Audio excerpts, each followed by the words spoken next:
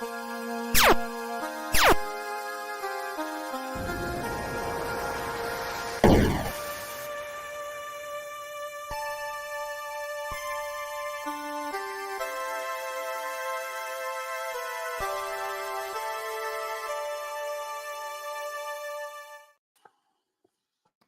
morning, Starfleet.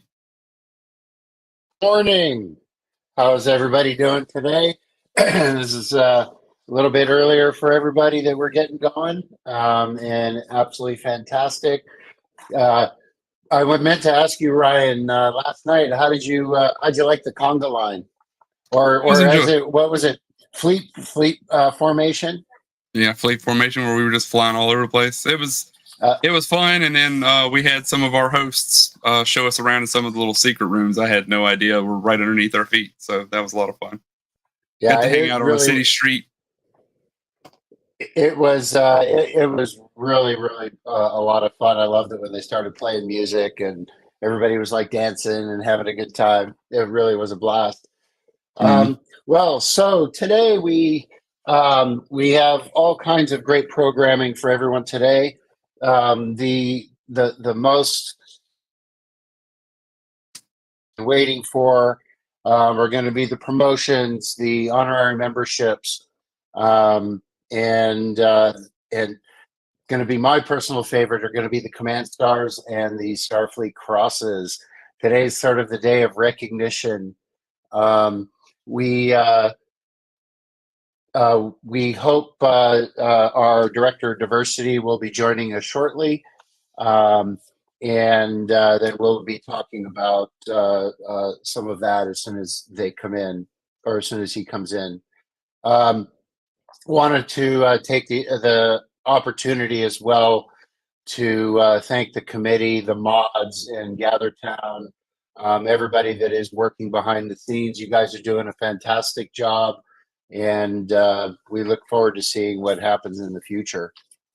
While we are waiting up, Ryan, would you mind showing everybody, give them a little glimpse of what we showed during the ECAB meeting of our heraldry that's coming up? Yeah, most certainly can. Let me get this pulled up here. So, and make sure, don't forget to take some time to reiterate the award you gave out last night. Yeah, absolutely. I'll finish with that. Yep. So yesterday during the ECAB meeting, so some of you this will be rehashing some old news, but take my logo off here for a second. So we have been trying to kind of do two projects simultaneously. The idea being that, one, next year is our 50th anniversary as an organization. A few short years ago, Star Trek itself celebrated its 50th anniversary, as a fandom. And around, to get season 3 started, we hearken ourselves back to the year that the newsletter or the write-in project with B.J. Trimble came through. We're part of that lineage. So, it makes sense that a couple of years after, we're celebrating our 50th, and in an attempt to celebrate that, we are doing a 50th anniversary coin. These are the two sides. On the image on the, I believe the left side of your screen, is our new logo with our full name around the outside, and at the bottom, the unofficial star date for our birthdays, 1974, May 23rd. On the right side, we decided to put the 74 and 24 just to show those are the 2 years, celebrating the 50th. The Constitution class flying through the zero was kind of the thing I was looking for as far as a visual element. And the Ad Astra per Aspera, we'd already kind of decided upon to use alongside NASA and a few others. And that was when, while we were designing this, the episode came out on Strange New Worlds. And since then, they've used it a number of times in Strange New Worlds since that episode. So we think it fits really, really well. A number of states use it as their state motto, things like that. It's just, to the stars through hardship, I think is a bold message that we can carry with us. especially as an organization. With that, the design element of the Constitution class flying through the zero is for some reason I just like the imagery of a ship flying through space. That got carried through into our other project, which is we are trying to make a comm badge that we can call our own without upsetting any of the copyrights or trademarks that Star Trek holds, certainly. So what we decided upon was to use the classic Delta and have the swoosh trail run around the outside edge of the Delta. It creates a little bit of a hole on the left side of it. So everywhere you see white space there, that is actually empty. So that there will be an empty space between the Delta and that swoosh. It has our name on it. It has the Constitution class flying on the edge. One other thing I should mention is that the silver inset portion of that, the gold is actually raised a bit. So that silver is actually kind of down in there and it creates another little space. That's important because this is going to start flashing in front of my face, so it's fine. We're going to later create inserts on the Delta badges. So for our 50th anniversary, one of the designs we're going to use it's the same Constitution symbol from the 50th coin, and just put a small 50 inset. And these are going to be limited because obviously we only have one 50th anniversary. And then, as I mentioned, the silver. Actually, let me back up just a hair. Those inserts, we're going to try to make some for, if you're a member of the Admiralty Board, a member of the EC. You've got a special ship one you want to get made, and you actually have the proclivity to make this kind of stuff. You can make some on your own. We can make some for COs, XOs, members of Pet Fleet, everything that's very customizable. And like I say, speaking of customizability, the inset will also allow for other inserts. So kind of in combination, you have two design spaces that you can, kind of create your own comm badge that you can be proud of.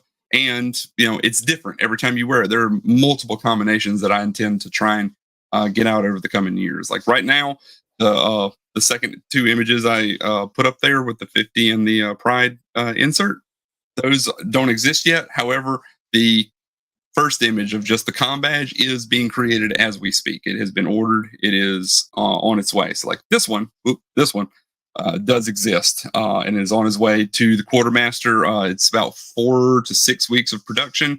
Once it's in stock, I think he said he's going to have them up for pre-order on the quartermaster website next week. So that's what we're pushing for. Ryan, one of the cool things that as you had that up there, can you put the first one back up? Yep.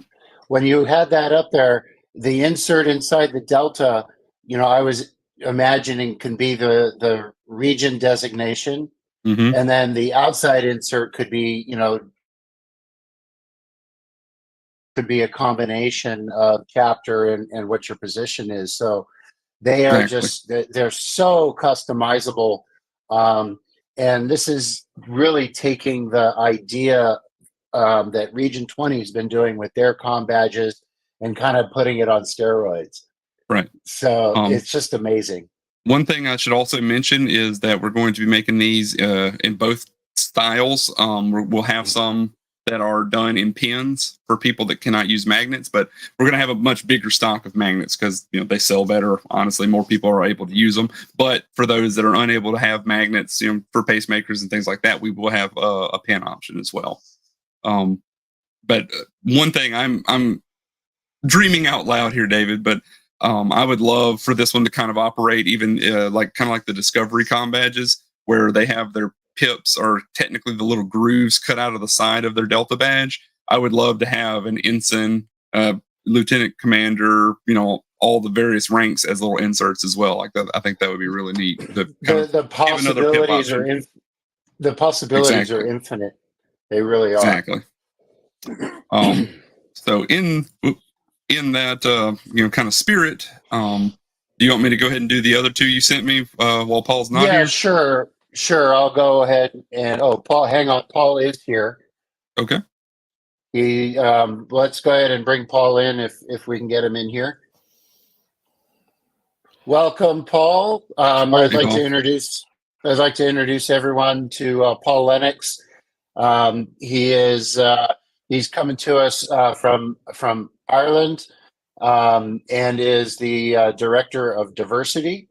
Paul, before you go in and as you go through and introduce yourself, we do have the that Ryan is going to put up, but I would like to go ahead and have you introduce yourself. Okay, well, sorry for my late arrival. I did have some difficulties trying to get my computer to work. Anyway, I am Paul Lennox from Region 20, Director of the Department of Diversity. I'm also the XO on the USS Liberty Bell. And delighted to be here. That's basically it. That's excellent to have you, Paul. Thanks for making it very here. much. For once, we're the tired ones. You get to come in the middle of the day. Yeah. So, That's Paul, true. tell us a little bit about the vision of Starfleet Diversity, and how where people can go, all of that kind of stuff. Give us some details. Well, we currently have a Facebook page called the Department of Diversity, and basically what we try and do is we try to promote IDIC that was originally set out by Gene Roddenberry in the beginning, and try to encompass and accept all and everybody. The Department of Diversity is for everybody. It's for anybody. Once you're a member, obviously, of SFI. And it's a place for fun. It's a place to be you. It's a place to be just whatever. What we try and do is we try and post diverse content daily, every second day, or whatever. We are still trying to find our feet because we still are a relatively new department. We're only 10 to 12 weeks old, so we are still putting things in place. We do have a Discord channel or server or whatever you call it. I'm not too well up on Discord, so the guys that work with me in the background know more about it than I do. So once we get that sorted, we'll be opening that up to SFI as well. And so basically what I'd say is come find us on Facebook and come and have a good time and enjoy. Excellent. So just as a reminder for anybody that comes into that Facebook group, we do consider it a safe space. Please be respectful, and try to have a lot of fun with it.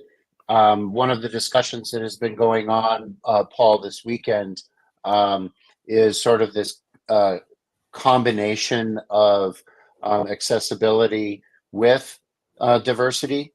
Okay. I'm gonna try to answer some of those questions here with you. While diversity and accessibility tend to go hand in hand, and are I'm going to kind of make it clear that they are going to be separate departments. Accessibility is a big job, just like diversity is a big job, and I think throwing it all together is going to not only dilute it, but we want to make sure that each area of need has their own space as well as a combination of space. We all know that when we're talking about diversity, and I'm not, Paul, you can correct me. This came up in the beginning when we were talking about diversity. It's not just LGBTQ. It's not just culture. It also encompasses, and there's the rule in the UK, and I'm sure that they have it here in the States as well. Basically, the Department of Diversity is for It was about the rest of types of diversity. While it is some of the ADA and a lot of that, we're going to try to have those things be part of the accessibility department.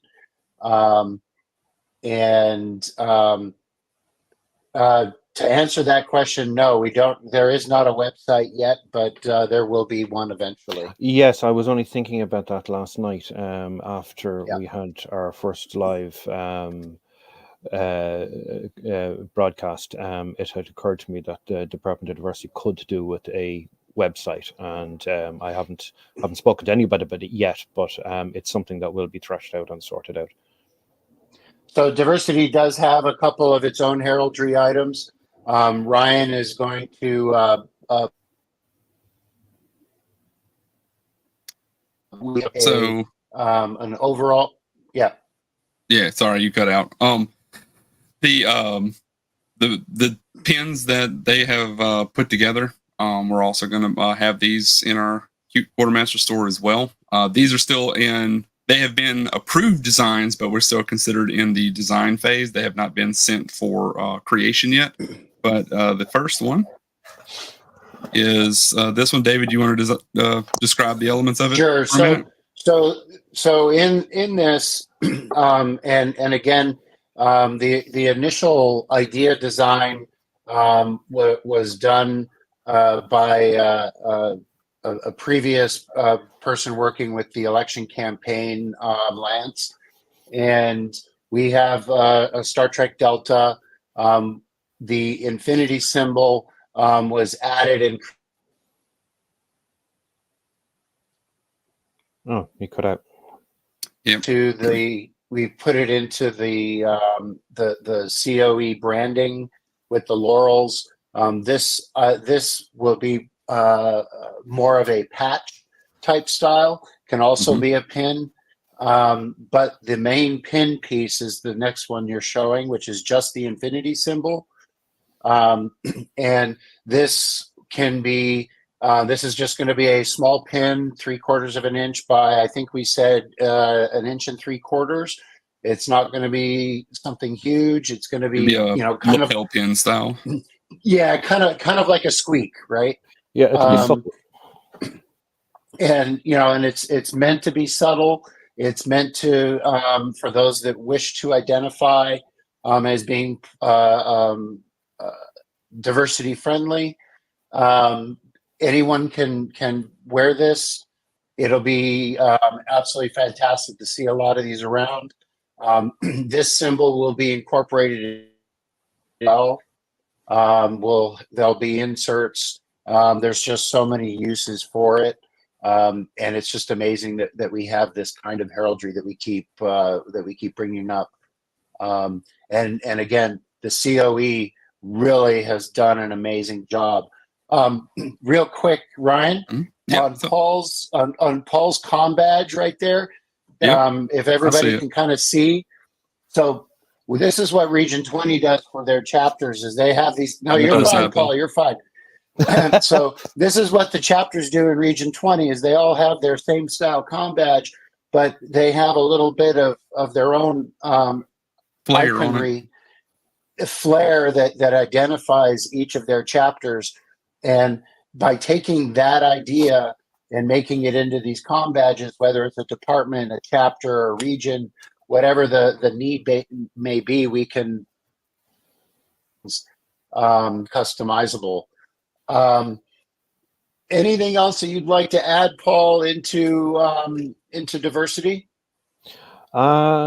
No, as I said, it's still a work in progress. It probably will continue to be a work in progress as it develops. Just come along and join in and just enjoy what is the Department of Diversity. And it fingers crossed it'll grow and get much bigger, which I really, really hope to see. Other than that, not really. Not that's much. Excellent. Well, hey, thank you very much for coming in, and we will see you around Fleet, and hopefully I will get to see you again in person real soon. Hey, Paul, once again, thank you for when I came and visited. I just want to. It was absolutely wonderful to hang out with you guys, and all the chapters that were in Dublin and Edinburgh. And in London, you guys were all absolutely fantastic, and it just it's amazing to see your sense of family. You're more than welcome. It's really amazing to see. Excellent. All right. Excellent. Oh, okay. So, Well, David, you want me to go to my last thing? yeah, go to your last thing while I collect my thoughts. All right, fair enough. Just very quickly, I will say, like, you know, every region has their own flair. I'm obviously very prideful of my region. Region 20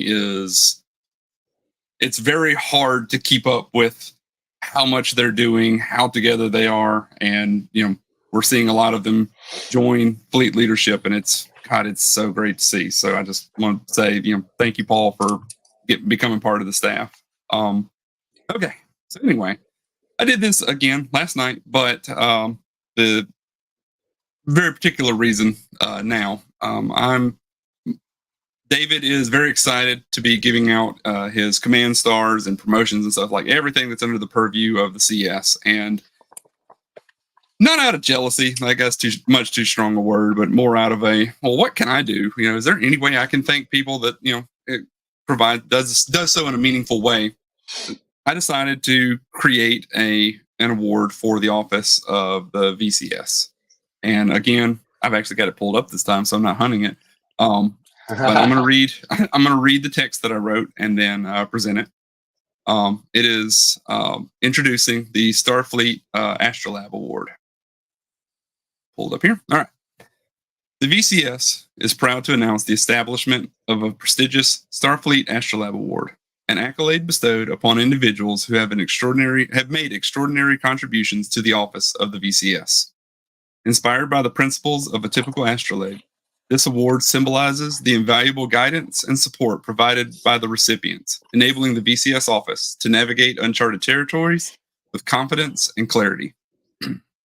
Just as an astrolabe has been a trusted instrument for celestial navigation throughout early history, the Astrolabe Award recognizes individuals who have proven themselves as guiding lights, assisting the office in charting new courses and overcoming challenges. By harnessing the principles embodied by this ancient navigational tool, the award encapsulates the qualities that distinguish its recipients. First, precision. Like the meticulous calibration of an astrolabe, this award commends individuals who demonstrate exceptional attention to detail, ensuring accuracy and precision in their efforts to assist the office. Their dedication to thoroughness and commitment to excellence shine brightly and guide the office in making well-informed decisions. Versatility. Similar to the versatility of the instrument, this award acknowledges individuals who display adaptability and flexibility in their support for the VCS office. These individuals possess a diverse range of skills and are willing to take on various roles and responsibilities, navigating through ever-changing circumstances with resilience and resourcefulness. Insight. Just as an astrolabe provides insight into the celestial realm, this award celebrates individuals who offer unique perspectives and valuable insights to the office of the VCS. Their wisdom and understanding shed light on complex issues, enabling the VCS to navigate challenges with clarity and foresight. Collaboration. An astrolabe requires collaborative efforts for successful navigation, and the award recognizes individuals who foster that collaboration within the office. Their ability to cultivate harmonious working relationships, bridge gaps between different teams, and promote a spirit of unity contributes significantly to the overall success of this office. And finally, innovation. Similar to the advancements made in astrolabe technology over time, this award honors individuals who bring innovation and creative thinking to the office. They're not afraid to explore new horizons, propose novel solutions, and embrace emerging technologies, revolutionizing the way this office operates and propel it towards greater achievements. This award is a testament to the extraordinary individuals who have offered their unwavering support, guidance, and expertise to the office of the VCS. Through their dedication and commitment, they've helped steer the VCS office towards success, illuminating its path and inspiring others with their exemplary contributions. And it is my intention to only give out one of these a year. And it is to one individual whom, you know, I have a small list of individuals I couldn't do my job without. This person I truly could not do my job without. And I want to thank, beyond thank, with the first annual Astrolab Award to Gerhard Pretorius. Gerhard, I don't have the words. I don't have the sentiment in me right now. Brother man, I love you. Thank you so much for every bit of help you provide me. Nothing I do would look half as good, a third as good, a quarter as good at all without you. Thank you. Absolutely fantastic. Hey, there he is. Yay, there he is. Woohoo! Everybody, Congratulations. the mystical Gearhard. I'd like to thank the Academy for this award, Starfleet Academy. that is where all this started. Gearhard, not many get to see your face. Can you tell a little about yourself at all? I am from Region 8, South Africa. Shout out to anybody who might be watching this right now from there. I know Owen is, because he has to. In 2019, I found out about SFA and I immediately signed up. And then I got involved with the Academy. Shout out to Dawn Shaw. She was my best friend there. And then I decided I'm going to redesign everything because it's not good enough. I mean, look, I feel that in my bones. And when I first met you, I just kind of handed off a small project to you. And now it seems like every project I have, me and you are working together. So thank you for all that you do for this organization. Thank you for everything you'll continue to do. Thank you. It is an honor for the faith you guys put in me. Well, just know we don't say it every day, but we appreciate you. I appreciate you too. Yeah, thank you so much, Gerhard. Really appreciate it. So before we wrap up, I just want to make two announcements from the Office of Commander Starfleet, and to complete the goals that we have set for department staffing. In my department, there are 2 more positions that are going to be opening up very shortly. First is going to be the Master Chief Petty Officer position, working with the enlisted personnel. And also very soon, our Director of Diversity position will be posted up on the HR site. Please think and consider about signing up to or to apply for those positions. Those should be up in the coming weeks. Other than that, I think it's time for us to kind of say our thank yous. And I know I'll be on later. I know you will too, Ryan, later.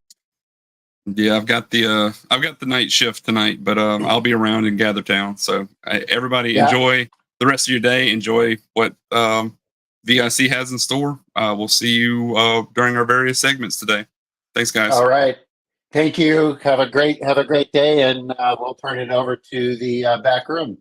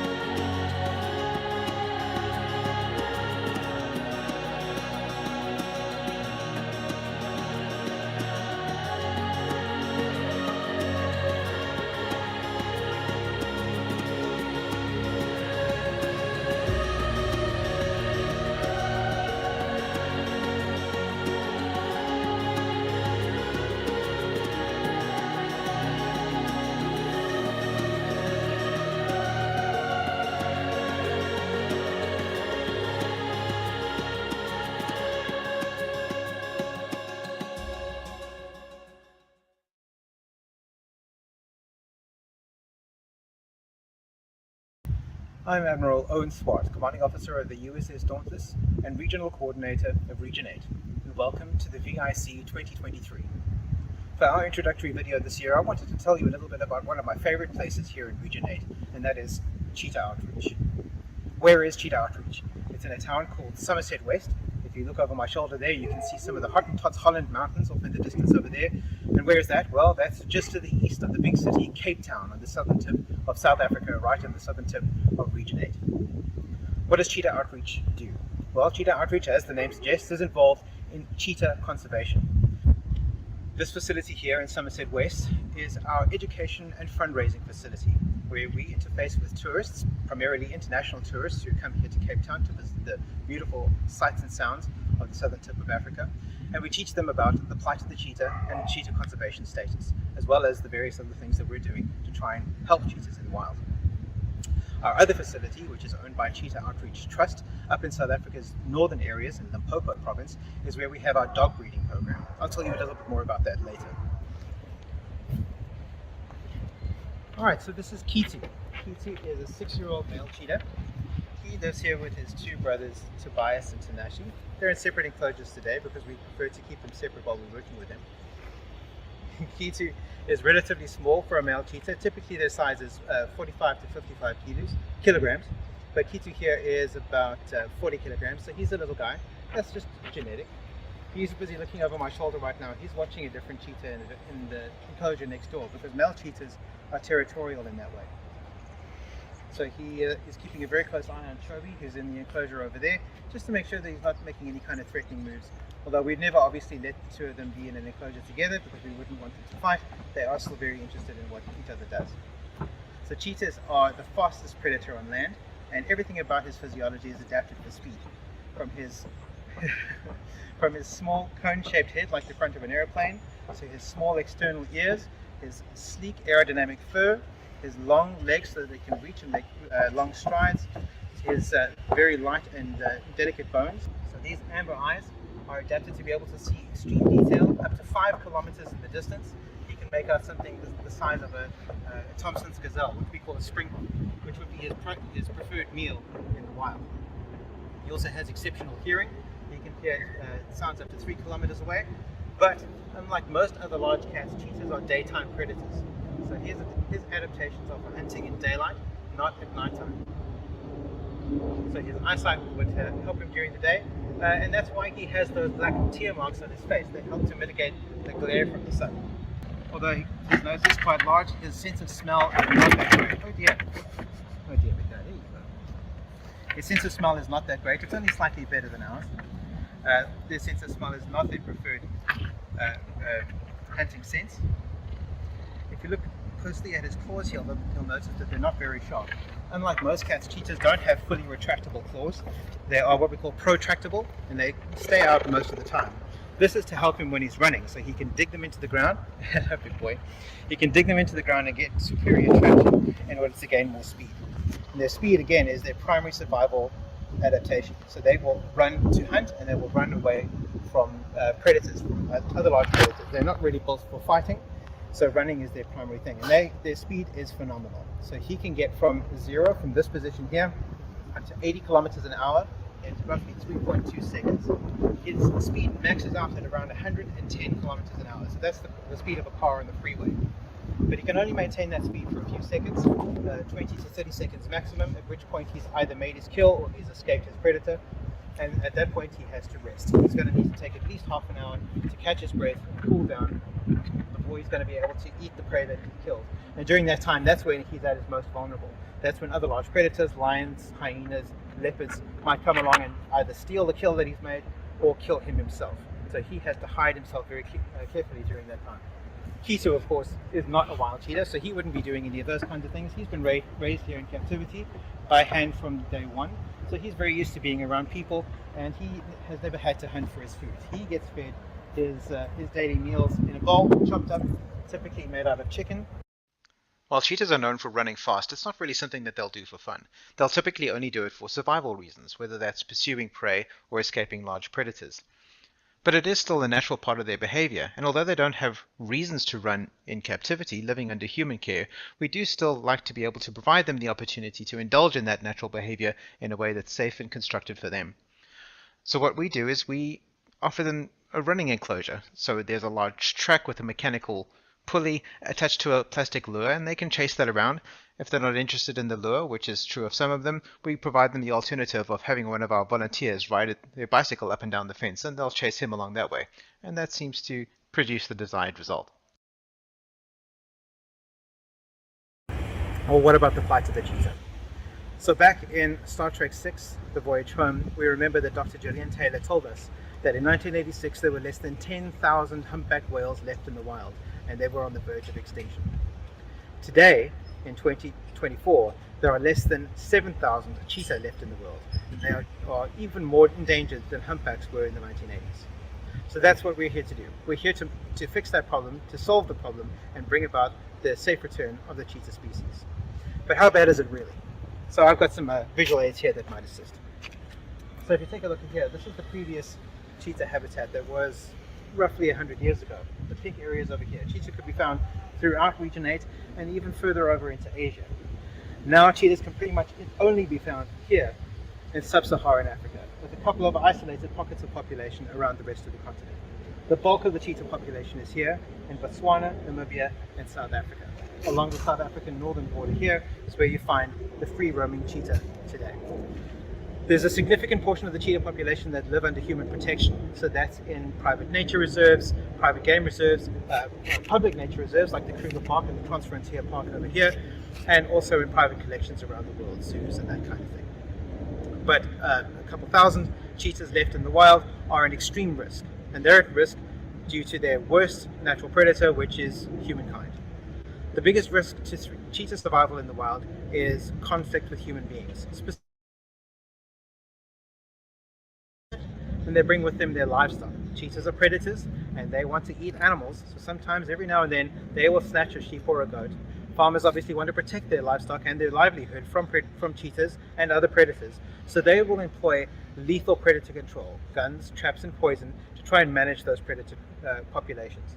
This has had a devastating effect on cheetahs particularly, in a way that hasn't affected other large predatory species. Cheetahs are especially vulnerable in a number of ways, partly because they're not apex predators, so they are predated upon by other large predators. They have naturally weak immune systems, so they're vulnerable to disease. Their hunting style is so specialized that they can lose their prey to other large predators as well. So they're only getting to eat every 2 or 3 days, even though they have a very high success rate for their hunting. I'll tell you a little bit more about how they hunt in a minute. Cheetahs are a particularly vulnerable and charismatic species, and we want to do our best to try and make sure that they survive. And we have, here at Cheetah Outreach, a strategy to make that happen. So our solution to provide farmers an option to avoid lethal predator control is these Anatolian Shepherd livestock guardian dogs. Anatolian Shepherds are an American breed of dog that is derived from stock that comes from modern-day Anatolia, which is a part of Region 8 up in what is now called modern-day Turkey. Two breeds of dogs specifically, Kangals and Karabashes, have been bred for 5,000 years up in that part of the world, specifically to protect livestock from large predators like wolves and bears. They work even better when it comes to cheetahs, because cheetahs are non-confrontational animals. Because they're not built for fighting, they will flee from any other animal they see as a threat. Anatolian Shepherds are quite large and quite intimidating if they want to be, although these two don't look very intimidating right now. So they have the natural instinct to protect their family, or in the case of these animals, their herd. So these dogs would be raised with a herd of livestock, of sheep or goats or something like that. From the time where they're just a few weeks old, they'll imprint on the herd, consider them their family, and will then defend them to the death if necessary. But it's almost never necessary. Because cheetahs and most other predators will think twice before messing with a dog like this, all they have to do is just hang around with the livestock, and their mere presence is usually enough to protect that livestock from predation. This right here is Garland. She's our mama, and that's her daughter Compton. Garland was one of the breeding dogs from our breeding facility where we breed Anatolian Shepherds up in the northern parts of South Africa in what we call Limpopo province, because that is the free-ranging cheetah habitat. So from there, the dogs can be deployed to the farms, more easily. So Garland has spent the last few years up in our breeding facility, where she was the mom to several generations of our Anatolian Shepherd livestock guardian dogs. Her daughter Compton here is here to be raised to be around people so that she can return to the breeding facility in a few months, where she can be the mom to the next few generations of livestock guardian dogs. So these two are a very important part of our program. Garland has now reached the age where she's no longer interested in having any more pups, so she's moved down to our facility here in Somerset West, where she can live out her retirement in the lap of luxury, and we can spoil her and thank her for her service. I'm here with Grace. Grace is a caracal. Caracal is a medium-sized predatory cat. You might think that to look at her, because she has those tufts on her ears, that she might be a lynx or related to a lynx. As it happens, that is not the case.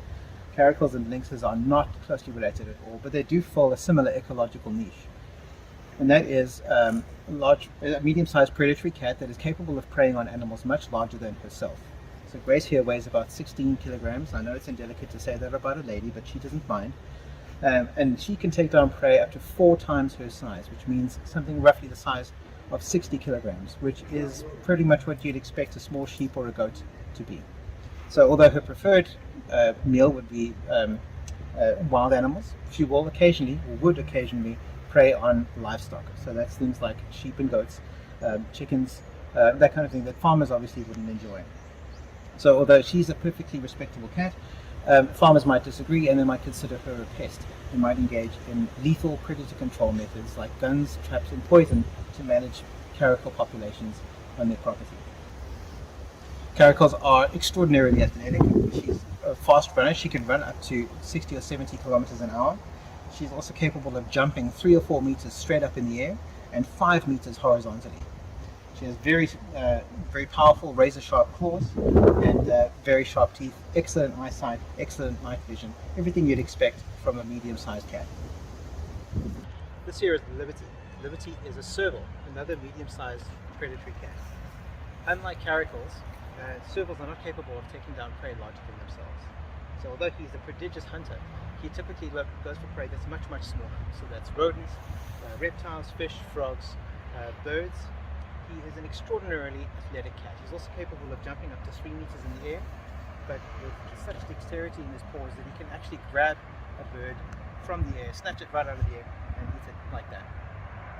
They're closely related to caracals, despite the considerable difference in appearance. Much larger ears. Servals have the largest ears relative to their body size out of every cat. You'll notice that his spots are kind of similar to a cheetah as well. He has a very similar color pattern. That's fairly common among most cat species. What's interesting about servals when it relates to cheetah conservation is that although they do not prey on livestock, unlike caracals, servals are sometimes also caught in the crossfire in the war between farmers and large predators.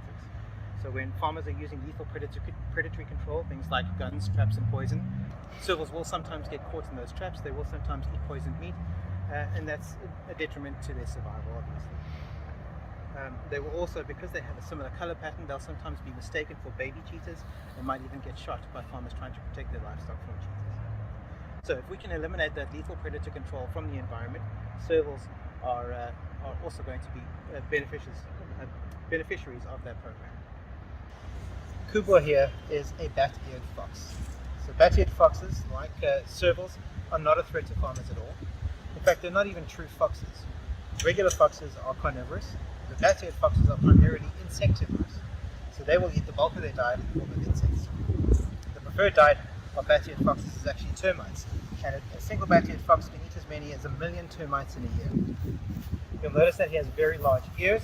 That is so that he's able to detect termites crawling in their tunnels underneath the surface. He also has large, powerful claws that he can use for digging. He's also very friendly and sociable because that's typical bat-eared fox behavior as well. Kubwa here is actually a little baby. He's only a few months old and was rescued, where he was orphaned from a farm nearby, and we were able to get permission to look after him and add him to our bat-eared fox family that we already had here. Which is why he's quite active, because he's just a little guy. He's pretty much fully grown though at this point, so this is pretty much what an adult bat-eared fox would look like. So these really, really large, very sensitive ears are able to detect the movement of insects underneath the surface. You can dig down there and get it. reason he's here is because, like servals, he can also get caught in the crossfire between farmers and large predators. So when traps and poison are left out for larger predators, these guys might take some of it, because in addition to being insectivorous, they're also opportunistic scavengers. Also at a distance, they can be mistaken for blackback jackals, which are also another pest species, and they're sometimes shot by farmers thinking that they're shooting those jackals. So I'm here in the enclosure with our blackback jackal, Moya. Unlike the other animals in this facility, Moya isn't comfortable with me being inside the enclosure with him, so I'm just going to do this through the fence. We have a long-standing relationship through the fence, which is how I feed him, but he's only comfortable with very certain people going into the enclosure. He approves the list personally, and I haven't yet made the cut. Hopefully someday we will. Moya is here representing the blackback jackal species. Blackback jackals are interesting because if you look at him, you might think that he was a fox. He's got the pointy ears, pointy snout, and bushy tail of a fox. But we now know that blackback jackals are not foxes at all. They are, in fact, wolves, one of 3 species of wolf indigenous to the African continent. Blackback jackals are a huge pest to farmers. Although he's relatively small, jackals hunt in packs of up to 30 individuals and can raid farms, devastating their livestock. Very, very efficient hunters, very intelligent, very adaptable. They're able to communicate and coordinate their hunting strategies and can decimate a herd of livestock, so that's sheep, goats, or even cattle in a single night. So these guys are the real enemies of livestock farmers in and around South Africa. And that's where our Anatolian Shepherd Livestock Guardian program is particularly effective. Because Anatolian Shepherds are dogs, they're members of the wolf family as well, they're grey wolves, and these guys are relatively close relatives. They kind of speak the same language. Anatolian Shepherds mark the territory around the area where the livestock lives, and these guys are able to read their chemical signals. They can sense the presence of a larger, potentially more dangerous wolf, and they'll know to keep their distance. That in itself pretty much does the trick. And once we've deployed the Anatolian Shepherds onto farms, we see livestock losses, primarily as a result of blackback jackals, drop from 60 to 70% per annum, all the way down to 0 to 5%. So a significant drop in livestock losses, almost exclusively because of our Anatolian Shepherd livestock guardian dogs deterring blackback jackals from raiding those livestock farms. Really, really effective, but they're really sweet animals, really intelligent, and if they let you get to know them, they can be very affectionate as well. This here is Scoop. Scoop is a meerkat. Meerkats are a species of mongoose, so they're not rodents as people might often think. Meerkats are also very sociable, and they are not directly related to our conservation mission here at Cheetah Outreach. But what he is here to do is to represent a different aspect of cheetah conservation that affects cheetah populations further north, up in places like Ethiopia and Somaliland, which is the black market. Cheetahs are live hunted. So what that means is that poachers go out into the environment, and they will kill the mom, steal the cubs, and then sell them on the black market as pets, primarily in the Middle East, which is also part of Region A. There's a similar situation with these guys here in Southern Africa, where they are poached from the wild and then sold as pets on the side of the road. That's how Scoop came to be here. What are you doing? So he was picked up by a well-meaning local from poachers who were selling him on the side of the road, tried to rescue him. Turned out that well-meaning local wasn't well equipped to look after a wild meerkat, so he was surrendered to us, and that's how he came to join our little family here. So Scoop is fairly young. He's one of our youngest residents, and he's very playful, as you can see, and really enjoys social interaction with people whenever he can. Recently celebrated my 4th anniversary as a volunteer at Cheetah Outreach. Volunteers are the backbone of our operation, and all our funding comes from visitors to the facility or through private donations. I'd like to invite you to support Cheetah Outreach and make a difference in the conservation of these magnificent creatures. Your donations can help fund critical programs for the protection and rehabilitation of cheetahs, promote education and awareness about their plight, and support local communities in their efforts to live alongside these amazing predators. Alternatively, join our international volunteer program and directly contribute to cheetah conservation through hands-on involvement. Whether you choose to donate or volunteer, your actions can help secure a brighter future for cheetahs and ensure their survival for generations to come. And should you choose to make the trip out here to Region 8 to join our volunteer team, even if only for a few weeks, coffee is on me. Region 8 out.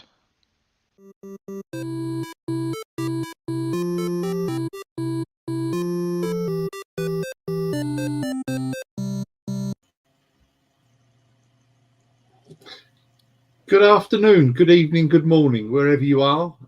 Welcome to the next segment of VIC. My name's Admiral Richard Sands. I'm the Regional Coordinator for Region 20, and I'm joined this afternoon, because it is for me, and it's going to throw me if I say something different, by the lovely Anne-Marie from the USS Hayes in Region 2. Hiya, Anne-Marie, how are you? I'm good. How are you doing? I'm good, I'm good. This is really good. This is a good bit for me for VIC, because it's 4:37 in the UK, and I wasn't able to join in yesterday, but my interaction with the VIC so far was the ECAD meeting, which for me started at 1 a.m. on Saturday morning. So this is a much more palatable time to be chatting with Fleet. I completely understand that. Yes, Yeah, and I just have to say, yeah. I'm just going to say I'm quite annoyed with Owen, because he really has raised the bar for regional coordinators in terms of presentations, but it's fantastic. Yeah.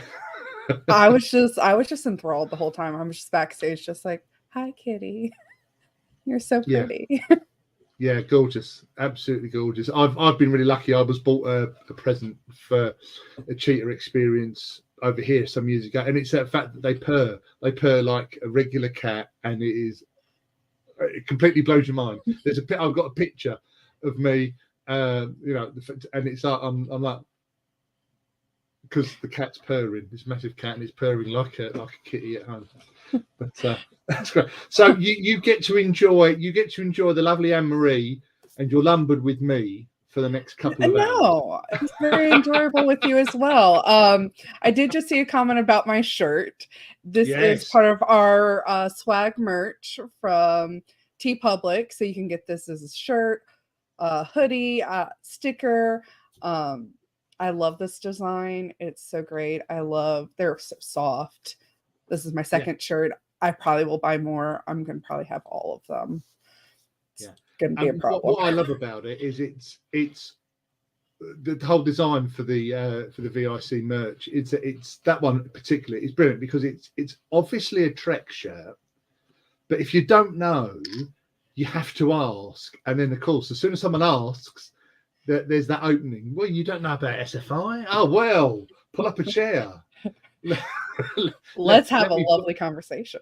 Yeah, let me bend your ear off while we talk about it. Yes, definitely. So, coming up during our segment, we're just about to intro the Star Trek Adventures panel, and a bit later on. Yeah, a bit later on, there is something I'm really looking forward to, an interview with Dave Blass, a really fantastic designer and innovator, but come to the fore with Trek recently with Star Trek Picard. So that will be absolutely brilliant. So that's what you've got to look forward to in the next couple of hours. And I'm just checking with backstage. Are we good to go with Adventures panel? Waiting.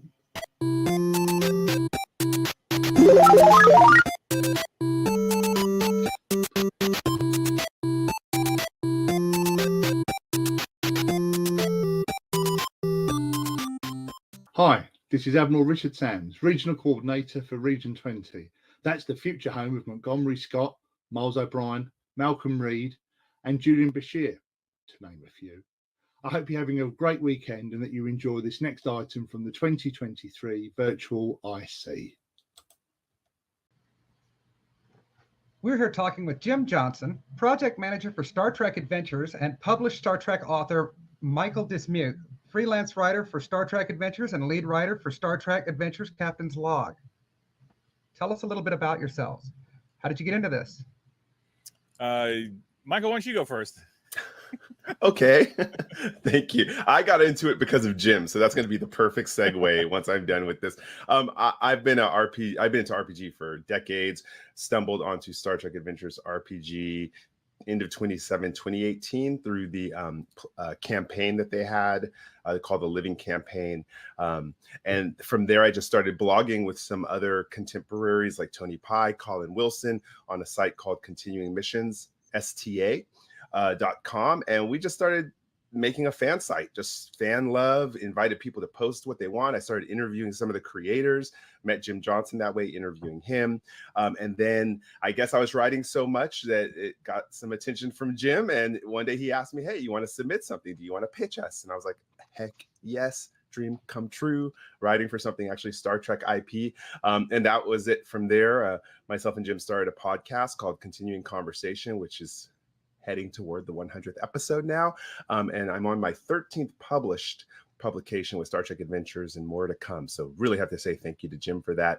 He's always been super inclusive and invited a nice smattering of writers to get their feet wet in the universe. Awesome. Thanks, Michael. And yeah, we co-host the podcast, and Michael tends to go first in there. So I thought, why not just go first as well? But hey, everybody, I'm Jim Johnson. I'm the project manager and line editor for the Star Trek Adventures RPG and the Captain's Log solo RPG, both published by Modiphius. I've been freelancing in the tabletop RPG industry for 20 odd years now. I started off at Decipher in the Lord of the Rings RPG. Almost had an opportunity to work on Decipher's version of the Star Trek RPG, but the company folded before I had an opportunity to really get into it. And between Decipher and Modiphius, nobody had picked up the Star Trek RPG license, so it just kind of, sat there and waited. And just through a happy circumstance, I had a friend who was working for Modiphius at the time Modiphius got the Star Trek license. He suggested I send in my resume, etc., and I did that. Rapidly got involved. Started off as a freelance writer, got involved as a writer, freelance proofreader, editor, art director, whatever they needed at the time, and just gradually continued to work on the game, work on the products, and they made me the project manager before the pandemic. So that must have been the fall of 2019, and just been going full speed since then, working on new products week after week and month after month. Got a huge list of stuff that we're working on, and super excited for that. It also didn't hurt that. In the early 2000s, I am also a fiction writer, so I had a bunch of short stories published by Simon & Schuster in some of their Star Trek anthologies. At the time, they were running a great contest called Strange New Worlds, which was a great opportunity for new writers to get professionally published in anthologies, and that led to a couple of other writing credits with Star Trek fiction. And it also gave me an opportunity to meet a huge number of the current or recent and current batch of Star Trek writers, including Dayton Ward and Christopher Bennett and Scott Pearson and a few others.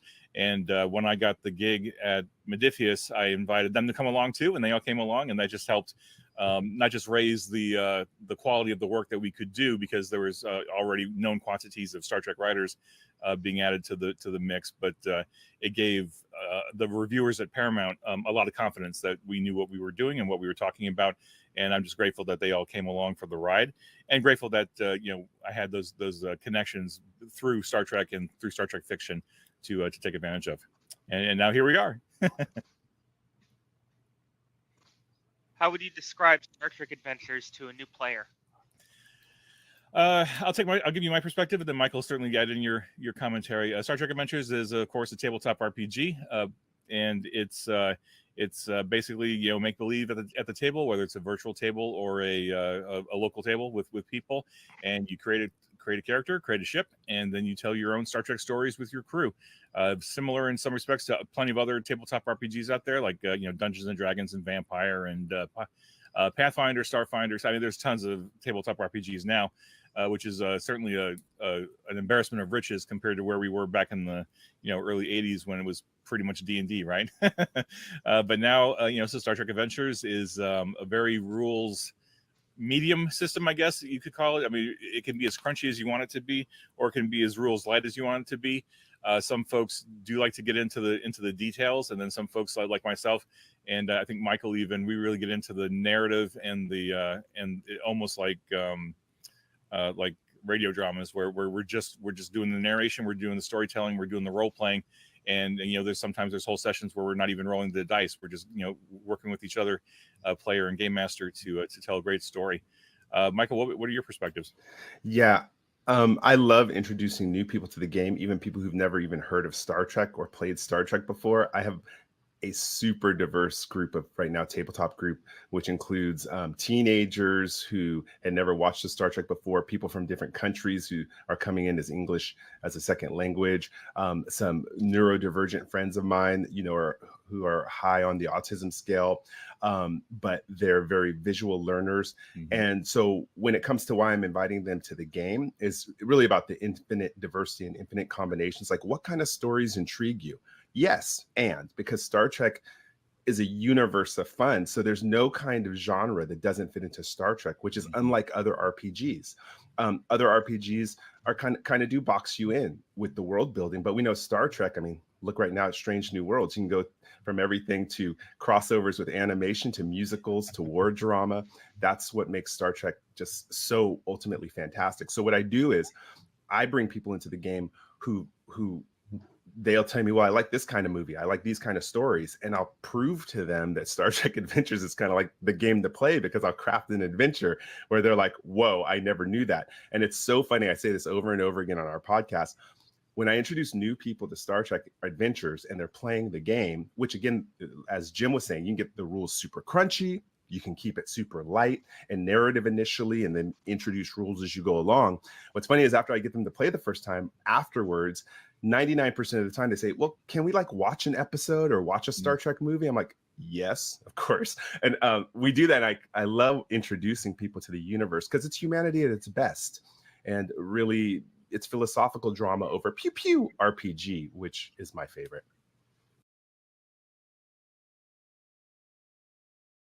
I think I stunned them with my I know I speak with such veracity that just stuns everyone. Such passion. I'm sorry. You mentioned hosting the podcast Continuing Conversations, which is all about STA. What brought you to start and continue such a regular interaction with the fans? What's funny is me and Jim did not intend it to go on. I think initially we were just planning on doing a chapter by chapter of the Game Master's Guide and the Player's Guide, which were new releases at that time, which I had the joy of being able to work on.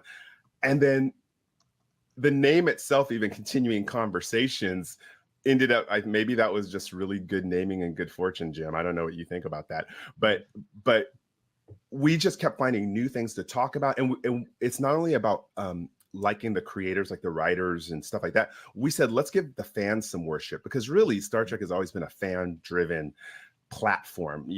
They were the ones who early on allowed people to submit scripts, fans, that became TV shows. So me and Jim really wanted, I think, to honor that, especially again, Jim with his ideology about letting people get their first experience in writing with Star Trek Adventures. He's opening the door for a lot of people. So I think what kept it a Continuing Conversation podcast is that there's never a group of people who don't want to talk about something Star Trek at some time, and we just keep inviting them on the show, and the new subjects come on. Even if anybody watches the podcast, there's times where Jim will say, hey, Michael, we need to do a show about that, and I'll take an instant note, and then we'll have a show about it a couple weeks later. So it's just really grew organically, and it's fan driven, so we keep going. Yeah, I'll just add that Star Trek from even back in the 60s had a very strong fan base, like where Bijou and the Trimbles saved Star Trek to some extent, right, with their letter writing campaign.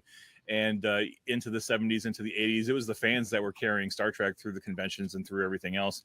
And even fans kind of created fan fiction to some extent by writing stories about the characters that they loved time and time again on the shows, right? So there's been a long heritage of fan love for with Star Trek, even with in the late 80s, early 90s, when Paramount was the only studio in Hollywood to open the doors to slush submissions, script submissions from fans, right? If you thought you could write a spec script, you could send it to Next Gen or DS9 or Voyager, and the writers would read the slush and then invite you in for pitches if they thought the stuff was worthy. And I like that's how Ron Moore got his start, because he wrote a spec, he sent it in, and got invited to pitch, right? So and then even with the Strange New Worlds contest that I mentioned before, like that was an opportunity to reach out to fans, say, hey, do you want to try to write a professional grade short story? Submit it.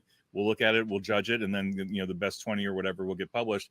So there's always been a long history of a current of history of fans being really deeply involved in Star Trek. And being a super fan of Star Trek myself, like I brought that philosophy right into the game when I became the project manager. It's like, why wouldn't I reach out to the fans? Because I'm a Star Trek gamer. I know what I want at my table, and I have a pretty good sense of what Star Trek gamers want at their table. So when we're working on these products, it totally made sense to me to regularly, consistently engage with the fan base, because like they're why we're here. That's they're here, and they buy our stuff. So like, I mean, we're not out of a capitalist society yet, right? Unfortunately. So if I have my finger really solidly on the pulse of what the fandom's up to with as far as the game anyway, but also Star Trek as a meta, then that just makes the stuff better, because it gives us better connection with them. And I know a lot of people really appreciate the fact that myself and Michael and a lot of the other writers are able to connect with them on a regular basis on social media and Discord and all the other sites that are out there. And I think that's just natural for Star Trek, because that's just how Star Trek is. It's a big, gigantic Star Trek family, and we're all just part of it, and we want to invite as many other people into it as we can. Yeah. So you're saying that basically Star Trek Adventures is run by Ferengi, Jim? Well, I mean, isn't everything run by Ferengi? I think so. Anything new we can look forward to in upcoming episodes? Of continuing conversations? Well, yeah, Michael, you might be able to speak to this better than me, but we're working our way through a chapter by chapter overview of Captain's Log, which is the new solo RPG that just came out. We just finished a series going through the Lower Decks book that just came out. We've got a bunch of interviews with fans. In fact, there's a couple of interviews coming up where some of the fans, and I just love the fans that they do this. Their groups get onto Twitch or they get onto YouTube or whatever, and they play the game, right? They play through missions, they play through episodes, etc. So we've had like Starship Tempest, and we've had the crew of Clear Skies and Blood of the Void and a few others on. And so we've got a couple of interviews with a couple other casts, cast groups or whatever, coming up here. Michael, what else have we got? I know we've got some other interviews coming up. We have a lot. I mean, some of the ones we've recently had, and they're going to be making some reappearances. Dr. Erin McDonald, if anyone doesn't know who that is, she's the chief science advisor for, I think I just made that chief up, but she's the main science advisor for the TV shows right now. So she got her PhD in astrophysics at age 25. And now she's working on some stuff which we can't talk about yet. That's up for Jim to talk about because of NDAs. But we were so happy to have her on our show recently, and she's going to come back. Some of the other people who are return guests coming on, Jackson Lansing. He is, of course, one of the lead writers. Him and his friend Colin Kelly are doing the Star Trek and the Star Trek series. Right now, they did IDW's Year 5 Star Trek, if you are familiar with that. We've had Eric Campbell come on, which Jim just mentioned about, big streamer, streams Star Trek Adventures. Dayton Ward, Scott Pearson, again, all of these New York Times bestselling authors. So we've been super privileged, because whenever they say yes, I basically weep in my pillow. But on top of that, as Jim said, we really do balance it with making sure fans come on who are creators, because we got to let them shine. The fans are key to Star Trek, and I don't think there's any other genre or IP out there that actually respects its fans to such level as Star Trek does. So in emulating that, we found such treasures again on the blog. We have so much art and ideas and characters and ships being pumped out that I think one of the reasons Jim actually reached out to me was basically to have us slow down, because he has to go through CBS approvals and we don't on our site. But we have a lot going on. We're scripted out. We so far have shows scheduled out already into early 2024, if you can imagine. That's how much taping we do and how much interest we have from fans and people being on the show. Awesome. Well, this question is for the both of you. What are your favorite Star Trek Adventures moments, either playing or GMing? I have a lot, but man, there's so many. I mean, I'll go to just give a little fan worship to author Christopher Bennett. He wrote a module called, give me a second. He wrote it'll come back to me as we go into it. He wrote a Star Trek module, Star Trek Adventures module, which many people have played. It's going to come to me, and I'll just shout it out at 2 a.m. But I'll of course Google it on the call back sidewalk. yesterday. Thank you. Call back yesterday. There you go. It's all about remembering stuff. Yeah. So anyways, he wrote a module called Callback Yesterday. And it proved to me that one of the best things in Star Trek is learning about our characters' backstories. And we see it happen in the show all the time. And I think Star Trek Adventures, based on the career events, there's things that you build called values, career events, talents, focuses, which are about, you're starting your character as a graduate of Starfleet Academy who's maybe been in the service for 5 to 10 years. So they have a lot of story. So Christopher Bennett really created a module that gets your characters to go into their backstory and bring it into the present problem. It was mind-blowing watching my players dig into the depth of their characters. And by the time they were finished, they were all, this was the best ever. And that still carries on. So it trained me. The reason I like the module, it trained me as a game master to make sure that the spotlight stays on the players, not the now, not what's going on, but what was the journey that got this character to where they are, and how are they going to change from the beginning of this story to the end of it, the hero's journey, basically. So that was my favorite moment, was watching the reaction. And it was not a pew-pew game. It was a very cerebral, they were talking to past characters in their lives. They were under control from Romulan. They weren't sure, they couldn't tell what was reality and what was fake. And that kind of acting, that kind of improv that's introduced into RPG is, I think, what keeps the players coming back. Nice. I think my favorite moment that I can remember, just either as a player or as a game master. I mean, I got tons of moments, being the project manager and just working on this stuff. But as a game master, I think one of my favorite moments was a couple of years ago. My group and I, we would play online. We would use Roll20 as the platform, and then we were using Discord as audio. And we had it to the point where we were really vibing off each other, and we had a really strong RP going, role playing going on. And it was because we weren't using video. We were just hearing each other's voices, and I had a music track underlying it, so we could play music and sound effects underneath it. But we were also in the moment, and as a game master, I was giving them some prompts to like get into the scene and to do stuff. And so it was almost like a little mini radio drama almost that we were going through. And going into this one episode, the main adversary of the mission dropped a bombshell, and like there was just dead silence for just like, I don't know, 15-20 seconds on the on the radio. I was just like, oh, what's going on? What are they doing? And I could just hear everybody, like there's like a gasp that this thing had happened. And then someone else said, I don't believe it. And then they went into their characters and went into the role playing. And it was just amazing to feel that excitement from everybody, because they were all so into the moment, and I was in the moment. It was so much fun. It was just and I see that kind of thing on all the different Twitches and YouTubes and stuff that I watch from other groups, and it's just amazing how powerful Star Trek can be when you really get into it, and you've got a good group of people that you're playing with. And I don't think we rolled dice more than once or twice that session, because it was all role play. Everybody was into their characters, everybody was into the scene. And I remember it took me like an hour and a half to come down off the high of that after the the dopamine hit after that session was done, because I was like, oh, we had such a great time with it. But that was my favorite moment, I think, so far. Yeah, and I have to add on to with the release of Captain's Log, I had one of my neighbors play test it. So picture this: 22-year-old from Oakland, California, near Oakland, California, African American, tall, star quarterback on the high school team, super athletic. I know him from going to the gym, pumping iron. Never watched Star Trek in his life. But when we were playtesting Captain's Log, we went on a 2-day hiking trip because I knew I had to get the playtest out and get it done. And I said, I want to try it on someone who doesn't know anything about Star Trek, because that will be a success if I can get this person to like solo RPG. We went for a 2-day hiking trip up Northern California. We would come back and we would do Captain's Log at night. He was running around the house, jumping over stuff, got into it, right? And I was just cracking up. He was doing solo RPG for the first time, and his mind was blown. Now he's part of our regular tabletop group at my house. We expanded him into playing Star Trek Adventures. That was awesome to me, to see someone dive into a game. I even got him into karaoke too. I think it's all attached, improv, karaoke, RPG.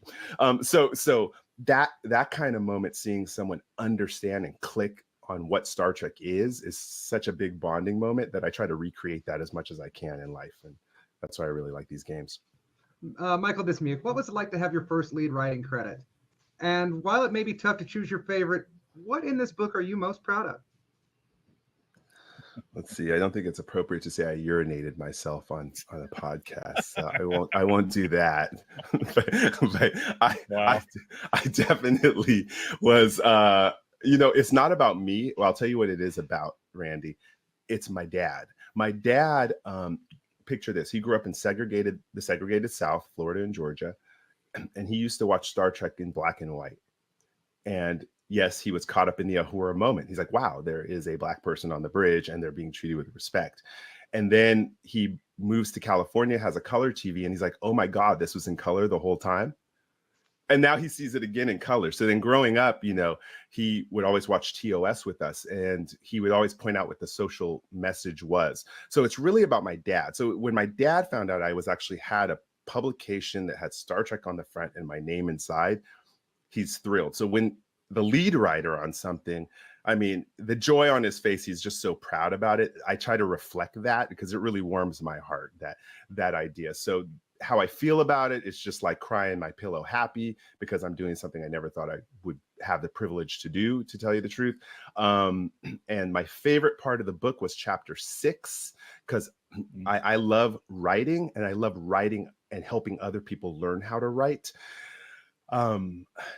We started really in the Game Master's Guide and Player's Guide, teaching people how to play RPG and be good players and how Game Masters can structure stories. In Lower Decks, we continued that in the Lower Decks supplement. But really, I feel that we really hit the mark here in Captain's Log, because I realized someone's going to be by themselves, and I want them to journal their journey so that I can enjoy it later. So I want to teach them how to write something that I want to read later too, right? So there has to be some structure and some of the definite tropes of being a good writer, some of the good skills. So chapter 6 is really the creme de la creme, in my opinion, of helping people not just enjoy playing the game, but if you want to be a writer, jump into it, do it, get stuff out, pump it out. You could throw all your post-play reports on Continuing Mission if you want to, and we'll read it. But I just really want to grow the art form. So that was my favorite part of Captain's Log, I think. With Edict being so prevalent in Star Trek lore, how do you think that's reflected in a tabletop RPG space that has a history of being predominantly one demographic? Oh yeah, well, I mean that's a challenge, right? That's a challenge for the whole industry. I think by and large, especially in the early '80s, I can remember going to local game stores, going to local comic stores, even going to the odd rare gaming convention in the area. Right, it was predominantly white guys, right? And there's a very small contingent of diversity, but not a lot. But then when I would go to Star Trek conventions, right? Star Trek conventions were so different because I mean back then, of course, when Next Gen was on.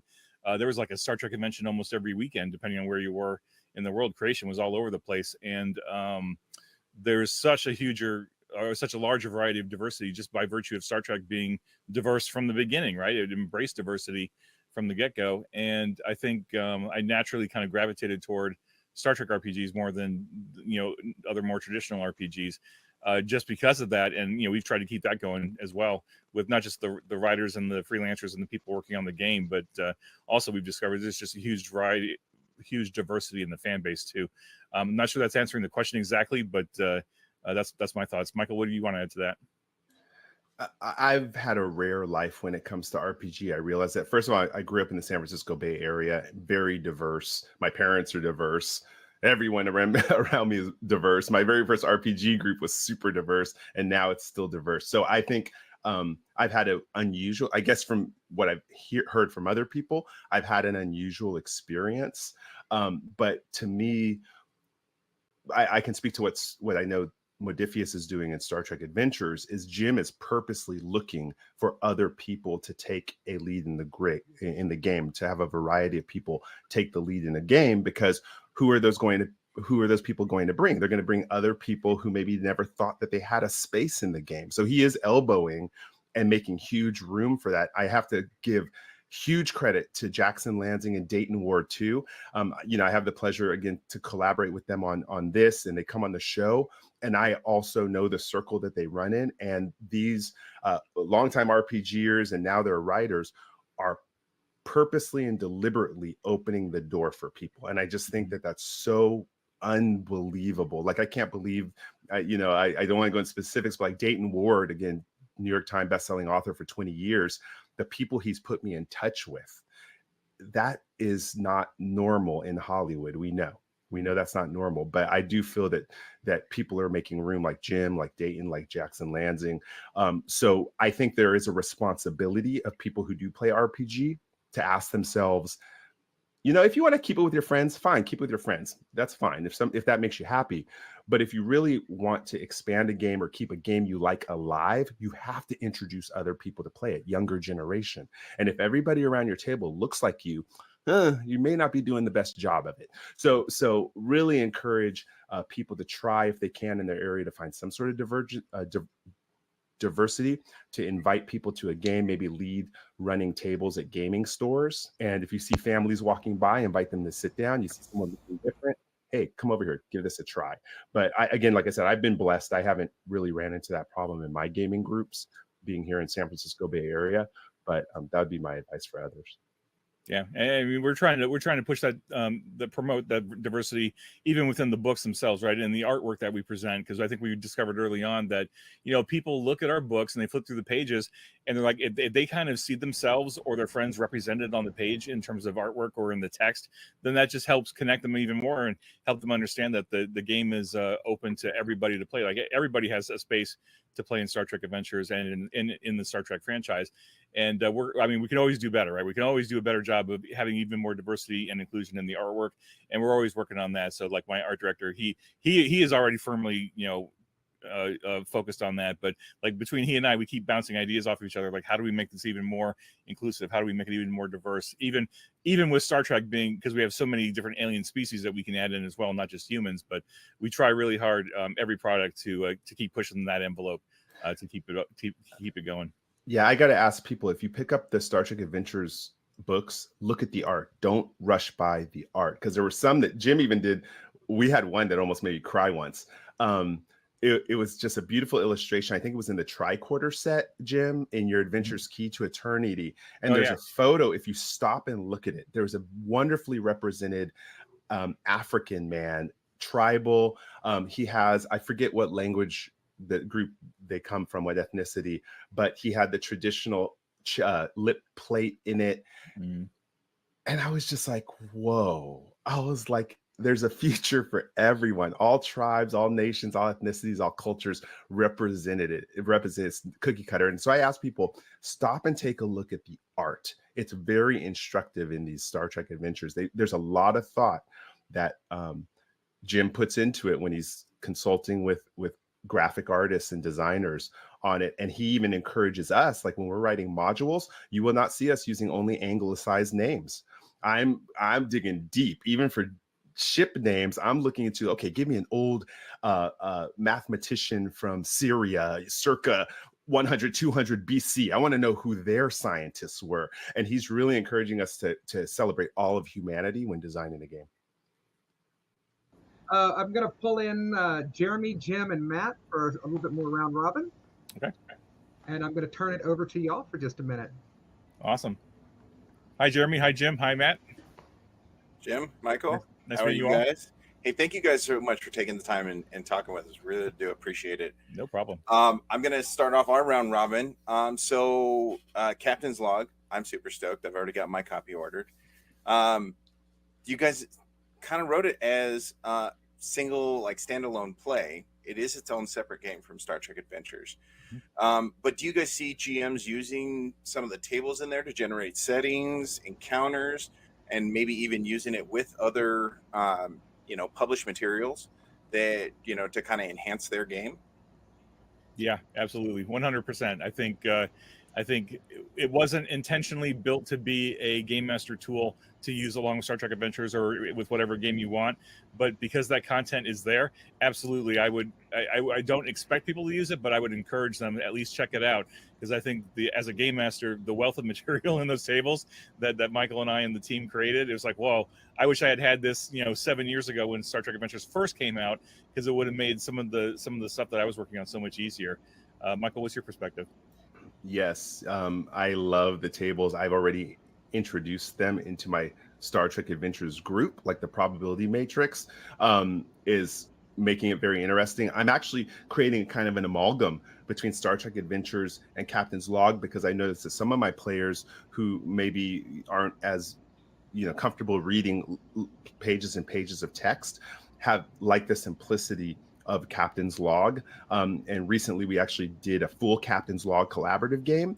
And after that, we discussed it. I wrote an article about it on Continuing Missions 2, and we're going to try an amalgam game. So I know that when we designed this, I had to convince myself that I would want to use it, but I also knew I needed to make it something that if people were diehard Star Trek Adventures fans, that they still had a reason to pick it up, which goes back to chapter 6 about how to tell stories. And I wanted to make sure the tables were something that even if you're a diehard Star Trek Adventures fan, that the tables are like, oh, I kind of need these. So we did design with that in mind. Yeah, and then as far as the second part of your question, where you were talking about, can it be used with other Star Trek Adventures products? I just recently did a discussion on my channel about this, and I think and a friend of mine, Gertie, said, gave me some notes, and she said, because I was trying to think, what product have we made that it wouldn't work with Captain's Log? And I think the only one that might not work would be the optional rules that we created called Red Alert, which was like a optional minis tactical game component that was in the operations source book. But even then, I think I'd have to go back and reread that supplement, because I think there are some nuggets in there that could probably be folded into Captain's Log. But as I stared at my shelf of stuff and I stared at all the digital products that we've done, I think literally everything that we've published over the last 7 years, which I mean at this point is over 100 different products in print and digital. I think all that stuff could work to one degree or another with Star Trek Adventures. It doesn't have to, though, because again, like you said, Star Trek Captain's Log is 100% a standalone game. It could work with everything else if you wanted it to. I guess I'm up. Thank you guys. Another great question. Thank you guys for being here. So Captain's Log came kind of as a surprise for a bunch of us, kind of in the rhythm of your guys' releases, so that I know, maybe to budget for X number of dice per quarter or releases. And then there was Captain's Log that was, well, shut up, take my money, take my Latinum. Is there any more surprises that you could warn me about and I could just go budget for it right quick? The only thing I'll say is the same thing I've been telling fans for, I guess, a couple of years now on either social media or the forums or Discord or whatever, is save your Latinum. Yeah, we don't sleep on Star Trek, because we do drop surprises in from time to time, especially with and now Captain's Log was a print product surprise that we were very careful about, but we do digital surprises all the time. Like we did that year 5 tie-in 2 years ago now, and nobody saw that coming. And because we just want to see what happens, we want the fans to be excited and surprised sometimes. Whether we have more surprises coming, I can neither confirm nor deny. But I will just say, do your best to save some Latinum and have it set aside as just like an emergency, STA slush fund or something, just in case something comes out and you're like, oh, I need this right now. And I constantly am sending Jim the emoji. The emoji I send him the most is the SNL character, the one who's, oh, a surprise. And she's like stuffing a pillow in her mouth. I send that to him all the time because I can't ever say anything. And I'll be sitting on this stuff for like a year. So. That's the hard part about NDAs is we work on cool stuff and we can't talk about it forever. And we're like, oh, I want to talk about this, especially when people on social media are talking about, a couple of months ago, people were like, oh, how do I play Star Trek Adventures solo? I can't find a group. I can't find a game master. I can't find this or that. And, Michael and I are both sitting here talking on the side like, oh, man, they're going to be so excited in 2 months, but we can't say anything about it now. So it's just the nature of working on a licensed IP. We just have to wait. Thank you so much. Thank you again, guys, for joining us. What's the heart and core of Captain's Log? What's the message you want people to read? Oh, that's a great question. What is the message I want people to get out of Captain's Log? I think because I am a Star Trek fan, like I know there are a lot of Star Trek fans out there who are creative, who are writing. They're writing fan fiction, they're writing fan screenplays, they're writing fan scripts, they're writing fan submissions to continuing mission, or they're just coming up with stories. They're playing with their gaming group, whatever. But there's a huge contingent. They may not all be online, but they're out there of Star Trek people who love to write, who love to be creative, but maybe need a little direction in how to pull all that together, right? How do you actually write a story? How do I take the ideas in my head? How do I apply them to a story and actually create something that I can either just enjoy for myself or share with other people? And I hope more than anything else, I hope this book unlocks people's creativity and introduces them to Star Trek as such an amazing franchise and such an amazing setting that's been around for 50 odd years. I've gotten countless hours of joy out of it. I know so many other people who've gotten joy out of it. I've met so many amazing people through Star Trek, and I want Captain's Log to be kind of an opportunity for other people to do that too, where if you use the book, you write your stories, share them online, you never know who's going to connect and who's going to see them and read them and go, oh, that was a really great story, I'd love to connect with you and do more. So I hope it becomes a gateway drug for people to not just get into the RPG, but also just to enjoy time with friends or just enjoy getting creative individually. Just playing in this wonderful universe that we've been gifted for 50 odd years now. Michael, what's your thoughts? Yeah, I'm going to answer this as a futurist. I'm in Silicon Valley. That's I grew up here. My friends work at the companies, friends who work at Roblox, one who actually writes for Star Trek Adventures does. I also work with people who are in the virtual reality arena, and AI is a forefront topic at our companies during my day job. And what we've always dreamt of as RPGers, I think anyone who's played RPG, many will agree with me on this. We've dreamt of a time where we get to the holodeck of RPG. Right? We're in our imaginations and we're picturing it all. But imagine if we get to a time where all of a sudden there's AI generated rooms where you can actually play through your adventures in person, or even if it's online, but it's AI generated. We are on the cusp of that. Some of the stuff coming out right now blows my mind. And I literally think we're 5 to 10 years away from me being able to type into the computer a couple scenes, and then people can roll their dice. And so what this has to do with Captain's Log is anybody who's playing a game like this is getting a head start on holo programming or AI programming, because it's going to teach you what makes a great story. So imagine if in 10 years you can go to a virtual reality cafe and you can actually write your own story and have your friends play through it. Well, get a head start, learn the basic constructs of a story, practice with Captain's Log. Because I'm telling you, it's coming. In 5 to 10 years, our minds are going to be blown with what we could do with a bunch of friends in a virtual reality cafe or online in a simulated environment wearing the ocular. So that's really my goal as to why people should get involved in Captain's Log, is learn how to tell stories, because this is the creativity that's being offered to the next generation of gamers is going to blow our minds. And so this is a good leap forward on that. Awesome. So for the both of you, how did the response to Captain's Log differ from market research, and how was it the same? I have my answer. I am grateful that you think we did any market research at all. Well, I'm laughing, I'm laughing because I'm always bugging. I do data analytics at work, and I'm always bugging him for more data so that we can make like decisions. I did my own kind of, but Jim, I'll let you go first. I'll talk about how I researched it. Sure thing. I mean, we came up with the idea to do this like 3 years ago during the pandemic, and at the time, solo RPGs were kind of a thing in the industry, in the RPG meta, whatever you want to call it, and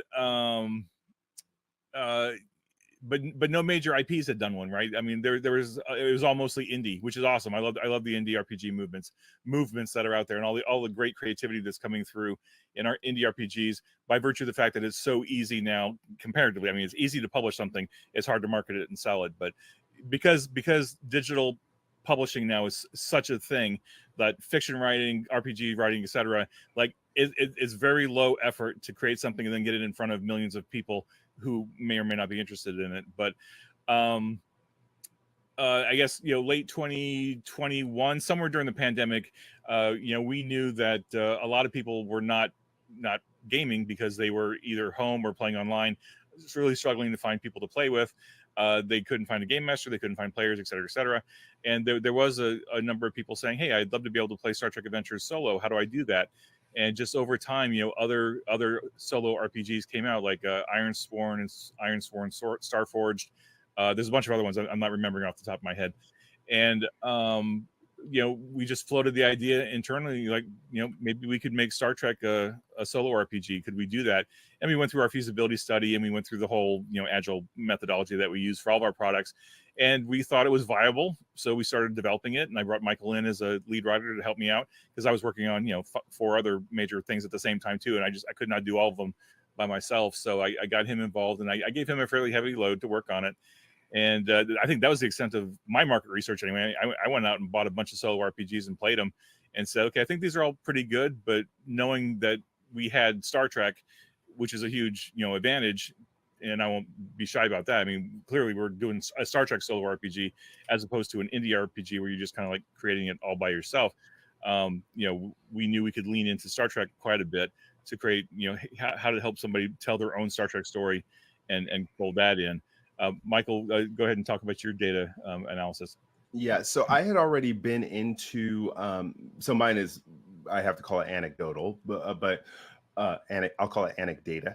But I had already been into Trevor Duvall, and he does the voicing for Rocket Raccoon in the animated Groot series. And he has a YouTube channel called Me, Myself, and Die, and he had been running solo RPG for 5 parsecs from home, and I was already into it. So learning about it, I was like, oh, this is so cool. I wish I could do this I remember saying, I wish I could do this for Star Trek Adventures. And then Jim out of the blue says, hey, we're thinking about doing a solo RPG. And I was like, no way. So the timing was perfect. So I was already studying that. In fact, I get the privilege of meeting him. We're meeting up at Gen Con next week, me and Trevor, to talk about how he puts his game together. So I was researching that. And then Modifius had also produced Starforged and Ironforged. So I researched that and saw the mechanics on that. That is Sean Tompkin, who's the writer for that. I talked to him a little bit over social media now because I really researched what he did. And then Modifius also came out with Solo Game Master's Guide, which was written by Geek Gamers. So going back to what Jim said, I noticed that during the pandemic is where I woke up to solo RPG. And I just think that Captain's Log was just at the right time. And I'm going to say this, and I don't think I've been proven wrong yet. I think this is the first major IP to have a solo RPG game. I think I'm good on that. So really happy to see, Modifius leading the charge on that.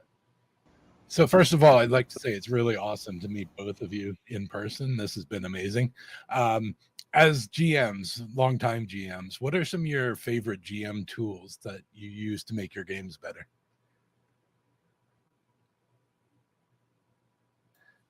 I'll go while Jim's thinking. Really, I interview my players. I ask them, best tool is finding out what they want out of a game, what makes them happy, what kind of feeling they want to have walking away, constantly checking in with them, like, is this too pathos?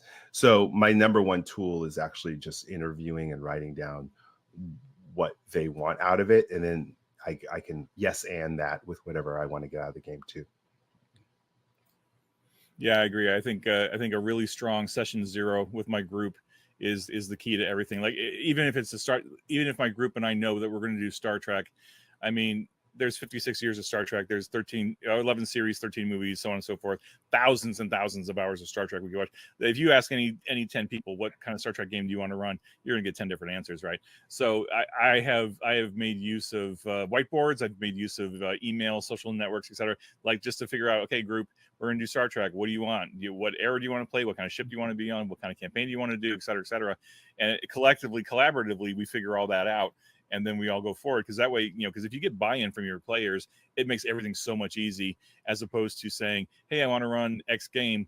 And, maybe as a game master, you've gone out and you bought that game and you think, oh, this is really cool, I want to tell a story in this, but you've got to sell it to your players. Otherwise they're like, well, what movie can I watch, what TV can I watch, what book can I read to kind of get a sense of this game? And if it's not there, it's just harder to get them into it, depending on your group. Like some groups are more receptive to trying new things than others are. But I mean, as far as tools though, I mean, as a writer and as a game master, it's filling my brain with story however I can get it. I'm reading the news, I'm watching television, I'm watching movies inside and outside the genres I prefer, because even going outside my genres that I like, I'll still get ideas and thoughts, and all that percolates into my game master brain, and all that comes out one way or another into the games I play. As far as tools go, I've got an Alpha Smart Neo that's 20 odd years. That's still my first writing tool. I use Scrivener, I use Word, the various online tools as well. But more than anything else, I'll agree with Michael. It's just that connection with the players to figure out what kind of game experience do they want at the table, and how can I help as a game master? How can I help facilitate that and make it happen? If that was the question, Matt, were you also asking about when you say tools? Were you talking about technology also, or yeah? I mean, those are great answers. As far as actual assistance or things you bring to the table with you, I think that would be the second part to that. Yeah, so most of my games are played over via Discord. So I'm using that now. There's an article that's on Continuing Missions talking about how you can set it up basically, including bots that have been created by super fans to make dice rolling, or even some of the mechanics of Star Trek Adventures available with just a quick code. So I love Discord because that's like playing by text. People don't have to be there at a specific time. You open up your Discord like, oh, it's my turn to post, or I'm going to respond to this. And that makes it so I'm like RPGing 24/7. It's really interesting. So I do like Discord right now as a more modern tool that beats geography and time zones. Nice. Right on. That's good stuff. I'm digging this. I'm loving talking with you guys. Thank you again. No problem. So question. So there's a lot of RPGs. You guys are both familiar with the RPG space. What about 2D20? Like, why 2D20? Why Star Trek with 2D20? Why Modifius? And it's been going since 2016 now, I think. Mm-hmm. I think December is when I started like getting into it, or December of 2016. Why do you think it's gone this long, and why do you think it needs to go further? A great question. So we Modifius got the license in 2016. That's when we announced that we were working on the game, and then 2017 at Gen Con is when the core rule book released, and then releases from there. For 7 years, it's been a great journey. I think we have to thank the fans. I think if the fans didn't buy into it and respond to it and enjoy it and play it and carry it forward online, especially online, I think we have to give a big tip of the hat to Eric Campbell and the cast of Shield of Tomorrow for doing their show when the game was still in playtest, right? And that gave people an immediate sense of like, oh, I can watch a show. They're playing Star Trek Adventures. Now I can go get the game and go from there. So big shout out to all of them for everything they did for the game. Totally unintentionally. Like we had no idea that was going to happen, right? And it just organically grew from the game. And I think we have a fantastic relationship with Paramount and our review team, so they are happy with what we're doing, and so we've been able to continue the game line going into 7 years now. We've got at least 2 more solid years of products already planned out to the end of 2025 and beyond, right? So we're going to be around for a while, and I think we're just really lucky to be here, and I think all of that's got to be right on the fans' shoulders, and to thank the fans, because if we are run by Ferengi, right? So if the sales weren't there, then Modifius would say, okay, well, the sales aren't there. We can't keep making this game just for the sake of doing it, because you've got to be able to make it work, right? So by and large, it's the fan base and it's the gamers, and it's the fans' ability to share with each other and get more people into the game. We can only do so much as a game company, right? To get people to play it, but it's got to be word of mouth, and it's got to be at the game stores. Big shout out to the retailers too, because like the friendly local game stores, they are the front line interface between game companies and fans. And the more we can engage our retailers, then they can get players into the game stores and then checking out the game. So big shout out to the fans more than anything else. Michael, anything you want to add to that? No, I think that's more of a corporate question.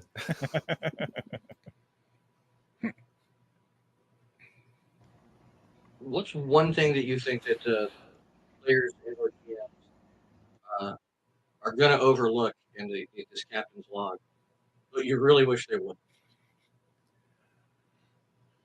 Ooh, man. I can see Michael wincing because he's trying to think. What's in the book that people might overlook? Gosh, that's a good question. I honestly do think chapter 6. I'm just going to go back there. Is I think some people, and anyone who's watching this, when you hit this moment playing Captain's Log, then this is going to prove my point. Something's going to happen. People are going to be like, well, what do I do now?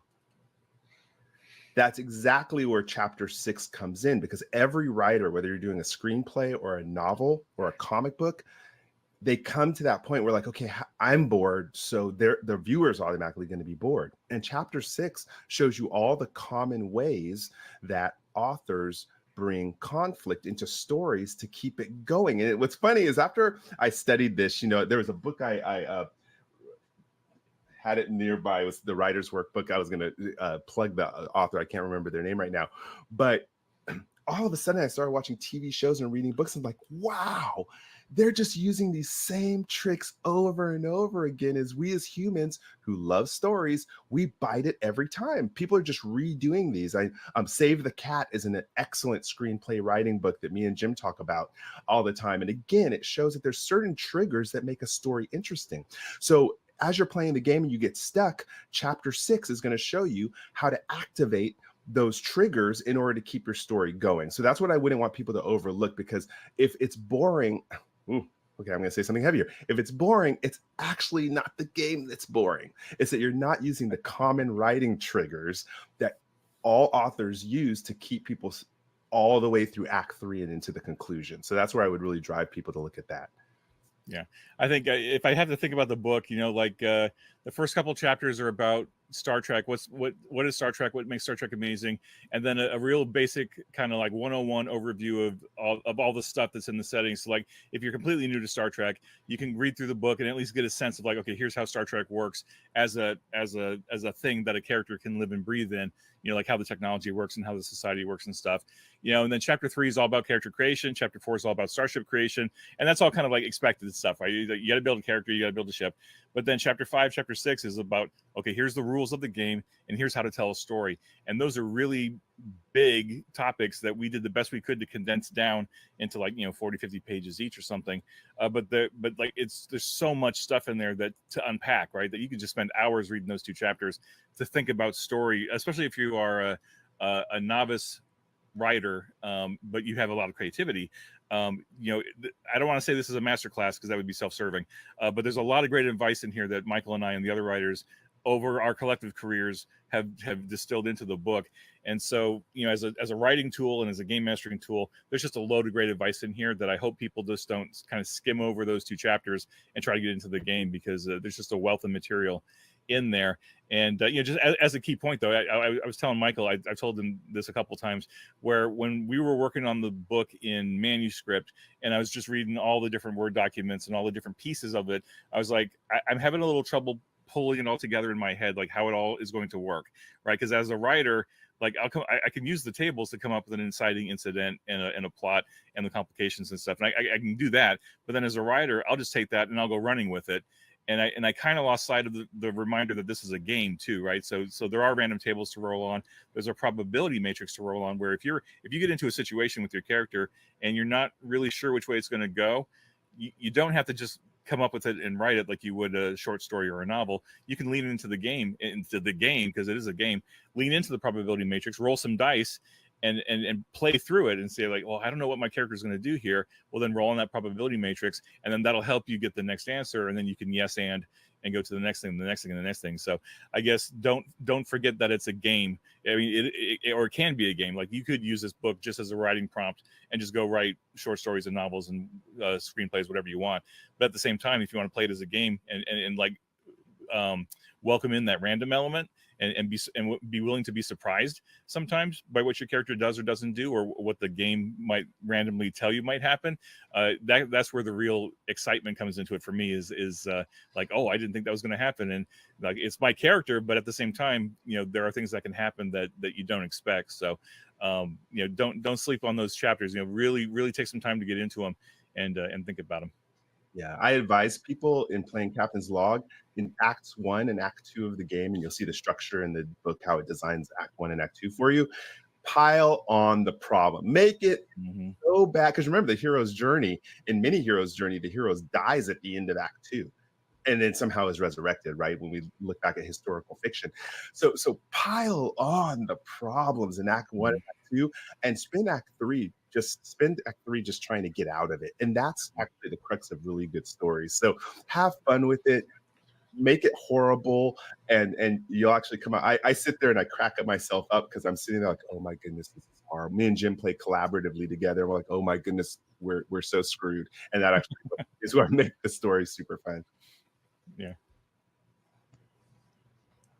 Star Trek Adventures' 2D20 system is quite easy to play. It's not as rule heavy or as quote unquote crunchy as a lot of other systems.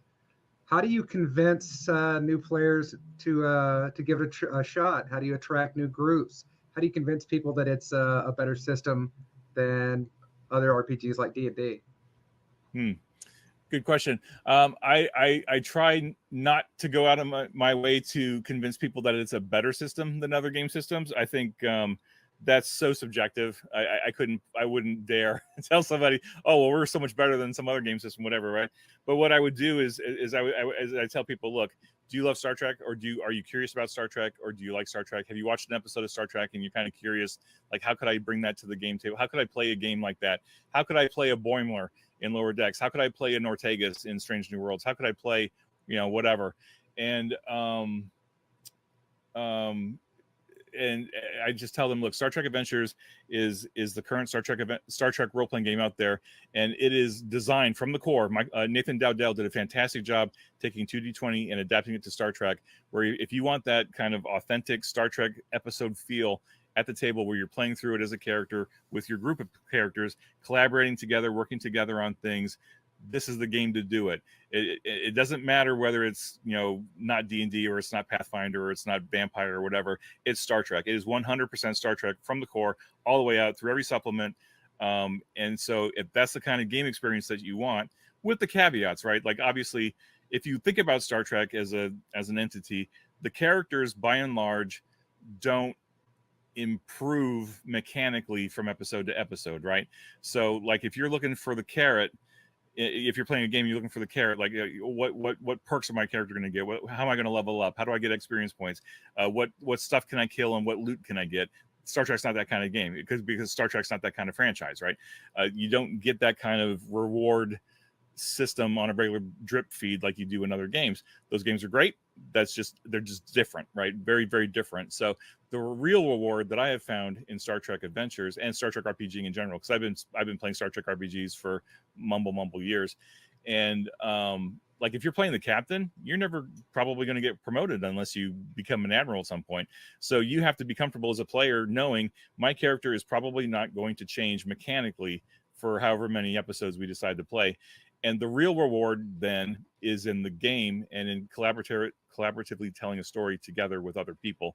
And if that's something that is appealing to people, then please absolutely try out Star Trek Adventures, because that is exactly the experience you're going to get, is an amazing Star Trek experience at the game table with your group of friends, just, you know, exploring this amazing franchise and universe. Yeah, I'll admit I was a skeptic when I first heard about the 2D20 system. I had come from playing Marvel Superheroes RPG, the TSR, and so, you know, you better have your D4s, D6, D20s, D12s ready, and, you know, you have to hold them like this just to shake it to get it out on the roll. So when I heard 2D20, I was like, this can't possibly be creative or really track the action. Boy, was I wrong, because in fact, we have a couple of interviews we've done with Nathan Dowdell, and again, that's somebody you definitely want to interview. His methodology in watching the TV shows and seeing the structure, and then designing a system that complements the TV show structure, the episodic or campaign, you know, DS9 structure, was so well thought out that I just jaw drop. And again, new players coming in, they're like, it's so simple, 2d20, roll underneath the attribute discipline rating. They get it right away. And I've never seen people adopt a game so quickly, so that each game I structure, I bring in a new rule. So I don't push it all at the beginning. I just do, let's learn how simple roll works and momentum and threat works in the first game. Next game, let's add in extended tasks. Next game, let's add in gated challenges. So it's built in a way that you can keep the first introduction to it super simple, which keeps the players focused on the story again and the philosophical issue that is so common in a Star Trek story.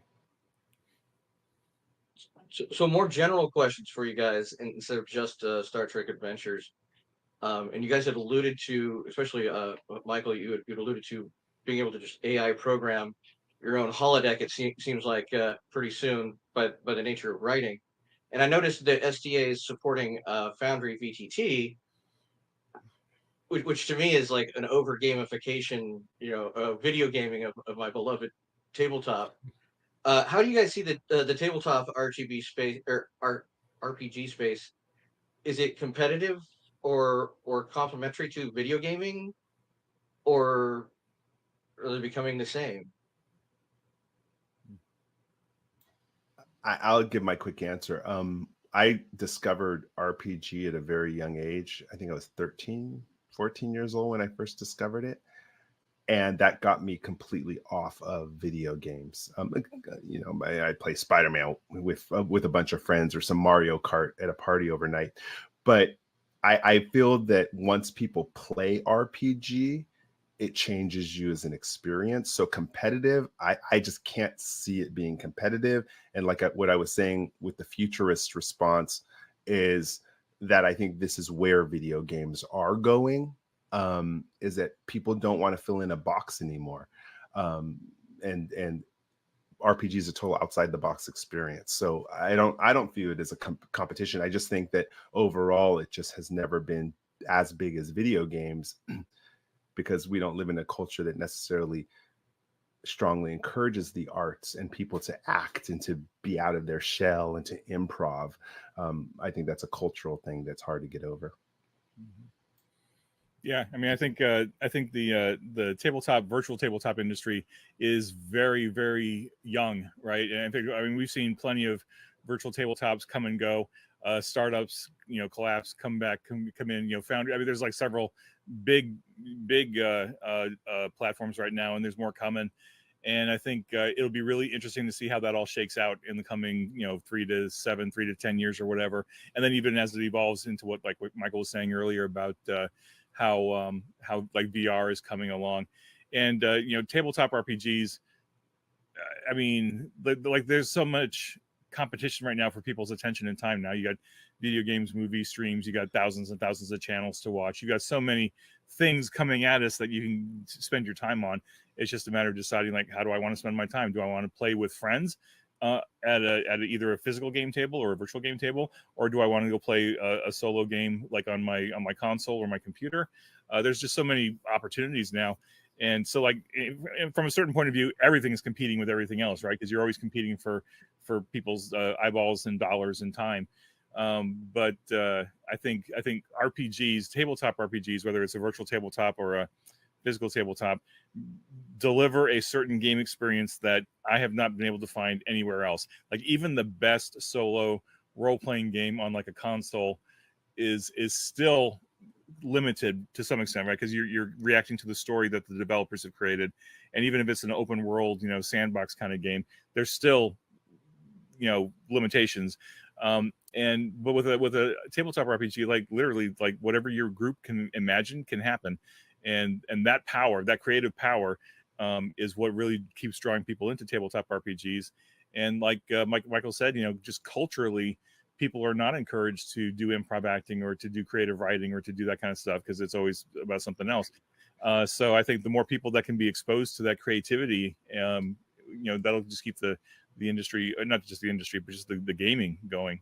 Yeah, me and Jim dream about having a company where I already do gamification at my work. So I run the talent development department. So I'm certified gamification expert, and we create all of our learning experiences into games so that people don't even realize they're learning. And me and Jim dream about a day where we could take Star Trek Adventures into organizations, to executive teams, and build the learning into an RPG game. And I know we have one of our writers, Al Spader, who actually does that with his classroom.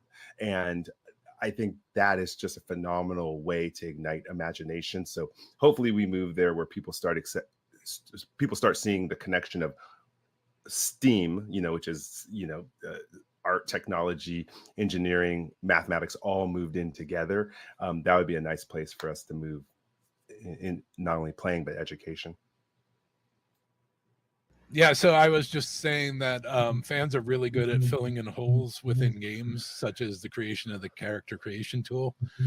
So what is a GM tool you would have loved to have had for Star Trek Adventures that doesn't exist? For me, I think I alluded to it earlier in the show. I would have loved to have had more random tables. Started like when first Star Trek Adventures first came out, because as a game master, like my players will absolutely confirm this. Like I am terrible at coming up with random names. So if I had some really good random name generators on hand as I'm playing a game, because like we play so stream of consciousness and theater of the mind that as new NPCs come up, like I always need a name to name them, and it's like it's just hard for me to come up with them in the moment right off the top of my head. And so if I had a good table of like random Star Trek-y names that I could roll on and check off as we were going, that would have been a godsend. But other than that, though, as far as tools, like I don't really use virtual tabletops in the way that some people like to use them. And I think that was a caution I had, is like, if you're going to play online, don't be overwhelmed by how fancy certain people make their virtual tabletops with like the LCARs and the fancy designs and everyone's in the uniform and all that stuff. The production values are so high. But all you need is just the tools you need to play your game. And I think, again, long-winded answer for me, what I really needed and still need as a game master are just good random tables, especially for name creation. Michael, how about you? Yeah, I know what I wanted, and so I designed an early one. I wanted an app. I wanted an app that I could get.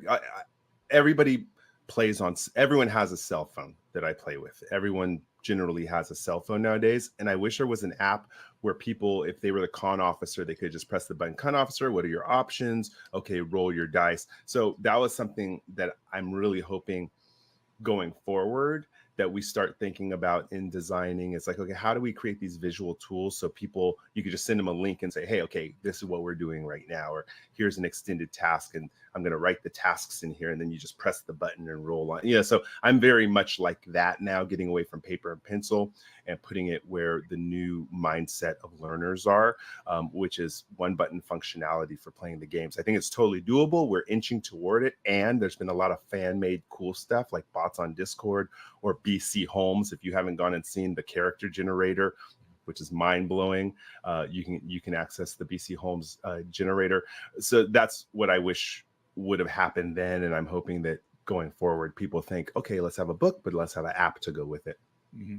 Yeah, and to project that just ahead a little bit, I think as a game master, I've seen it firsthand, but I'm also hearing it firsthand from a lot of people, especially for Star Trek Adventures, but also for other games, is that there's still, even now in the 21st century, there's still not a great way to connect game masters and players and like-minded players and game masters together to play a game. And I love the idea, Michael, of like you having an app where you say, I want to play a con officer in a Star Trek Adventures game. Hook me up, right? Put me into a lounge and then find some way to connect me around the globe to a game group that's happening like right now that I can go play my character in. And I think that like that matchmaking service of for RPG gamers, like to match up a game master with a group of players, or even just a group of players to play collaboratively, would be an amazing leap forward. And if you can tie that into a means to like, oh, I have a captain character available, or I have a first officer character available. What groups are out there that I can connect with? That would be amazing for a lot of people, not just myself, but a lot of people playing games. And people, and I'm going to go back to my data real quick. The benefits of having an app, you could incentivize people to sign up for the app, maybe giving them a free PDF giveaway or some sort of thing to get them into the club. Because I honestly, Jim says that he knows more people are playing the game because the percentage of people he sees on social media is such a small percentage of the amount of sales for the game. So that kills me because I want to get into the mind of the consumer. Here's the Ferengi in me. I want to get into the mind of the consumer so I can find out how we bring it to them. Where are you at? Where are you playing? How can we make your life easier? Because I don't want to see what happened with TSR Marvel Superheroes where they canceled the game and I'm weeping because I have to create my own material. I loved the professional quality material I used to get. So out of desperation, I would love an app just so we can grow the community, get statistics, and keep building the game that people want to play. Yeah, you're absolutely right, Michael. I would love to figure out, I would love to figure out how to reach out to people who are happily playing the game, but they're not engaged online. They're not online. They're not in any of the groups. They're not involved in anything else. It's how do I reach out to them? Like I may just have to go door to door to game store just to get a feel for like who's out there playing the game and just get a feel like what's working, what's not working. And by the way, why aren't you plugged into the online community? I mean, not that you have to be, because I know even now still a lot of people don't have reliable internet connections. And I would just be curious to see what that looks like. All right. Thank you again for joining us, Jim and Michael. We really appreciate it. If you haven't already, check out Captain's Log from Modiphius, your local game store, or online, modiphius.us. And we're out.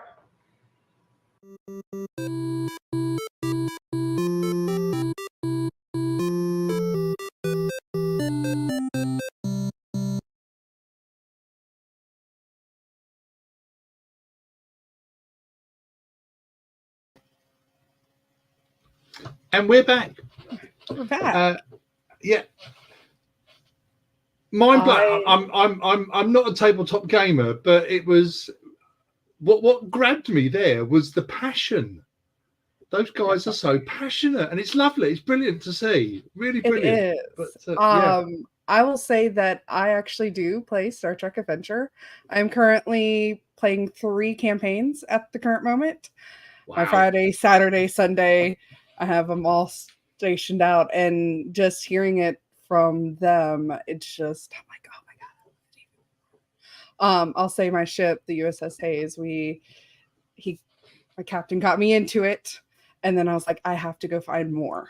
And that's how it kind of ended up with, oh, now I'm doing 3 campaigns, 3 separate characters. It's amazing. Yeah, it does sound really addictive. Yeah. It is, definitely. Yeah. That's brilliant. I mean, it's something I've thought about, but I'm gonna, maybe that'll be something to look at for later on this year, because we're moving house soon, so everything's in boxes literally at the moment. So, but when they start getting unpacked, maybe that's something to look at for the new year. That'd be really good. So, and I could see from the comments, loads of you are really interested in all of this, and it's just another, it's another great way to interact across the whole of fleet. This VIC is a great way of doing it.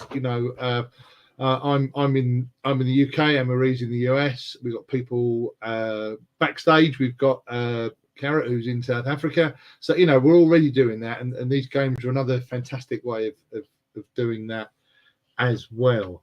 Absolutely brilliant. Absolutely brilliant. Right, I'm losing track of where we are time-wise with stuff now. We have right. Yes, it's Region 10's program is coming up next for you. As soon as we get the nod from backstage, then we'll get going with those. Fine. Might be a slight delay.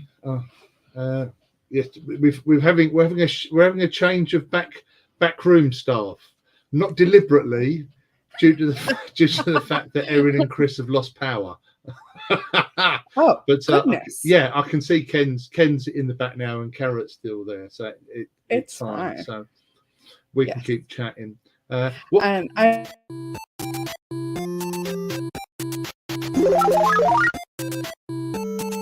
Fleet International. This is Todd Stashwick, aka Captain William Shaw, and I want you to know I was having a very good morning before this.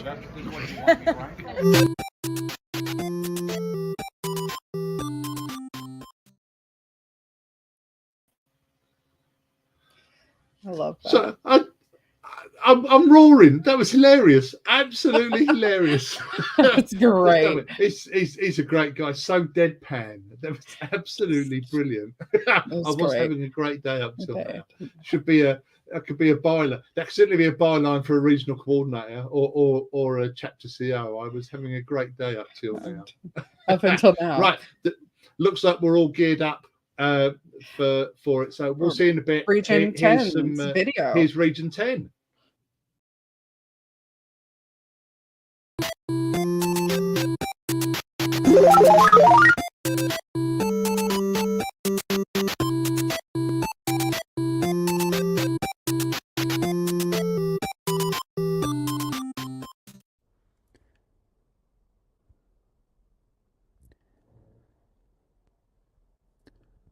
Welcome to Vulcan, Alberta, Canada. This tiny ranching and farming community of 2,000 souls 1 hour south of Calgary is the epicenter of Star Trek fandom in Canada. It is here that the iconic Spock Days Festival was launched, an event now celebrating its 30th anniversary as Vulcan. And for the first time ever, Vulcan stars two iconic Star Trek characters who also happen to be Canadian. Appearing this year is Bruce Horrick, who portrays Lieutenant Hemmer, the enigmatic blind Enar Enterprise chief engineer in Strange New Worlds. Horrick hails from my hometown of Calgary, about an hour north of Vulcan. Horrick is legally blind and is the first actor with that condition to hold a regular role in any Star Trek show. An alumnus of Mount Royal University, Horrick cut his teeth appearing in the city's famed Loose Moose theaters and 6 years with the Shakespeare in the Park troupe. He is also an accomplished painter and creator and star of the critically acclaimed play Assassinating Thompson. Co-starring with him is Emily Coots as Flight Officer Kayla Detmer of the USS Discovery for the entire run of Star Trek Discovery. Coots is from Ontario and a graduate of York University's theatre program. She is also a graduate of the Acting Conservatory at the Canadian Film Centre. Prior to Discovery, Coots appeared in dozens of films and TV shows.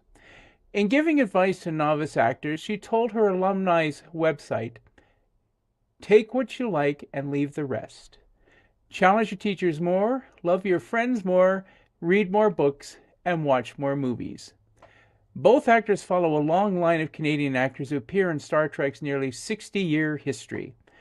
My presentation last year already highlighted many of them, and I plan to discuss more later in this year's talk. Members of Starfleet International, Vulcan is a crucial piece of my presentation to you today about Canadian influence in Star Trek. Of course, Toronto is often considered the Star Trek Mecca of Canada due to the filming of Star Trek Discovery and Strange New Worlds. But it is Vulcan that is the true capital of Trek fandom in the Great White North. There is plenty of history to support this claim. Our journey starts in 1995 when an administrator for the town of Vulcan sought to capitalize on Gene Roddenberry's creation to drive up tourism, according to Rochelle Brubaker of the Vulcan Tourism and Trek Station. The town was looking for avenues of economic growth in the early 90s. Community leaders fielded several ideas, she explains. A surveyor for the Canadian Pacific Railway originally named the small town after the Roman god of fire. This, town leaders felt, was one way to expand tourism. From there, it was only logical to pursue Star Trek. The station, which houses a mammoth memorabilia and costume collection, was opened in 1998. Over the years, many sci-fi authors and fans attended the annual event, but it wasn't until 2004 when Vulcan scored its first major celebrity guest. Marina Sirtis, the beloved Deanna Troi from Star Trek The Next Generation, agreed to appear. Those who attended agree that she was an instant hit, graciously mingling with fans and attending panels. She would be followed by many other stars, including Gary Lockwood, Gary Mitchell from the classic TOS episode Where No Man Has Gone Before, and his co-star Sally Kellerman, who played Dr. Elizabeth Daner. The town's Trek cred grew exponentially, eventually catching the attention of the original Mr. Spock, Leonard Nimoy. To further boost Trek in the area, with the advent of the first reboot movie in 2010, the tourism coordinators of Vulcan petitioned to hold the movie premiere in Vulcan, Brubaker said. In a campaign reminiscent of the massive letter-writing campaign that got the original series a third season, Nimoy added his endorsement and urged Paramount Pictures to stage a special showing for the Vulcans. Brubacher continues. The story goes that he called the tourism coordinator to voice his support, and they thought it was someone pulling a joke on them. But nobody was kidding. Because Vulcan had no movie theater large enough, Paramount bussed in dozens of invited guests to a Calgary multiplex to view the screening. The event was widely reported through the world's media, thus heightening Vulcan's profile. Although Nimoy couldn't appear personally, he more than made up for it on April 10, 2010, when he personally visited Vulcan. Brubacher again. It was a thrilling event. He was gracious and open. He was quoted to have said, "I have been to Vulcan for 44 years. I figured it was time to come home." 6 years later, his son, director Adam Nimoy, was a featured guest where he witnessed the unveiling of a Spock bust. That appearance, which also starred Kellerman, boasted robust costume contest panels and a parade. Nimoy also judged some fascinating cosplayers, including Harry Mudd and his wife Stella, Vina as a Green Orion slave girl, and an impeccable portrayal of the disfigured Captain Christopher Pike inside his motorized wheelchair. The recently concluded series Star Trek Picard also starred a prominent Canuck in its first 2 seasons. Daystrom Institute scientist Agnes Girardi was played by Toronto-born Alison Pill, whose nuanced performance as the morally conflicted robotics expert eventually led to becoming the Borg Queen in an alternate timeline during Season 2. But to paraphrase the final episode of TNG, all good things must come to an end. Earlier this year, Paramount shocked fans by announcing that Discovery would bow in 2024 with Season 5, thus ending the first remarkable run of Star Trek on Canadian soil. But the season will continue with more Canadian stars in pivotal roles. Adding his talents is veteran character actor Callum Keith Rennie. The British-born Rennie was raised in Edmonton and is best known as the human-looking Cylon Leo Ben Connoy on the reboot of Battlestar Galactica. Rennie's Discovery character, according to StarTrek.com, is Starfleet Captain Raynor, a gruff, smart captain who holds a clear line between commander and crew. The website also notes Raynor is a strong wartime leader who doesn't do niceties along the way. Paramount is keeping mum on further details about Raynor, like which ship he commands, his species, or past missions, but there is a lot of buzz about him on the web. It's worth noting that other news sites connected the dots, noting that Rennie is the second updated Galactica star to join Discovery and the third Canadian crossover from that franchise to Star Trek. Vancouver's Rika Sharma played the doomed security chief Ellen Landry and her Mirror Universe counterpart in the first season of the program. On Galactica, she played the Cylon Tori Foster. Sawyer mentioned Kolokos's Kur, the first Klingon featured in TOS. Kolokos, a classically trained Ontario-born actor, also portrayed traitorous Count Baltar in the original 1978 series of Galactica. Also joining Rennie in Discovery Season 5 is prolific character actor Elias Toufexis, who portrays Locke, a mysterious alien of whom Paramount is also keeping under wraps. Toufexis, from William Shatner's hometown of Montreal, returns to Discovery following his first season role as Cold, a human convict who identified then-felon Michael Burnham to their fellow convicts aboard prison shuttle SPT-21 before landing aboard Discovery. Cold and his cohort Psycho later attacked Burnham in the mess hall. I mentioned earlier that many Canadians have acted in various Star Trek productions over the years. When Terry Farrell's dad, Sia Dax, was killed during the 1997-98 season of Star Trek Deep Space Nine, the symbiont Dax character was passed to Toronto-born Nicole DeBoer, who became Esri Dax. She appeared in all 25 episodes of the 7th and final season of the show. Although DeBoer was the first Canadian to play a Trill, she wasn't the last. Andreas Abergis, who's French-Canadian, played Guardian Z 3 times on Star Trek Discovery. Z debuts in the 3rd season episode Forget Me Not, in which Adira travels to Trill to seek help on retrieving their memories from past lives with their symbiont. Z appears again in the 4th season episode Choose to Live, in which Gray's consciousness is being prepared for transfer into a synthetic body with the Tal symbiont. Z's last appearance is in But to Connect. We conclude our look by honoring the memory of Sharon Acker, who played Odana in the third season TOS episode The Mark of Gideon. Acker, who was born in Toronto, passed away earlier this year at 87. The episode, co-written by Stanley Adams, also known as Cyrano Jones, examined overpopulation and an attempt by the planet Gideon to use Captain Kirk in an experiment to arrest that growth. Archer was a veteran TV and film actor who appeared in the 1967 crime drama Point Blank with Lee Marvin and TOS alum Michael Strong. She would later appear with Strong and Kolokos in the three-part pilot for Galactica in 1980. Delegates, this concludes my presentation to the 2023 Virtual International Conference. I hope that you found my talk fascinating. Live long and prosper.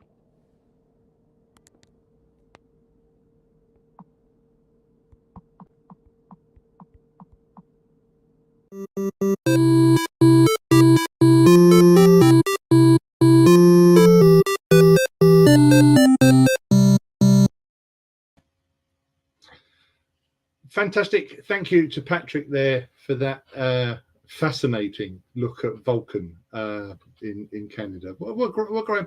I mean, they didn't really have much choice, did they? With the name, the town's called Vulcan. To not cash in on Trek would have been a real opportunity missed. It definitely so. It's just like it's here, it's laid out for you. Yeah, Definitely. absolutely brilliant. Fantastic. Right, so coming up next is an interview with Dave Blass, a world-renowned production designer who we've all had the absolute benefit of during the recent series of Star Trek Picard. So that's going to be really, really fascinating to see. There's been some really good stuff that Dave's produced that he's released out on social media that's come round over the last few months. He released a fantastic graphic for Pride Month, which I grabbed and stuck all over Region 20's social media pages. And what was great is that he was really happy for it to be shared. He didn't, he didn't design it to keep it to himself. He designed it to, share the love. Definitely, and I love the look of Picard. It's a great design. I love it. Yeah. So this is my season 1 homage to Picard with my uniform this afternoon. We were discussing on at the Admiralty Ball part of the ECAB on Friday. All the different uniforms and costumes we were wearing. Very jealous of everyone, like Ryan and David were wearing earlier. The season 3 leather jackets or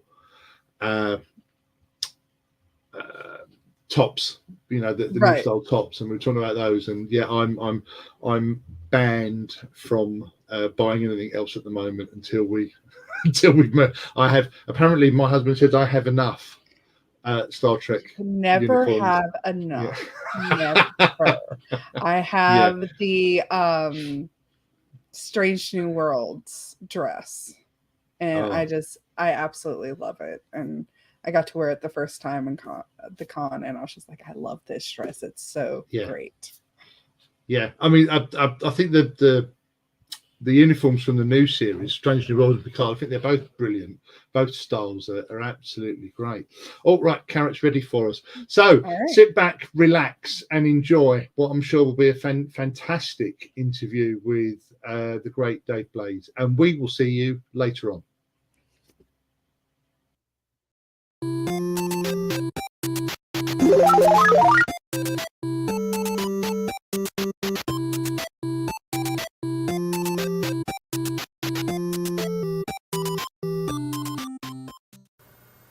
Hello, I am Vice Admiral Stephen Bowers. I am the Chief of Shakedown Operations for STARFLEET International. It is my responsibility to ensure that any fleet member that wishes to start a chapter has the tools and material to do just that. Our start manual lays out the step-by-step process of starting a chapter. It runs you through the month-by-month process of where your chapter should be. The normal shakedown time is 9 months, but this can be shortened to 6 months based on certain criteria. I am always available to answer questions that might come up or to assist you with any issue you might have. Getting new chapters launched and then commissioned is an honor for me. Thank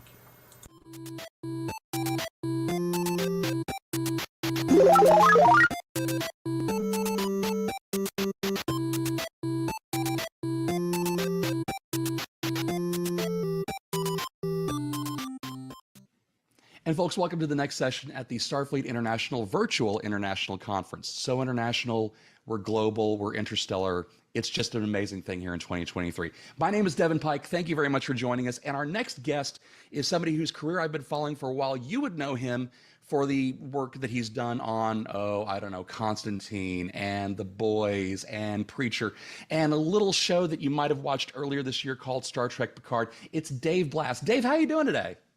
Thank you so much for having me. It's really exciting to meet with you and to connect with all of your people. I wanted to first get into what I think is one of the more interesting facets of production, whether it's television or movies, because I feel like the production designer, just as much, and sometimes if not more so, affects the way that a piece is constructed and has their fingers in a lot of different pies. So, Dave, tell us about your job. Explain it to me like a 5-year-old. Yeah, well, as we're in the middle of a writer's strike, I'm going to start with that and say it all starts with the script. We'll take a thing like Star Trek Picard, and you have the wordsmith Terry Metalis and his team, and they'll deliver a script, and it shows up on my desk, and it's a bunch of words. And I start reading it and going, how the heck are we going to do this? And then you just get into it and you're like, okay, is this a visual effect? Is it a thing? You have a starship, you have a bad guy ship, you have a this, and then you have the Borg and you have how do you do it? So then it's a matter of chunking all those things and then figuring out the most practical way to create that. And then once you kind of get into it, then you can go, okay, now here's how we're going to make it look cool. But it's kind of juggling all the different masters of the budget and the space and the time and the actual look of the show. So, it would be cool if you just sat there and said, I'm going to design the best thing ever. And then you start realizing it's like, okay, well, it's not going to be the best ever. It's going to be the thing that we can afford to get done in the amount of time. And I'll use a good example. Like in one of the episodes of Picard, we had the nacelle control room, and my idea was to kind of go back to the Eye of the Beholder episode, where it was like stairs that went up to an upper level that looked into the nacelles, and you have this window into the actual chamber, and it was really epic. So we designed that, and then saw how much it was going to cost to build, how long it was going to cost to build, and then came up with different ideas. And that's really the idea is that my job is to be the master of the clock and the budget and the design and work with the producers and directors and everyone involved to bring the words on the page into reality. What I find interesting is that you have to juggle both the financial pieces of it to make sure that what you're coming up and what the art department is coming through with, what the costume designers are doing, and then take that and then go back over to the producers and say, okay, I've mapped this out. It's X amount of dollars, probably. Can we feasibly do this with the time we have, with the shooting schedule we have, and with the budget that we have? How integral is that to what actually goes back to the writers or the showrunner like Terry Matalis and say, okay, we can't do this thing. We need to be able to get this. So how much of a give and take are you actually able to perform? Oh, it's a constant thing. And also each episode and even the series as a whole is a giant pizza pie. And, each set takes out a little slice, and by the end of the show, the whole pie is gonna be gone, and you need to reserve a certain amount of pizza for the Enterprise D, and you have to do the Titan, and you need a transporter room, and you need a sick bay, and then you need District 6, and you need the Borg. So it's like all of a sudden all your pieces of pizza are going away. but you have to kind of reserve it, and then you run into things where you're like, okay, my sliver of pie to do the Shrike Bridge was that much, and you're like, okay, so it's not a matter of, you learn quickly that it's not a matter of, here's my design for my epic ship, you need to pay for this, and then that's just not going to happen. So it becomes that balance of, because it's never a thing of, can I do it? People say, well, can you build this? And it's like, well, it's not a question of can I do it. The question is, can you afford it? And that is always the case. It's like, how big do you want your Titanic? I can build it full size, both sides, the whole thing, whatever. But so then that becomes a thing where you're like going, well, where are my priorities? It's like in season 3, I knew that the Enterprise D was a priority. So I knew that other things were less of a priority, and that, you had to, you have to kind of, make some changes and do different things. And it's like, okay, well, this isn't going to be as great. Like the Shrike wasn't as cool as I wanted to be, but it was good enough given that I needed to I only had that much of a pie. And plus, if the production design doesn't work for the audience, then more so than the dialogue at some points, if they don't believe that the environment is actually what these characters and the story call for, then the game's already lost to begin with. And especially for a show like Picard, but even going back to your earlier work on like Justified, for example, you're in the middle of you're in the middle of America. You need to believe that these sets in these environments, both external and or interior and exterior, are actually places that these characters live and breathe in. So it's a visual vocabulary that you've got to establish really early on. Well, yeah, and it's very simple, and Justified is a great example. The Justified, based on an Elmore Leonard book, takes place in Harlan, Kentucky, which is in the Appalachian Mountains and everything. We shot that in Los Angeles, so that's where it comes into play, which is like, okay, we're shooting, problem. Shooting Justified has to look like Harlan, Kentucky. You're in Los Angeles. Solve the problem. And that's really production design. It's like sitting there going, okay, well, how do we do this and pull it off? What are the icons, and what is the topography, and what is the architecture of Kentucky, and how do we do a version of replicating that? It's like, how do you create a coal mine in Los Angeles? So, and again, it seems simple, but whether it's Justified or Star Trek or The Boys or something, it's all, and it's all the same thing. It's like, how do you do what you're intending to do? I mean, because I would say maybe a small handful of times I've ever worked on a show where you're shooting the town for the town that you're shooting it, and it's like, oh, we're shooting and it's like, prime example, it's like Star Trek Picard season 2, we shot half the season Los Angeles for Los Angeles present day, and you're like, oh my god, that must be so easy, and you're like, no, we would just like go out of our way to, it would just be and it's like, oh, well, let's do it during a pandemic, let's make that fun, so that when we shoot this giant speech at Starfleet, we only had 26 people in the audience, and it's like, okay, that's a limitation, and so it never ends. The challenges are always there, and having worked on big budget and no budget, it's the same thing whether you're doing a $10 million show or a $100 million show. It's like you never have enough money to do the scope of what you're trying to do, and you just have to find the most intelligent way to do it. And plus, the added trick with Trek is not only do you have to work with the Trek ethos and the Trek visual vocabulary that was established, from the original series and then from the Next Generation, but then you came on in season 2 and picking up where Todd Cherniowski was the production designer for season 1. So you're juggling all these different looks and feels, but you still have to make it all seamless to where the audience goes, okay, this is a natural progression from where Picard season 1 ended, but it's still in the Star Trek universe. So how much work do you have to do to familiarize yourself with all those different phases of what Trek wound up being?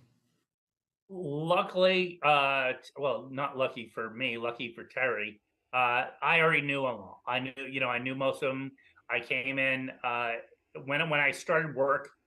Picard was just airing. Picard season 1 was just airing, so I was able to come in and see what Todd had created, and they did some beautiful work. But lucky for me, the only thing that they really created that would continue on was the La Sirena. And here's a fun story for you for the fans, and this is how it works in the industry. It always does. Nothing against Star Trek, but one of the first things we did, I walked into this giant stage that was giant, wall to wall Borg stuff. Because they had the Borg cube in season 1, and they had all these columns and things. And I'm like, okay. And they said, yeah, we're getting rid of all this. I'm like, whoa, what do you mean getting rid of it? They're like, trust me, we're never doing Borg again. That's guaranteed. We're never doing it. I go, James Bond would say never again, but maybe we should hold on to some of it. And they're like, no, we're not doing it. I'm like, okay. And I told my guys, I go, just take like half of it and put it in the corner, and like I'll paint it purple and we'll use it for a nightclub or something. And so we don't know, but it's better than throwing it away. And then come 2 years later, we're like, so we're gonna go back to the Borg cube. I'm like, and I looked at that producer. I go, you know how much it's gonna cost to build half the Borg cube? And they're like, well, I go, good thing you don't have to, because I saved it. And they said, what? You saved it? I go, never say never. But yeah, but yeah, I mean, you've been doing it long enough that I know that it's just the way it goes, and also that you can turn something into something else. And I think a prime example of that is Kit Stolen was the art director who did the District 6 in season 3, and Kit and Shauna Aronson, the decorator, worked to take anything and everything that had been used that was in the warehouse and drag it out and turn it into something. So we had Borg alcoves, we had things from the Mars. I mean, there's just like every piece of everything that was used got reused in District 6. And it's like at some point I'll do the thing and it's like, oh, this is that thing turned upside down, and here's the arches from Laris's bedroom, and those are there. And it's like it's all got reused because that was the thing where like we don't need it to be specific, it just needs to be big and lights, shadows, and whatever, so we could use pretty much anything. One of the comments from fan circles, and I promise you I'm not going to go into a lot of that stuff, but the one thing that I found was interesting was the comment that this is a really dark shot show where the light was, not as prevalent, especially on the bridge sets. But then when we get to the D bridge, it's the same kind of light levels that we were used to. Was that an intentional design choice that it needed to be darker on the Titan's bridge? Not so much of a design choice, it's more of that's a cinematographer and Terry choice. There is a trend in cinematography and visuals right now to go darker and be more cinematic. Movies like The Batman are extremely dark and gritty and things. You've seen with Game of Thrones how they really push the Game of Thrones and the new Dragon show, House of the Dragon. That's a trend, and people have strong feelings about it. So it's that thing that's a design choice, and people can this and that. The way I look at it is my sets are designed to light themselves. You can turn the lights up or turn the lights down. My job here is done. So it's like, I hand them the sandbox and then let them play. And then with Liz, my art director, would hand out packets of notes saying this light needs to stay on, or this light needs to do this, But and even that, there's sometimes you come back and you're like, wait, why is that light red, or why is it not? You're like, there it is. And you can only do so much and whatnot. So, but it's a trend in cinema, and a lot of people there it is. That's what people are going for. They like the darker, moodier thing.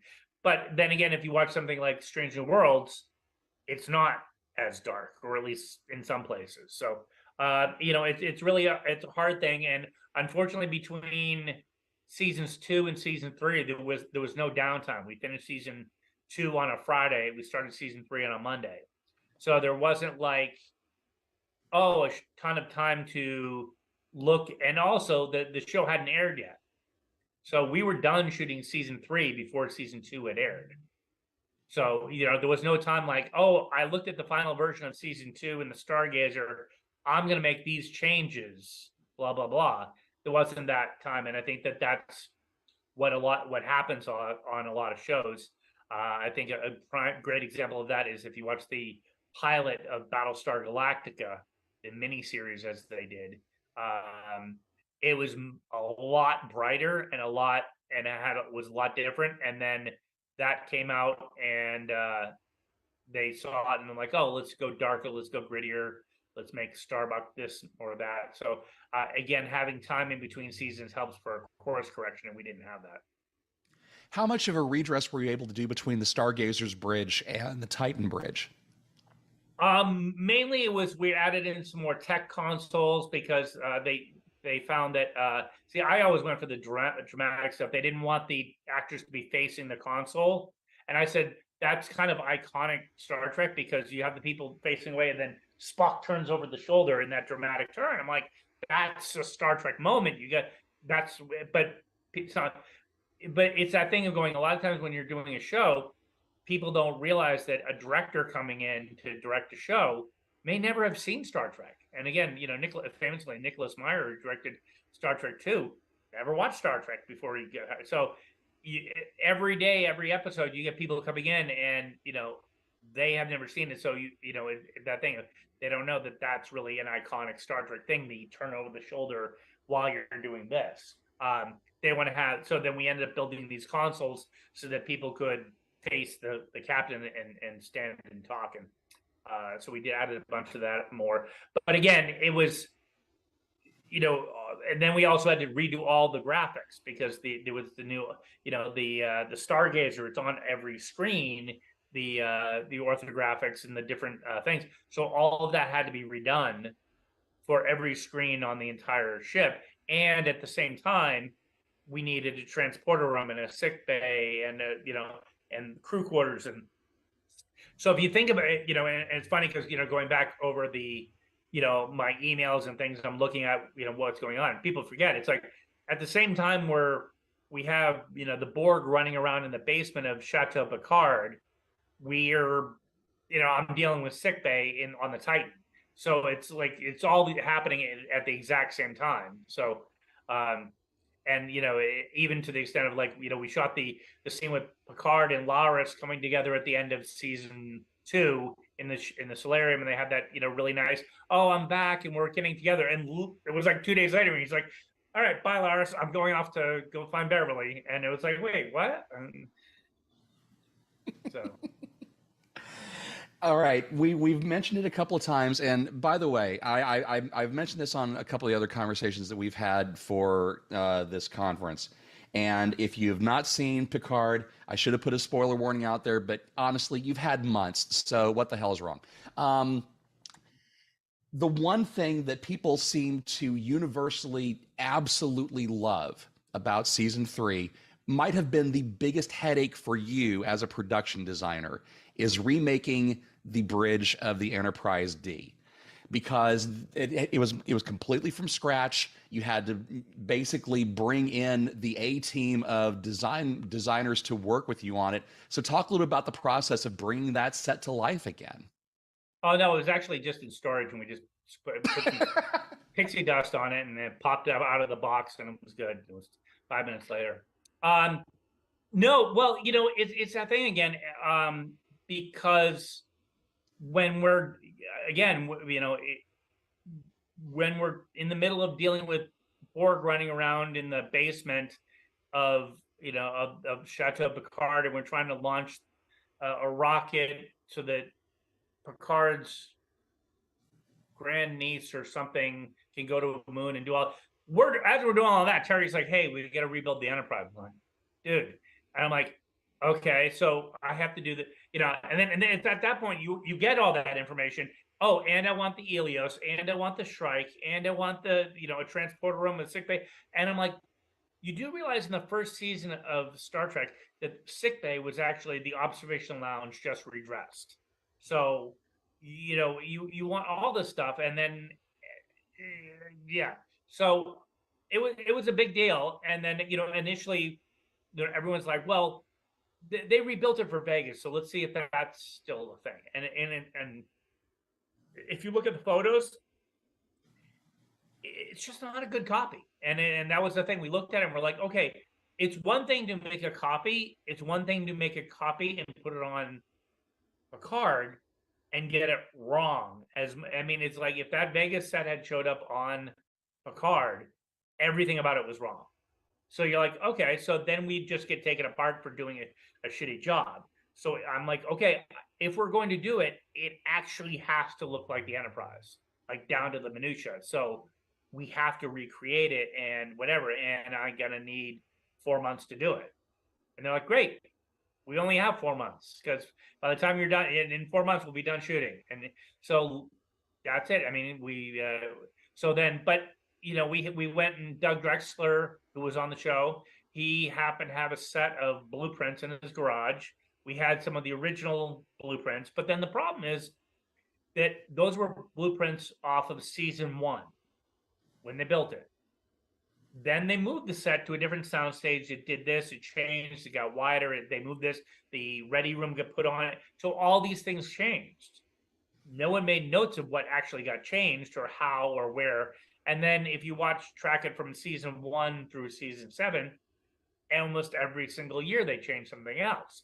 So then it's like, okay, so then we're like, okay. And then of course, famously in Generations, it was even bigger.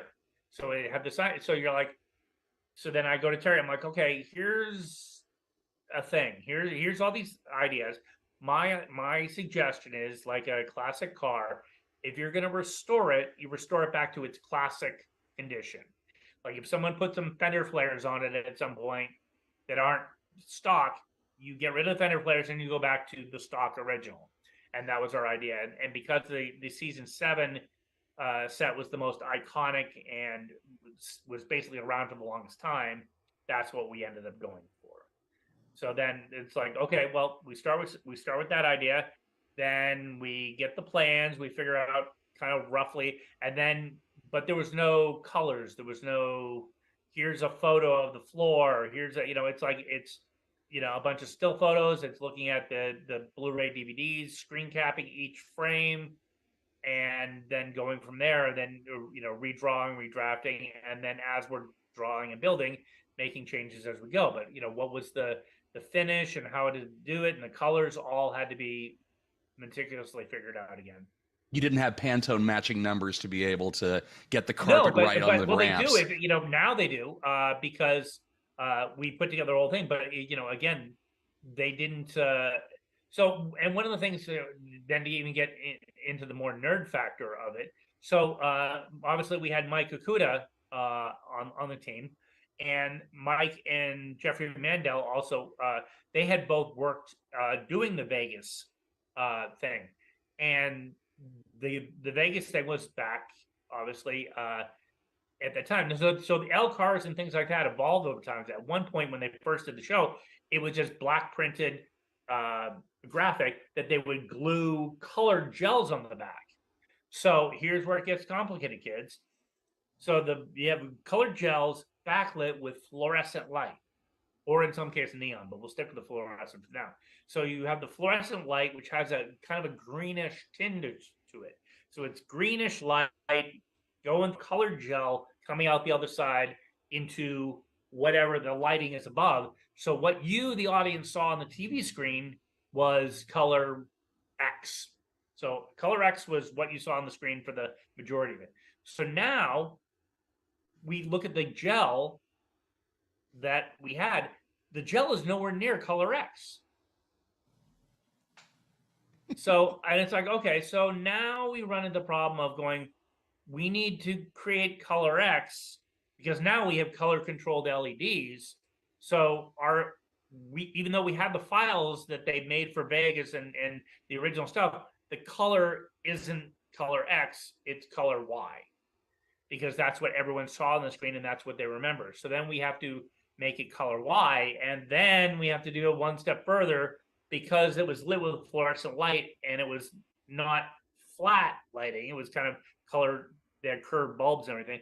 We have to add some vignetting because there wasn't like a flat, nice, solid across the whole thing. So there was a fall off in the pattern, the outside pattern. So we add that in, a little vignetting on the graphic itself. So, and then as we get into it, they're like, oh, we actually want to animate more of the screen. So we're like, okay, but the panels were square. So then Todd Marks, who did our video, went out and happened to find square monitors that we were able to fit in and do that. And then we did this whole thing over again, which now we're having to go Pantone color on the screen, matching this, matching that, matching this, and it has to animate. And we have to add the vignetting into that motion graphic as well. So it was a little bit of a thing. You don't have any PTSD from this process. I can tell. It's a very... In fact, I was talking with Liz the other day and she was like upset about like one of the plexiglass things being wrong. And I'm like, you do realize that you're one of about 3 people in the entire world that A, would know it and B, would recognize it. And and it was just, there was it was a bit of a thing. And then, and the same thing is like you get into the carpet and the carpet, on the floor. And of course the carpet jokes, which is hilarious because it's that thing where you have a secret and you can't tell anyone. But for the entire time we did season 2 and then even season 3, what everyone's complaining about, there's no carpet, there's no carpet, there's no carpet. We shot a year and a half ago Picard's joke, I missed the carpet. So I'd like to tell people that this is coming, but you can't tell them because the joke is there. It took 2 years to pay that joke off. And plus and I know I'm not alone in this. When that joke was actually made on screen, I had to pause the show because I could not stop laughing at it because it's such a great in joke for every Trek fan who is as obsessive about it as you and I are. In different it's your job to be obsessive about it. It's my probably a disorder, but that's neither here nor there. If the budget item, all right, how much? All right, there's a specific question for this. The D bridge, the show built up to it. You know you're working with it going, okay, the D bridge is like the non-negotiable piece of it. Were there other things that you wound up having to cut because the D bridge wound up taking more of the pieces of budget for it? Oh yeah, I've made it famously thing that the Shrike was just like Terry's like. It was initially going to be a view screenshot. You got VIC on the screen, and that's it. There's no, put one wall back here or something.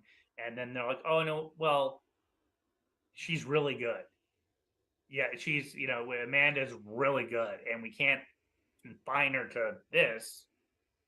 We got to this and this, and and then write more to Amanda and this, and it's like, yeah, okay, we need a bridge. We had, let me figure it, doing it in my head. 1, 2, 3, 4, 5 sound stages to build everything on. 5 sound stages that everything built on. So when it came to the Shrike, it was like, okay, I don't have any, or actually, I'm sorry, 6 sound stages. Where do I build the Shrike? I don't have any. I'm like, each warehouse, each space was full. I'm like, okay, so I don't have enough time, I don't have enough money, and I don't have any space. And Terry's like, figure it out. Do your thing. Do the design stuff. And that was the thing. It's just like walking around going, okay, what do I do? So then looking at all the different things and all the sets that we had working and coming up, the only place that was available was the downstairs of the Shrike, of the La Sirena, because the Worf and Raffi were they were in District 6, and then they came back to La Sirena, and that was those 2 locations for that. but they were really only upstairs, and yet there's this giant space on the lower half, based on the design, and it very seldom ever got used for anything. A little bit in season 2, but so I'm like, okay, there you go. That's I'm gonna make this a thing, and I worked with the DP Crescenzo. I said, okay, so you know how sometimes we do that thing where you fill the room full of smoke and you light it with a couple big lights? Let's do that, because I don't want to like see the set, because there isn't a set. And then we came up with this idea of this Cucaloris. The Cucaloris is a thing they used to light, but we created this Voronoi pattern that was like a mathematical thing, and it was like using the changelings and things, and we just cut that out of a piece of wood and stuck it in between the arches of La Serena.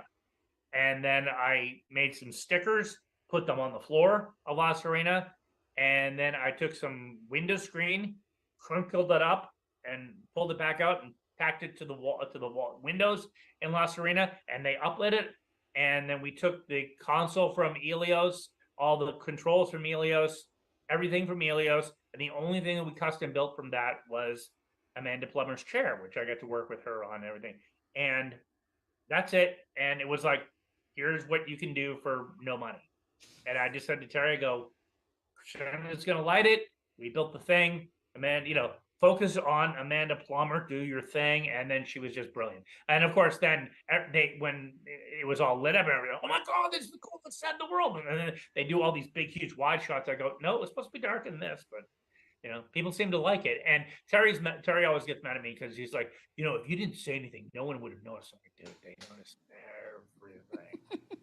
And it's like, it took me like 4 seconds to notice, watching Strange New Worlds last night. I'm like, oh, they're on Discovery sick bay. I'm like, oh, that's good use of it, yeah. But it's like, yeah, I'm like, people will know. And again, like you said earlier,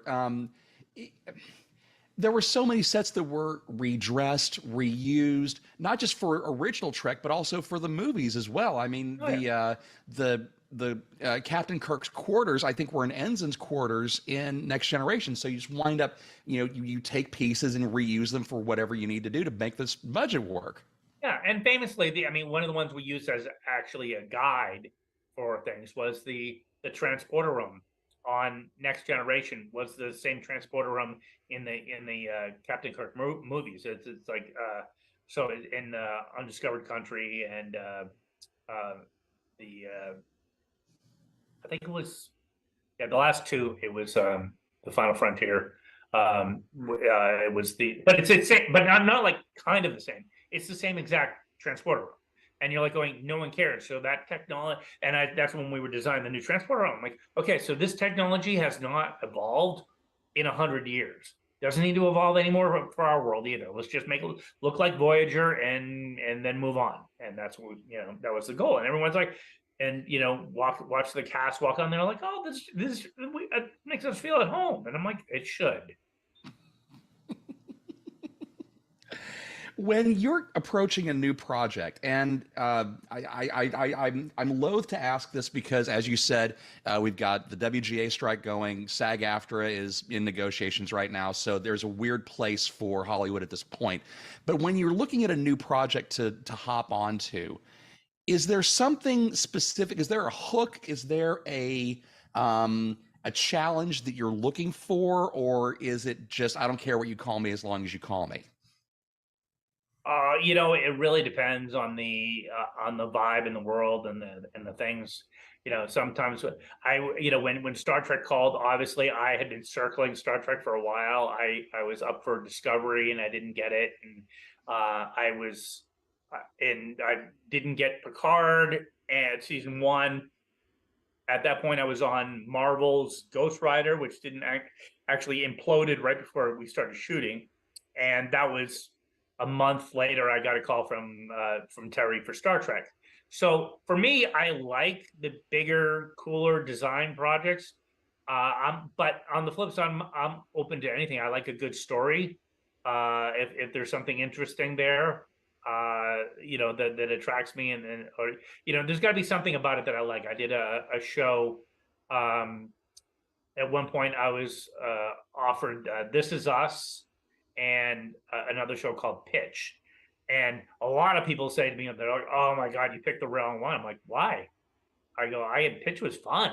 It's like baseball, it's like getting to do it, that for me, it's like I have a soft spot for sports movies. And I'm like, that was just so great to, go to work every day, go down to the stadium and do the stuff. And I'm like, yeah, I mean, This Is Us is a phenomenal show. I just would have killed myself. It's like, it didn't have the challenges. And it's like, so there has to be that neat thing.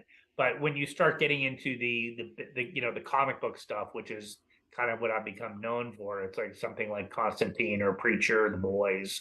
I've actually done, and if Ghost Rider had actually gone, Ghost Rider would have been at the 4th Garth Ennis project that I had worked on, but or something that he had done. But yeah, that stuff is fun because there's the backstory and the history, and then they're bigger and bolder, and you can do more fun stuff with the designs. I mean, doing pretty stuff is always nice. Here's this nice, pretty house that we designed. It's like, okay. Yeah. I mean, I've done those shows. It's nice. It's like, oh, here's I did a show called Secrets and Lies. And it's like, here's an office building. It's pretty. I'm like, yeah. I mean, when it's done, it looks like it's like when your goal, it's like, this should look like an office building. It's like, okay. When you're done, this should look like a spaceship. Ooh, yeah, that's fun. But with everything comes trade-offs, because it's one of those things that I know people who they work in Los Angeles, and they have families, and they don't want to leave Los Angeles.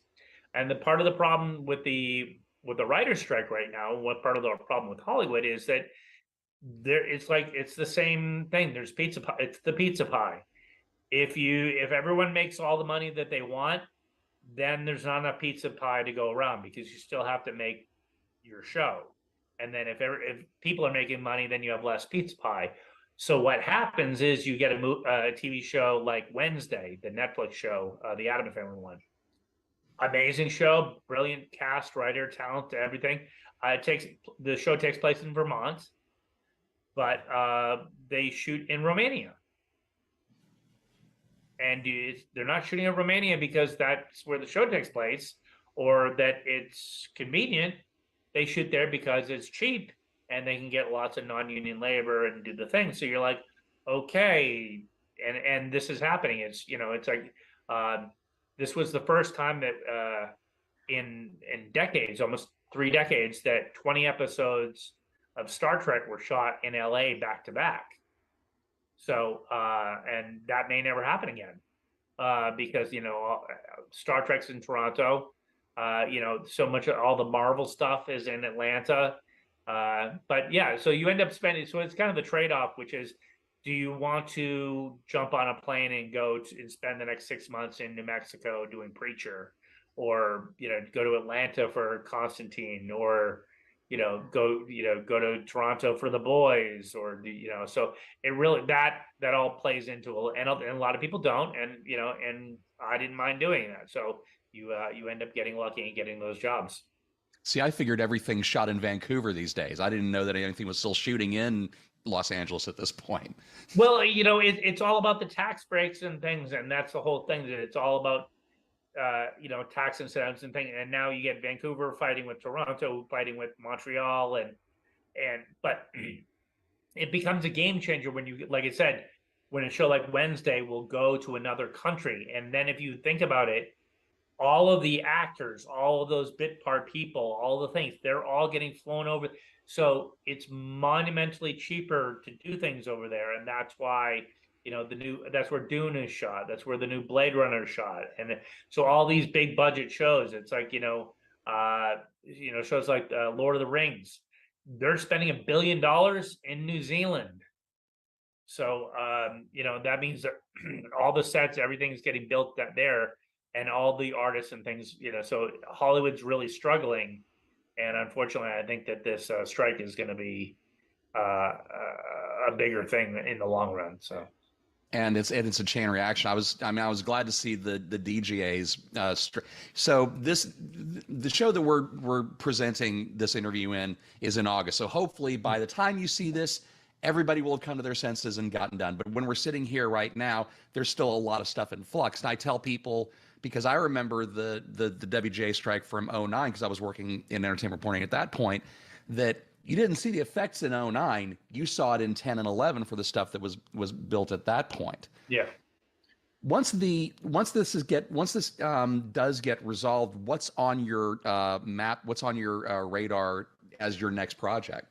Absolutely nothing. No, for real. I haven't worked in a year, so I haven't had a job in a year, and that's not for lack of trying. So that's just the way that this industry works.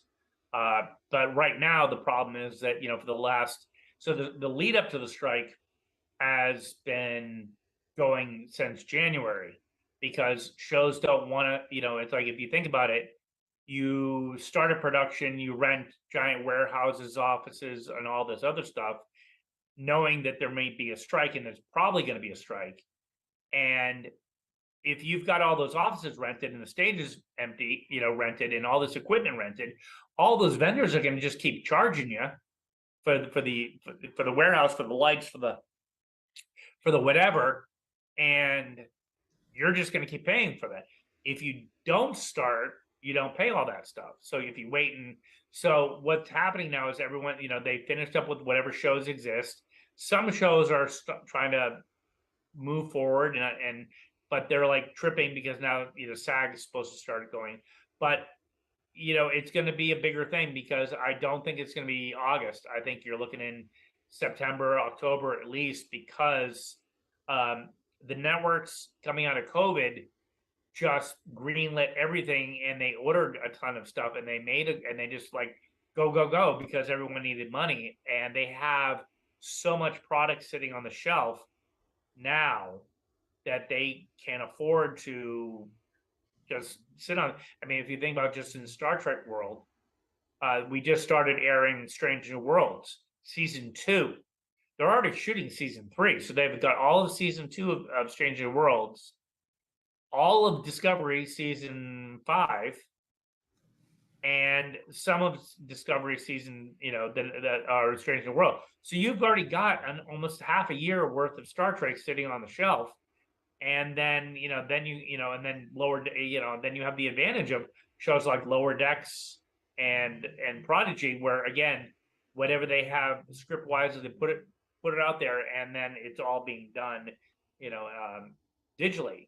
So I think it's going to go later, and we're going to have the same thing coming out of COVID, where all of a sudden everything tries to ramp up again. But it's going to be a weird thing, because everyone's schedules are going to be out of whack. People who were like, oh, I'm supposed to do this movie from this time to this time, and then I'm doing this movie for that time. Well, this movie now got shut down, but this movie is supposed to go. So I think it's going to be kind of a hot mess. So it's something like a Section 31 with Michelle was supposed to go, and then they're supposed to start shooting, but she just won the Best Actress. So she's going to have movies lined up in addition to Star Trek.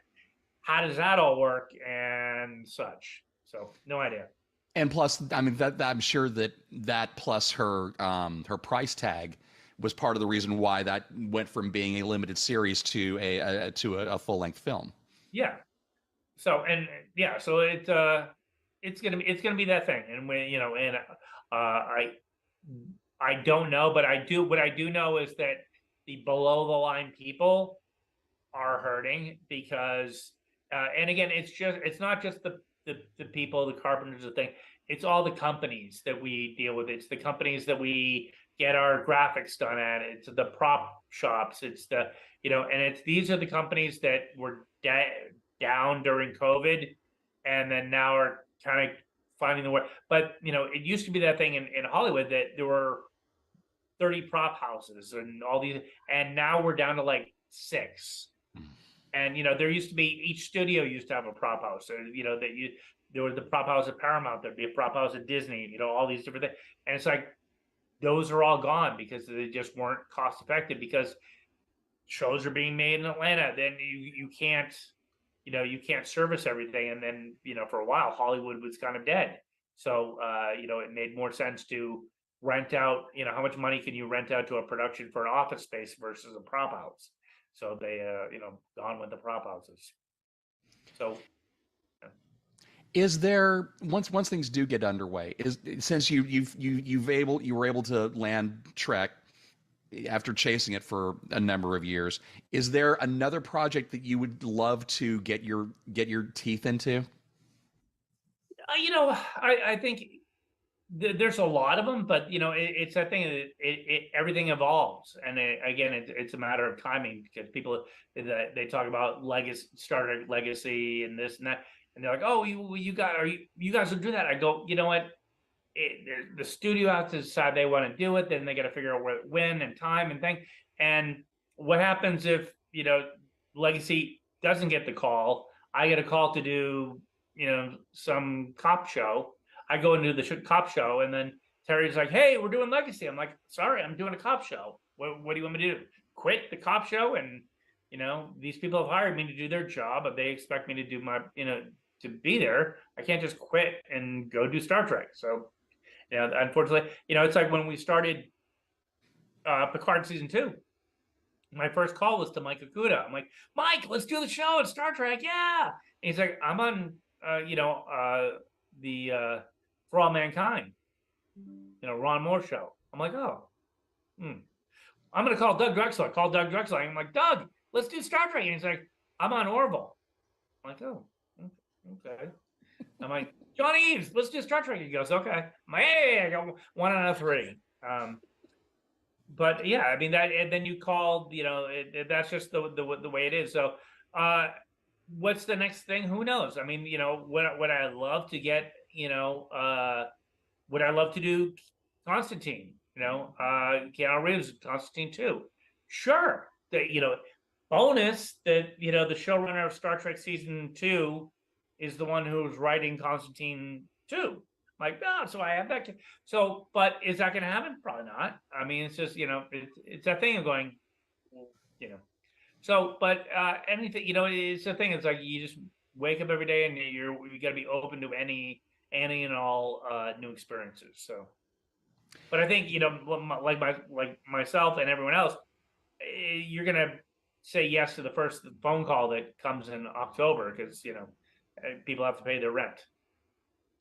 Well, I cannot tell you, number one, how glad I am that I was able to shank my way into actually doing this interview, because I'm not kidding when I say that production design is one of the reasons why I started working towards film work and entertainment reporting in general. So thank you for giving us an insight into your world, and thanks for spending time with us here at the Virtual International Conference. Oh, you're very welcome, and I hope that everything goes well. And I'm excited for people to tune in and watch more. I guess they just announced the DVD coming out, and they're putting a ton of extras and things like that. So I hope people get to see more insight on our creation of the show. Fantastic. Folks, thank you for watching. We've got another session coming up here in a little bit. I have no idea what it is because I'm not psychic, but stay tuned. We've got more great programming coming here at the Virtual International Conference here at StarFleet International.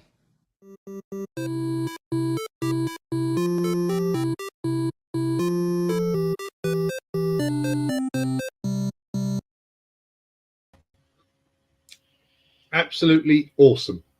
It was. I was so fascinated. Yeah. And it's the same as what I love with all these guys. Remember, we back in 2020 we did a con in Region 20, a virtual con, and we managed to snag an interview with Doug Drexler. And we thought, can you do an hour? Fine, I can do an hour. And he could have done 3-4. They're all just so enthusiastic about what they do, which is absolutely brilliant. Absolutely Definitely. Great. Right, I've got a really cool job now. I get to announce some prize winners, which is good. So you will remember, hopefully, that as part of the previous segment on Star Trek Adventures, we've been very kindly given some brand new captain's logs to give away. 5 digital copies, and 1 old school hard copy. Mm-hmm. And the winners have been drawn And so here we go. That they will, I'm quite sure, get posted somewhere, as well as just me reading them out. But here you go. So our 5 PDF winners are Alexander Burke from the USS Wessex in Region 4, Sherry Brinson of Station Nikola Tesla in Region 1, Zebariah Young of the USS Longbow in Region 4, Ewan Chalmers of the USS Alba in Region 20, which is cool because that's my ship, my region, and Julie Jones of the USS Zavala in Region 3. And I apologise if I've mispronounced anyone's names. I hate doing that, but I couldn't check with you beforehand. And our hard copy winner is my friend and fellow Admiralty Board member, Derek France from the USS Chinook in Region 10. So congratulations to all of you. And it sounds like it's a great prize. I imagine, Emery, you're very jealous that they've won both. I am super jealous. But for anybody else who is super jealous, like I am, Modifius has kindly given us a coupon for 10% off until the end of September. So you can either get the code by going to GatherTown on the Star Trek Adventure booth, or going and emailing the VIC at vic2023@sfi.org. Make sure to include your name and your SCC number, and you'll get the code there. Perfect. Marvelous. There you so go. That's what I'll be doing. Yeah, and absolutely none of that was rehearsed. All right.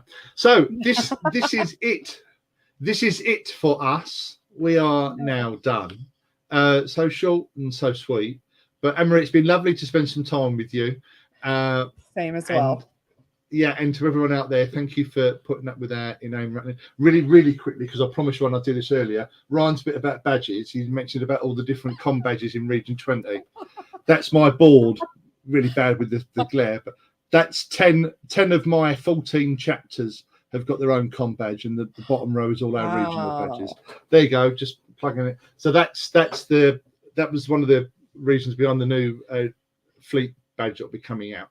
So it's time for us to hand over now, and we will be handing over for a science segment with Dr. Mike Wong, and we are handing over emceeing duties to Lynn Harper. So enjoy the rest of VIC. Enjoy it. And from the lovely, hi Lynn, you're on mute, I think. Yeah. Yes, I was. Hello. Hey. Hello. How are you? We're good. We're good. How are you? I'm very well, thank you. It's been lovely listening to you. I've been listening to the YouTube feed. Oh, fantastic! Brilliant. Well, yeah, fantastic. Yeah, we get to relax now and watch the real science. I'm so excited. I have been looking forward to this presentation for as long as I have contacted him. Incredible. I had asked Erin McDonald, and she's honeymooning this summer. Yes, and so she said, I have a friend, and so and he graciously agreed to come and speak with us today. So I'm very excited to meet Dr. Wong and have everybody hear his presentation today. Marvelous. So we'll hand over now, leave you in Lynn's very, very capable hands, and from the lovely Anne-Marie and myself, enjoy the rest of VIC, and we'll see you around the fleet. Stay safe. Bye-bye. Bye, guys. Hello, everybody. Hello, Dr. Wong. How are you? Hello. I'm doing really well. Good. Ladies and gentlemen, this is Michael L. Wong. He is a planetary scientist and astrobiologist at the University of Washington's astrobiology program, where they study planetary atmospheres, habitability and biosignatures, and the emergence of life, looking for answer to some of humanity's biggest mysteries. He's also the producer of the podcast Strange New Worlds, there's like conversations at the intersection between science and Star Trek. So welcome, and thank you for agreeing to come and speak with us and share your presentation with us. We're so excited to hear from you. Of course, my pleasure. So let me go ahead and share my screen. And let's see here. Let's share screen. And let me know if you cannot see my slides. When I go into presenter mode, I won't be able to see any of the chat or anybody else. So somebody just yell at me if you cannot see what I'm presenting, and or if you can't hear me. I know the internet always has a mind of its own. So I'm going to be talking about the science of Star Trek here. And a quick correction to my bio. I recently moved from the University of Washington to the Carnegie Institution for Science, Earth and Planets Laboratory in Washington, D.C. So moving from Washington State to Washington, the capital of the United States. And it gets a little bit confusing, but that's where I'm at right now. And I am a planetary scientist and an astrobiologist thinking about what makes life possible in the universe and how we're going to find it. So seeking out new life and exploring strange new worlds is my job. And I'm just so lucky to do that, having been inspired by Star Trek my entire life. Before we begin, I want to issue a spoiler warning. In this talk, I'm going to be spoiling various plot points from various Star Trek series, from the original series all the way up through some of the latest streaming shows like Star Trek Discovery and Star Trek Picard. Nothing from anything that's been airing this year, though, so not the latest season of Strange New Worlds or season 3 of Picard. That was a little bit too recent to include in this talk, but I do want to just say that, season 4 of Discovery, season 2 of Picard, those are all on the table. So if you are extremely spoiler averse, this may not be the talk for you, but I'm guessing because I'm at the STARFLEET International Conference, it's not going to be too much of a problem. But nonetheless, I hope you all choose to stick with us because we're going to visit some incredible places today and learn some amazing things along the way. And I hope that this discussion will basically deepen your appreciation for all of the Star Trek that you've seen and make you more eager to watch any of the Star Trek that you haven't yet seen. So with that, let's begin. Now, you may have heard of something called Faraday's law of induction. You may even have played around with it in science class. Generally, it's demonstrated with a coil of wire and a magnet, and you pass this magnet through the wire, and the changing magnetic field induces an electric current in the wire. And so when this phenomenon was discovered, it helped us unify the physical forces of electricity on one hand and magnetism on the other into a field that we now know and love as electromagnetism. Now, imagine that you could somehow unify the forces of electromagnetism with the force of gravity. And as Einstein told us, gravity is nothing more than just the bending and rippling of space-time. So what if you had an electromagnetic energy source so powerful that you could literally warp the space around you, expand it behind you, contract it in front of you?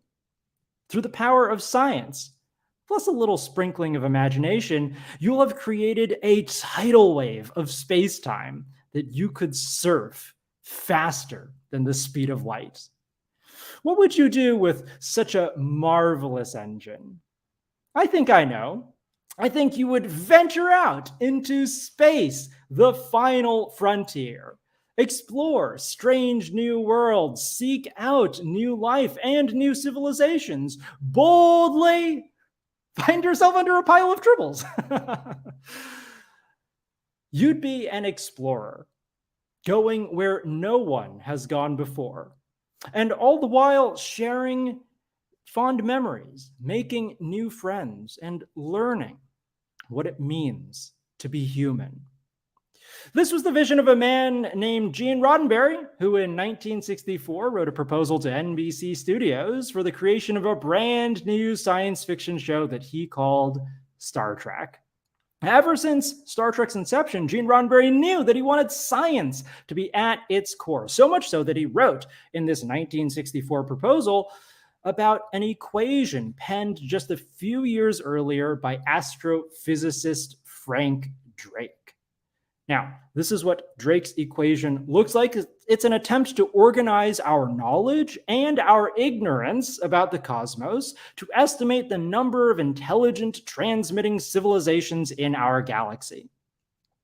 Thing is, back in 1964, You couldn't just Google Drake's equation. So actually, Gene Roddenberry had no idea what Drake's equation even looked like. So under the pressure of the studio to submit his proposal on time, he scribbled something random onto a piece of paper and sent it in. Now, luckily, the studio also had no idea what Drake's equation actually looked like, and Star Trek was approved.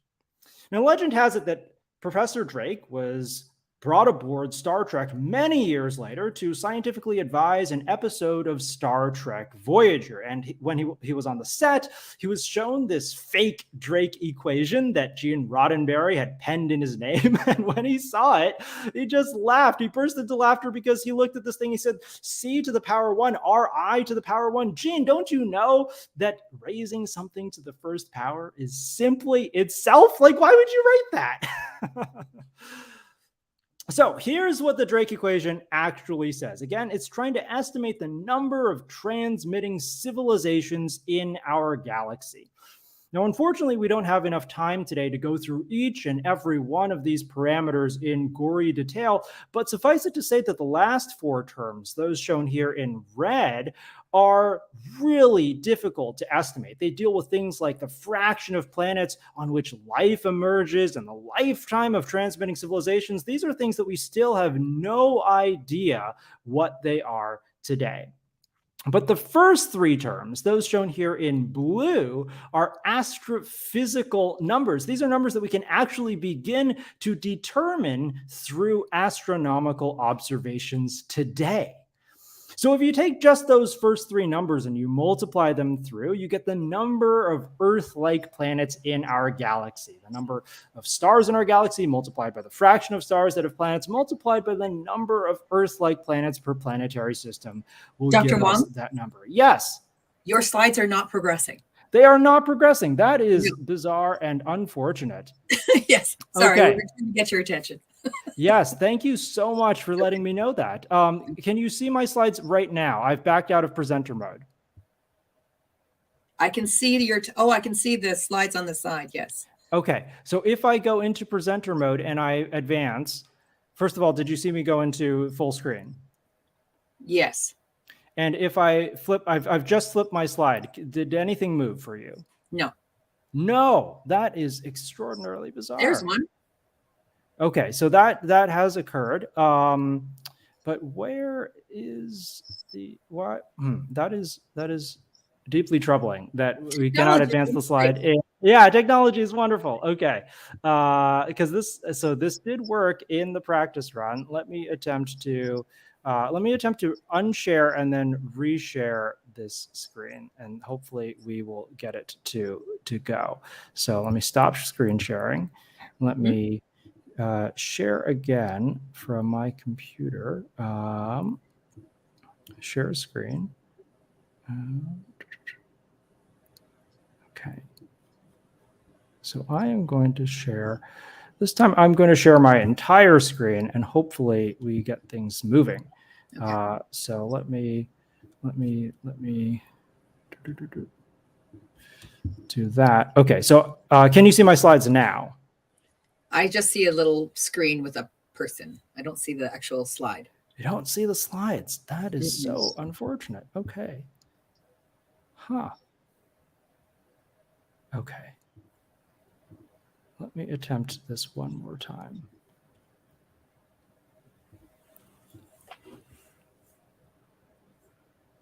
So let me do that. Okay. Are you seeing slides? Yes. Okay, if I go into full screen, do you see it becoming full screen? It has not gone from, I can see your PowerPoint down the side. Interesting. So here's what I'm going to suggest. Yes. If you can show me that you can change, just go to the next slide. Mm-hmm. See it? Okay. I would suggest just doing that. Okay. That's what I would do. I see. Okay. So unfortunately, there are going to be some animations that you won't see and some slide changes that will make little sense. And that is deeply troubling. But we can try it again if you want, but for sure we can see them change this way. Okay, let me try it one last time and see if that works. And if not, then we'll do exactly this. So let me stop sharing screen. And then share screen. And attempt to do... Ladies and gentlemen, we're having a little technical difficulty. It wouldn't be Star Trek without a little bit of a technical dilemma that an engineer needs to solve. And unfortunately, I'm just a scientist. I'm not an engineer, just a scientist. I don't know if that's... So here's something that's coming from backstage. Stop sharing screen, enter presenter mode, Alt tab. I just read what's written. Okay, Aaron, that sounds okay. So is there, whoever's in charge of the StreamYard, do you see another screen in? Yeah, there we go. Okay, okay. Now if I go into here and begin screen share, do you see it go full screen? Yes. Okay, and then did you see a slide flip? Yes. Brilliant. Okay, ta-da! Great. Okay, so I am going to slowly march through this and get to the point where I was, because I don't want you to have to listen to all of my words all over again. But we were describing how, electricity and magnetism are one unified force. In the future, we may unify that with gravity. Through doing so, we may invent something called the warp drive, which you can speed through faster than the speed of light through space-time, and eventually reach an area where you can finally visit worlds outside of our solar system, explore those strange new worlds, look for strange kinds of life, encounter new civilizations, get buried under a pile of tribbles. You're seeing tribbles now? Somebody let me know verbally that you are. I'm just going to believe that you are.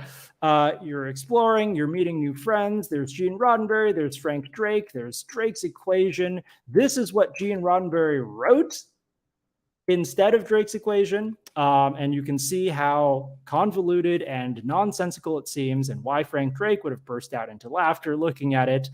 And this is what Drake's equation actually says. I said that the last four numbers are difficult to estimate, but the first three are astrophysical quantities that we can observe today, and that if you multiply them all the way through, you will get the number of Earth-like planets in the galaxy. So are you seeing a slide right now that says number of Earth-like planets in the galaxy equals three different things multiplied together? I need a verbal confirmation because I can't see anybody or the chat at this point. Yes, I see. Yes. Number of Earth-like planets in the yes. Okay, great. Thank you so much, Lynn. Thank you so much. And thank you You're everyone online for bearing with that technical difficulty. I apologize that did not work the first time. But here we are. We are estimating the number of Earth-like planets in the galaxy, which is the number of stars in the galaxy, multiplied by the fraction of those stars that have planets, multiplied by the number of Earth-like planets per planetary system. Now, let's go back in time to 1960 or right around then. Gene Roddenberry had no idea even what this number, the number of Earth-like planets in the galaxy, was. There was no way that he could know that in 1964. But he knew that no matter what this number was, it was going to be huge because the number of stars in our galaxy is literally an astronomical number, right? So when you discover what this number is today, you have a choice to make. You're going to have to choose how you are going to feel about this astronomical number. Are you going to feel small because you're just one being in a tiny mote of dust floating in a vast cosmic void? Or are you going to feel large because you're connected to this grand evolving universe of ours, and special because despite all those possibilities, despite what might be out there, there is just one and only one of you. Now, this is the kind of mathematical philosophizing that Dr. Leonard McCoy brought to his captain, Captain James T. Kirk, in an episode of classic Star Trek called The Balance of Terror. So in this episode, Captain Kirk is pitted against an equally formidable Romulan captain, and he's feeling the draining weight of Starship Command. He's second-guessing his every move. He just wants a vacation. So Dr. McCoy comes to his captain to spur him back into action, and he does so by prescribing a very peculiar, though very potent medicine, and that is the mathematical probabilities of the universe. Let's look at what Dr. McCoy says. Bones tells Kirk, in this galaxy, there's a mathematical probability of 3 million Earth-type planets, and in all of the universe, 3 million galaxies like this. And in all of that, and perhaps more, only one of each of us. Don't destroy the one named Kirk. This is a very powerful scene in which Dr. McCoy claims that there are 3 million Earth-type planets in our galaxy. Well, let's see how right he was. Today we know that there are some 200 billion stars in our Milky Way galaxy. Now, this isn't an exact number, it's just an order of magnitude estimate, but it will suffice for our purposes today. Thanks to the Kepler Space Telescope and its successor, the TESS telescope, humanity's greatest planet-finding machines, we now know that the fraction of stars that have planets is essentially 1. That is to say that every single star you look up at in the night sky, on average, has a planet going around it. And thanks to the hard work of astrophysicists around the globe, we now know that roughly 1 in 5 stars have an Earth-like planet orbiting in that star's Goldilocks zone. So if we multiply these 3 numbers together, we get something like 40 billion. And now remember, a billion is 1,000 times more than a million. So it turns out that Dr. McCoy was off in his estimate by a factor of over 10,000. Yikes! Well, it's okay. We'll forgive Bones. After all, he would love to remind us that, damn it, Jim, I'm a doctor, not an astrophysicist. So one qualm or criticism that you might have about the Drake equation framework is its requirement for an Earth-like planet. It's quite possible that we actually need to cast a much wider net in order to truly appreciate the diversity of life in the universe. To really understand life in the universe, maybe we'd like to find it in a truly exotic location, like Jupiter. Now, Jupiter is a gas giant planet with no solid surface, no ocean of liquid water. This is maybe not the first place that you'd think of for looking for extraterrestrial life.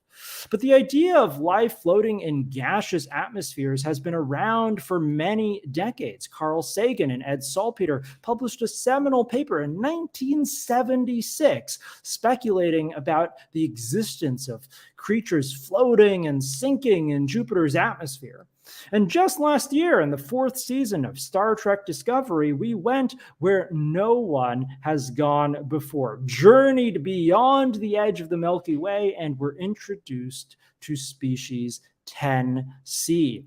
And these are creatures that inhabit gas giant atmospheres beyond the shores of our own galaxy and communicate via a combination of chemical, pheromones, and light pulses. Now, as an astrobiologist, I loved pondering this kind of ecosystem. And the first question that I ask is, in this aerial biosphere that the 10C inhabit, that they evolved in, that they thrive in, where would their energy come from? Well, I've never had the pleasure of conversing with a member of species 10C, but I do know how I am powered. I eat and I breathe. I take electrons from the food that I eat and transfer them to the oxygen in the air that I breathe. And this is how I power myself to do cool things like come to the STARFLEET Virtual International Conference and spend an hour with all of you. Now, if the transfer of electrons to power something seems a little bit bizarre, I promise you it's not. It's exactly what happens when you light a piece of wood on fire or when you flip a switch to power any number of electrical devices. So in general, what life does is it takes electrons from some electron source, or in jargon, we would call that a reductant, and delivers them to an electron acceptor, what we would call an oxidant. At the planetary scale, you could say that what life does is it completes a geochemical circuit. And at the beginning of life on the early Earth, the two ends of this geochemical battery may have been hydrogen and methane delivering those electrons, and CO2 and nitrogen oxides being that electron sink. Now, We call this chemotrophic life, and on the early Earth, one end of this geochemical battery was likely much more abundant than the other. So there's plenty of CO2 in Earth's early atmosphere, but life may have needed to huddle around geological sources of hydrogen and methane until it invented a very clever trick to make its own reductants, its own electron source, by splitting apart water using sunlight. Breaking apart an H2O molecule results in hydrogen that you can use as your reductant, and life that did this would basically throw away that useless oxygen, that O2, into the atmosphere as a waste product. This is a process that we call oxygenic phototrophy. It's what plants do to this very day. But on a Jovian world, the situation is very different. You've got H2, hydrogen, everywhere. It's 90% of the atmosphere. You have more reductants than you know what to do with. So what life needs to do is make a good oxidant, and I hypothesize that any life that evolved in a gas giant atmosphere would be incentivized to split water exactly the same way as life does here on Earth using sunlight, but instead of coveting that hydrogen and discarding the oxygen, it would use the oxygen and expel the hydrogen. And in my mind, this hydrogenic phototrophy would be the basis for any ecosystem such as the 10 Seas, or any ecosystem on any gas giant world. So our takeaway from the 10C is that life is flux. Life runs on fluxes of electrons, which necessitate fluxes of gases. And these fluxes would depend on the specifics of the world in question, on that environmental context. On Earth, it may be one thing, but on a gas giant, it would be something completely different. Okay, so this is our first major takeaway from the talk so far, that life is flux. Now, despite the 10C's massive ecological difference from us, biochemically, they're actually quite similar. There's this beautiful scene in Star Trek Discovery where a team of scientists and medical doctors and linguists and diplomats work together to decipher the 10C's chemical language. They found out that the 10C communicate via hydrocarbon pheromones, just like many animals on Earth do. In fact, these pheromones even had an effect on the human members of Discovery's crew. So in the grand scheme of things, the 10C are basically like us. They are carbon bags of mostly water. But what if there is life out there that is completely different from our own? Well, Star Trek has explored situations like this. In the classic Star Trek episode, The Devil in the Dark, Kirk and crew encounter the Horta, a monster that was terrorizing a group of miners, but in reality turned out simply to be a mother trying to protect her young. This creature initially eluded Starfleet sensors because, as Mr. Spock explains, life as we know it is universally based on some combination of carbon compounds. But what if life exists based on another element? For instance, silicon. To which Dr. McCoy responds, "You're creating fantasies, Mr. Spock." So it turns out that Spock was right, as he often is. The Horta ended up being a silicon-based life form. But still, I think Dr. McCoy was justified in his skepticism of Spock's suggestion. And let's take a deeper look at why. So people often consider silicon to be a good alternative to carbon because it has similar chemical properties. For instance, it has 4 valence electrons, which means it can make bonds with 4 other atoms, just like carbon can. So here on the left, you see methane, CH4, and on the right, you have silane, SiH4. They both have the same tetrahedral structure, a central atom of carbon or silicon bonded to 4 hydrogen atoms. So very similar, looks like it should work out, right? But if we dig just a little bit deeper at the chemistry, we start to run into issues. You see, chemical bonds are very rarely equal sharing endeavors. And in methane, the central carbon atom attracts those electrons in the bonds stronger than the hydrogen, meaning that the electrons spend on average more time around that central carbon atom. However, the polarity of that bond is opposite in silane. For the silicon-hydrogen bond, the hydrogen actually tugs on the electron stronger, and so the electrons in the silane molecule end up spending most of their time on the outskirts of that molecule, making silane highly reactive. In fact, it's so reactive that it spontaneously combusts, which is probably why you've never heard of silane before. It literally would not exist in any place that you've been to in your life. So, what's the first thing that all engineers in Star Trek do when they encounter a technical issue? They reverse the polarity, which is exactly what our brilliant engineer in charge of StreamYard must have done to fix our technical issue, right? But this is a great example of how reversing the polarity is exactly crucial, right? It's literally the difference between a stable molecule like methane and one that would spontaneously combust like silane. Life also needs to replenish itself with new materials. And life on Earth, because we're carbon-based, we mostly get our carbon from CO2. And now CO2 is a gas that just wafts around everywhere, and you see it displayed in its molecular form here along with SiO2. Again, they look very, very similar, a carbon bonded to two oxygens or a silicon bonded to two oxygens. But again, if we dig a little bit deeper at the chemistry, we start to run into some major issues. You see, CO2 doesn't like to react with anything, but SiO2 loves to react with itself and form these complex matrices. In fact, SiO2 has a much more colloquial name, and that is quartz. So unlike carbon, silicon is very difficult to access by biology. Okay, so let me be clear. I'm not saying that Star Trek got it wrong for depicting the Horta. I'm saying that Star Trek actually got it very right by continuing the dialogue between McCoy and Spock like this, where Bones says silicon-based life is physiologically impossible, especially in an oxygen atmosphere. To which Spock replies, "It may be, Doctor, that the creature can exist for brief periods in such an environment before returning to their own environment." And that is exactly what we saw in The Devil in the Dark.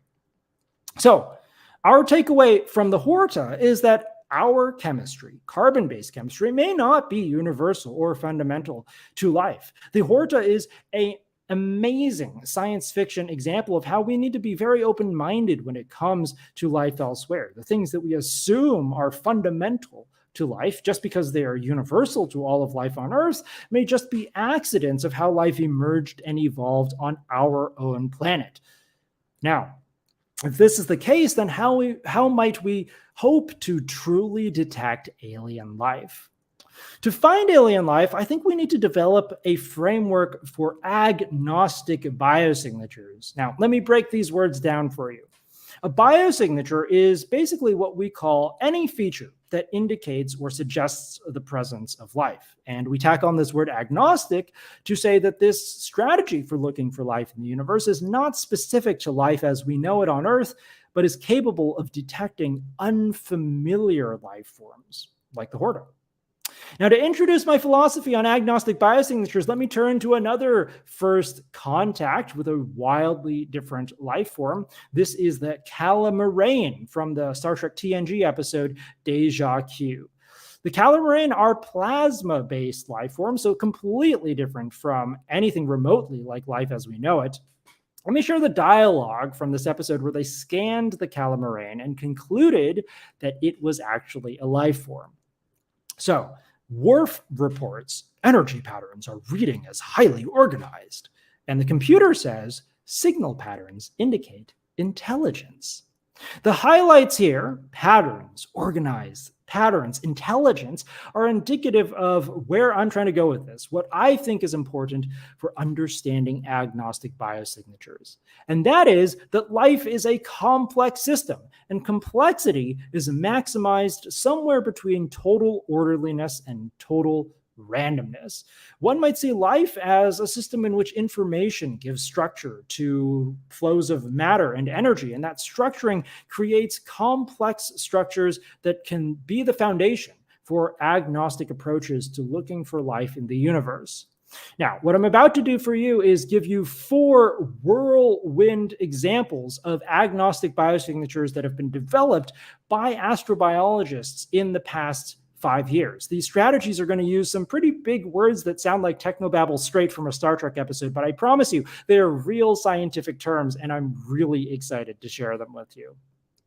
So the first approach to agnostic biosignatures is something called chemometric fingerprinting. Right? It sounds like technobabble, but it's actually real. So this was developed by Georgetown University professor Sarah Stewart Johnson. And the approach here is basically to use different strands of DNA as kind of like different colored sticky notes. And the more complex your sample is, the more different kinds of DNA will stick to it.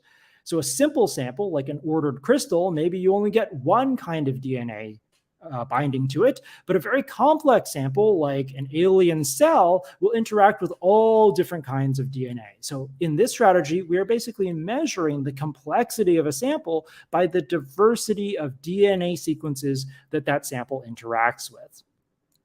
Another strategy is called the molecular assembly index. This was pioneered by Professor Lee Cronin in Glasgow University. So this basically asks, how many different transformations do you need to make to construct an object of interest, whether it's a series of building blocks or letters to form a long word or chemical reactions to create an organic molecule. Here, basically, we're just measuring the complexity by the number of unique steps that it takes to construct that molecule. I like to think of this as the Lego block principle. Basically, if you buy a Lego set and that instruction booklet is extremely thin, you know that this is a rather simple Lego set. But if the instruction booklet looks instead like a dictionary, then you know that you're going to be spending a lot of time and energy and information processing trying to create the final product. And the cool thing is that the molecular assembly index seems to be able to tell us about life. There's a cutoff at molecular assembly index number 15, where above that, molecules can only be created by life, and below that, it could be created by life or not. So here I'm showing you 4 different molecules: ATP, penicillin, tryptophan, and asparagine. All 4 of them are used in life, but ATP and penicillin, only life is known to be able to make those molecules, whereas tryptophan or asparagine could be created by life or non-life. So again, there seems to be this cutoff of molecular assembly number 15, where above that, only life can make those molecules. Below that, it could be made without life. Now, I want to tell you about a technique that was pioneered by my friend Dr. Stuart Bartlett at Caltech, where he and his team of planetary scientists devised a way to measure the complexity of a planet as a whole. So basically, given a series of observations of a planet over time, you can ask, what is the minimal model required to reproduce the data that you observe? So in this method, we're measuring the complexity by the size of the model needed to reconstruct your data set. So what Stuart and his team did was they took data from the Earth and Jupiter and degraded that data down to what would be seen if Earth or Jupiter were a distant exoplanet. And here in this plot is the statistical complexity of Earth shown in the cyan and Jupiter in the magenta. And Earth's complexity on average was a good 47% higher than that of Jupiter. I'm not making this up, Trekkies, 47% higher than Jupiter. And this complexity may be related to activity of our thriving biosphere on our planet. Okay, finally, let me tell you about some exciting work that I've been doing at the Carnegie Institution for Science. I've led a study examining the network topologies of planetary atmospheres to get a handle on their complexity and look for life. So what I'm showing you here in these rather complex diagrams are the graphical representations of chemical networks in the atmospheres of different planetary bodies in our solar system. So Saturn's moon Titan, our sister planet Venus, a model for the early Earth, and our lovely modern Earth. Each circle represents a different chemical that you can find in the atmosphere, and they are all linked together by the reactions between them. The size and color of these nodes are how important they are to the network as a whole. And so in this method, we can judge the complexity of a planetary atmosphere by analyzing the structure of the relationships among the molecules in that atmosphere. And our preliminary work shows that you can actually distinguish Earth's atmosphere from those of other atmospheres using network topology. And Earth's atmosphere is not just distinct from other planetary atmospheres in our solar system, but also resembles in certain metrics the networks of living creatures. So a metabolic network within a cell, a neural network inside of a brain, a marine food web network of an ecosystem. These all and Earth's atmosphere tend to share certain characteristics, which might reflect the way that biology has impacted our atmosphere over time. And as somebody who studies planetary atmospheres and their coevolution with life on a planet, I was so incredibly struck by this moment in Star Trek Discovery, where the crew is struggling to communicate with species 10C, those gas giant dwellers who communicate chemically. And there comes this moment where the crew needs to tell the 10C this message, that you are hurting us. And so they bounce around ideas. Maybe we should send them the number 6 because that's the atomic number of carbon and we're carbon-based life forms. But they decided that's a bit too vague. They tossed around the idea of sending the DNA of a single person, but that seemed too specific. And then there's this brilliant moment where Captain Michael Burnham says, the air, the exact ratio of gases we need to breathe, 78% nitrogen, 21% oxygen, 0.93% argon, 0.4% carbon dioxide, they will recognize that as us. And here's why I think this is so beautiful. You see, the chemical composition of our atmosphere is a reflection of billions of years of coevolution with biology on our world. It's literally an ambassador to the cosmos of this dynamic, persistent, and innovative process that we call life. It is a signal to the universe that we are here, that we exist. And the 10C knew how to read that message and divine the hidden complexity in these numbers. And through our research, I hope that we will be able to do the same thing too.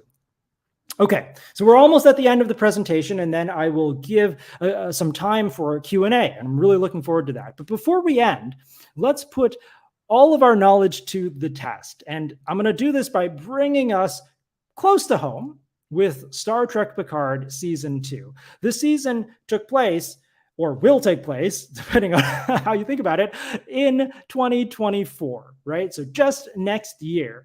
And in this season, our heroes from the future come back through time to ensure that the launch of a crewed mission to Jupiter's moon Europa proceeds as planned. And pictured here is Renee Picard, one of Captain Jean-Luc Picard's distant ancestors. She's one of the astronauts on this Europa mission, and her destiny is to find the evidence of the first alien life form known to humanity.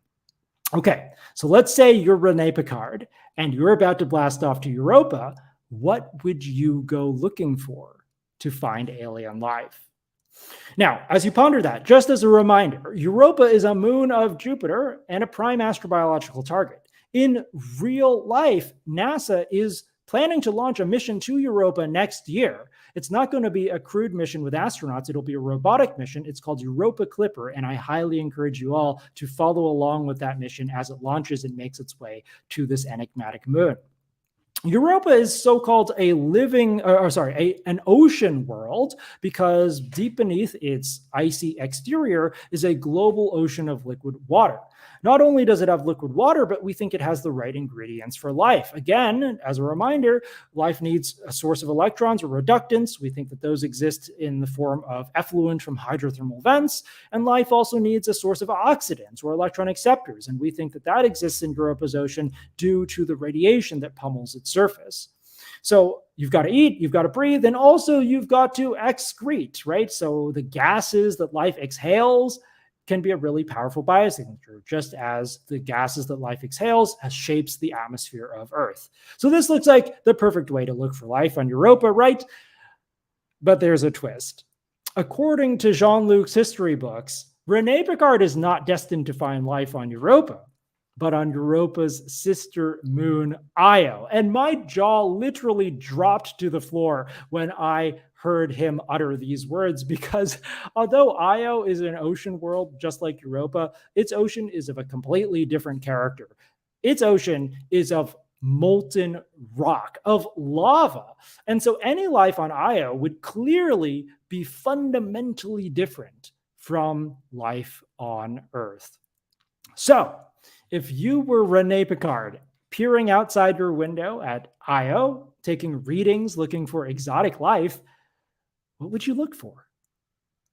Now, this question seems incredibly daunting, but I promise you, if you've been paying attention to this talk for the past half hour or so, you know the answer already.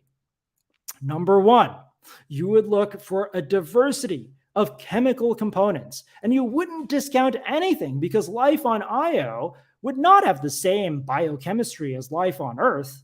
This is our lesson from the Horta.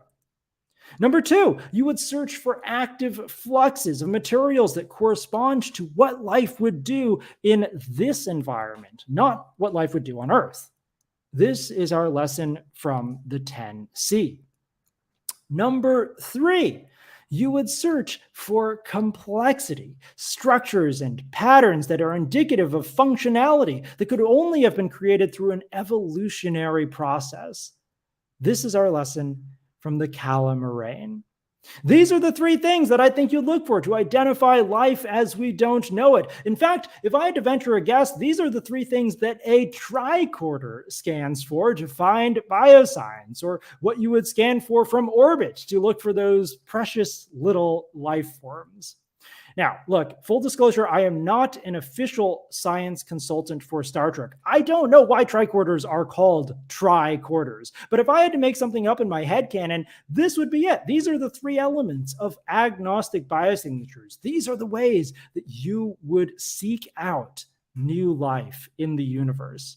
And the amazing thing is that scientists are working on developing these techniques right now. You don't have to wait until the 24th century to be the next Captain Catherine Janeway or Lieutenant Commander Data. You can join us today as we explore space, the final frontier. All right. So before I sign off from this and take questions, I just wanted to remind you that if you want to learn more about the science of Star Trek, feel free to follow my podcast, Strange New Worlds, a Science and Star Trek podcast. It's been around for 6 years, so I didn't copy the name from the streaming show that's just out now, although, of course, I copied the name from the famous lines from Star Trek. And I am on that chaotic website, Twitter, or X as it's called now. You can follow me at MikeY. That's MIQUAI. And finally, I want to give a big thank you to Dr. Aaron McDonald and Dr. Mohammed Noor. These are the official Star Trek science consultants whom I've learned a lot from. And again, a very special thanks to Dr. Aaron for suggesting me to give this talk here at the Starfleet Virtual International Conference. So thank you very much. I'm going to stop sharing screen, and I'll take questions until our time is up. Thank you so much. That was so interesting. Can you hear me? Yes, I can. Fantastic. Okay, I'm not muted anymore. There we go. I will not pretend to say that I understand all of the science that you just presented. However, it was fascinating. We're going to take some questions because there were some questions in the chat. I'm just waiting for them to send them to me. But oh, here we go. It says what I'm not following is what limitations do sample sizes have to be? Too small and you won't find any, too big and everything will show up. Yeah, that's a really interesting question. So what size does a sample need to be to look for life? I assume that is the idea here. And it can actually be really, really small. So, life in the universe, most likely the kind of life that we will encounter in our solar system, at least, is bacterial or microbial life. And so, the samples can be milligrams in terms of trying to find them, because these are really, really small creatures. And so the idea is that, yes, you need to sample enough, because, you pick up a little rock over here. It may not have bacteria on it, but there may be bacteria literally spread everywhere else. So you need to sample in a wide fashion and make sure that your samples are not biased by any particular, I'm only going to sample blue rocks because my favorite color is blue or something like that. But the samples themselves, each individual sample, can be very small if you're looking for microbial life. Hope that answers your question. I think so, because my goodness, if it makes sense to me, there you go. You know what I was going to ask you? I see the question coming up, but I have a question. Okay. My question is, you're clearly a Trek fan. When did that marriage between your love of Trek and your real life science begin? Well, I was a Trekkie long before I was a real life scientist. I grew up in the 90s surrounded by TNG, Deep Space Nine, Voyager, that era of Star Trek. And so as a kid, I got really inspired to think about these big questions. Are we alone in the universe? And where did we come from? And are there aliens? And how would we look for them? And that really propelled me to pursue a career in science. So I really credit Star Trek with putting me on this path.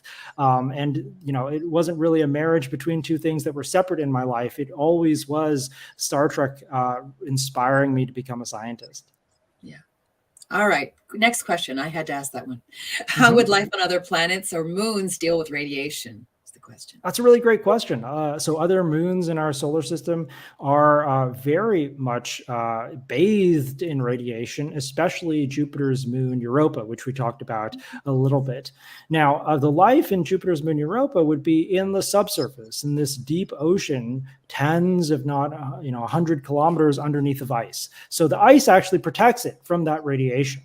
And the radiation actually is very important to making that moon habitable and suitable for life, because it breaks apart the ice molecules to create those oxidants that, like oxygen, that the life would need. That's where their oxygen would come from, actually, by the radiation producing that. So the radiation doesn't hurt them because the ice is protecting it, and the radiation actually helps them because it breaks apart the ice to create oxidants. That's specifically for the case of Europa. If you want, we can talk about other things, but I think there may be other questions that we should get to next.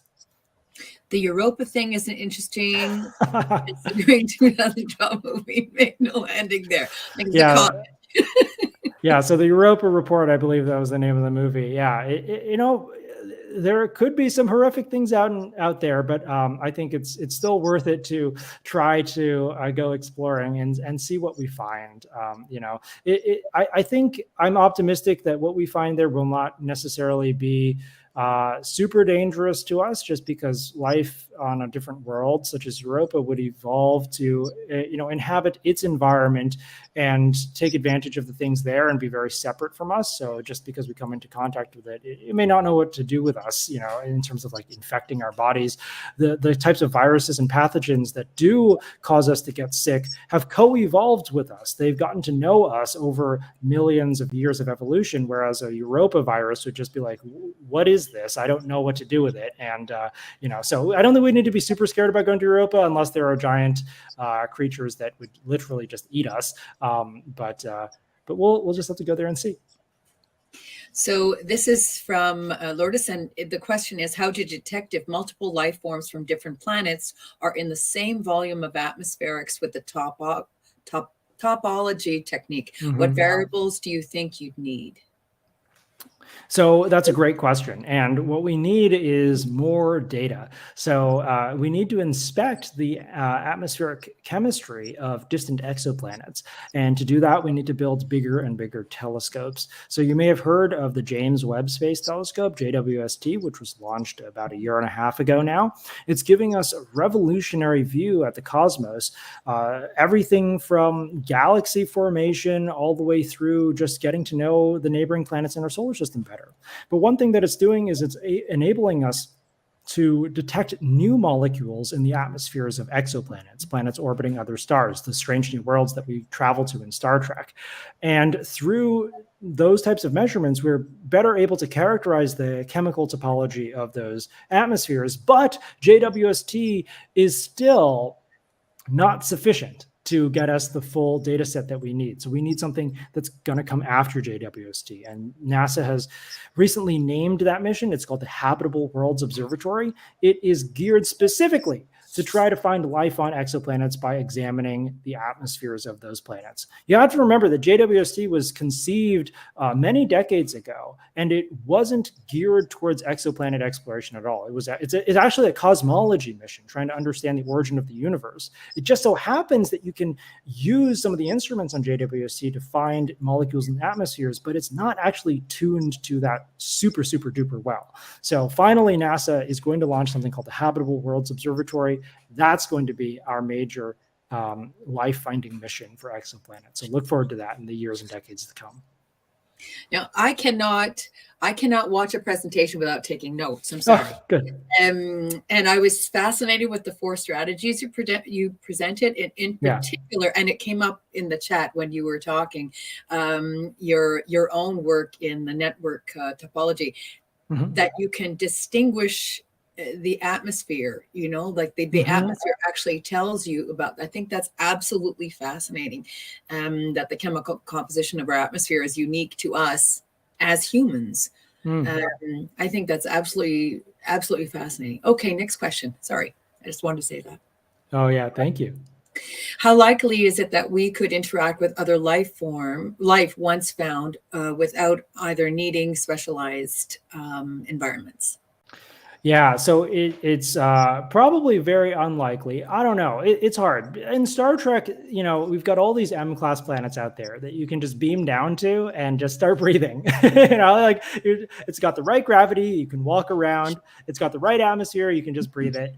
And I don't know how common M-class planets really are going to be out there. Again, what we need is more data to characterize their atmospheres to see if there really are breathable atmospheres everywhere.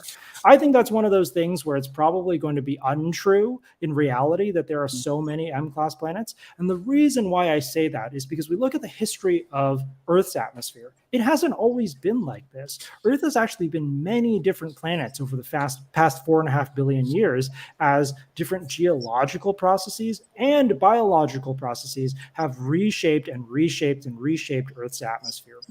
And so when you think about all of the different states, chemical states and physical states that Earth has exhibited, it may not be that just because you have an Earth-like planet out there that it's going to be in the exact same state that we need to survive. So if we were to go there and find life that was evolving in that kind of situation, we may need to, take our EV suits with us to be able to actually, land on that planet, explore it a little bit. Just like when you showed the two graphics of old Earth and modern Earth. That's right. Yeah, exactly. Yep. Okay. One more question. Instead of hydrocarbons, would they be called silly carbons? Oh my goodness. Are you sending this? I mean, I guess so. Like in Star Trek Discovery, right? Those hydrocarbons elicited some kind of emotion in people, and I guess there could have been a hydrocarbon for silliness. It's really fascinating to me that that's the way that the writers and the science consultants on Discovery chose for that species to convey information and emotions to one another. I thought that was really brilliant because it was an example of a language that is very much unlike our own. And there's no reason to believe that alien languages will be anything like us. They may not even have mouths and ears, right? So they might communicate with chemistry. They might communicate with light pulses. They might communicate in a way that we can't even imagine yet. And so I think the Discovery writers did an amazing job of being creative about the way that the aliens communicated with each other. And those are just my favorite moments in Star Trek, when a whole team of people using their various talents and expertise come together and figure out something that is just completely mind-blowing like that. And I just love that. So kudos to the Discovery writers on that one. Yeah. I think that now when somebody asks me if there's is there life on other planets, I will just say, it's very possible, which is what I usually say. But people are actually working on it. So that's amazing. I cannot thank you enough. It's been a fantastic exploration into this line of inquiry and study. Thank you so much for your time.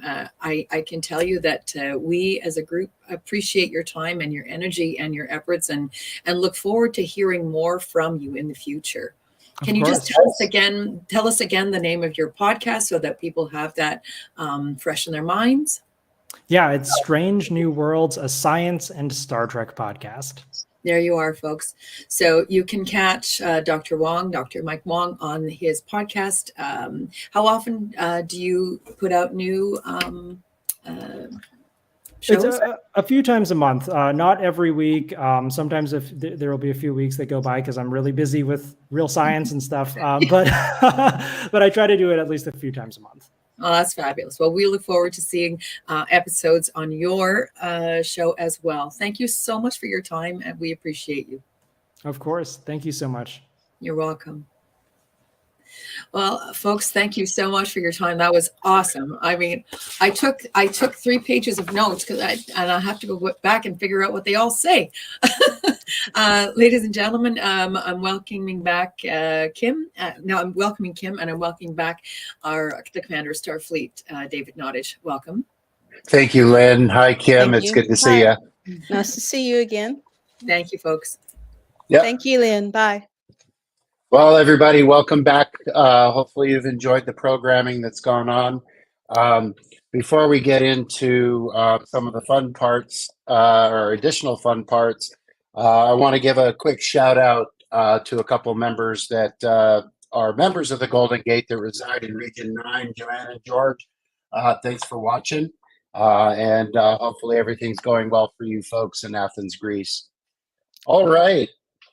Really looking forward to this portion and this segment. I know that there are a whole bunch of other people out there that are eagerly anticipating and to hear some of the results. We're going to get right into the promotions segment. So I'm going to go through this. I'm going to do this in order of region. And before I get started with naming off a few names, I just want to say congratulations to everyone that has won either their promotion or received their promotion for the things that they've done, and for the upcoming awards that I'll be giving out. First off, let it be known that James Cecil of Region 1 is hereby promoted to the rank of Rear Admiral. Let it be known that Robert Honeycutt, Region 3, is hereby promoted to the rank of Fleet Captain. Let it be known that Greg Kleiner, Region 3, is hereby promoted to the rank of Fleet Captain. Let it be known that Ken Kopacki, Region 3, is hereby promoted to the rank of Rear Admiral. Let it be known that Liam Smith from Region 11 is hereby promoted to the rank of Brigadier General. Let it be known that Michael Rosen, Region 15, is hereby promoted to the rank of Fleet Captain. Let it be known that Jared Finkenbinder, Region 17, is hereby promoted to the rank of Fleet Captain. Let it be known that Erica Smith, Region 20, is hereby promoted to the rank of Commodore. And lastly, let it be known that John Hardy is hereby promoted to the rank of Commodore. Congratulations to you all. And for those of you that don't know this, Fleet Captain and Commodore are within my purview. If I don't know who you are, I send it off to the rest of the EC. I do not vote unless there's a tie for anything above Commodore. Also of note on promotions, there is a new promotion packet out. If you are utilizing the old one, it will be up online very shortly if it's not already, and please ask for the new one. All right, moving along So we have the Lifetime and Distinguished Awards. Lifetime awards are for those members that have achieved the rank of admiral, that have been an admiral for more than 5 years, and they are members that have been consistently either in the past or ongoing that have participated in Fleet in some fashion. I am very pleased to announce that the first recipient of a Lifetime Award is, Admiral Janice Moore of Region 4 of the USS Angeles. She has been a member for 28 plus years. When we ran the list, she was at the top of the list, and I'm so glad that she was put in. Luckily enough, the AB saw it in their wisdom to give out 2 Lifetime Awards. I'm very pleased to announce that Admiral Jonathan Gumby Simmons, also of Region 4 of the USS Stormbringer, member for 20 plus years and the longest seated EC member that we've ever had. Thank you both very, very much for your achievements. And I hope you really enjoy not having to pay dues. All right, the second category is the distinguished memberships. There were 8 members that were put forth to the EC. I directed them to choose 4. I took it to the Admiralty Board, asked them to choose 2. The distinguished member, the membership is a 3-year membership in recognition of their current and most recent past activities within Fleet. I am very glad that the 4 that were nominated, the AB saw in their wisdom to this year grant 4 distinguished or grant all 4 distinguished memberships. First, I'd like to announce that Admiral Pete Money of Region 2 off of the USS Hephaestus, 14 plus years within Fleet. Thank you very much. And I as well, I hope you enjoy. Admiral Michael Irvand of Region 6 and RC6 of the USS Imperium, also 14 plus years. Admiral Sam Black of Region 3, USS Lone Star, member for 12 plus years. Admiral Freddie Heller of Region 2, the USS Amelia Earhart, member for 12 plus years. Congratulations to all 4 of you. Congratulations. That's a good All lineup. right. Boy, you know, there are so many good people on this list. And I was so happy to see some of the names that were on there. And I'm so very proud to be able to give out those awards. So the highest award that can be given by the Commander of Starfleet is the Command Star. As you can see over here, it's cropped. These are the new Command Stars. They were the award was created by the previous administration, and I was awarded one a few years ago. And at the same time, I took the criteria, and from this year going forward, only 3 Command Stars will be given out. And the first Command Star, as based off of this description, you're going to know exactly who this person is. If you have taken at least a few of the hundreds of Starfleet Academy courses, you have met the product of the tireless managerial and organizational efforts of this person. Widely accepted as one of the busiest officers in Fleet because of her leadership role at the Academy, she somehow finds the time to get to know and check in with each and every member of the staff regularly. She also keeps the SFDPP courses and handbooks up to date with new material, is the director of multiple colleges, the commanding officer of her chapter, and she still manages to reply to communication in a friendly and helpful manner, all of which shows her unwavering dedication to Starfleet as a whole. Congratulations to Jill Rayburn of the station Nicholas Tesla, Well Deputy Chief of Education Services. The second person, no major production like Starfleet functions without its behind-the-scenes crew. The masters of pulling things together, creating assets, wrangling information and people. And somehow it all seems effortless at the time.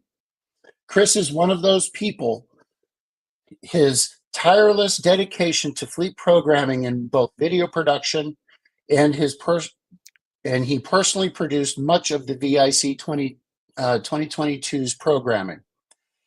And in spearheading the currently in progress database upgrades team, and his ability to juggle multiple roles from chapter to fleet levels without missing a beat make him truly an outstanding member of Starfleet. Congratulations to Chris Poole of the USS Sandwich out of Region 1. Lastly, a true case of great leadership not being able to let us go. She is a pioneer among our fleet admiralty, a woman who paved the way for more diverse officers to rise to leadership roles within Starfleet. Her tireless efforts in laying the groundwork for the organization's continued growth and success. And she did it all in a time when computers and internet weren't around to help. Manually mailing out everything from membership packets to merchandise, ensuring everyone in fleet got what they needed. While she had retired, she has returned to fleet and helped make the VIC 2022 a success.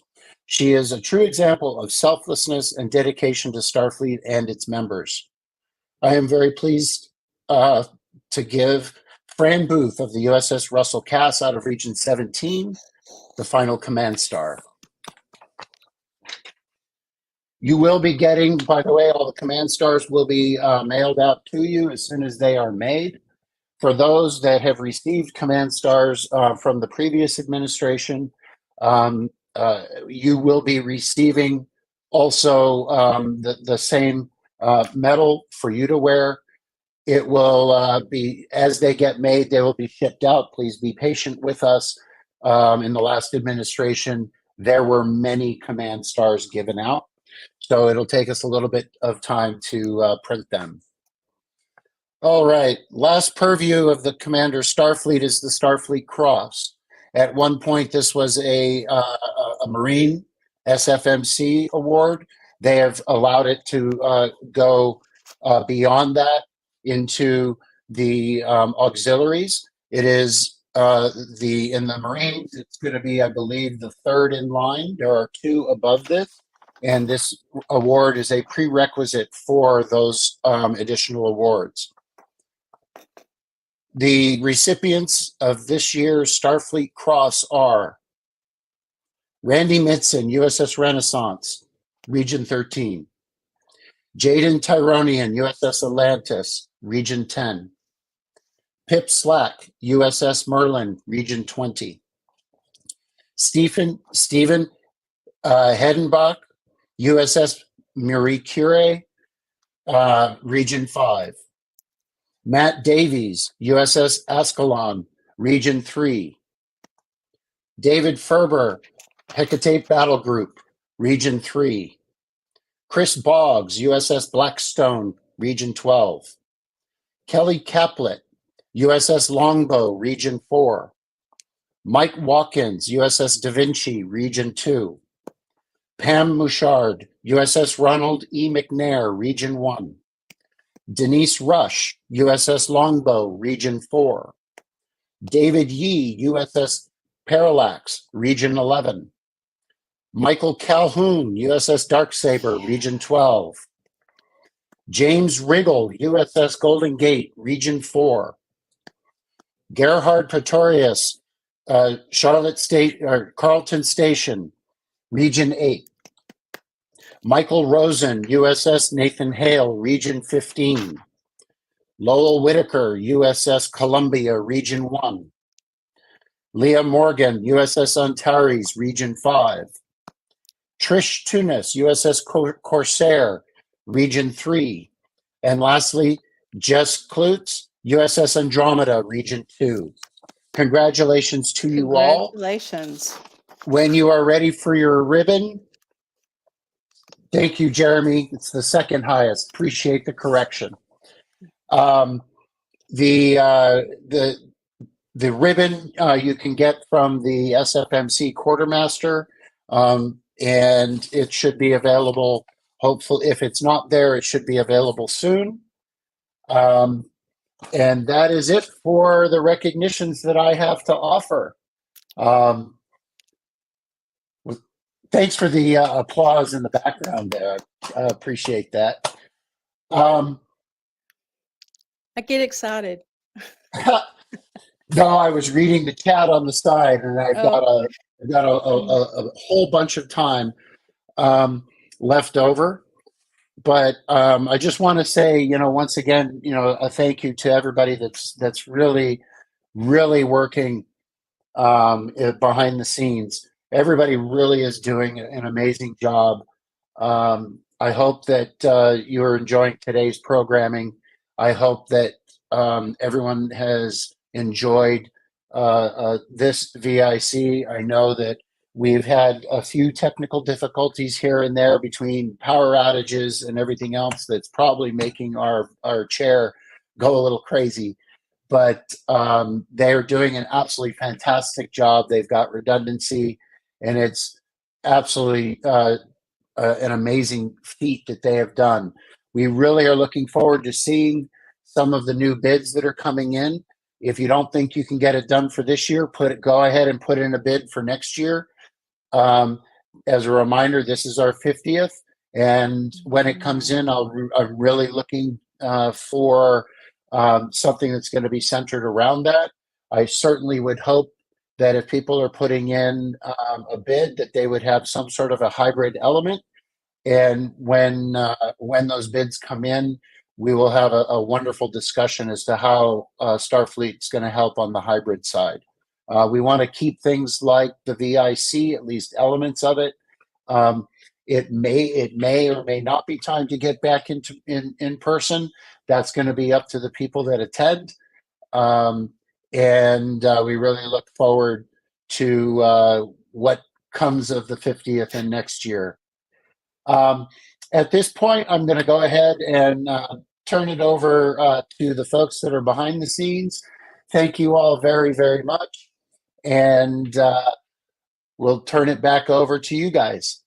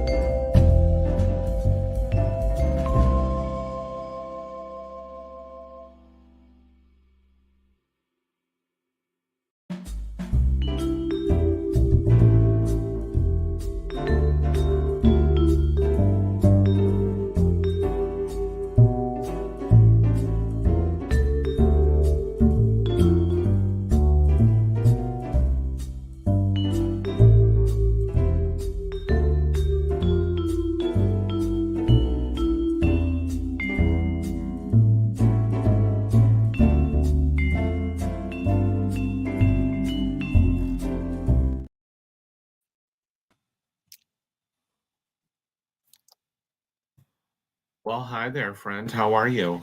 Hello, Fleet Captain. Congratulations. Thank you, thank you. My name's Fleet Captain Greg Kleiner of the USS Corsair over in Region 3, and I am pleased to be back with my longtime friend, Admiral Donahoe. Hello, it's nice to see you again. It's Gosh, I so was trying nice. to figure out how long we've known each other. Feels like years. I mean, I remember back when we were on the Dauntless together. It was a long time ago because this makes my 30th year. Well, Mine and happy Tom's 30th. 30th year. Thank you. You don't But look a it's day- went like, you know, sometimes I still feel like that much more slender, much more younger person trying to figure out how I was going to afford a Monster Maroon, you know? Absolutely. I mean, I'm just half that. I'm celebrating 15 years in Starfleet, and it's been a fun ride, and I was very honored to be promoted today. And I want to say congratulations to my fellow promoted comrades. Well deserved for each and every one of you. I do hope it. Go ahead. I was going to say, I hope everyone's having a good time with the virtual and IC. A lot of hard work's been behind the scenes, you know, a lot of fun parties in Gather Town. I heard rumors of a conga line last night. I must have been asleep. Remember, I'm old. I miss all the fun, but you know, there was a conga line and it was just party all around the floor. I've watched most everything and I'm easily entertained, but I am very impressed. I mean, especially considering this is a volunteer organization, the time and effort everyone's put into this to ensure it's good. I mean, it's really, I mean, even like Tom's been watching it some, but he's working from home this weekend, and he'd walk by and he said, "Wow, that is really amazing." And then the guest speakers, oh my gosh, I'm going to watch them all.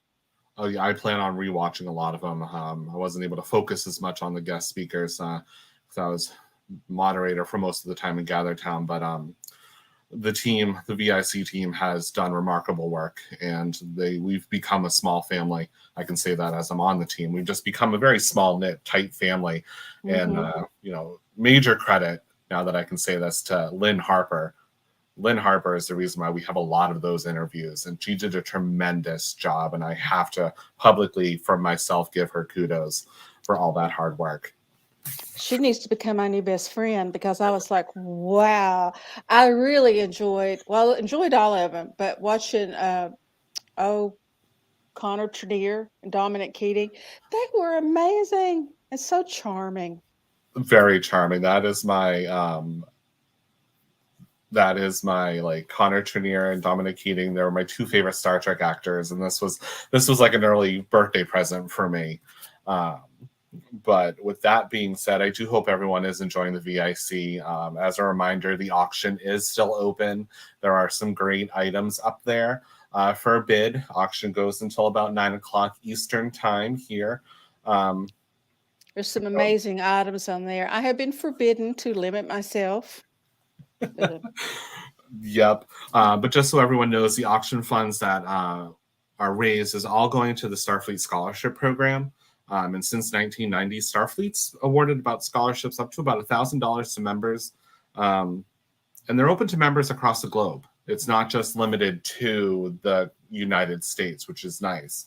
Right. The hope for this year and years to come is that we support many students, especially with those that are emphasizing on their STEM educations, which is science, technology, engineering, and math in their learning and teaching. So we're really doing that focus towards that kind of education. So I do hope everyone takes time to bid. Rumor has it David Nottage is going to max out his credit card with all the bidding he's going to be doing. So there's that. But I am very looking forward to this video that's going to be coming up very shortly. Robert Picardo, the monotone EMH of Star Trek Voyager fame, has a very wonderful message for us. And I love him. I do too. He is a effortless actor. He just makes everything seem so easy. And I've seen him in a bunch of different films, although my favorite non-Star Trek film of his will always be Gremlins 2. No, mine would be Inner Space. Inner Space. Okay. I mean, you know, Gremlins 2. It's a science fiction movie.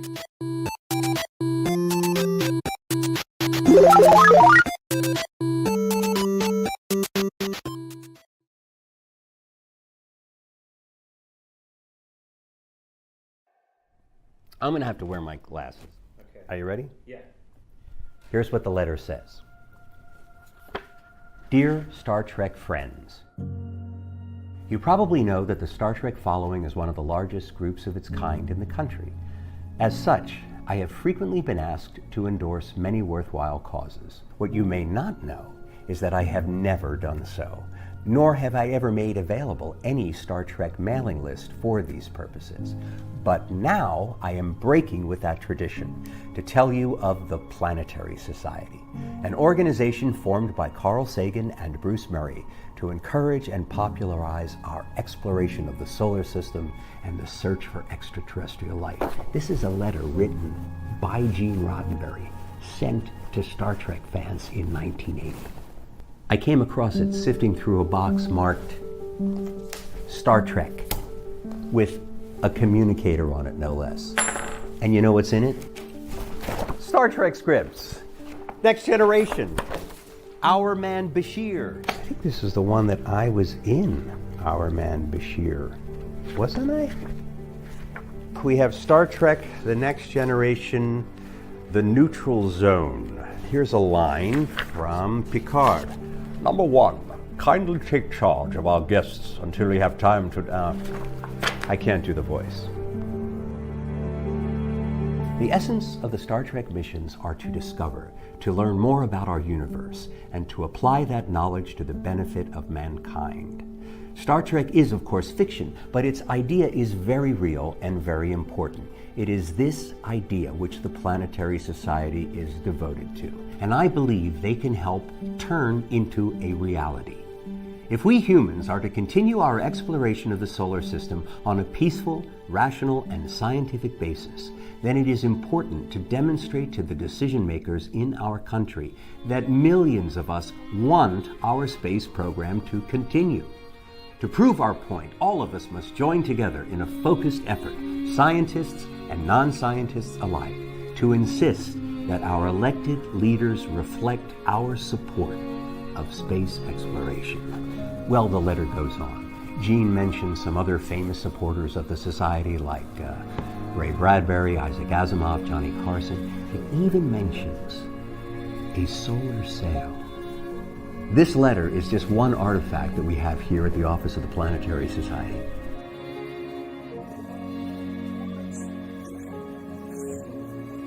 Am I allowed to out you as a Star Trek fan at this moment? I'm a major Star Trek fan. Major Star Trek fan.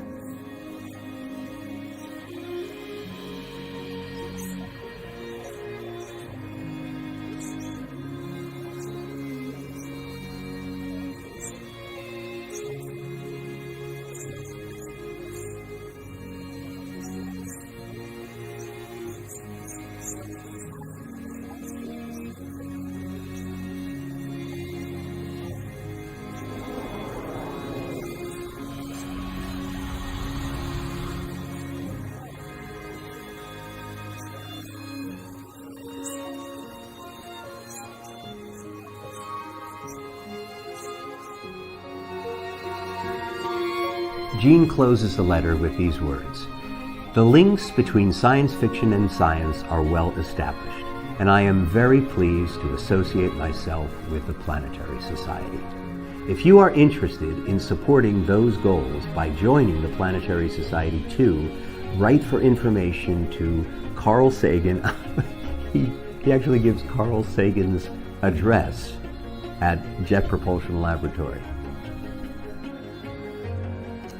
You know, people across the globe, spanning generations, continue to be moved by Star Trek's optimistic vision of what we could become. And having served on both the USS Voyager and the executive board of the Planetary Society, I wholeheartedly agree. The Planetary Society is bringing us closer to Gene's vision of a better future. So, are you with us?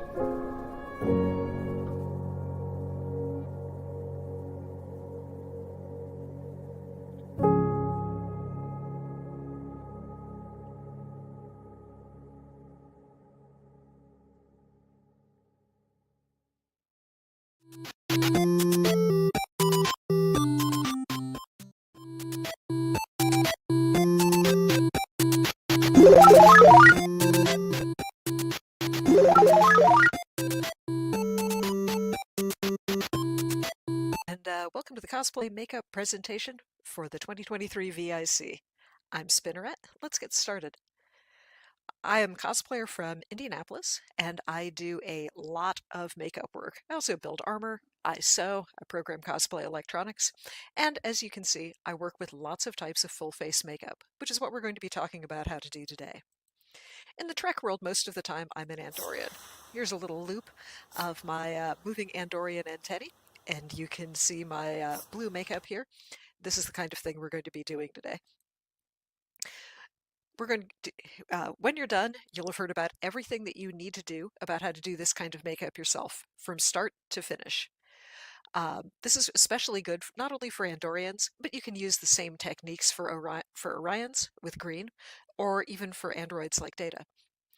We'll cover face prep, how to apply your makeup, how to contour and detail your makeup, blending other shades in to get, I hate to call it more natural or more realistic, but to look a little less cartoony in your makeup.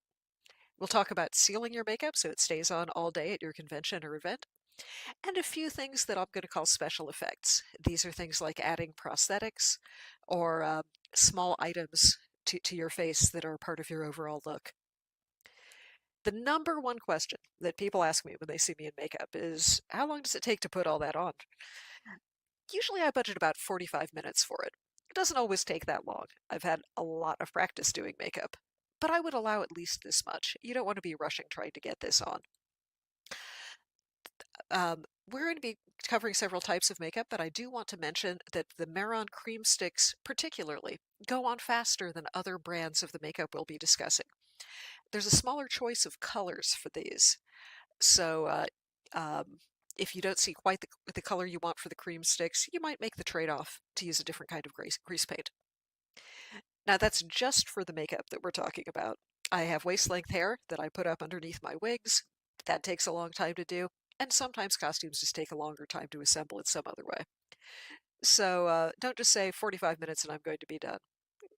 See how long it takes when you practice. Now, there are two main types of makeup that cosplayers use for these sorts of effects. They're what are called water-based or water-activated makeups, like Snazaroo or Paradise HQ, where you add a little water to them and then put them on your face. And then there are oil-based. These are things like Ben Nye or the Memoriam creams. That's not a complete list of all the types of cosplay makeup out there. And you'll also see airbrush makeup, which takes an airbrush and an air compressor to put on. Alcohol-based makeups. There are pigment powders that you add a fixative to put them on. But we're not going to be covering all of those today. The techniques for them are different, though. So I wanted to mention them in case you saw something at Spirit Halloween and wanted to put it on. If it's not an oil-based makeup, the technique for applying it might be a little different from what you're seeing today. We're going to be talking about the oil-based makeups. This is the type that I usually use, Ben Nye. In fact, that's the sky blue that I usually use for my Andorian. You might see this type of makeup labeled as cream or grease paint, and that's how you know that these are the oil-based makeup and not the other types that we're talking about. Now, one thing I really like about the Ben Nye is it is possible to mix this to create other colors, both when you're blending on your face, which we'll talk about in a moment, and if you want to mix it up and create a slightly different color. So for example, you've seen me with some gray makeup in some of these pictures, and that's actually created by combining the Ben Nye gray and the Ben Nye white to get a slightly lighter gray. You can warm this up in the microwave in like a glass bowl or a Pyrex container, and then mix it together with, say, a chopstick or a spoon, and just kind of scoop it back into the original containers, and it'll keep just fine.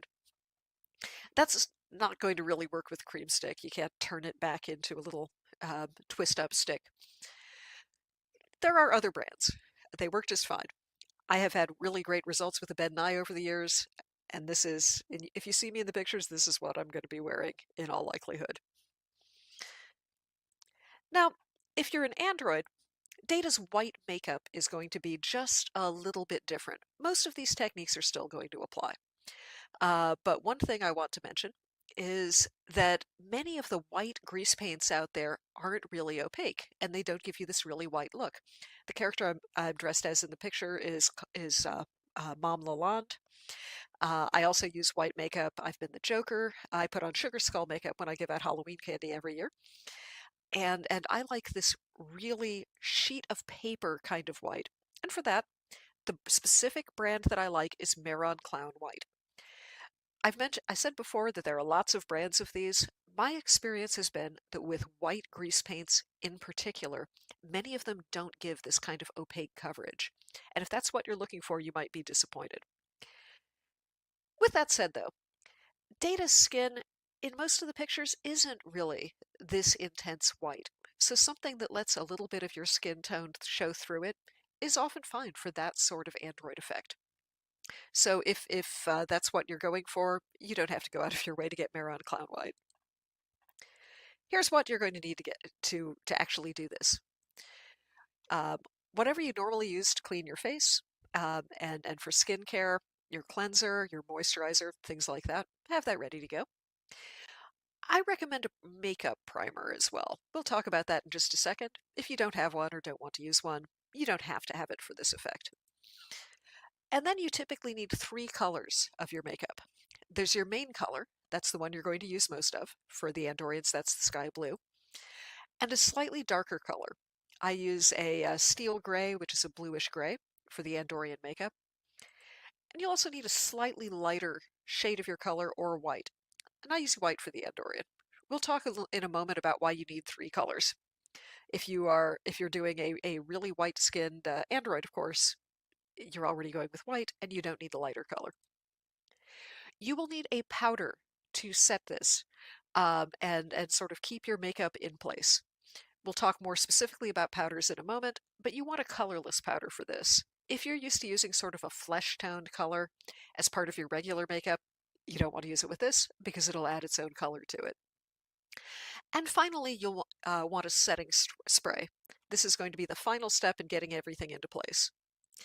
Depending on your character look, you might also be wearing lipstick or mascara. Just kind of have that out and ready to go. But it's not mandatory for these sorts of looks. Not every Andorian is wearing lipstick and eyeshadow after all. Step 1, get ready. This is my handsome husband who patiently posed for some of these pictures while we were getting ready for RamenCon.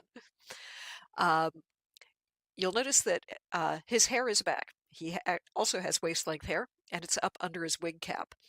This keeps you from getting little flyaways in your face as you're working. And it's easier to work with your hair when you don't have makeup on. If you're wearing contact lenses, put those in first. You'll notice in some of my pictures that I have yellow or black or red contact lenses.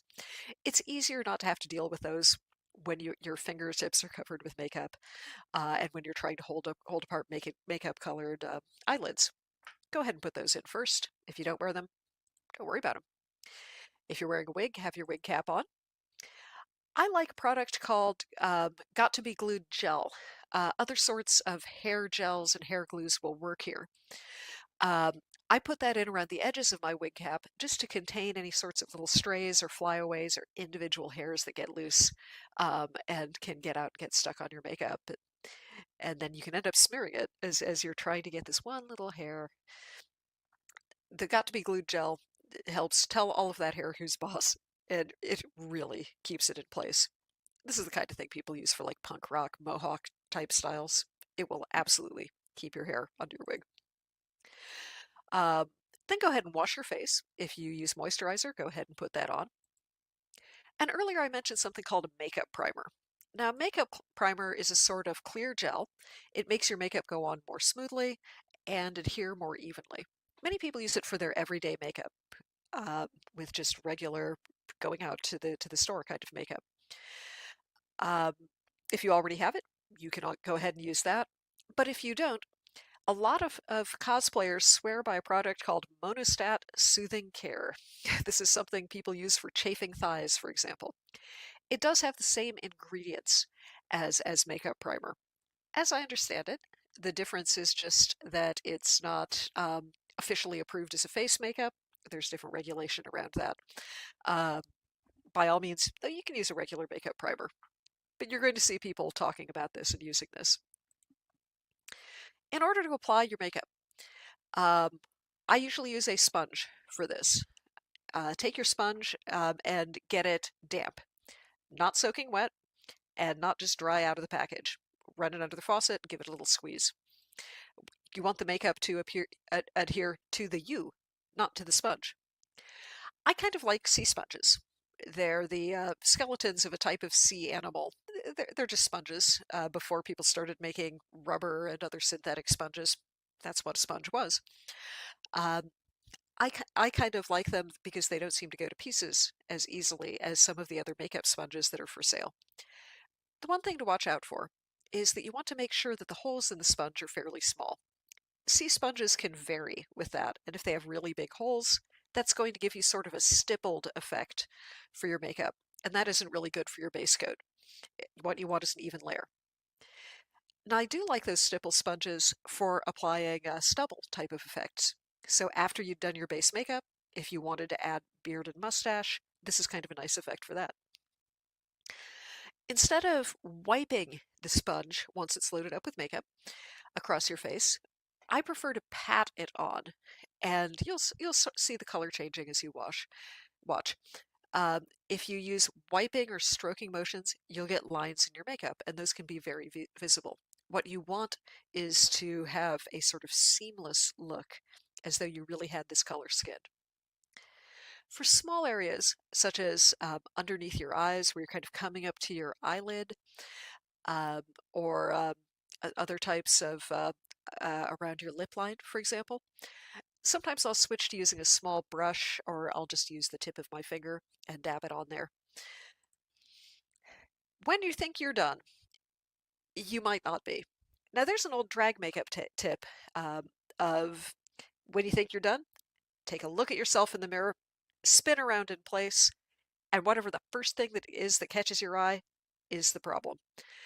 You might find that after you're staring at your own face, you're saying, is this part a little pinker? Is this part a little grayer? This technique I've found to be very effective for finding what stands out and needs just a little bit of repair. One other thing to do before you finish putting on the base coat of makeup is kind of be aware of where the neckline of your outfit is going to hit. You want your color to go all the way down to into your clothing. And what you don't want to be doing is realizing that you need another inch of makeup and trying to do that once you're already dressed and pulling on your clothes on and off or reaching under them.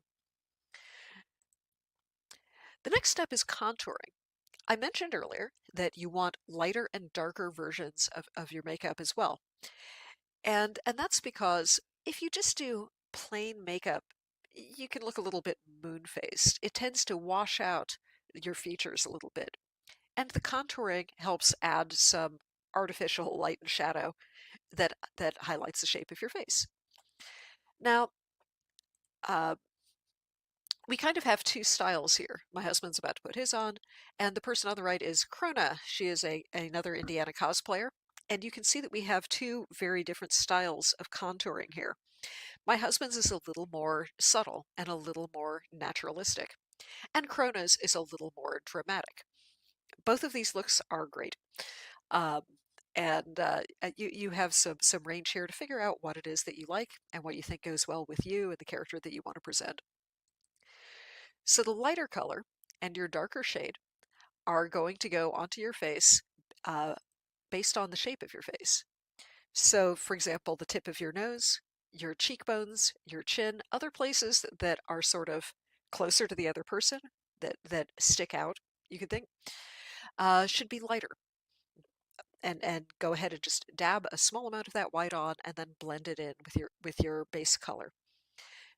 Conversely, things that are a little farther away, the hollows under your cheekbones, the hollows under your the little roses of your cheeks, the round part that sticks up when you smile, your temples, underneath your chin. This is where you put your darker makeup tone. That's a pretty good rule of thumb. But there are some exceptions to it. You can find some contouring guides online if that all sounds very confusing. Some of the exceptions are, if you're a cross player, men's and women's faces have slightly different shapes with things like the brow ridge. If you are female, and cosplaying as a male character, you might want to use this contouring to create the impression of a brow ridge, even though that's not the shape of your bones, or vice versa. Similarly, you might want to suggest that your cheekbones are a little more sharpened and defined than they actually are, and you can use contouring to help create that effect. If you are just baffled by some of that and saying, but where does the light go? Where does the dark go? Go ahead and look online. There are contouring maps. I've included one that is based on the shape of your face, and another one that is more sex-based of the female and male bone structures and where the contouring would go. Again, that's not for whether you yourself are male or female. That's for what your outfit is conveying. White makeup is going to be just a little bit different here. You don't need the lighter white color, and I found that you want to be just a little bit cautious about your darker color. The obvious thing to do is a gray or maybe just a slightly yellowish tone. Data's skin often has a slightly yellowish cast in reference pictures, but even a very light gray will show up very dramatically against white. So you'll want to experiment with this and start with a smaller difference and not a larger difference. Don't grab a dark gray as your contrasting color. Now, earlier I've mentioned powder. The powder goes on after you have all of your grease-based makeup on, and you have a couple of options here too. The classic one is talcum powder. Pardon me. Talcum powder is very inexpensive. However, it's white, and so it will slightly lighten the shade of your makeup. If you're applying an even layer of it, that's not really a problem. But if you're trying to match something else with the color, be aware that this is going to be a little darker than it looks in the container. And of course, you could just use talc over your white makeup if you're doing a more all-white look. There are other types of powders with names like neutral set, and this is what I most often use. This is colorless powder, but it's not quite as cheap as talcum powder, which is the cheapest thing that you could get. When you apply it, the main thing you're trying to do is to get this powder onto your makeup without disturbing your makeup, and to get it distributed across your whole face and be able to be sure of that without doing anything that will move or smear your makeup. And here's some ways you can do that. Some people put their powder into a sock and then they'll kind of pat it and let it puff out over their face. This does apply a nice thin layer. It also obviously gets powder everywhere and is nicer with your cheap talc. So I always apply this like in the shower with the curtain pulled. You can use a powder puff. Sometimes other makeups, regular everyday makeups, come with like a little sponge. Instead of a sponge, this is more kind of the sorts of powder puffs that you see in old Warner Brother cartoons. Something that is very, very lightweight, something that doesn't have a lot of density to it, and that isn't touching your face directly over a large area. What I usually do these days is I just have a big powder brush, and I'll dip it in the powder and then sort of flick at it. And this puffs the powder out into a little cloud that settles evenly without getting the huge cloud that you get from the sock or the powder puff. It's also a lot more portable. You can sprinkle it directly onto your face, and then this will leave little spots. And then you can use that brush, touching it as lightly as you can to kind of start separating those. You probably are going to end up with clumps here and there. And again, the key thing is just with the lightest touch that you can to take the bristles of that brush and kind of flick that around your face a little bit more. Finally, you want to make sure that all of your makeup is set with powder, but especially if you're using a neutral color or white powder on top of white, this might not be real visible to you. So you want to use your fingertips and very lightly touch your face. Properly powdered makeup feels dry. Makeup that isn't fully powdered will still feel a little bit damp and a little bit soft. And those are the places you want to go ahead and add more powder. Now you might have noticed that I had photos of the earlier steps and not this one, and that's because powder just gets everywhere. I mentioned putting it on standing in the shower. I really recommend having something to contain your powder. Now, at this point, you have your basic coat down and contoured and powder. There's one more thing that is optional that you might be doing here. Many characters have, for example, lipstick or wear eyeliner or eyeshadow. I usually use false eyelashes with these cosplays because they make your eyes stand out a little more against all of this bright colored makeup. And this is the point that you put on most of that. That way, all of this makeup will be on when you apply your sealer. Even if you're doing a character who doesn't wear makeup as such, you might consider eyeliner specifically to help kind of have a little more staying powder right at your eyeline. Or you might consider a subtle lipstick. You'll notice that in some of my husband's pictures later that he's wearing a gray lipstick that is just a tiny bit darker. These grease paint makeups stay on your face very, very well, but they don't necessarily adhere to your lips as well. And so the lipstick will help you not have pink lips that contrast with the rest of your look. I put on most of this at this point. The one exception is the false eyelashes because they've got their own glue, and I don't want to be spraying the sealer on top of them. The sealer that I usually use is called Ben Nye Final Seal. I love this stuff. It's very, very popular in the cosplay world. This comes in a spritz bottle, but you don't usually just point it straight at your face and spritz it. If you do that, it tends to bead up, and then you will have spots of sealer, and that can be visible. So instead, what you're trying to do is get this mist. I'll usually spray it kind of above my face and let it settle onto my face, which I think gives a more even layer. There's another little trick of spritzing into the air and walking into it. However you do this, try to hit your face from several angles and get a couple layers on. And after that, it is going to stay on all day long in the convention. Don't forget to get your neck too. Once again, there are no pictures of this. It's kind of invisible once it's on. And plus, once again, because you're spraying this into the air, you can end up with this kind of a sticky bathroom floor afterwards. So I usually do this someplace where it's easy to clean up. What are the results? Well, I've been showing you a lot of pictures of myself, but here are some of my husband with this technique. And as you can see, he's got often has gray lipstick here, and has some other small details, but has this gray coverage that looks credible. Let's call it. Realistic isn't quite the word we want. As I said, this is the oil-based makeup, and there's some trade-offs for using it. One thing that I really like about it is the ability to mix colors, to get that particular gray that I really like. I mentioned before warming this up in the microwave. You are not limited to the colors that are there if you can figure out a way to mix it up. It's got good all-day staying power. It looks vibrant at the end of the day at a convention. It doesn't tend to crack.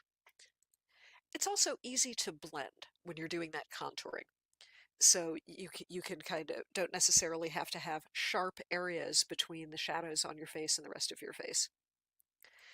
The trade-off is that you at the end of the day, when you take this off, you are not going to be ready to go out again unless you put on all new makeup. I use cold cream and slather it onto my face afterwards, give it a moment, and then wash it off with my normal face cleaner. So that's your face.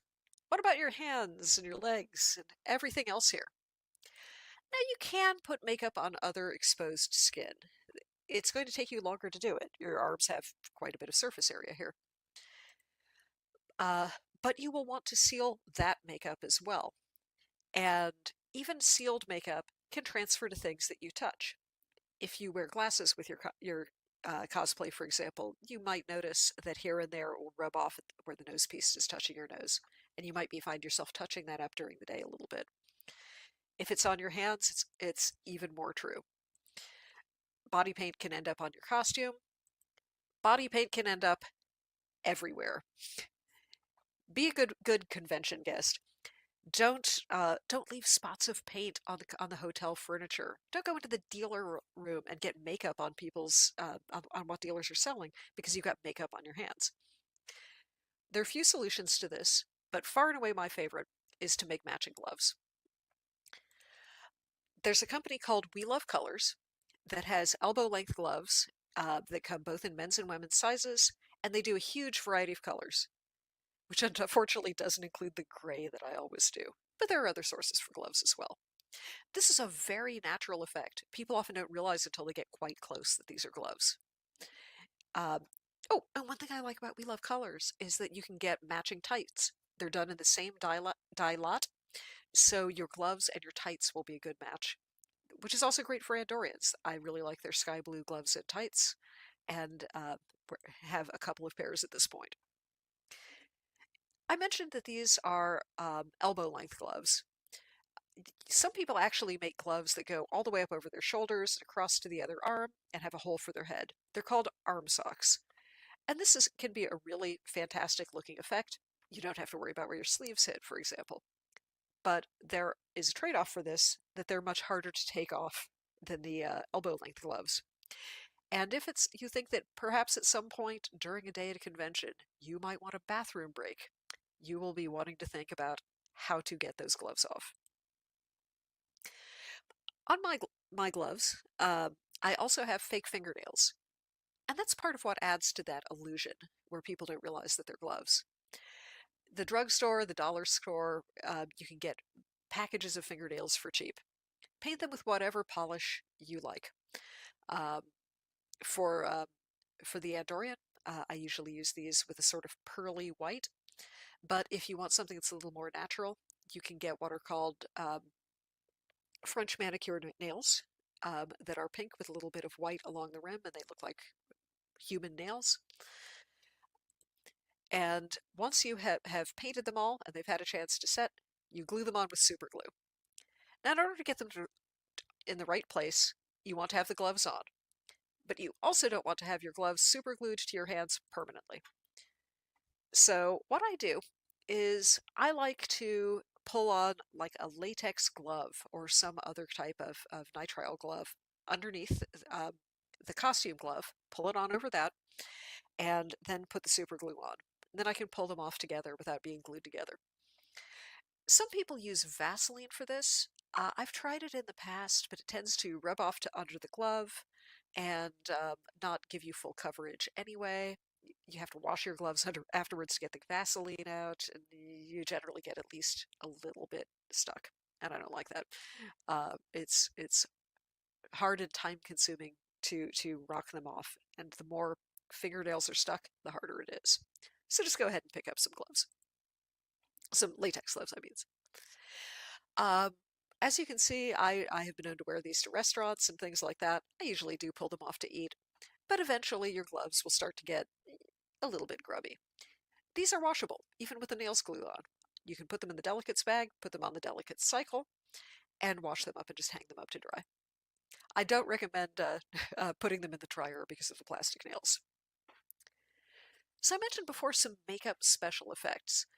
Some of the things that you can see in some of these pictures are the pointed ears, or on Krona's Matuna cosplay, the psionic blast effects.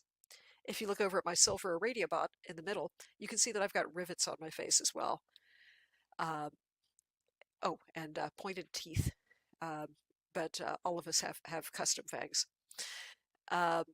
If you have things like small shapes and lines, like the divisions between the plates on a Radiobot's face and center, or those lines from Psionic, you can use a small makeup brush to put those on, or if you've got an eyeliner in the right color, like an eyeliner pencil, you can use that instead. Put this on before your sealer.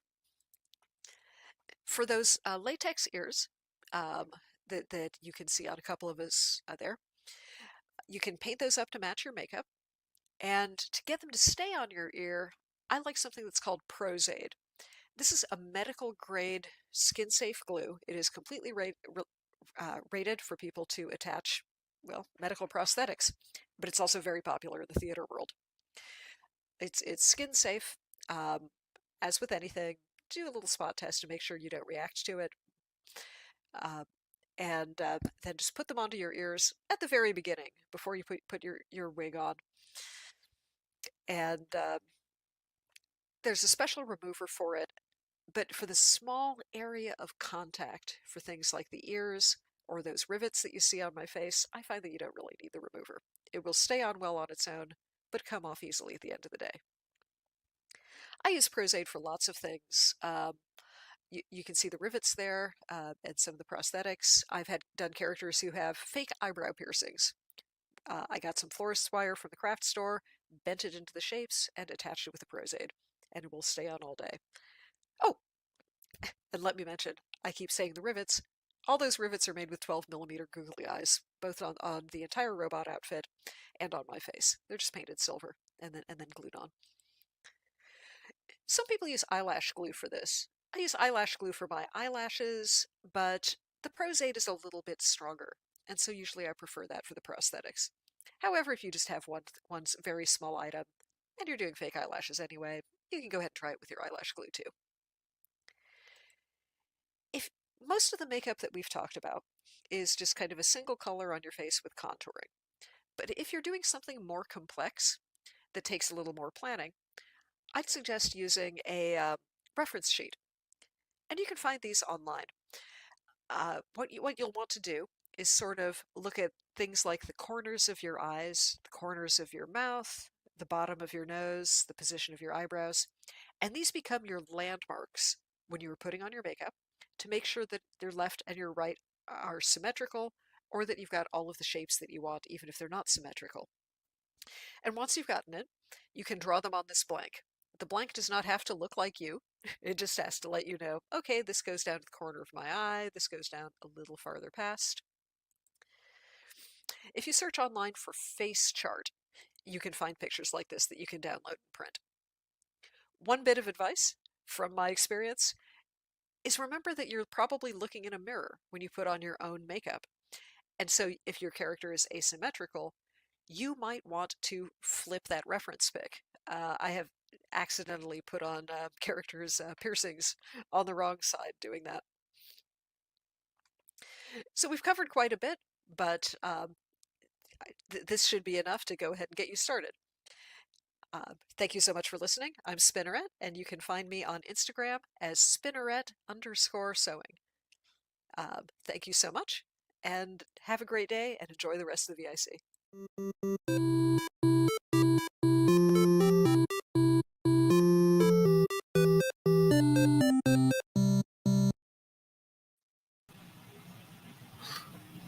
That was fascinating. I'm so impressed. I could never reach that level. I do good to get my own face on. I mean, it takes me 10 minutes to, just brush my hair, let alone put on, a whole thing of paint and become an Orion. But what a fascinating program. But I like what she said about the gloves and gluing the nails on the outside of the glove. That would give it such a realistic look. I'll have to remember absolutely. Well, I'm very much looking forward to this next presenter, Doug Drexler. A little known fact about him. He is a first generation, the original series, super fan, but he was never allowed to watch TV at night. His parents forbid it because, he needed to work on his schoolwork.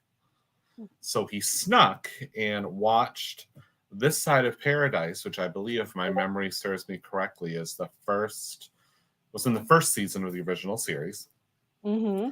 And he somehow convinced his parents that 1 hour of TV is worth the genius that is now Doug Drexler. He's amazing. It's so multi-talented. Absolutely. I'm very much looking forward to just, I've seen his work and I've seen his collaborations. Outside of Star Trek, he's collaborated with the likes of Meryl Streep, who is my ultimate favorite actress in the world. Who won an Oscar for Dick Tracy? You were just a little boy when that came out. I was just a little boy. I was 6, which means that makes you 10. The makeup was no, I was a mother when that came out because my little boy went to see it. I got him a yellow Tommy gun. Okay. But anyway, Doug Drexler did the makeup for that and got an Oscar. And for The Boys, if you're a Bette Midler fan, one of her lesser movies, which I loved. Awesome. So He's dabbled a lot. Alrighty. Well, without further ado, let's bring on Doug Drexler. Yay, Doug.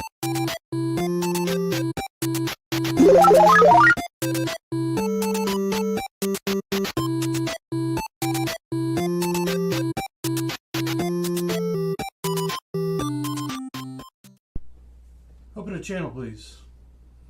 Hello, everyone. I'm Commodore Mike Calhoun, Regional Coordinator for the 12th Fleet and the Commanding Officer of its flagship, the USS Darksaber. On behalf of the Missouri, Kansas, Arkansas, Oklahoma, and Illinois sectors, ships, and all associated members, I'd like to welcome you to the 2023 Virtual International Conference. I would also like to thank the volunteer officers, engineers, coordinators, and the stars of the VIC for the very hard work that went into its production for you, all of our members. Please settle in and enjoy yourselves. Commodore Mike Calhoun, USS Darksaber, flagship of the 12th Fleet, out.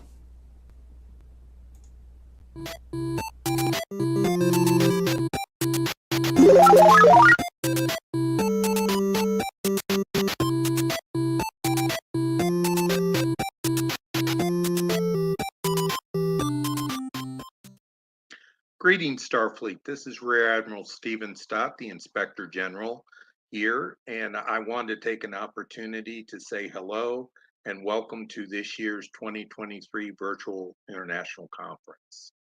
I hope that everyone is having a good time, and I hope you also know that the proceeds for this event go to the Starfleet Scholarship Fund. I also want to take an opportunity to give a shout out to my outstanding IG team. That's the Deputy IG, Jared Fielder, and my assistant IGs, Corey Clay, David Jameson, and Gerhard Pretorius.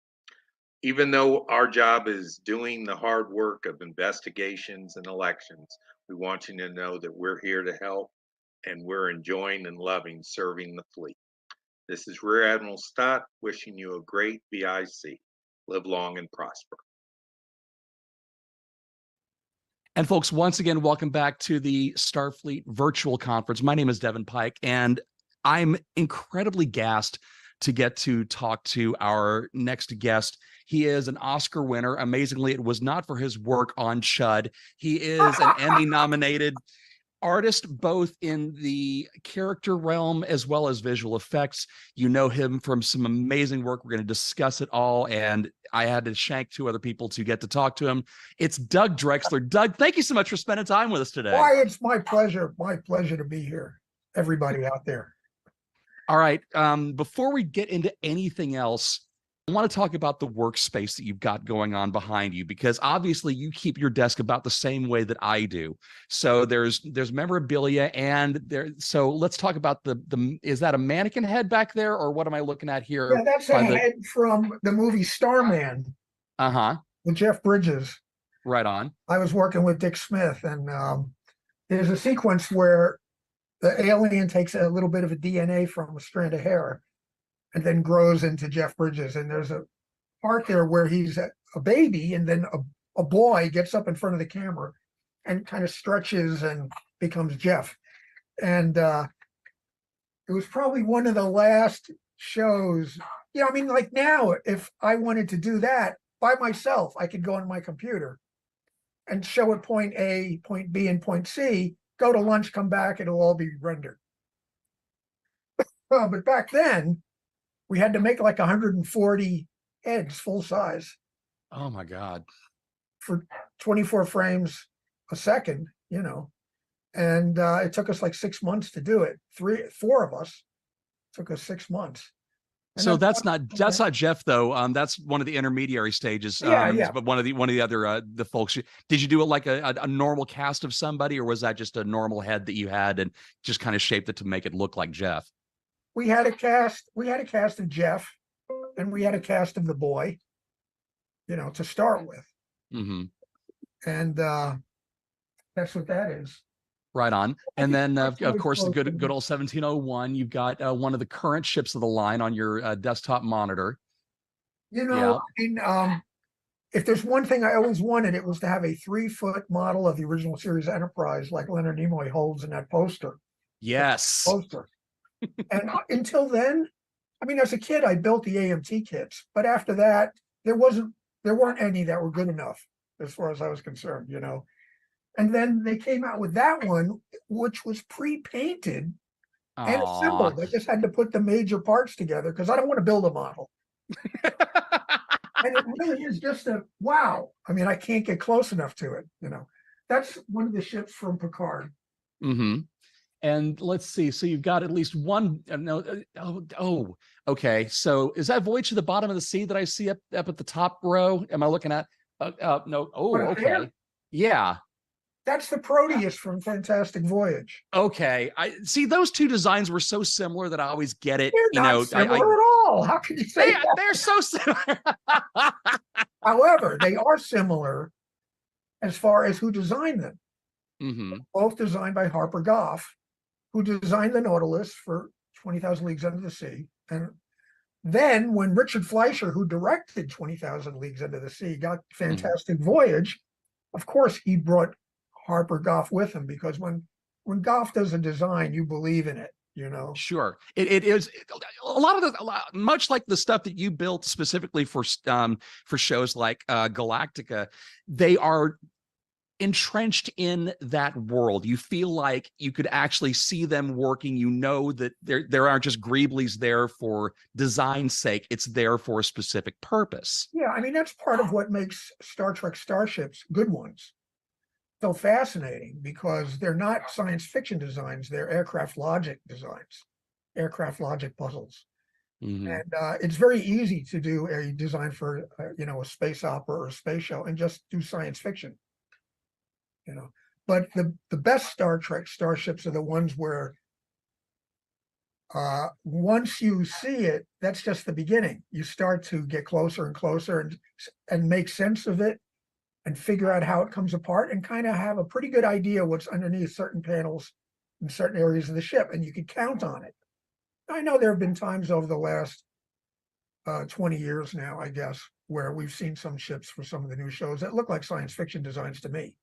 They don't particularly look like Starfleet designs, even though they are Starfleet, you know. But it's kind of, if you don't understand it, you don't know. You know, and you have to kind of be steeped in the mythology and the background, and you know, that's what makes a really cool Star Trek starship. And we got to do some really, Picard season 3. I came on season 2. Mm-hmm. Picard season 3 was, Terry finally got in a position where he was in charge, and Terry's one of us. You know, he was an assistant, when we were doing Voyager and Enterprise, a kid, he used to hang out in the art department because there was all the cool stuff was there, and we were all kind of the same, we liked musical scores. And so he hung out quite a bit. And then when he finally got himself in a position, to be in charge of Picard, he wanted to get the band back together, And I think that they've spent a lot of time over the last couple of decades trying to reinvent, and I don't blame them for that. It's like if you're artistic and you're not particularly a crazy fan for Star Trek, you're going to say, well, I want to see what I can do with this. And I totally get that. But if you really, really love the show and you're really, really steeped in the mythology and the history and the background, you like to look at it and know that the people who are doing it understand it all the way back to zero, and you can tell, and I'm not criticizing people who've missed that mark. It's just that if you don't really understand it, you won't know where you're going wrong, So we had Dave Blass as a production designer, who's a geeky fan, and I was chatting with him on Facebook for weeks. I just thought he was a fan. And then he told me he was going to be the production designer, the new production designer on Picard, and I almost messed myself. I couldn't believe it.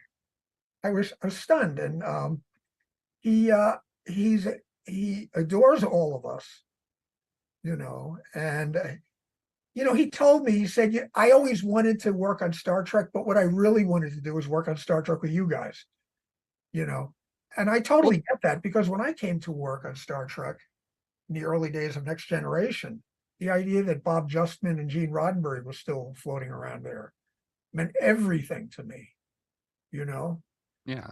Roddenberry was in his office while I was working. I mean, there were times when I'd be doing makeup on stage and turn around and he'd be sitting in a tall director's chair watching me work, you know? That's crazy. I mean, because I grew up on the original series first run, you know, from 1966. And the making of Star Trek turned those guys, you know, the people behind the scenes into, you know, rock stars. And Roddenberry, and I mean, reading Bob Justman's memos from the original series, you know, I fell in love with him. He was so funny, you know. And he ended up kind of being an uncle to me and Mike and Denise. And, you know, he understood how much that we loved him and the work that they did, you know. I don't know anybody who is in film on the technical end that doesn't have that silver paperback sitting on their shelf somewhere, because I inhaled it in, I want to say I was like 10 or 11 when I read it the first time, the silver and cackling ones, at those. that doesn't go all the way back, you know. That's a right. Right. I got my first copy of it. It was picture Kirk and Spock on the bottom, and a picture of the 3-foot Richard Dayton Enterprise against like a sky. You can see the wires holding it up. And that book was just really pretty mind-blowing because it was written in such an entertaining way by Stephen Poe, and engagingly, that you found everyone charming. It just made you love it even more. And now I'm reading call sheets and budgets, and I'm like, you know, 12. Of course, nowadays it's not that hard to do that with the internet. You can see almost anything you want. But back then there was zero of that. I do feel like you almost have to, I mean, I feel like for folks like us who grew up in the pre-internet era, we had to dig for the stuff that we really wanted to learn about, because between Star Trek and Star Wars, I wanted to learn how things were done. I wanted to know how they made the ship zoom past and how they got the camera between the nacelle and the secondary hull breach. And they never did. So it had to pass underneath, and all of those little bits and bobs.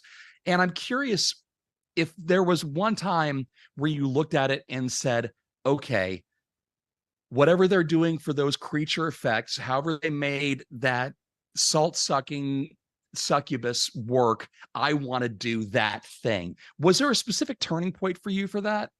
Well, I mean, I always, you know, loved movie makeup. I never really thought I was going to be a movie makeup artist. I really was more headed towards, I really wanted to be a comic book artist, really. You know, I was growing up, I started reading, I guess, the Marvel stuff in about 1958. And that's when Stan Lee was just starting to energize Marvel. You know, he made the artists famous. No one knew who drew or wrote those things until Stan Lee came along. He put their names on everything. And I became, that's what I wanted to do. I was enamored much the same way as with Star Trek, because all of a sudden I knew who these people were, like when I read The Making of Star Trek. When Stan started popularizing the artists and giving them nicknames and stuff like that, they became family. These people become family to you, you know. But I really was headed more towards just plain illustration. And I was working at a architectural supply in Manhattan called Charette. I guess I was about 26 or something, I guess. And they had a Halloween party, and I had been collecting magazine articles. There were no magazines out there. Maybe Ciné Fantastique was about it, you know. But there were almost like fanzines, like Cinemagic used to be a fanzine that was self-published, and that, you know, you couldn't find them on the stands. You know, you had to like look for this stuff. And so whenever I came across an article, of course, I love Planet of the Apes, and I knew I had saved an article on how to do an ape's makeup, how to make the molds, how to do the life casting, sculpting. And I said, oh, here's a great opportunity to do this. And I had never sculpted and never made molds or anything like that before. And I found out that I had like an innate ability to sculpt, mostly from the drawing. I mean, if you could do one, it kind of informs the other. And I did that Planet of the Apes makeup, and I just became totally blown away. It was like pure magic right before my eyes. I mean, all of a sudden you have this. Dick Smith used to call it the Dr. Frankenstein effect, that moment where it's like you feel like you created a life, It's alive! It's alive! And once that you get bitten by that, plus the being able to make things from scratch, because learning how to make molds came with that. I could make a mold off of anything. It was like having a superpower. As a kid reading comic books, I wanted to have a superpower. Drawing was like a superpower, and then doing makeup was like a super. So it was, but I got hooked really. I got bitten really hard, and I started reading. There were a couple of good makeup books out there, like Richard Corson's Stage Makeup, which is still like such an amazing book. And there's a couple of thick sections in there on Dick Smith, doing Dustin Hoffman as Little Big Man, and doing Hal Holbrook as Mark Twain, are two of such amazing makeups. And I used to be at the I was on the telephone sales deck, and I would prop up at the art supply, prop that book up in front of me while I was taking orders, and I literally willed myself into those pictures of Dick's lab. I was trying to force myself into those pictures. Eventually ended up working there. A friend of mine who wrote for film magazines, a guy named Doug Murray, he had a collection of appliances he got from John Chambers for Planet of the Apes. And I went out to his house, and I showed him stuff I was working on. He said, I just interviewed Dick Smith for a magazine article. I'm going to give you his telephone number. And I was terrified. It took me a couple of weeks to build up the courage. But once I called him, he kept me on the phone. And it turned out he didn't live in Hollywood. He lived in Larchmont, New York, just like 15 miles north or so of Manhattan. And of course, he could chat on the phone occasionally, but I'd send him, letters with pictures and stuff. And within about 6 months, he asked me to come to work on The Hunger, which was a Whitley Strieber vampire story. That was actually, it was Tony Scott directed it. And that was the beginning for me of working. He got me started in the business, and I was all of a sudden in that lab. Back then you couldn't take a picture of something on your phone and blow it up on your computer screen. I had pictures of Dick's lab from the Richard Corson book, and I had this giant Bessler projector that I used for projecting diagrams on the walls, or if I wanted to trace something, and I would put the pictures on that and blow up the pictures on my wall and try to read, the labels on the stuff that he had on the shelves. Of course, once I got to know him, you couldn't stop him from giving you information. He would be sending me all kinds of info, and if you were interested, and he was a good judge of people, But and that was the way. I mean, I've heard that story over and over again from a lot of different people in specifically visual effects realms, both from makeup and for practical effects. Is if you were really interested and you took the time to reach out to, it's not like it is now where an email is just going to get lost in a spam filter or whatnot. It's a handwritten letter, and you have that correspondence level. And if you're really dedicated, you got to be in that inner circle, and you got to actually learn almost as a craftsman. It was really rare to have that opportunity. I mean, today, I'll never forget in the early 70s, Gene Roddenberry on one of his talks saying that in the near future, we would have on our desktops the sum total of all human knowledge. And we pretty much do now, and I could go on the internet and find out how to do anything. You don't have to, I could go on the internet and get Dick Smith's formulas. Everything's up there now, and it's really great because it's been really helpful to me, when I'm working on stuff, if I need research But on the other hand, though, I have to say that it was actually good for me to have to dig when I was first getting going. It taught me to be persistent and how to hunt for things. And there's also a certain serendipity. I mean, there's a serendipity when you go on the internet, but there's a different kind of serendipity when you're flipping through magazines and books. You know what I mean? Mm-hmm. But anyway, yeah. So I want to flash forward a little bit to '86 when you're working with Brian Dennehy and Brian Brown on FX for a film that's basically about a makeup artist, where your work winds up being his work, and whatever Brian Brown is creating or performing to create, it's actually your stuff that you're seeing. It's almost like you know that it's not Mozart playing the piano, but you can actually you hear the notes. So I'm curious what your reaction was when you saw that melding of the narrative of an FX artist with your actual work on it. Well, I mean, the main thing was that we always felt like we were propagating that mythology that you could do a makeup in the bathroom, like in Mission Impossible, like 20 minutes, put it on and look perfect. And at the end, it's like, pull it off, It was always this kind of thing, And we continued that mythology, in FX. The thing I remember most about FX, I think it was John Steers was the physical effects guy. Mm-hmm. And, he was famous because of Star Wars. At least the first one anyway. And he was this big blustery, almost like a Viking kind of guy, and they had this shot where, oh heck, what was his name? He was in Dirty Dancing. He was the father in Jerry Orbach. Yes. Jerry Orbach is supposed to come around the corner and they want to have him shot through the back of the head. They want to see this, which is a pretty, for back then. And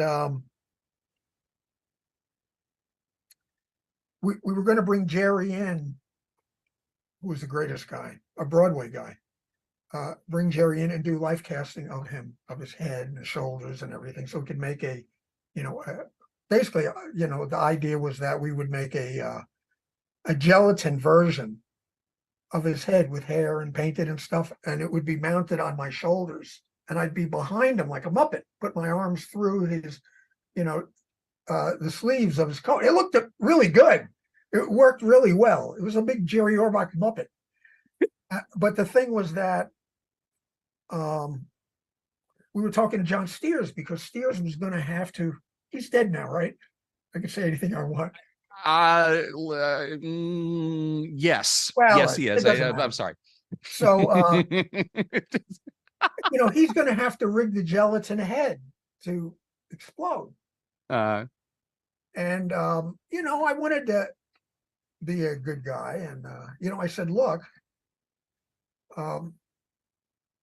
we can make a copy of the gelatin head for you. You could experiment. And he said, great. And I made one for him, and he was in Long Island City, and I brought the gelatin skin to him. And he said, come back in like 4.5 weeks and we'll do a test. And we had a date and a time and everything. And when we showed up, he was like, what are you guys doing here? And he forgot all about it. And not only that, it was thrown in the corner, covered with sawdust.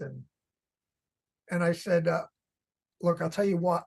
Oh, yeah. He says, oh, well, no big deal. We'll test it right now. Tell me if I'm going too far off the beaten path here. No, please. I want all of this. Trust me. He says, I'll get some primer cord. But I'll just, we'll blow that shit out of it. It'll be no big deal. And he takes the skin, he gets this primer cord that's used for setting off explosives and puts it on the back of it, sets it on the table and sets it off. And it goes bang. And the skin goes up in the air about 30 feet, spins around, comes down, slap on the table. Not even a mark. Not even a mark.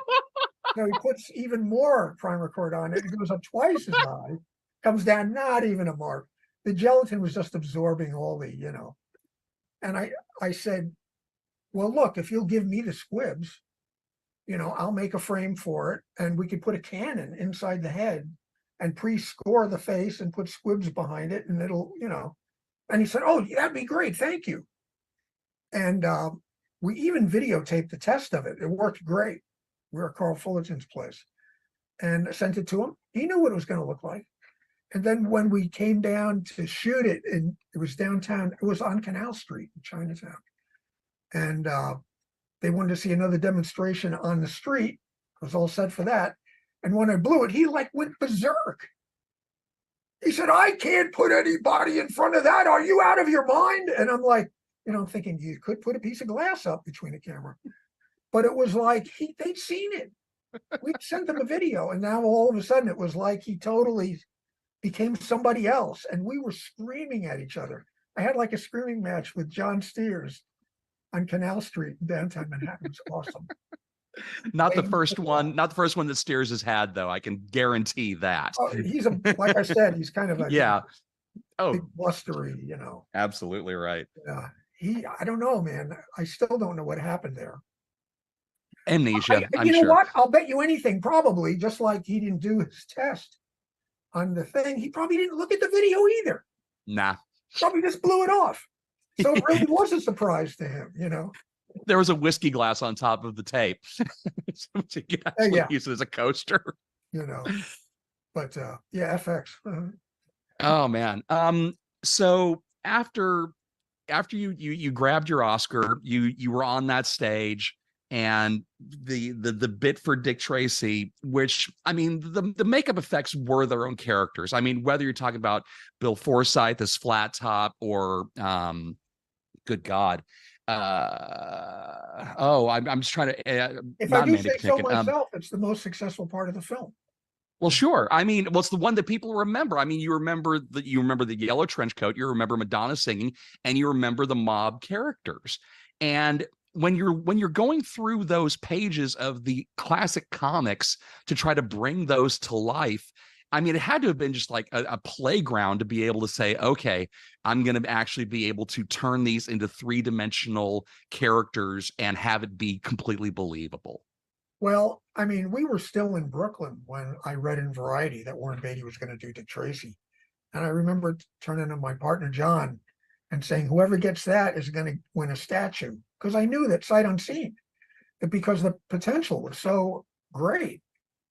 I don't think there had been a makeup movie like that with that, since, I mean, The Wizard of Oz even, it was just like so many characters, and it wasn't possible that we were going to get the job until we did. But, it was just a perfect storm of people who Warren brought in to work on Tracy, who knew us. And we were really like up and comers, there's no way we should have got it. Even Dick Smith said, oh, you guys will never get that. They'll give it to Rick Baker or Rob Bottin or Greg Canham.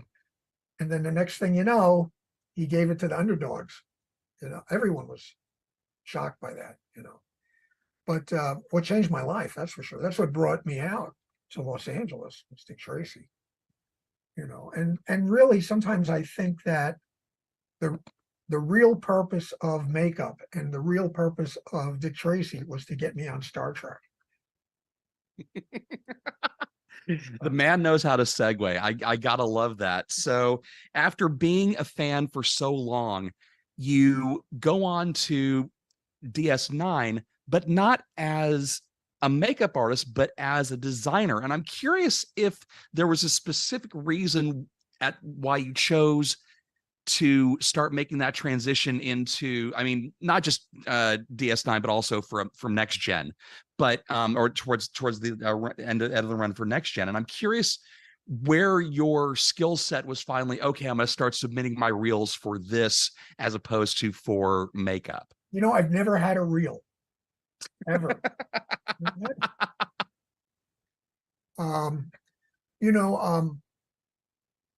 I came to work on Next Gen doing makeup for Mike Westmore, and he was tickled to have me on the show, and I was tickled to be there. I mean, and the cast was too, because I just come off of this big, it was the talk of the town when we were doing Dick Tracy, And so because I had just come off a Warren Beatty movie, I could be a geeky fan on stage, and it was okay, because you really weren't supposed to get like that, to not, and most of the, you generally don't, but there was no way I wasn't going to enthuse to these actors and artists and stuff like that. And I could get away with it because I just came from the biggest show in town. So I could be a big geek and nobody can mock that, well, I mean, look, I had done like 12 years, almost 13 years of makeup, I guess, and did makeups on almost every big actor in town after Dick Tracy, and then came to Star Trek, and that was my dream job. And working with that cast in particular, it's one of the best casts I ever worked with. It was so much fun. Really, it was like a big family behind the scenes. I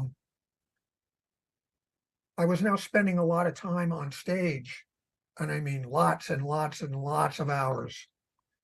And there's a lot of waiting on stage as well. And I was just soaking up all the set design and the graphics.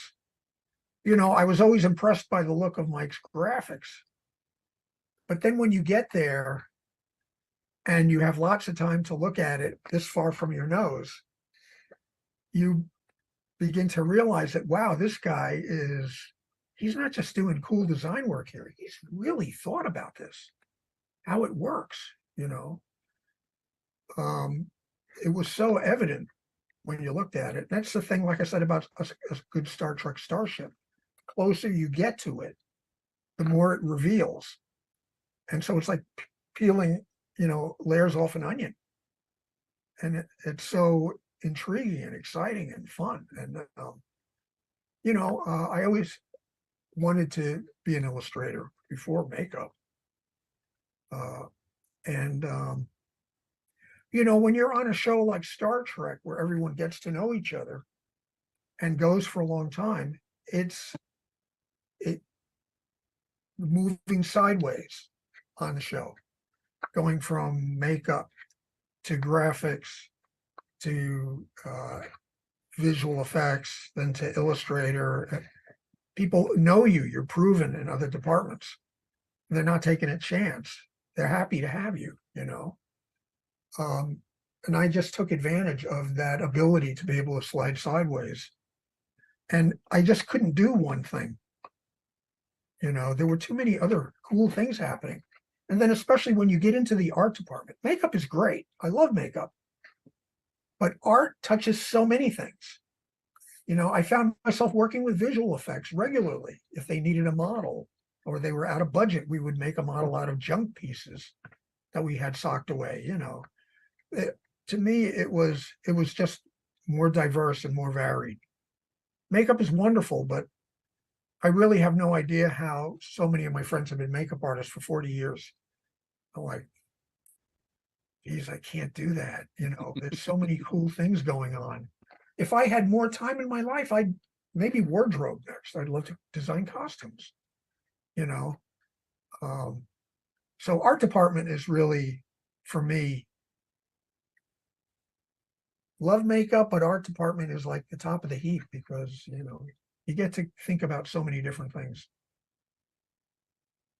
I want to stay on track, but there's one piece that I wanted to ask about, and I would be loath if I got a chance to talk with you and didn't ask about your work on Ancient Secrets and New Mysteries, the unproduced Buckaroo Banzai TV series. Can you say anything at all about it, or is that all under NDA? Of my career. We were big. Mine too. We were huge. Me, especially Denise, Mike, Jim Vanover, big Buckaroo Banzai fans. We ran it all the time in the art department. And Mike and Denise were good friends. Oh, and Jim Vanover were friends with Earl McRoush. And Doc, the director, what's his name again? Why am I blanking on it? Good God, I have his I can't remember. Poster across I can't even see the poster from here. he was just, you know, when you work with somebody who is just who's a director or producer position, like Terry Metalis on Picard, who doesn't, you know, you have to be an ego to be a creator or an artist, but guys like Terry and This is really going to make me. I'm actually going to look this up on bloody Wikipedia. Yes, because it's going to make me insane. I shouldn't know it. We're both going to kick ourselves. They treated us just like we were all just friends, you know, having fun. And it wasn't like you were being commanded to do something. And, you know, there was a lot of gratitude and delight when you did something instead of, you know, so many of these people will make you do something over 25 times. And you may have had it the first time around. What, you know, for instance, Terry on Picard trusted us so much that he did not second guess us and didn't have us doing stuff 1 billion times, you know. I mean, I've worked on other shows where it's like they'll make you do it over and over again until there's no more time because they want to see everything and then make a decision. I've got some notes. Oh, God. I'm sorry, I didn't mean to make you break out in hives. Yeah, you know, well, you know, the thing is that you eventually learn that they're paying you. You know, Fair. I'll do whatever you want as many times as you want. I'm perfectly happy.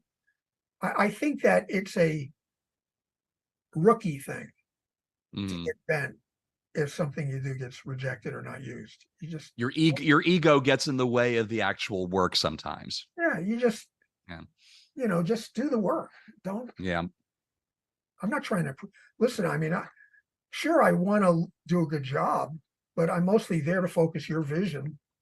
You know, I mean, most of my vision is what ends up there, but you know, it's my job to take your notes and try to incorporate them.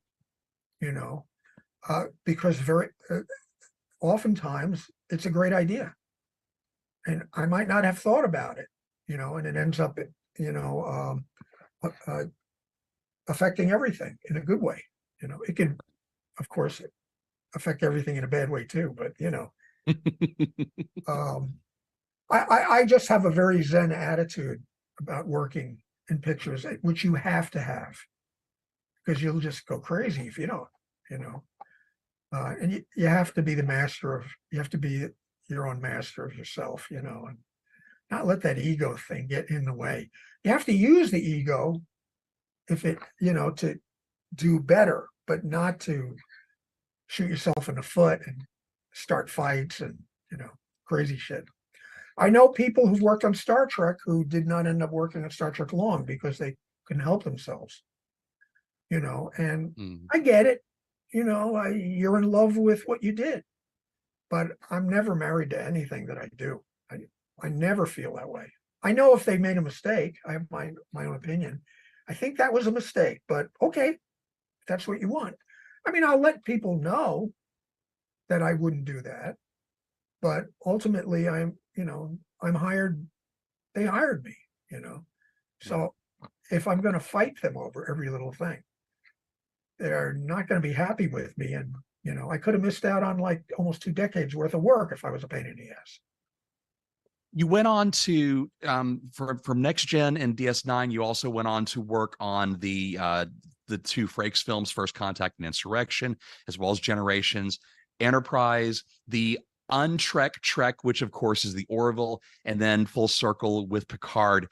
Is there one batch of design work through that line that you look at and go, if I had to hang my hat on any of these as a designer, that's where I hit it the most? That was where it was the closest from my brain to what I see on the screen. Well, I mean, I've had a lot of good success, you know, with that.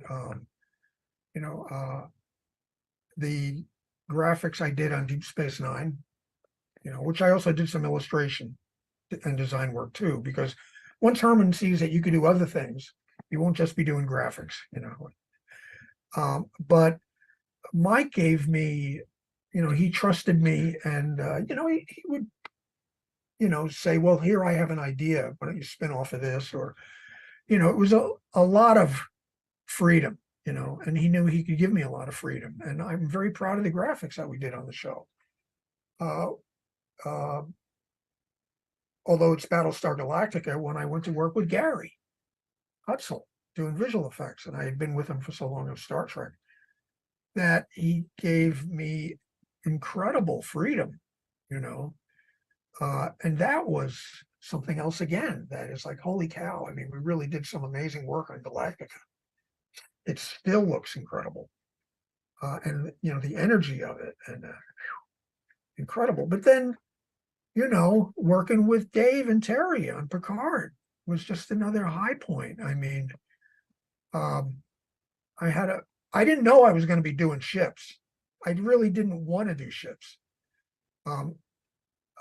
Because usually they're looking close at the ships, and that's where you end up in a cycle of doing things over and over and over and over. Of course, Terry wasn't like that. I mean, he really trusted, what we wanted to do. And so I had so much fun.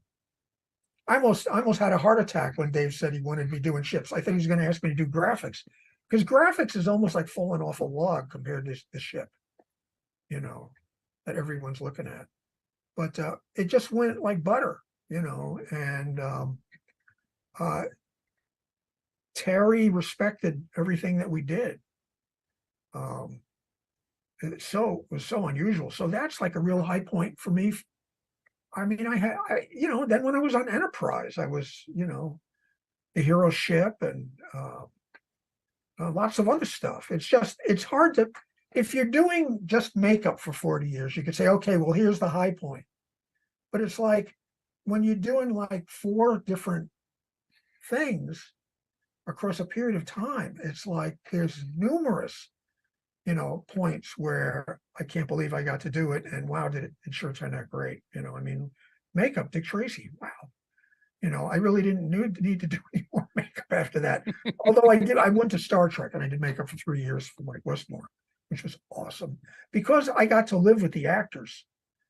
That's the thing I missed most about going to the art department. I still saw the actors regularly, but when you're a makeup artist, you're in the trenches with them, and you're standing right next to them doing pivotal scenes. And what was it? The 2-parter with Leonard Nimoy on TNG. I mean, not Insurrection. God, Reunification. Yes. Reunification. Sorry. Yeah, I mean, I'm there watching Leonard Nimoy made up a Spock 1 foot from me, with Patrick Stewart as a Romulan and Data as and I'm just watching them from this far away. I'm watching Star Trek in 3D, from just feet away while they're rolling the camera, and that's what for 3 years, it was like awesome.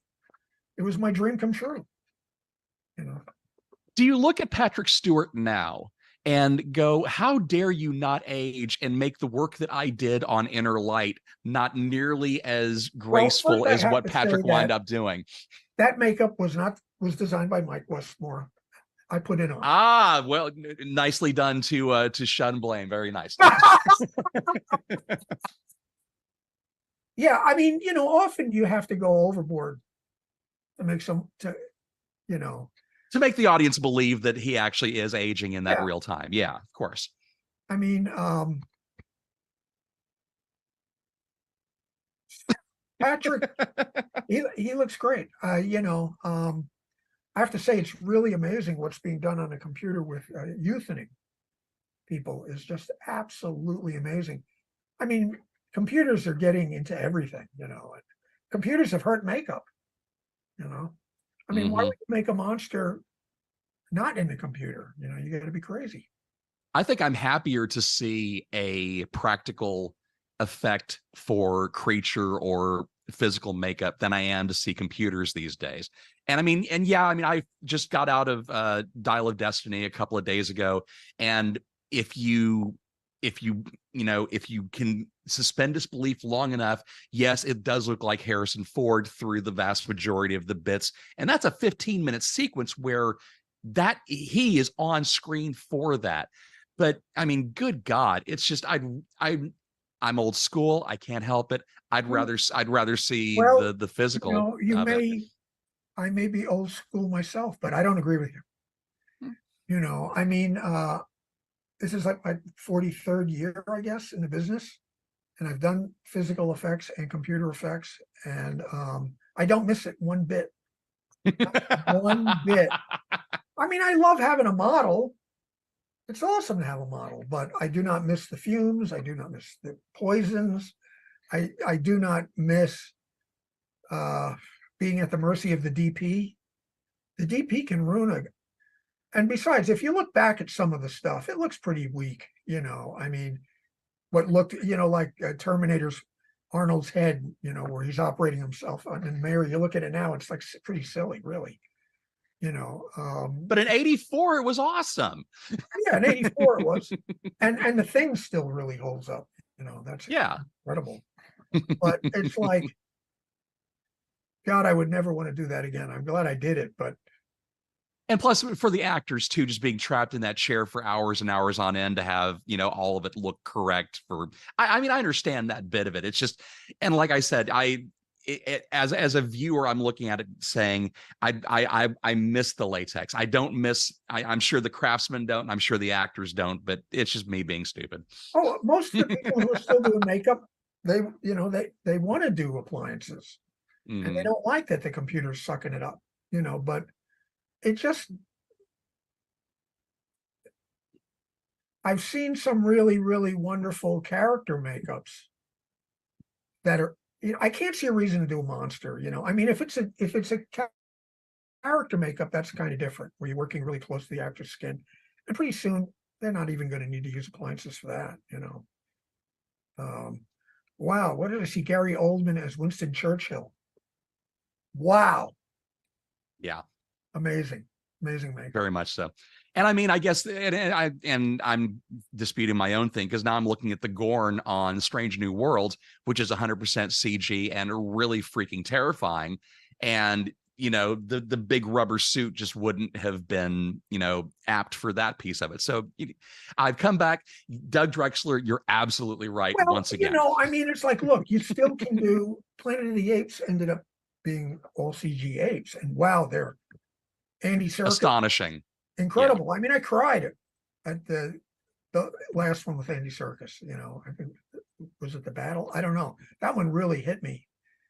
But you can still do amazing. I mean, look at the prosthetic makeup that was done that Rick Baker did for. Was it Mark Wahlberg? Planet of the Apes. Yes, with Michael Clark Duncan as one of the lead, and those were state of the art for what those were. You know, and absolutely, they're amazing. You know, they can curl their lips, and you know, yeah. You know, I mean, you'll see good work and bad work on both sides. Sure. Because ultimately, it comes down to who's doing it, the artist, and how much time they give you. You know, I saw a thing. I think it was the Scorpion King, where it had the scorpion at the end, and it didn't look that good, you know. And a bunch of visual effects guys on YouTube redid everything and said, this is the way it should look. And I thought that was really unfair and unkind of them to do that. I say shame on you, because you don't know what the situation was behind the scene. You don't know they were forced to do in no time, you know. And well, on top of that, it was state of the art for that time, though. That's the thing. You're dealing with a computer on your desktop that has twice as much processing power than a room full of what they had when they were making the Scorpion King. No, it is completely unfair. It was about the same level as Harryhausen. You know, if Harryhausen had to do a likeness, you know, sure, he's not going to nail it. You know, it'll be similar.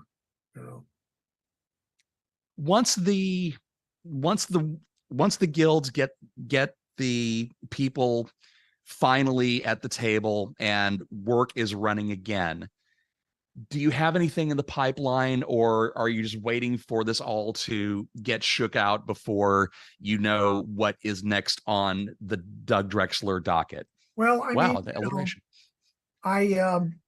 I'm pretty close to retiring. I'm 71 years old, you know. And and I'm still have a lot of passion and energy, but I really only see myself maybe doing 1 or 2 more jobs. Although there's no work in Hollywood right now, I am doing designs for a medical research company where the CEO is a big Star Trek fan, and they want to have a welcome center, and he had me do designs, which is great. But I only see 2 possible shows in my future. If Terry gets to do Legacy, I'm there. I think there's no doubt there's going to be a season 4 Orville. It hasn't been announced officially, but there's no way they're not going to do it because Seth MacFarlane wants to do it, and it ended up on Disney Plus, so it's doing good. It's hard for me to know whether I want to do Orville season 4 because depends where they shoot it. The thing is that I know Orville's going to want me to come in every day. And if I do Legacy, I can work from home. They'll let me work from home. And if I can work from home, that's, I'd rather do that. But I see those are 2 possible jobs in my future. After that, it would have to be pretty darned interesting to get me involved. You have to, I've been taking notes for 43 years. I don't want to be taking notes for the rest of my life, whatever I have left. Well, honestly, number one, I never would have pegged you for 71, and because I don't look at people's birth dates. Number 2, you are a magnificent craftsman, and I really am looking forward to every single thing that you do. And there are other people who are watching this who would say exactly the same thing. You are an inspiration, and we are incredibly grateful for you, I'm sir. grateful. Thank you. Thank you. To me, that's absolutely unbelievable because this is where I was supposed. It's like everything unfolded exactly like it shouldn't have. I mean, how does this happen? Really, honestly, it's absurd. I think I'm pretty sure that Blast said the same thing. We talked to Dave Blast earlier in the show, and he said pretty much exactly the same thing. Was I don't care that I was the wrong person at the right time. I'm just grateful for the fact that I was. Yeah, Dave Blast, what a guy. I mean, honestly, we just love him to bits, and he understands Star Trek, and he respects everything that came before. I mean, look, you could do a multiverse, which like Marvel has done, which I think is a slippery slope, and I'm not sure whether it's a good thing or a bad thing. And Star Trek is kind of doing a multiverse now because there's so many Star Treks that don't line up. It's got to be, But the beauty of, and I know it will be for Legacy too, is that Terry's going to want to do a show that ties up all the loose ends from the 90s and early 2000s with the actors that you want to see, and that maintains the continuity. See, I think the continuity is what makes Star Trek special, the fact that it hangs together so well. And I'm not crazy about the multiverse idea, although part of me says it is science fiction and it should be stretched in every conceivable direction. So I shouldn't be complaining, Well, look, as long as we get Ben Sisko out from the Prophets and the wormhole, then I'm fine with it. If that winds up being half of what Legacy is, I'm all here for it, man.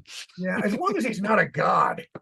I saw some Star Trek comic starting him into a god. It's what I hate about going on the news feeds? The news feeds know what I'm interested in. And it's like, I don't want you shoving Star Trek stuff at me. I want to see other things. I look at Star Trek plenty by myself. I don't need you shoving it down my throat. Put it in a block list. You don't have to look at all of it, man. I mean, how do I block the news feed from making every other thing a Star Trek article? Keywords. You set keywords in your news feed reader. Yeah, we'll talk after we get done with this thing. Don't worry about that. We're back with more at the STARFLEET Virtual International Conference. Doug Drexler, thank you so much for spending time with us. We sincerely appreciate it, man. It's great chatting. Great chatting. More guests on the way. Stick around. The feed continues, and don't block our feed. We don't want you to block this feed. That would be a horrible idea. I never said that. This didn't happen.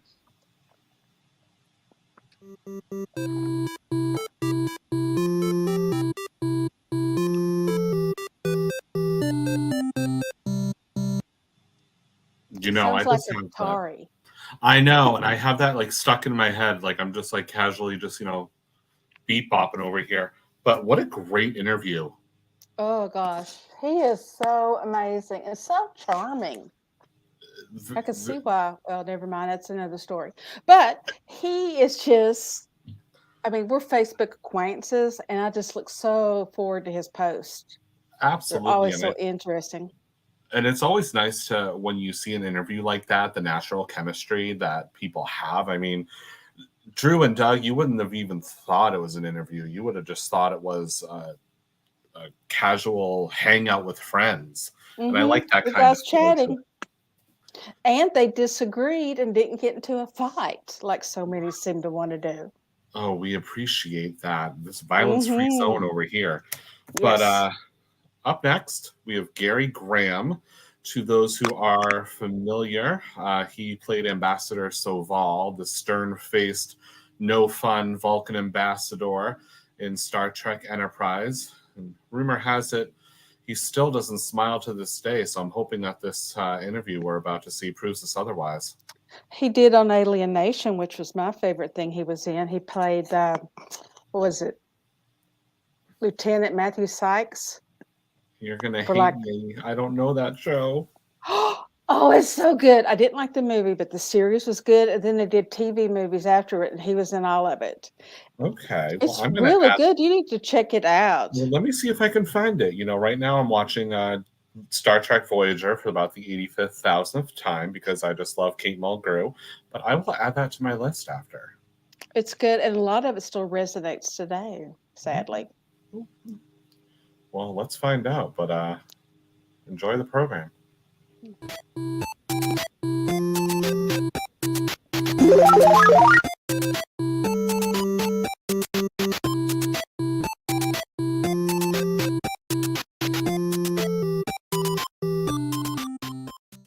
I'm Admiral Kimberly Donahoe. Under operations, my duties are to assist in reviewing MSRs, compiling a list of those who haven't reported, and any other duties that are assigned. A Girl Friday.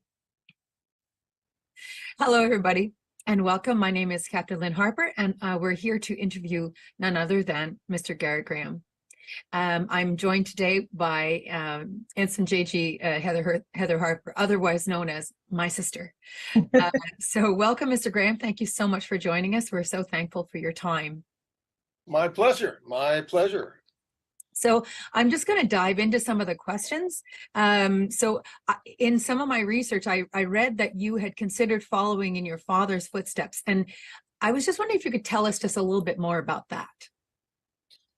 Well, as any good loving son who loves and respects his dad, you want to emulate him in his success. And he's been a very successful doctor who practiced in Southern California for 35 years or so, and rose to some prominence in the surgical field and abdominal surgery. And he sat on the board of the California Board of Medical Examiners for many years, and built hospitals, built 3 hospitals, and staffed them and all that. And he was a prominent man, and all along I was very fascinated with what Daddy did for a living. I just had a great interest in science and the medical fields, and it fascinated. It was nice having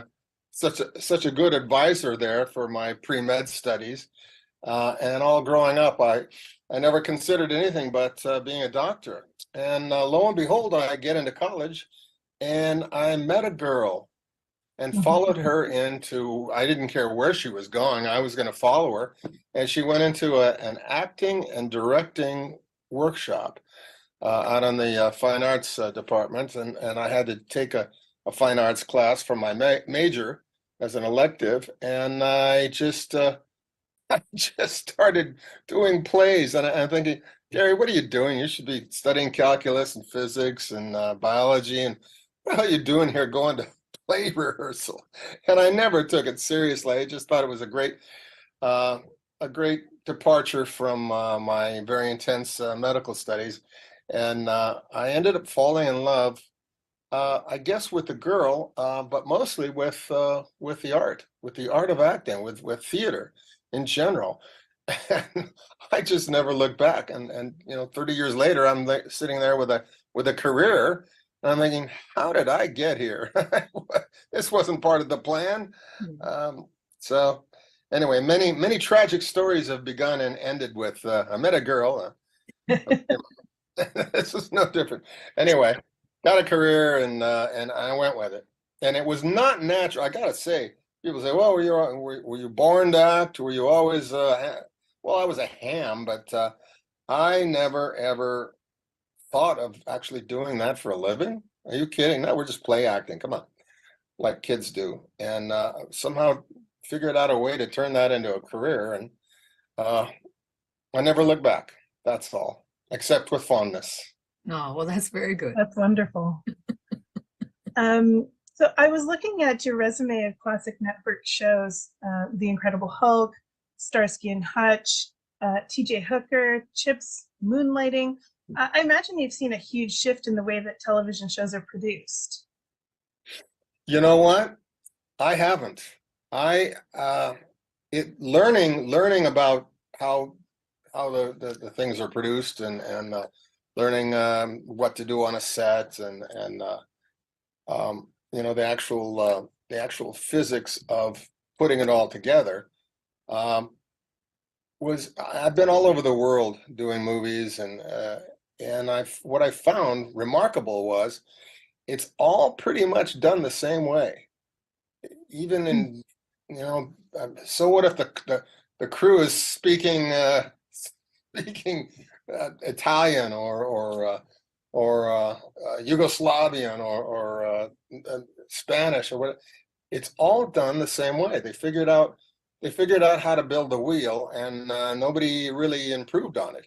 What has changed is the technology, and it makes it so much easier. In fact, I tell young people, young filmmakers, I say, you guys are growing up in the golden age, really, because you guys can go make a feature movie with a cell phone. Really, a cell phone and a computer is all you need if you've got a compelling story.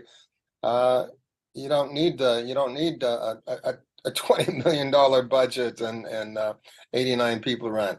And I've seen some very, very impressive films that are just put together with some crazy kids who had an idea and they went with it.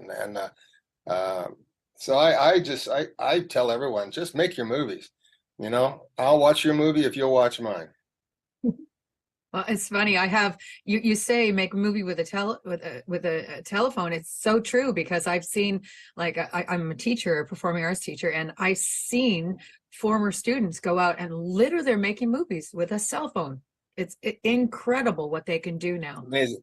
I know. But it comes down to what will set you apart is paying particular attention to story, to the mechanics of your story. And I recommend, I'm going to plug a book called Story by what's his name? I recommend it, and then I can't remember his name, but it's a book called Story. Okay.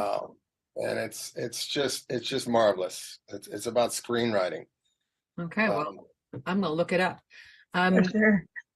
The series. Okay, so let's stay with the television. So the series Alien Nation was a show that was well ahead of its time in terms of storytelling and effect. Can you tell us a little bit about your experience on that show? Oh yes. Which show was that? Alien Nation. Yes. I could spend a couple of weeks talking about that. Yeah. But in a nutshell, it was just the role of a lifetime that I happened into, and I read the script, and I just, sometimes in your life you make a decision, and it's not so much hyping yourself up. You just make a decision, and it's real, and you know it's true. And I just said to myself, wow, I have never read. I've read 1,000 scripts. I've never read anything that was so me and so perfect for me, and this is my role. And that was it. It wasn't anything dramatic. I didn't pump myself up or say it in the mirror or anything. That was my role. And I went in and took it. I didn't audition for it. I didn't, well, I auditioned for it, but my idea was I wasn't auditioning for it. I'm going to go in there and I'm going to give you the reading that I'm going to take into the movie. And I just did it, and it happened, and I felt it. And everybody in the room agreed. They just agreed. I go, wow. And I remember being in the callbacks with 5 other guys, and I still had that attitude, and it wasn't a me. I mean, I love actors. I'm in a casting room. I'm all friends, and you know, what can I do for you? And but I knew it was mine from the get-go. Some weird thing. This hasn't happened very often in my life, but sometimes it happens, and it was crazy. So I went and got it, and felt comfortable with it, and always did. And the director said, before we started filming, he said, "Have you seen the original Alien Nation movie with Mandy Patinkin and James Caan?" And I said, "No." He goes, "Would you like to see it?" "Oh no, no. I'll see it after we shoot the pilot. Sure, why not?" But I didn't want anything interfering with my thoughts about the character, the story. So I just went on my instincts from the character, for the script, and it seemed to work. So I was very happy about that.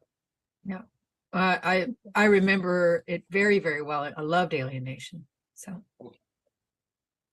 I have a question. Yes. Were you a fan of the Star Trek of the franchise prior to auditioning for the franchise? Yes, I was. I was a fan of it, but I wasn't a fan. I wasn't a Trekkie. I was. It fascinated me. As all sci-fi, I'm a big sci-fi fan, and it was interesting, but you know, it could have taken more time, you know, with the sets and the costumes and all that. But for what it was just such an interesting concept that I was kind of hooked on it. Yeah. Well, there you go. So from what I've heard about the audition process for any Star Trek show, it's quite exhaustive. Can you tell us a little bit about what your experience was doing the audition? Well, the actual audition for Ambassador Saval was just like a typical one. But the thing is, I had been in so many Star Trek auditions for so many different characters. I read for the captain, I think, once, the captain of the Enterprise at one point. So many, and I was like, I was ODing on Star Trek auditions. I finally went in and just said, what have I not shown you that could be cast in this? And it got kind of ridiculous, but I just went in and took a shot at it. It was just a gamble. I didn't particularly know. I wasn't very well versed with who the Vulcans were. They seemed to be very stoic and non-expressive, other than intellectual ideas.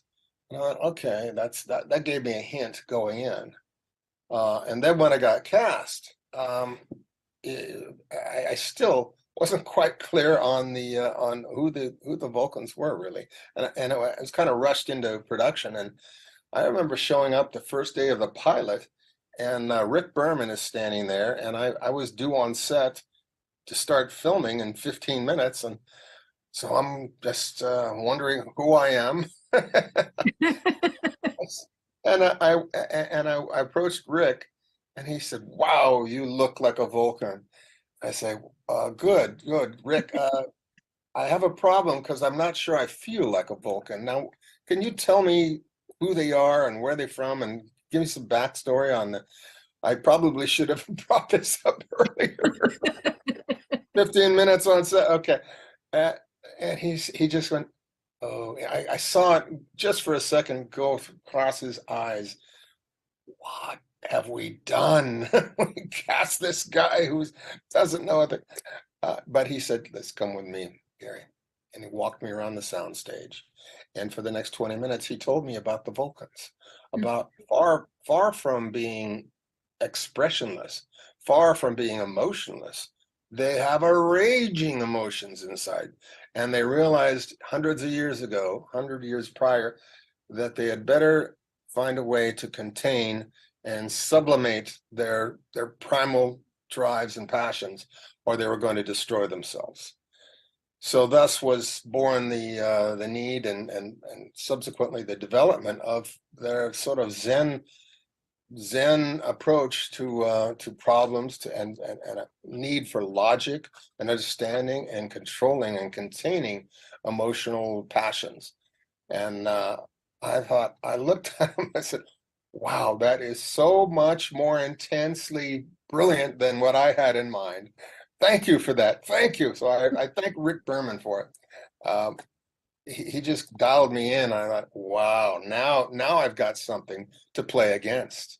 Now I've got a real challenge. And I was very excited to take the stage and shoot the pilot based on that. And another thing, that was my insight into Vulcans, but the insight into Soval in particular was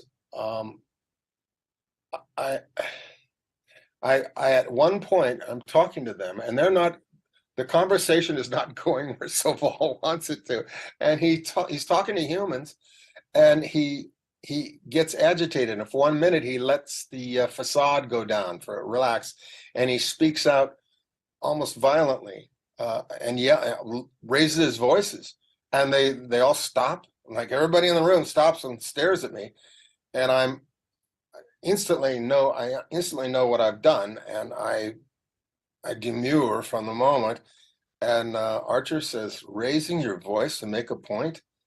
You have been on Earth too long. Yeah. Oh, that's brilliant writing. Brilliant writing. And that was my key. My key to my whole character throughout my tenure there was I've been on Earth too long. Starting to become irrational and explosive and emotional like humans. Mm-hmm. So I love that challenge.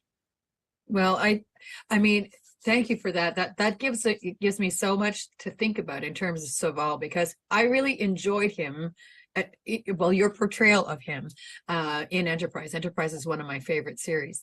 And I loved, with Enterprise, I loved all the little tiny Easter eggs that kind of basically answered questions, that we had from the original series. You know what I mean?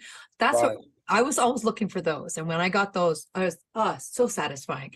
And I have a question too. Did the writers come up with an interesting backstory for like elements in your backstory for Soval that we never heard about on screen? Well, only as evidenced by their really wonderful writing. I had something that we never fleshed out, but that I was going to, I think I suggested it, and I don't know if they ever talked about it or just said, oh, he's an actor. Who listens to actors? I don't know. But I thought that since my younger sister, people have always said that I look so much like her, and I have pictures of her when she was 7 years old or so, and she had a short little pixie haircut, like to Paul, and she looked like Jolene Blaylock. I thought, man, we don't want to miss a gem here, but what if Soval turns out was her father or grandfather? I'll take either one, but I just thought it was an interesting concept because we do bear a slight resemblance about the mouth and whatnot. Anyway, I threw that out there and nobody picked up on it, so I guess it's who knows. They didn't run with it. It's too bad. Yeah. It would have been a cool backstory, though. Sure. Yeah. What was it like seeing that big, beautiful NX-01 on screen for the first time? Well, I paused at that question, and I thought, oh, okay, I remember that. What does it mean? I don't even know. Is that the name of the starship? Yeah, it's the registry number. Yeah, okay, the registry number. Well, to tell you the truth, the absolute truth, on my word, it didn't mean anything to me because I was a big fan of Star Trek, but I wasn't a Trekkie. So, Trekkies don't miss a single they don't miss a single detail. Well, God bless them for it. But no, I didn't. It didn't mean anything. I just thought that's cool. But as I have to explain at conventions, I'm just an actor. Yeah. I'm not the real guy. Yeah, I'm not going to ask you about specific lines you said in episode 1 or blah, blah, blah. I'm not going to ask you that. Not going to. I do my best. That's okay. So it could be said that one of the more challenging things about playing an alien on any Star Trek show or any sci-fi show, to be honest, is that an actor must cause the audience to look past the prosthetics and the makeup and the whatever else and just see the character. Is that a fair estimation of one challenge faced by actors in these roles? You know what? Yes, it's a challenge. And number 2, and most important, it's a bonus. It's a bonus having this makeup on and incorporating it into your portrayal. Who is it? Marlon Brando once said after a movie, I think he played a Japanese guy. He says, if the makeup is right, you don't have to act so hard. And there's a lot to that. Having prosthetics and whatnot, it makes your face feel weird. You feel the prosthetic, so it puts you in that different from your walk around daily life. So I didn't feel like Gary in that makeup, and it helps the performance. Helps get you outside of yourself and project it into this other reality. Yeah. So yeah, it's a challenge, but it's a bonus too. In the episode In a Mirror Darkly, the Enterprise crew find themselves in an alternate universe. Can you tell us a little bit about this episode? Yes. I first had to figure out who I am because we're gonna play the game of opposites, where you go completely against. Yes is no, no, up is down, and all that. Which is fascinating game. On top of all the other games I'm playing, to play a Vulcan ambassador, no less, who's been on Earth too long, no less. So all these balls in the air, and here they take this other one and throw here's a bowling pin, juggle that too. Go good. Now we're talking. Now we're squirting putty, as a makeup artist used to tell me. Anyway, it's great fun, and that particular episode was great fun because I'm dealing with Archer, who is now the arch villain. Archer, he's not wonderful, and he's conniving and sneaky, and it's a dictator. It's a maniacal dictator ready to take charge, and I'm seeing this happen, and I'm scared. And then to Paul, she's this feral cat coming at me and roughing me up and turning me around, and I must say I did enjoy that part. But it was just bizarre dealing in these. We got used to our characters as a certain thing, and suddenly it's opposite. I'm going, thank you, Star Trek, for letting me in this playground of a play. It was tremendous fun. I don't know. And sometimes you don't worry about how it's going to come out. You pull out all the stops and just go for it. And that was such a case. And it came out pretty cool. Exactly. When did you learn that you were going to be a semi-regular on the series? When was that? I think when somebody called me out, when they called my agent and said, "Oh, they want you back for Star Trek for this," and then they sent me the script and go, "Oh, good." His tenure, just as I planned it. Very nice. Like I must tell you, it's no big secret, but as I was doing the pilot, because I was only hired for the pilot. Okay. there was no talk about doing any more of Gary Graham as Sauval. I was hired for the pilot, and I thought consciously, listen, if every hero needs a foil, every hero needs a positive force.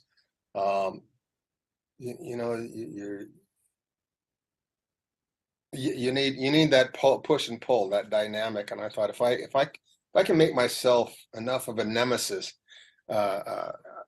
in Archer's life, they're going to bring me back. And I like to work. I like a paycheck. I like the work. I like the character. So I made sure that I was as snotty as I could possibly be to Archer, with a big enough ego and arrogance and these humans, what are you gonna do? I just put that on. I had every line I delivered dripping with that sardonic dismissal attitude. I loved it. So it worked. My employee worked. You manifested that for the universe. I manifested. Very good. A favorite Sauval relationship, besides that, Captain Archer and Sauval, was the relationship between Sauval and Admiral Forrest. Vaughn Armstrong. Oh my goodness. Vaughn Armstrong. I love that was by we saw the writers. We followed the writers' lead, of course, because they gave us all the wonderful words, but they wrote these scenes and they saw it too. And it was a thrill and an honor, I must say, to take that storyline, because especially we didn't know when we were starting. We didn't know how it would end up for Admiral Forrest. We didn't know that came out, quite a bit later, and was a big surprise to him. It was a shock. Must have been a shock for you guys. Oh yeah. He told me he goes into I think it was Berman's office that morning, going, "I die." Spoiler alert! Sorry. Anyway, it was a great thing. I love the way they fashioned our relationship, and particularly that little conversation we had where we're actually baring our souls, basically, and Vaughn stops and turns to me and said, "Are humans afraid of Vulcans?" Mm-hmm. And I had to come clean with him and say, well, it's not we're afraid of the Vulcans. We're afraid of what you're capable of. We're afraid of what you can do. And we're afraid if we can trust you. Are we really all on the same page? Mm-hmm. And that was quite an admission to Sauval, and also brought them together a little bit more. Yeah, because he was like often pitted against him. Uh-huh. And Forrest's hands were often like tied by diplomacy and the rules and everything. But I always enjoyed those scenes because it was like these two, great big characters in their own right, and yet at the end of the day they found common ground. And at the end of the day, isn't that what we're trying to say, right? Sorry, I'll get off my soapbox. Sorry. You're absolutely right. And yeah, the magic of Gene Roddenberry and what he's set in motion. Truly, truth. Definitely. Yeah. Love it. Right. So one remarkable scene in the episode The Forge is the frank and unexpected conversation between Captain Archer and Ambassador Sauval following Admiral Forrest's death. Was this an exciting shift for your character? Yes, it was. Very definitely, especially the story between Archer and Sauval, in which they were at odds quite often, and I think Archer felt that Sauval was not on their team or not on their side, and he didn't know how much to trust Sauval, with good reason, because there was skepticism on both sides, and I think it was just a feeling me out. You know, are we going to continue dealing with each other, and if so, what's that going to be like? What's the climate going to be like for that? And I think their common grief at losing the Admiral was real, and it was in a way bonding for them. Yeah. When did you realize that the character that you were playing had actually like clicked with fans, had found a fan base? When I stopped getting hate mail and bomb threats. No, I never. No, there was never any negative being stupid. I don't know. It just, you know, you keep your head down. You're doing a job, and you keep focused on the story, and watch the scripts as they come out, and watch them as they develop your character. And I was too busy musing on where we were going with the story to even worrying about where the are the fans digging what I'm doing. I don't troll through chat rooms and see what the fans see, what the, you know, what's how the wind is blowing towards Saval today. I just do the work and hope for the best. Fair enough. Yeah. You also played us an Ocampa Tanis in Voyage. Tanis. Yes. Tanis, anyone? Yes. Yeah. So how did working on Voyager differ from working on Enterprise, or did it? Oh, night and day. Okay. Just night and day. This sets. No offense. I hope nobody gets feathers ruffled, but that was a very tense set I came on to. When you come on as a guest star on any show that's been up and running for several years, everybody knows it. Everybody, you're the new kid in town, and I just instantly when I set foot on a set in the Voyager, I don't know what it was. I don't know if people were not getting along. Is there friction? I don't know where the friction was. It was all in my head, but I don't think so. I've been on, or maybe it was just because I just came off of Alien Nation set, which is a love fest, and everybody's relaxed and having fun and cracking jokes, and we somehow managed to get a terrific show done. But on this set, it just seemed too intense, or more intense than what I was used to. And not that you're, I think that you're going to a frat party when you show up for work, but wow, they're wound pretty tightly. And we did a lot of improvisation and messing with the lines and on Alienation, and we tried several ways, and they would in fact, the executive producer said, listen, if you guys got a different way you want to do it, and a director is giving you trouble on it, just do it your way, and then do it his way, and we'll settle it out. And 9 times out of 10, they went with our way, just because we know the characters and new director on the set. And so it was just a very, very different vibe on that set. Mm-hmm.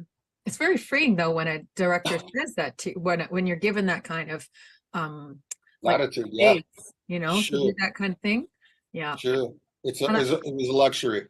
That's why Alienation was the best experience acting I've ever had. We were free to create and innovate and improvise. Wow. And take the barbs when it didn't work. We were humiliated and thrown up and stripped naked and whipped, and no, none of that. Just cut that up. Okay, that's gone. Yeah. But it was good. In 2007, you played a freedom fighter called Ragnar in the Star Trek fan film Of Gods and Men. I'm curious, how did you come to be involved in that project? And do you have any plans to work in fan films in the future? No current plans that I can see, but I didn't know about fan films, but it was explained to me, and they wanted to put up some money and fly me out to I don't know where it was, Baltimore or upstate New York somewhere, and to do this character. And wow, I'm working with Mr. Chekhov. It was just great. I liked the script. I liked the part. I said yes. I'm easy. You hear that, producers? I'm easy. I'm not hard to get along with, like they say. I'm not asking for too much money, like they say. No, I'm easy. Okay, so that's interesting. We'll make sure that that's out there, that you're not hard to work with. It's available. He's available. He's available. Fantastic. Outside of your Star Trek work, you've done. I did not read your list of what you've done in your life, because we would still be reading so at the beginning. Oh, please. Yes. Not that much. Yes. It's a long list. Your book, Acting and Other Flying Lessons, discusses how to become a working actor. And I've not been able to get my hands on this book because Amazon in Canada says it's $770 something. Did you know that? What? Give me your address. Okay, great. We'll talk later on. Okay, I can bootleg you a copy. Oh, good. That's fantastic. Okay. So, but I was wondering if you could give us 2 or 3 little tiny specific lessons that you would have for aspiring actors. Good. First of all, don't approach it to be a movie star.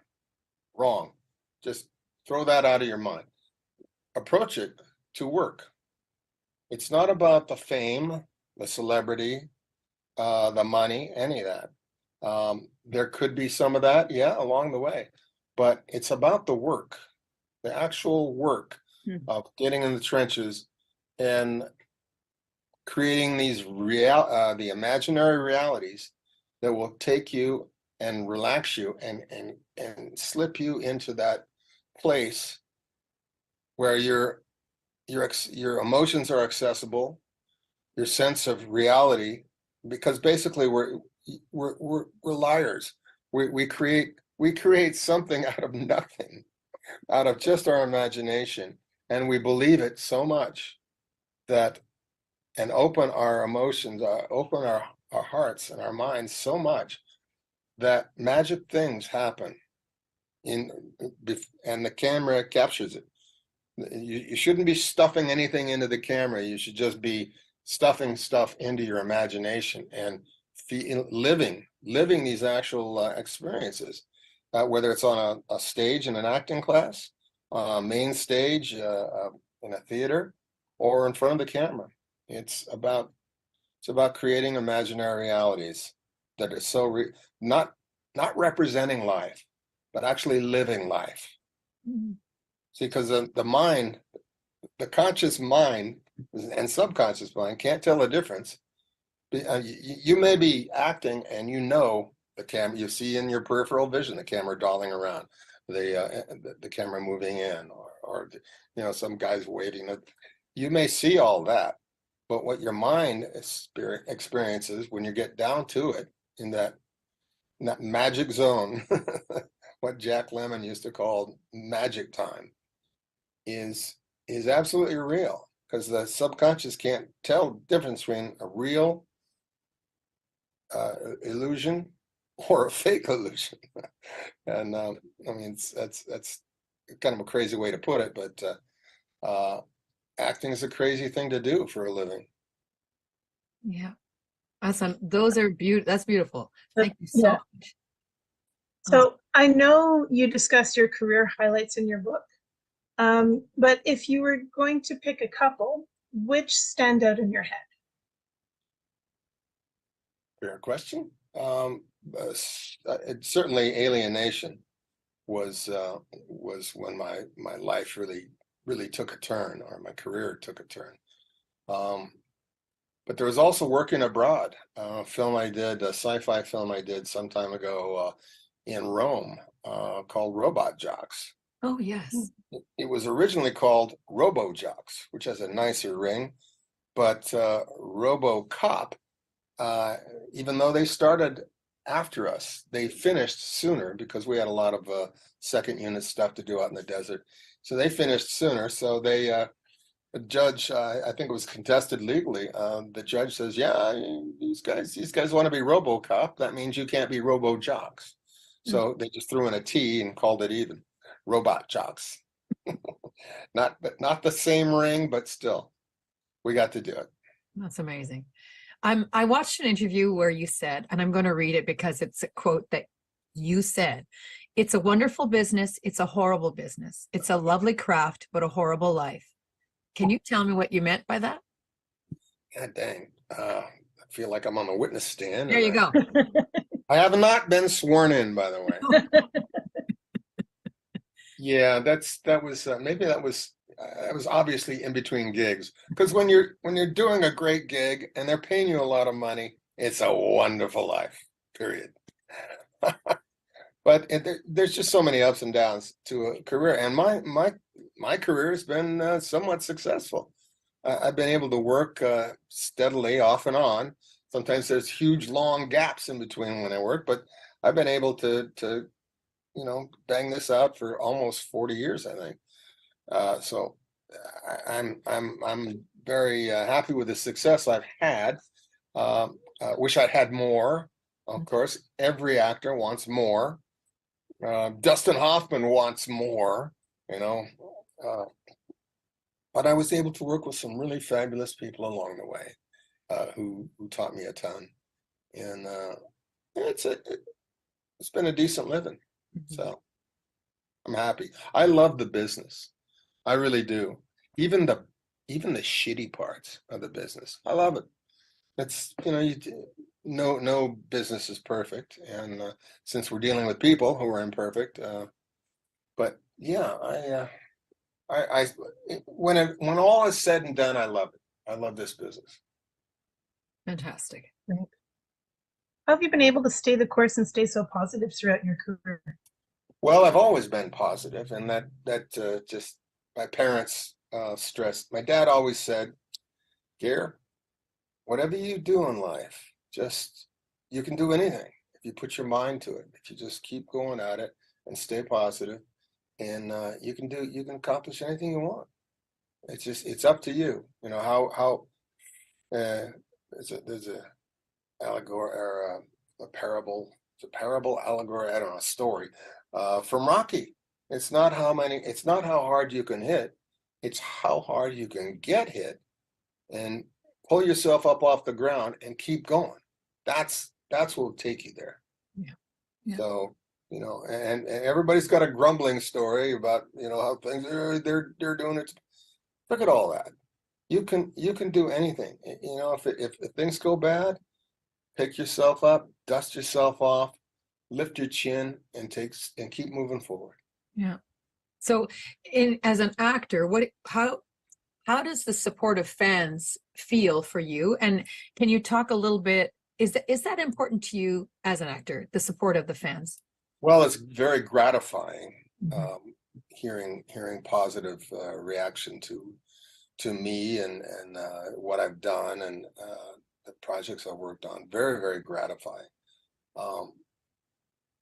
And if I didn't get that, I can't say that I would necessarily continue in the business.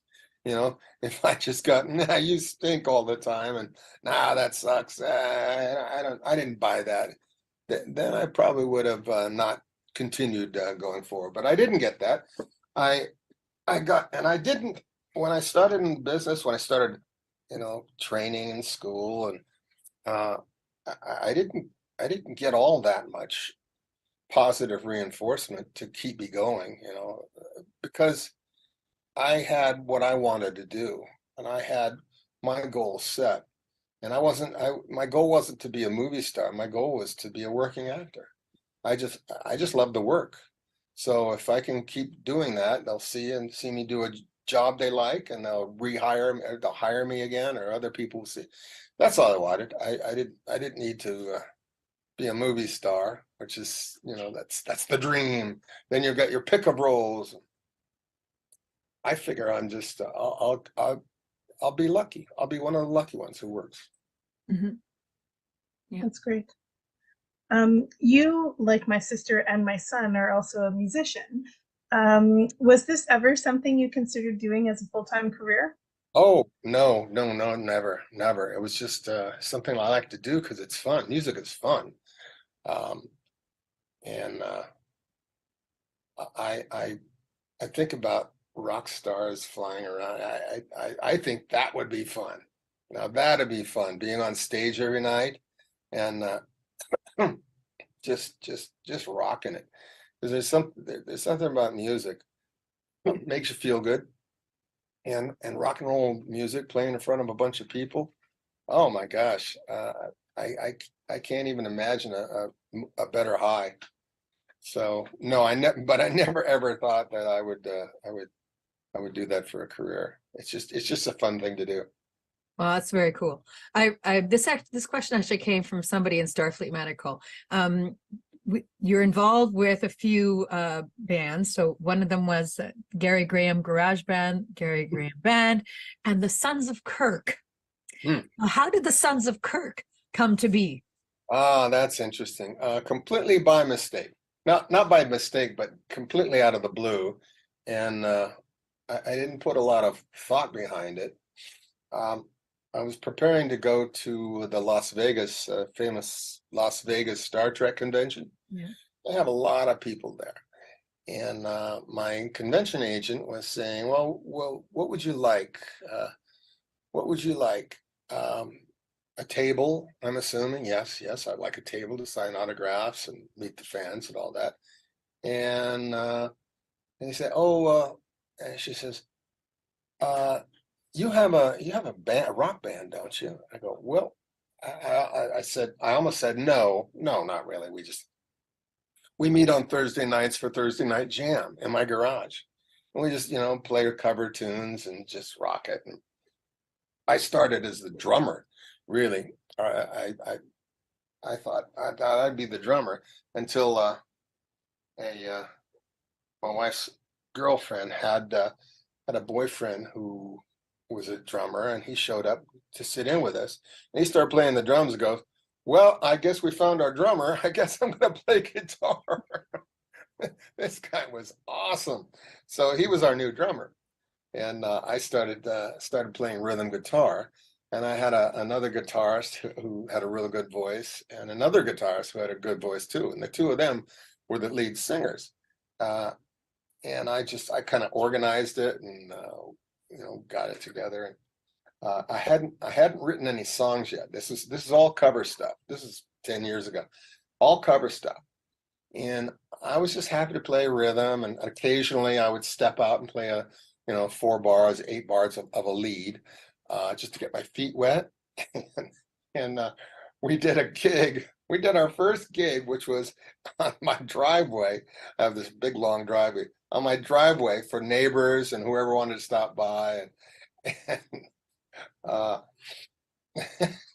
anyway, we're playing this loud gig until it was in the San Fernando Valley, and eventually got shut down by the cops. And people. I had some rowdy neighbors who threw a piece of tile and almost hit me in the head. It was kind of a rowdy scene. Anyway, the next day, both my guitarists, the guy who plays the bass and the guy who plays lead guitar and who sing, both of them quit. So I said, wow. He says, I'm sorry, I got to step out because I'm not spending time enough with my wife and all. 1,000 excuses, but they all just took a pass on continuing in the Gary Graham Garage Band, G3. We started calling ourselves G3 until I found out that was an actual band of some really fine guitarists. So I thought, well, I guess that's my music career. But then my other guitarist says, "No, Garrett, we should continue, man. And you should be the front man. You should. It's Gary Grandbet. Why don't you just step forward and do the singing? You got a decent voice." And I thought at the time, well, I'm okay for harmonies and backup. And he said, "No, you should be the front man." I said, "Really? You think so?" And so we found another guitarist to step in, and we started the Thursday night jam. And this is a long-winded story. Sorry about that, but okay. Eventually we started playing gigs, and I started singing into my my monitor and practice playing the guitar and singing the leads, and I got kind of good. Well, at least I wasn't horrible, and I just continued, and we started getting gigs, and it came from there. And how did the Sons of Kirk band come up? I was talking to my agent. Said, "You have a band, don't you?" I started saying, "No, we just," and I said, "Yeah, we got a band. Yeah, we got a band. We're called the Sons of Kirk, and we do classic cover tunes with some funny, sexy lyrics, replaced for the Eagles and the Beatles and Stones and all those songs. We just mix it up and make it Star Trek friendly." And she's laughing. I said, "That's a good sign you're laughing." And she says, "Well, I'll run it by him. Let's see." She calls me back in a week or two. She says, "Hey, they're crazy about the idea. They want to book you atop the Rio Hotel in the Voodoo Lounge for 3 nights." And I go, "That's great. That's great." And then I hung up, and the convention was about 2.5 months away. And oh my God, what have I done? I don't have a band. I don't have any songs written. So I had a very busy 2.5 months leading up to this, but we hit the stage at the Rio Hotel for 3 nights. And even Adam Mallon, who runs the Star Trek convention, he was up there, had something business or something, and he heard us in the hall, and he comes in and says, "Garrett, you guys sound great." I go, "Really?" We had really good. He says, "Yeah." He says, "Maybe we'll book you guys for being the house band or something next year," which actually happened. We ended up being the house band for the next 2 years. So that was good. It worked out. I never intended it to be so, but it all just happened on the phone with my agent, answering questions. "You got a band, don't you?" I go, "Yeah, that's Wait, so you lied. So you I lied. lied. You got, I yeah. lied. I didn't have a band, but I made one up pretty damn quick. So we hit the stage running, and got a good response. So that's my long-winded. No, that's exactly what I was looking for. Fantastic. And we are dangerously close to finishing our first all original album, all original tunes about Star Trek, and we're about to finish it and make it available to Star Trek fans everywhere. Yeah, how about that? I thought it would never happen, but it's real. So you will be hearing about that soon. Amazing. I mean, within a couple months. Amazing. Yeah. All from a lie. Oh. All from a lie. You see? Lie. If you lie well. There you go. So what other newer upcoming projects should your fans watch for? Well, let's see. I have a film that I'm in the first 15 or 20 minutes of this film called it's on cable. It's called Jeepers Creepers Revisited, I think. Redux Revisited. Jeepers Creepers Revisited. I didn't know it, but there was apparently a popular horror franchise, and I'm in the first 20 minutes of it or so. But that was fun. And also I did another small film out here. I started with a film company I met up here. I moved to northern Washington, or northeastern Washington, and found a film company, and we've been working together on a thing called recollection sci-fi. So watch for that. That's fantastic. Well, I'm really, I cannot tell you how happy I am to have met you, and this has been just a fabulous interview. Great. Really thank you so much. We're so appreciative of your time and all the energy you put into being with us today. I'm sure that we will be looking for you and your band and your album. It's just some really cool stuff coming out. So Thank you really so much, Oh, you're ladies. so welcome. Thank you. Thank you so very welcome. much. It's So been a thank- pleasure. We're really thankful for your time. My pleasure, and God bless.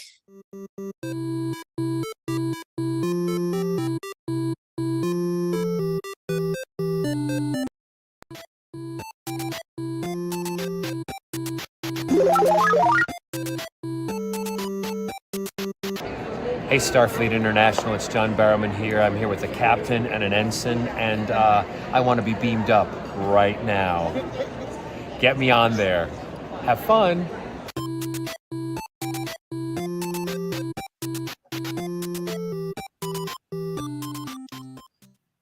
That John Barrowman, he's such a rascal.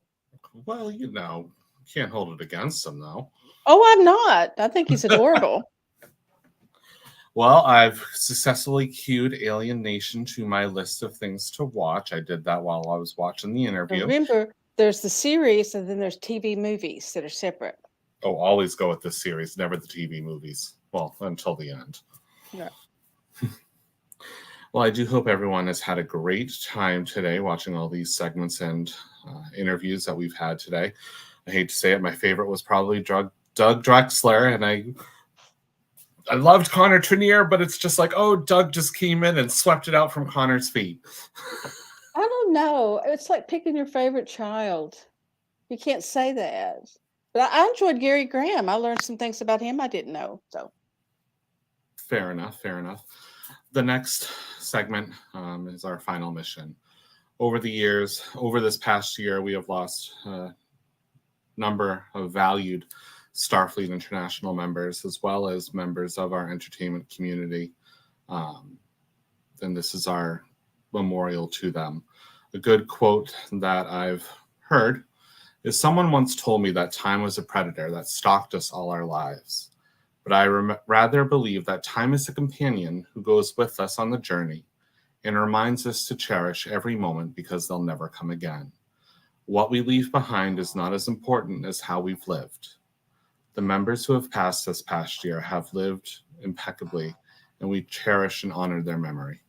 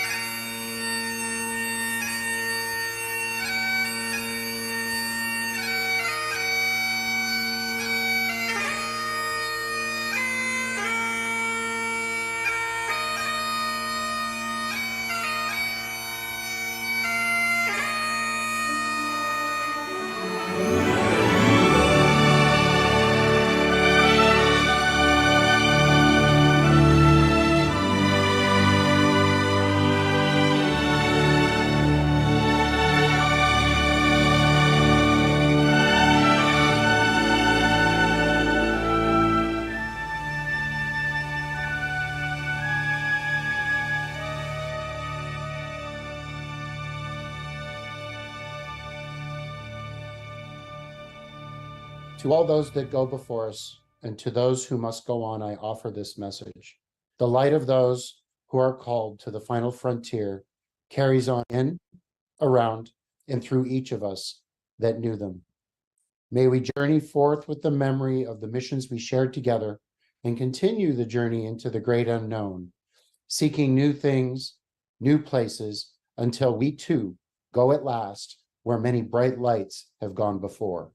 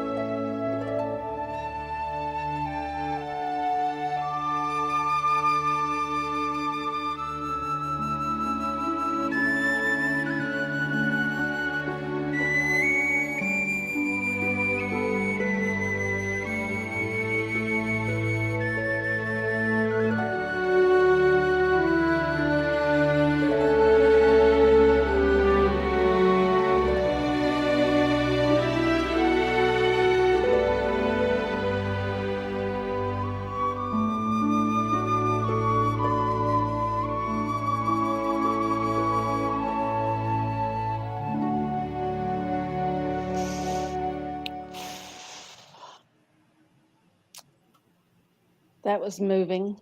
That was very touching. Mm-hmm. The memories of those who have passed this past year will live on. And for anyone unable to see the streaming, it will be made available in the SFI YouTube channel within the coming days for sharing with your chapters and regions. Well, Kim, it has been a fun couple of hours hanging out with you and reminiscing on old times. Mm-hmm. Thank you for letting me sit in. Absolutely. And I'm sure once we're off screen, you're probably going to reach through and beat the ever-living daylights out of me for not watching some of these shows. But no. No, that's me. But Can you believe he's not seen Alienation? It is. It's fabulous. Yeah, it is. How have you missed that? Alienation is like one of my favorite shows. I have a member of my ship that's never seen Galaxy Quest, and we as a ship have watched it twice with him as my XO. And it's like, bro, come on, please. Well, get over here and watch this. It is my pleasure to introduce, first and foremost, my commanding officer, Vice Admiral Trish Tunis, and the Vice Commander of Starfleet, Vice Admiral Ryan Case. I am Fleet Captain Kleiner, along with Admiral Donahoe, and we're going to hit 10 forward and go have some ale. Yes. See you guys in a little bit. Thanks, guys. Yep, let the Gulf Coast take over. Well, Trish, we finally did it. We've made it to the last segment. Me and you are finally on screen together, finally doing stuff. I'm excited. Yeah, I know. And we're next door neighbors. You're actually pretty much my closest chapter in real life. Yeah. Go and say the Hayes, the Corsair, and the Neptune would make a little triangle here down in the deep south, as it were. Yeah, well, if people still want to get together, Gathertown is still open. Did I hear there was a conga line going last night? There was. I had a whole bunch of people trailing me. Oh. Dragging everybody all around the thing. We actually ended up in several locations that I had no idea existed. So there's a whole lot of little hidden hatches and stuff, including the Corsair. So yes, well, we had to do it. I mean, we are a pirate-themed chapter, so I mean, it's a given. We have to have our little hidey holes for, well, possibly Romulan ale and a few other things. Indeed. Well, guys, this is actually the one I'm glad I'm getting to introduce it, because this is one of the segments I've been waiting to watch. Is a segment interviewing Bruce Horak, who played Himmer on Strange New Worlds. He was also one of the K-pop Klingons. So I'm really, really excited. Production, you guys are up. Let's roll it.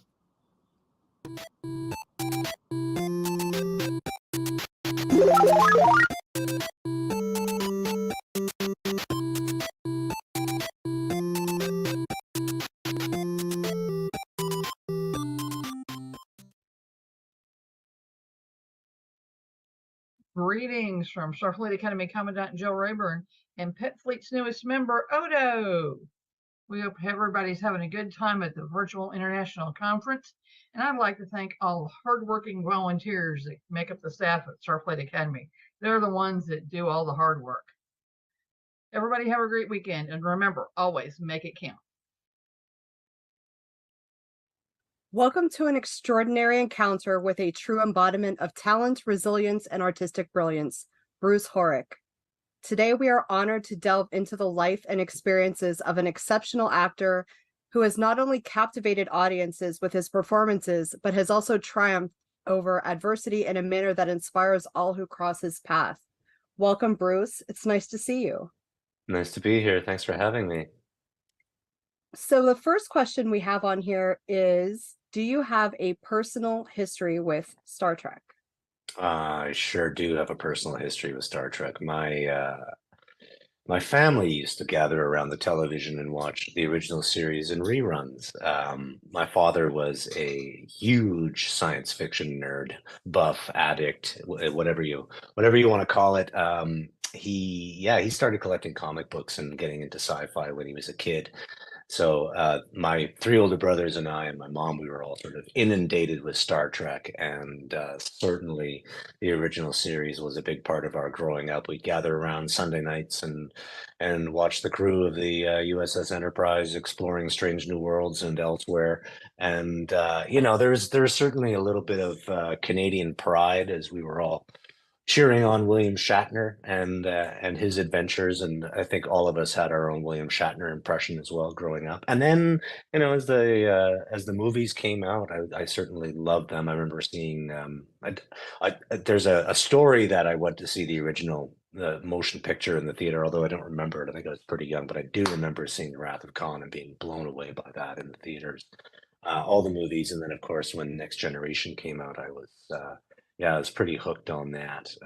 Yeah, it's been a part of my life ever since I was just a wee one. And I remember actually, Dad got some photo novels of the 4 episodes of the original series. So I used to devour all of that stuff. Yeah, just a big lifelong fan of Star Trek for sure. That's really cool. My dad got me into it too. What Yeah. was the reaction that your family had when you announced that you were going to join the Strange New Worlds cast?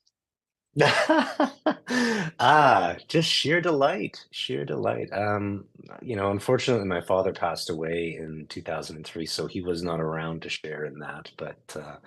But all my brothers and my mom were just over the moon, and actually, for my one niece, it was her introduction to Star Trek. She hadn't seen any of it, so my brother called me up and said, "Oh yeah, we're getting Alice into this," and it gives him a chance to talk about the original series and introduce her to the characters, and yeah, for her that's the introduction, which is pretty cool. Um, yeah, I mean, I'm somewhat unrecognizable on screen in that particular role, so there's a bit of anonymity there, which is also okay too, because I can still walk down the street without being recognized, which is all right. Yeah, I guess that would be kind of cool. A lot of people run into that. Yeah, yeah. Can you tell us a little bit about your introduction to the character Hemmer? Did you know you were auditioning for that specific part? I sure did. Yeah, it was.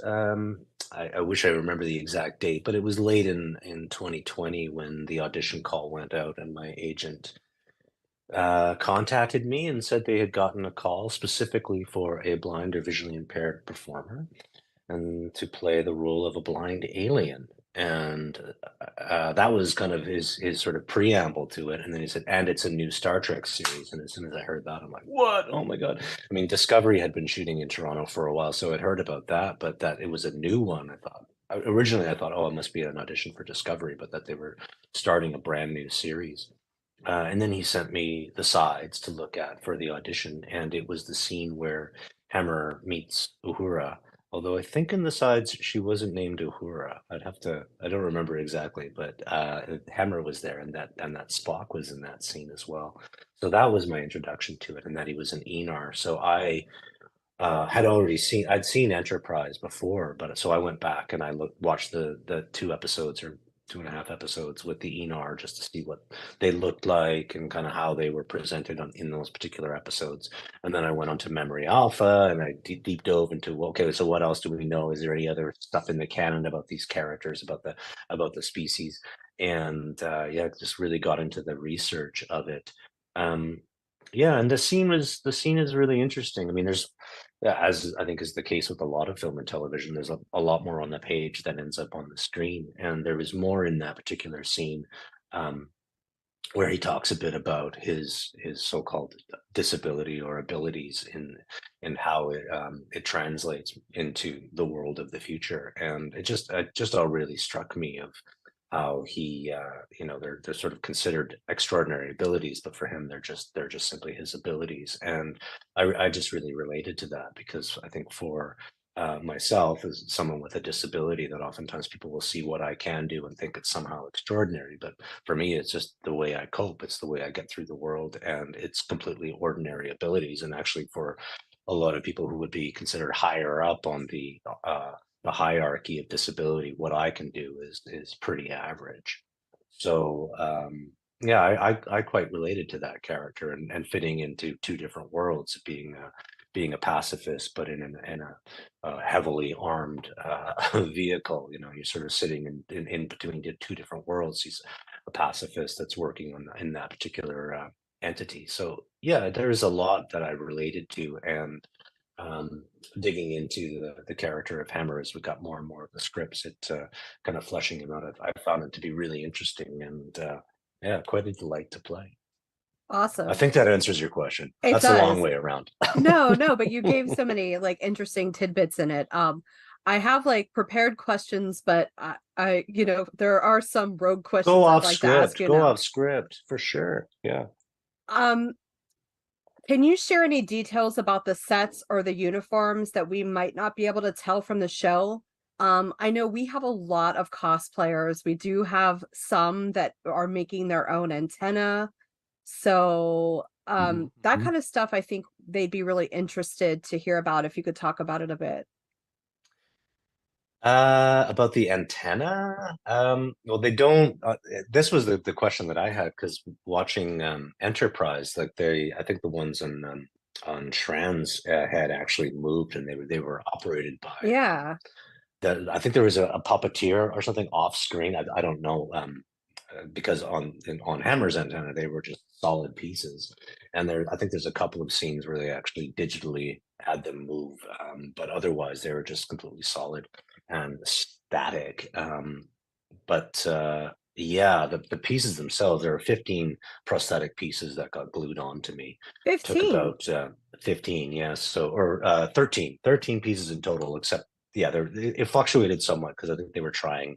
There was like a lip piece they tried at one point and then realized that wasn't going to quite work. But yeah, so there was the day would start 3.5 hours or 4 hours before the call time. So I would get into the chair, and they would start by making sure that I was completely shaved, and because as these things were coming off, they were going to take whatever hair with it. And for you cosplayers out there, there was a neck piece that went all the way down here, so I cleaned that off as well. That's a little behind the scenes for you, maybe too much information. Yeah, so it starts with there's a bald cap, and then there was I think the antenna went on, so that was a solid piece. And then there was the 2 ears, there was a piece over the forehead, there is the one part that goes over the nose, there is cheeks, there was a piece over the chin, there was a full neck piece that went around, and then there were pieces that went onto the hands. And then of course there was the wig, and that would take about an hour and a half, 2 hours. And then the 2 technicians, artists really, they would get out their spray guns, and they would paint the whole thing. And yeah, and there was eye bags as well that they put over them. So yeah, it took a good long time, and actually I really enjoyed it, because after a year and a half of lockdowns, it felt like going to a spa, and it was physical contact with other human beings. Oh my God, Oh, what a wow. delight! Which was pretty great, and also they were just really lovely guys, and nerds in their own right. So we would just kind of geek out and talk about Star Trek, or Shane Zander, of course, and big shout out to Shane. He's a huge He-Man fan, so we would talk about He-Man and Masters of the Universe. And anyway, we would just totally nerd out and talk music, and it was just, yeah, it was a really relaxing time. And actually, I quite enjoyed it. In the sort of pre-up to actually getting onto set, and the months that started with that, I mean, they had to do a full head mold and an arm casting in order to send those off to the guys in Los Angeles, who actually built the pieces and developed and designed it all. So it did take quite a bit of time before that. And then they did a test on my eyes beforehand, because initially what they wanted to do was have contact lenses. Now, my right eye is artificial, and my left eye, I have about 9% vision, so it's extreme tunnel vision. I had bilateral retinoblastoma when I was a baby, so cancer of the eye. My right eye was removed completely. My left eye was blasted with radiation, so I have very, very limited tunnel vision in my left eye, and also my pupil is slightly offset. So we had quite an extensive conversation. Now, the Enar are blind, and their eyes tend to be milky white. So they were initially going to put a contact lens in my left eye, and they were going to build me a brand new prosthetic eye that I would wear on the days of set, that was going to be painted in milky white, which I was actually quite excited about, because I was like, oh, hey, a free eye, because those things can be upwards of $1,000. Just for the prosthetic. So about 2.5 months before I started filming, I went in for a contact lens test, and went to a doctor specialist in Toronto, and with the contact lens specialist, and they tried one of these lenses on me that was completely opaque.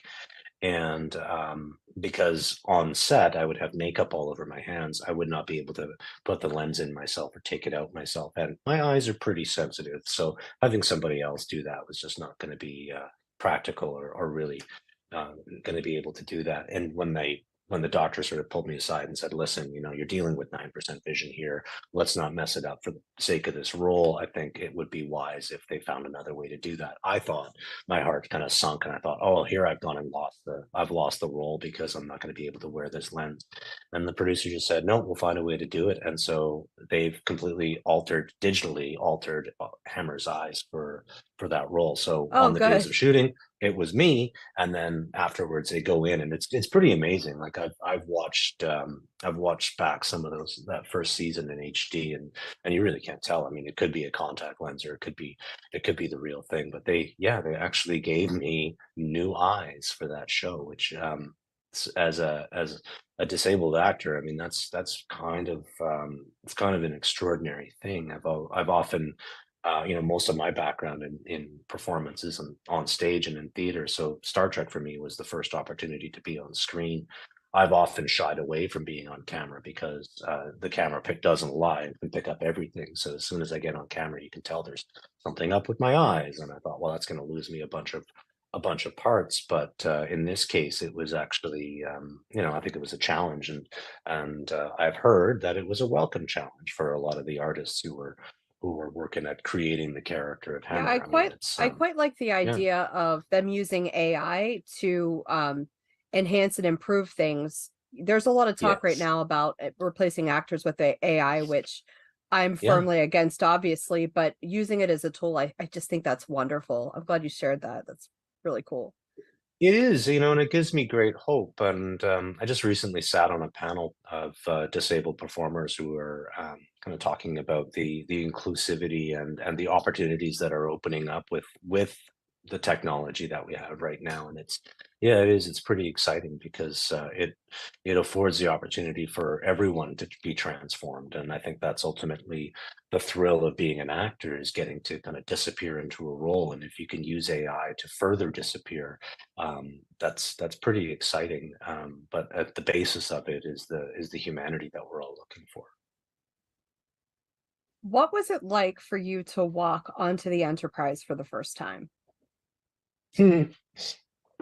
Um, it was very emotional. I mean, the history that I have with as a fan of the show, it just goes right back. And you know, stepping onto that bridge was that was my first day, was going out and in the full makeup and the costume, and going and doing a camera test, and my camera test was on the bridge, and it was very emotional.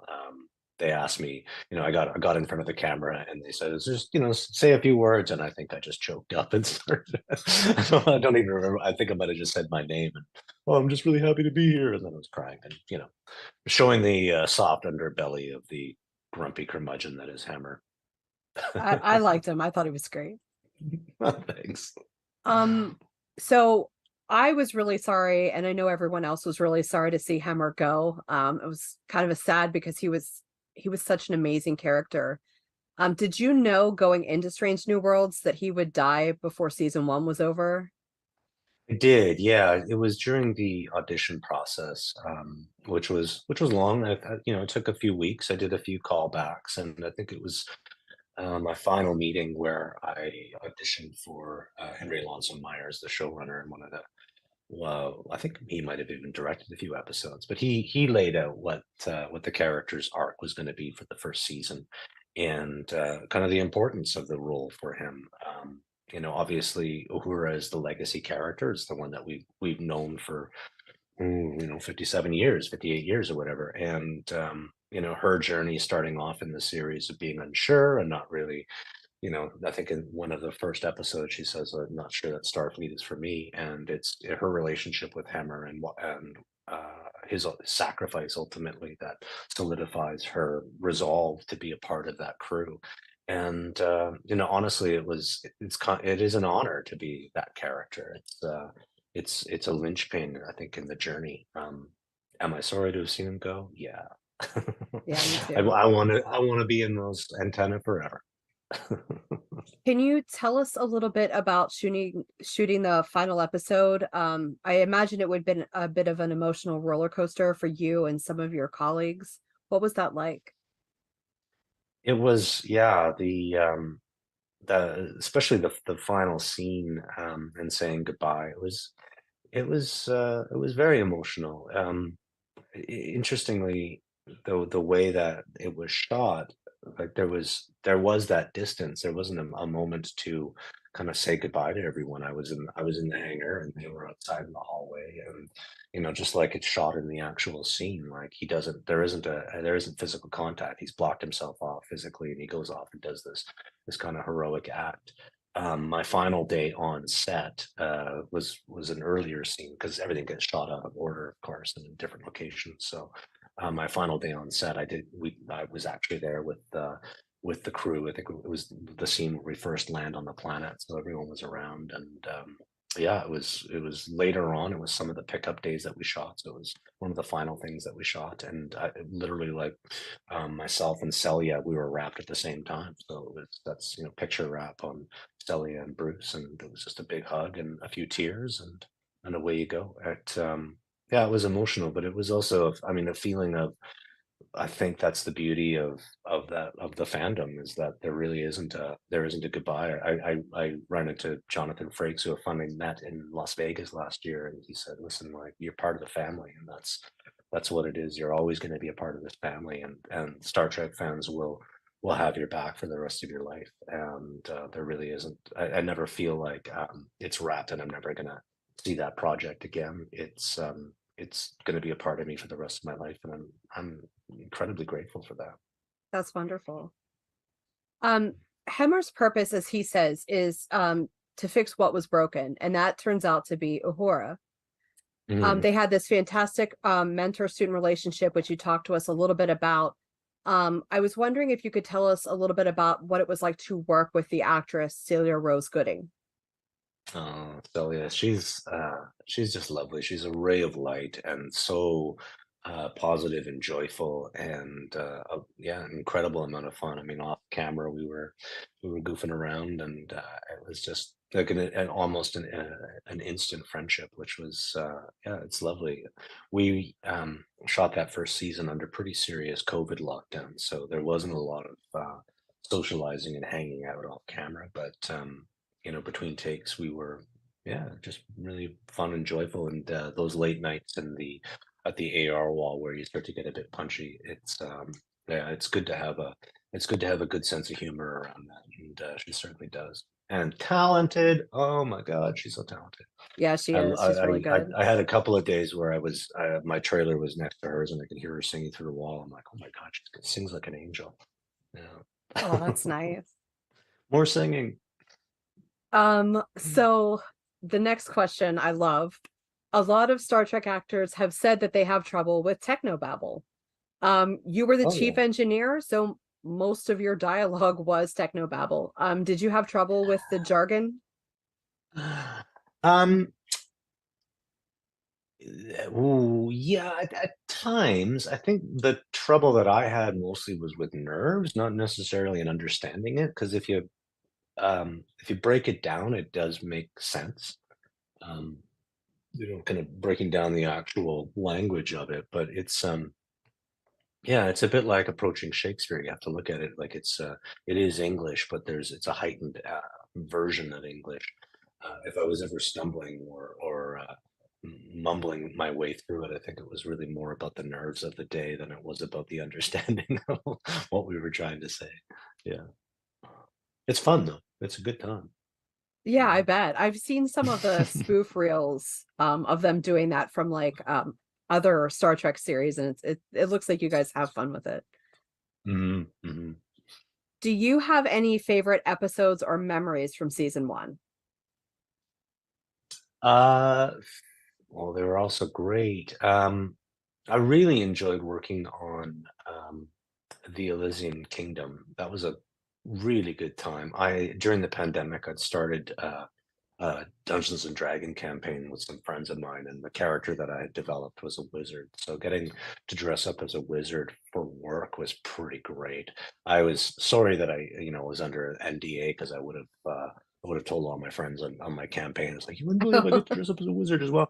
And Bernadette Croft gave me the costume sketch for Hammer as a wizard, and yeah, that holds a very dear place to my heart. But yeah, that was those days in particular, like going into the wardrobe trailer and trying on all the wizard stuff. I was just like, I'm in absolute heaven for that. And also you get to see Hammer kind of goofing around a little bit and really getting into the role.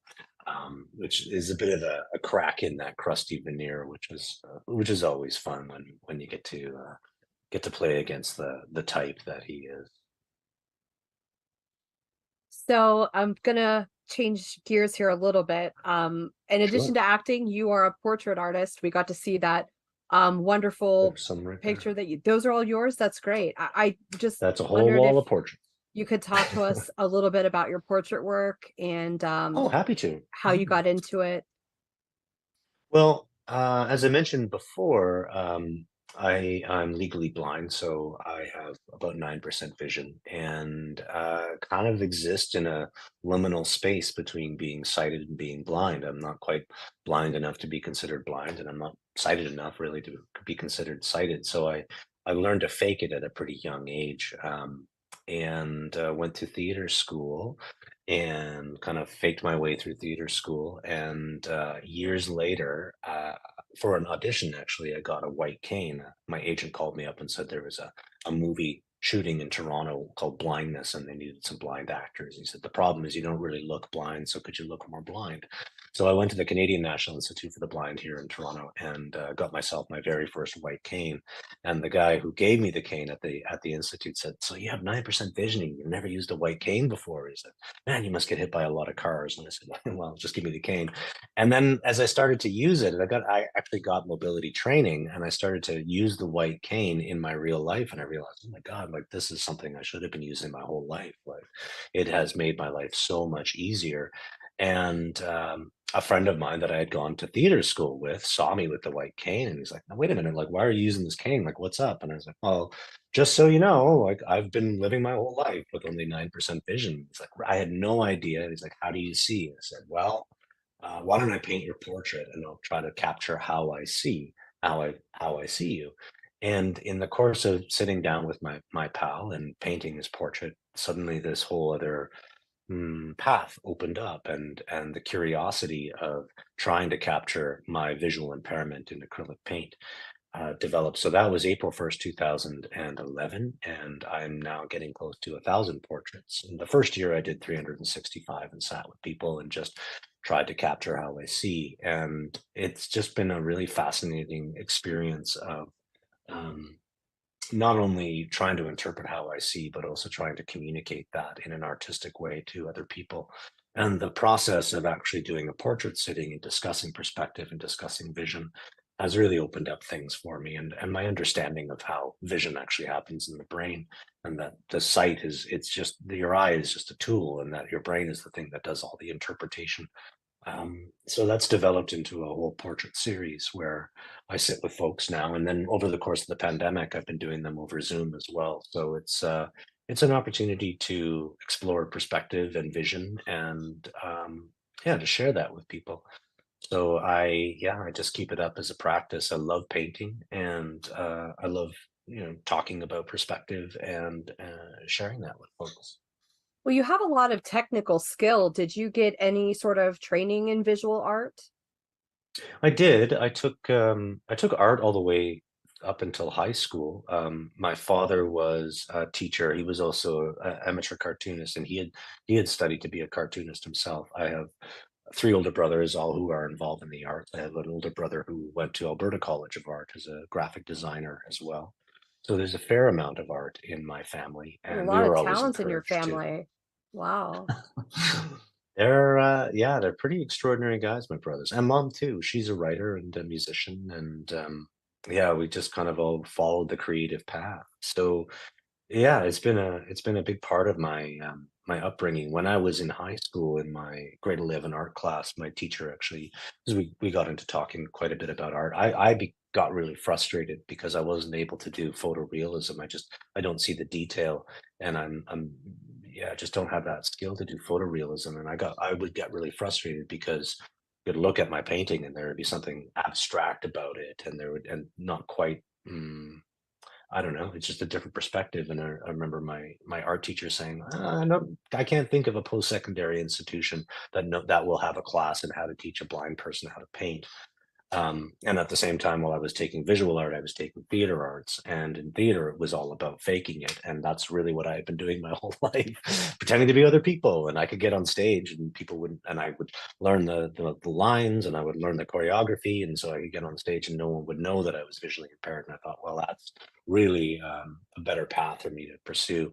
And oddly, years later, they've both kind of converged in the same thing. So I now do a show called Assassinating Thompson, where I paint a portrait of the whole audience while I tell the story of how I became a visually impaired visual artist. Oh, that's So I've been able cool. to marry my two great loves, which is storytelling and stand-up comedy and visual art at the same time. Yeah. Do you think that perceptions have changed in general about artists with disabilities? Perceptions, perhaps, because I think there's more access to artists with disabilities. I think artists with disabilities have a greater platform now to present their work. I think that's true of art in general. It's just much more accessible. It's broken away from the gallery system, and certainly for myself, I'm able to just put my work online and people are able to find me. I've got my website, I've got my Instagram, I'm able to just kind of get stuff out there, and I can be a part of that conversation. It's not just people making assumptions about who I am or reading my artist statement. There's a direct contact with us, and I think the value of the art goes up as the stories are becoming more and more known. There's such a diversity of experience and lived experience within the disability community. There isn't just one. If you say, well, that's a visually impaired artist, the assumption would be, well, they're totally blind or whatever. But there's such a spectrum to it, and in telling those stories and the access to those stories is just it's breaking down a lot of those preconceptions and those presumptions about what it is to be disabled. And we're seeing much more representation in the fields and in the stories as well. And I think that's really exciting. Certainly for myself growing up, most of the disabled characters were played by able-bodied performers. And when I did, like, for instance, I read the autobiography of Peter Falk, I had no idea that he had retinoblastoma. And when I read his biography, I was in my early 30s. I'm like, oh, I'd always loved Peter Falk, but then to actually learn that he had the same cancer and the experiences that he had in trying to mask it or cover it up. He'd once been told, there's a famous sort of Hollywood producer who told Peter Falk, it's like, why would I hire you when for the same money I can get an actor with two eyes? And that certainly struck me about, oh yeah, that's that. That's that old kind of idea about the value of an artist is being based purely on their physical ability, not necessarily on their skill. What's the process like for you to paint a group portrait versus an individual portrait? It's totally different. It's totally different. The group portrait that I paint in Assassinating Thompson is I only give myself I think 75 minutes to do that, and I have a hard out. I don't go back in and touch it up. It's based almost entirely on a pure instinct and a pure impulse. And I'm also talking at the same time and telling a story and interacting with the audience and kind of going away from the canvas quite a bit. So in Assassinating Thompson, it's a 75-minute show. I maybe spend half an hour actually putting paint on the canvas. So it's a much shorter period of time. It tends to be quite abstract. There isn't a lot of detail to it. The way that I see is, it's basically like looking down a straw. through a glass of murky water. So in order for me to see detail and truly get the finer points of it, I have to really focus and break things down into tiny segments, and constantly scanning. When I'm doing a large portrait of an entire audience, it's just a simple scan, and you just get that first impulse. It's like a flash impression of it. When I do an individual portrait, I'll sit and really look at, okay, here's the shape of the eye, here's the shape of the nose, there's the lips, and I can really take my time, and then go back over it. So an individual portrait might take me 3 hours to do, and I won't be talking. I'll go back in and I'll really focus on it. Currently, I work with assistive technology as well. So I'll take a photograph of the individual and I'll zoom right in on my iPad so I can just break that down. They tend to be, I mean, every portrait is different, of course, but they tend to be a little bit more recognizable as an individual. Whereas when you see the group picture, I wish I had an example of one for you to see here, but it really is, it's much more of an abstraction. The colors flash, and I'll add in, because I see flashers and floaters. There's tons of floaters, like the little stringy bits that'll float in your eye. Maybe you get them when you're tired. I see those all the time. It's like looking through a lava lamp. So I'll add those in. I see them all the time too. Yeah, yeah. Like there's some examples here behind me. I don't know if this has a lot of gold and flash in it. So that one is much more of an abstraction. And then some of these, which are a bit, I've just taken a bit more time with those individual portraits. So they're recognizable as faces. When I paint, I also see auras around everything because I had cataract surgery when I was 4.5 years old. So the lens was removed. So I see auras around everything. So when I paint an individual portrait, I'll start with the aura that I see as the base tone to the canvas. And then I'll add from that. I'll tend to use either a monochrome, so in a single color tone, or I'll add in something from the opposite. So using my old grade 11 color theory, I'll, you know, the primary, secondary, the complementary colors and that sort of thing. You mentioned that Art fun. the name of the group was Assassinating Thompson. Is that, did I catch that right? Assassinating Thompson is the name of the show. Yeah. Okay. How did that name come about? Did you name it? I did, yeah. So Assassinating Thompson refers to a Canadian painter named Tom Thompson, who died mysteriously in 1917. So over the course of the show, I tell the story of Tom Thompson. And when he died in 1917, it was a very Canadian death. He got into a canoe and paddled off across a lake and disappeared. And then a week later, his body surfaced. And there's tons of theories about what had happened. And maybe he was murdered. And to this day, nobody really knows what happened. And every year, there's a new book that comes out about Tom Thompson and what had happened to him. But when he passed away, he had a bunch of friends, other artists who kind of followed in his footsteps, and they started a group called the Group of Seven, which was officially Canada's first, official movement in Canadian art. And they started showing Canadian art internationally and kind of made this. To this day, they've got a bit of a legacy. It's, it sort of comes and goes in fashion, but it's certainly when they first started showing in 1920, it was always the Group of Seven and Tom Thompson. So he's a very, he's a famous Canadian painter, and his work I had become familiar with when I was in high school. My art teacher had a poster of a Tom Thompson painting on her wall, and she told us the story, and I became intrigued with the murder mystery of it and the ghost and the haunting of Tom Thompson. He's got a bit of an impressionist vibe to him as well, which I really appreciated. One of his more famous works, which is called the Jack Pine painting of a tree against a lake, and around the tree there's a red aura. And I thought, oh, maybe he's got visual impairment like myself, but we don't know because he died when he was 39. But as I was researching the story of Tom Thompson, I started to find a bunch of parallels between his life and mine. He only started painting when he was seriously painting when he was 33, which is how old I was when I started painting. He lived around the same neighborhood that I lived in Toronto. And one of the people suspected of having killed Tom Thompson was a man named Shannon Fraser, which was the name of my girlfriend in high school. Oh, wow. That's crazy. Yeah. So as I do the painting of the audience and I tell my own story, I also tell the story of Tom Thompson, and I solve the mystery of who actually killed him, which is why I call it Assassinating Thompson. Oh, wow. Yeah, that's kind of neat. Is there anywhere online that we could check out one of the process of one of those shows? Well, you can check out all of my work. I've got everything up on brucehorak.com. So there's a whole gallery of my landscapes, and you can access some of the portraits. You can book a portrait sitting online there. There's 3 different options for how we can go about doing a portrait sitting.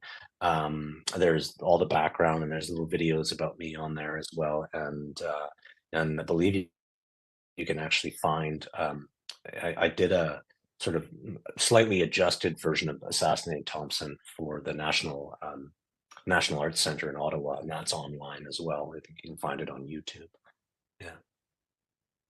I know that you may not be able to answer this question, but I'm hoping, is there any chance that we may see you in any upcoming Star Trek? It depends when this airs. I don't even know if I'm allowed to answer that. I think I that's why I signed thought my maybe. life away. This is We going may to have air on August 12th. Yeah, it's yeah, and I'm not sure with the strike about what they're allowing folks to actually. Yeah, we're gonna put a lot of information about the SAG strike for everybody, because I think it's important that people understand like what's going on and why the actors are currently doing this, and that it's not for anything petty. Like there are some big deal livelihood reasons for a lot of actors. So It's true, yeah. I respect that you can't answer that. And I appreciate you at least entertaining it. Can you tell us about any projects that you have coming up? I can. I am. Well, there's a television show called Transplant, which I think might be airing down in the States, but it's a Canadian medical drama, and I appear in season 3 and in season 4. So I've done some shooting of that, which is very exciting. So season 3 is already out, and season 4 is upcoming. So I appear in that as Dr. Veery, who is a visually impaired heart doctor, if you can believe that. Very exciting. I'm also appearing at Bard on the Beach in Van Columbia, starting, I think we open August 17th and run to September 15th. It's a production called Goblin Macbeth, which is, the premise is that 3 goblins have discovered the complete works of William Shakespeare and have decided to put on a production of Macbeth because it's the shortest and the bloodiest. That's pretty fun. And Goblin Macbeth will also be appearing at the Stratford Festival in October of this year. And upcoming, we're doing a production of Goblin Oedipus at the High Performance Rodeo in Calgary, Alberta, at the end of January in 2024. Wow, I'm already talking 2024, which is very exciting as well. Mm-hmm. That's cool. Is there anything else that you'd like to share with any of our members before I stop eating up all of your afternoon? Yeah. I think we've just about covered it. Yeah.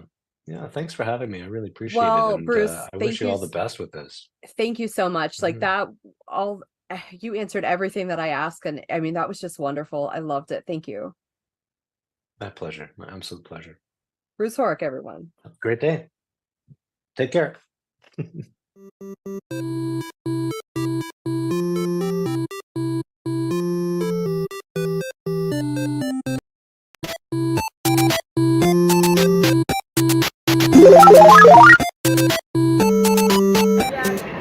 Hey, Starfleet International. I hope you're having a good convention. This is Michael Shanks, and we are coming to you live from Montreal Comic Con. I just wanted to say hi to everybody. Mwah.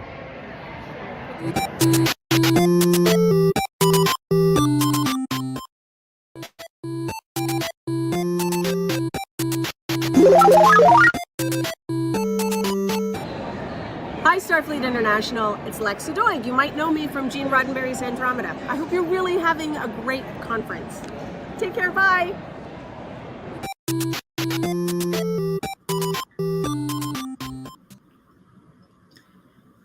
And we're back.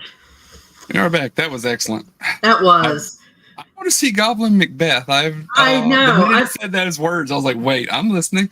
It's only a little bit of a trip up north. I think they're doing it in Calgary, Canada. Yeah. Yeah.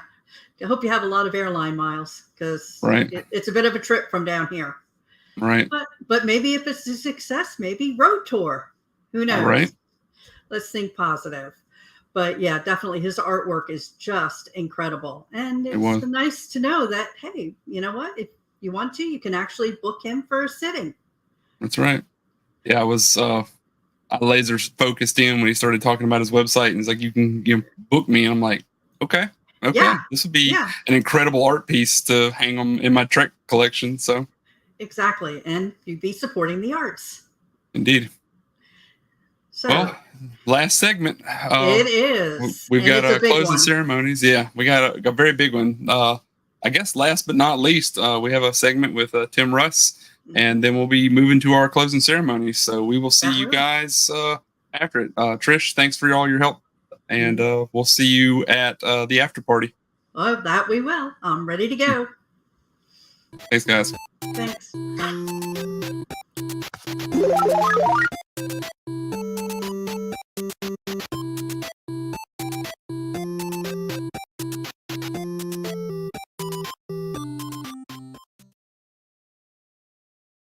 Greetings. I'm Laurie McFarland, Regional Coordinator for Region 17, the Rocky Mountain Fleet. We hope you enjoy this next piece of programming for Virtual IC 2023. Live long and prosper. Folks, once again, welcome out to Starfleet International VIC. My name is Devin Pike, and our next guest is a phenomenal actor who has a lot more to do with Star Trek than you might have even imagined, which is interesting in and of itself, being a lead from Star Trek Voyager. You also saw his fine work in films such as Spaceballs, Live Free or Die Hard, The People Next Door, many, many more. And he's also at least a part-time Texan at one point. I get to at least say that. I can throw that into the ring. It's the amazing Tim Russ. Tim, thank you so much for being a part of the show today. My pleasure. Thank you for having me. Thank you. I want to start in the beginning, because both your bio and the Wikipedia file, which always lies first and foremost, it starts with your initial acting career, but it doesn't say anything before it other than as a theater graduate from St. Edward's in Austin, and then postgrad at Illinois. But there's a gap in there, and I wanted to talk about the gap first. So what was happening after you finished your postgrad work? Were you working through small town theater, or were you working your way up through the grip scene in Hollywood? Maybe you were craft services at one point. Where did you actually start after you got out of college? No, I think what I did after college is went back to Northern California for just a couple of years, and I worked there just doing a straight job. I was playing music up in Sacramento. I actually recorded a song for a clothing company while I was there, and worked as a disc jockey as well, live clubs. And I did that for roughly off and on about 2 years. And then I decided to move to Los Angeles. So that was just a 2-year gap before I started pursuing my career full time.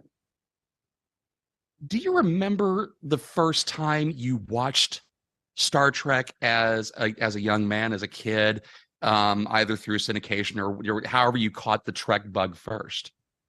Well, it would have been probably during college, because the show was in syndication at that time. Would have been 74, early 70s. So I was overseas because I was with my dad was military, so I didn't watch the show that much at all before then, because we didn't have regular television over there. So when I got back to the States, and graduated from high school, it was in upstate New York, but it was in syndication, obviously forever at that time. And so we would catch it while I was in college from now and then. Post college, it was still on and still running. And at that time, of course, as the youngins have to be told, we only had 3 channels. So, and I saw as much of Star Trek as I did Andy Griffith, or I Love Lucy, or Twilight Zone, or Gilligan's Island. They were all on, and they were continuously playing. So there was no getting away from them, and there was nowhere else to go. There's no VHS. There's no streaming. There's no cable, television. That's all we had was it that was on. And so you saw it and you watched it and you got used to, seeing it over and over and over again. That was my exposure to the franchise prior to long before ever getting work on the shows. Which did you learn first, the single eyebrow raise or the Vulcan salute? Oh, probably both at the same time, because I had to do the obviously the salute for the show, and the eyebrow raise came with, I think just based on the stories and the moments in the scripts, the brow would have probably come first, and then at some point we did the salute, and I didn't do it that many times during the run of the show. It was only a few times.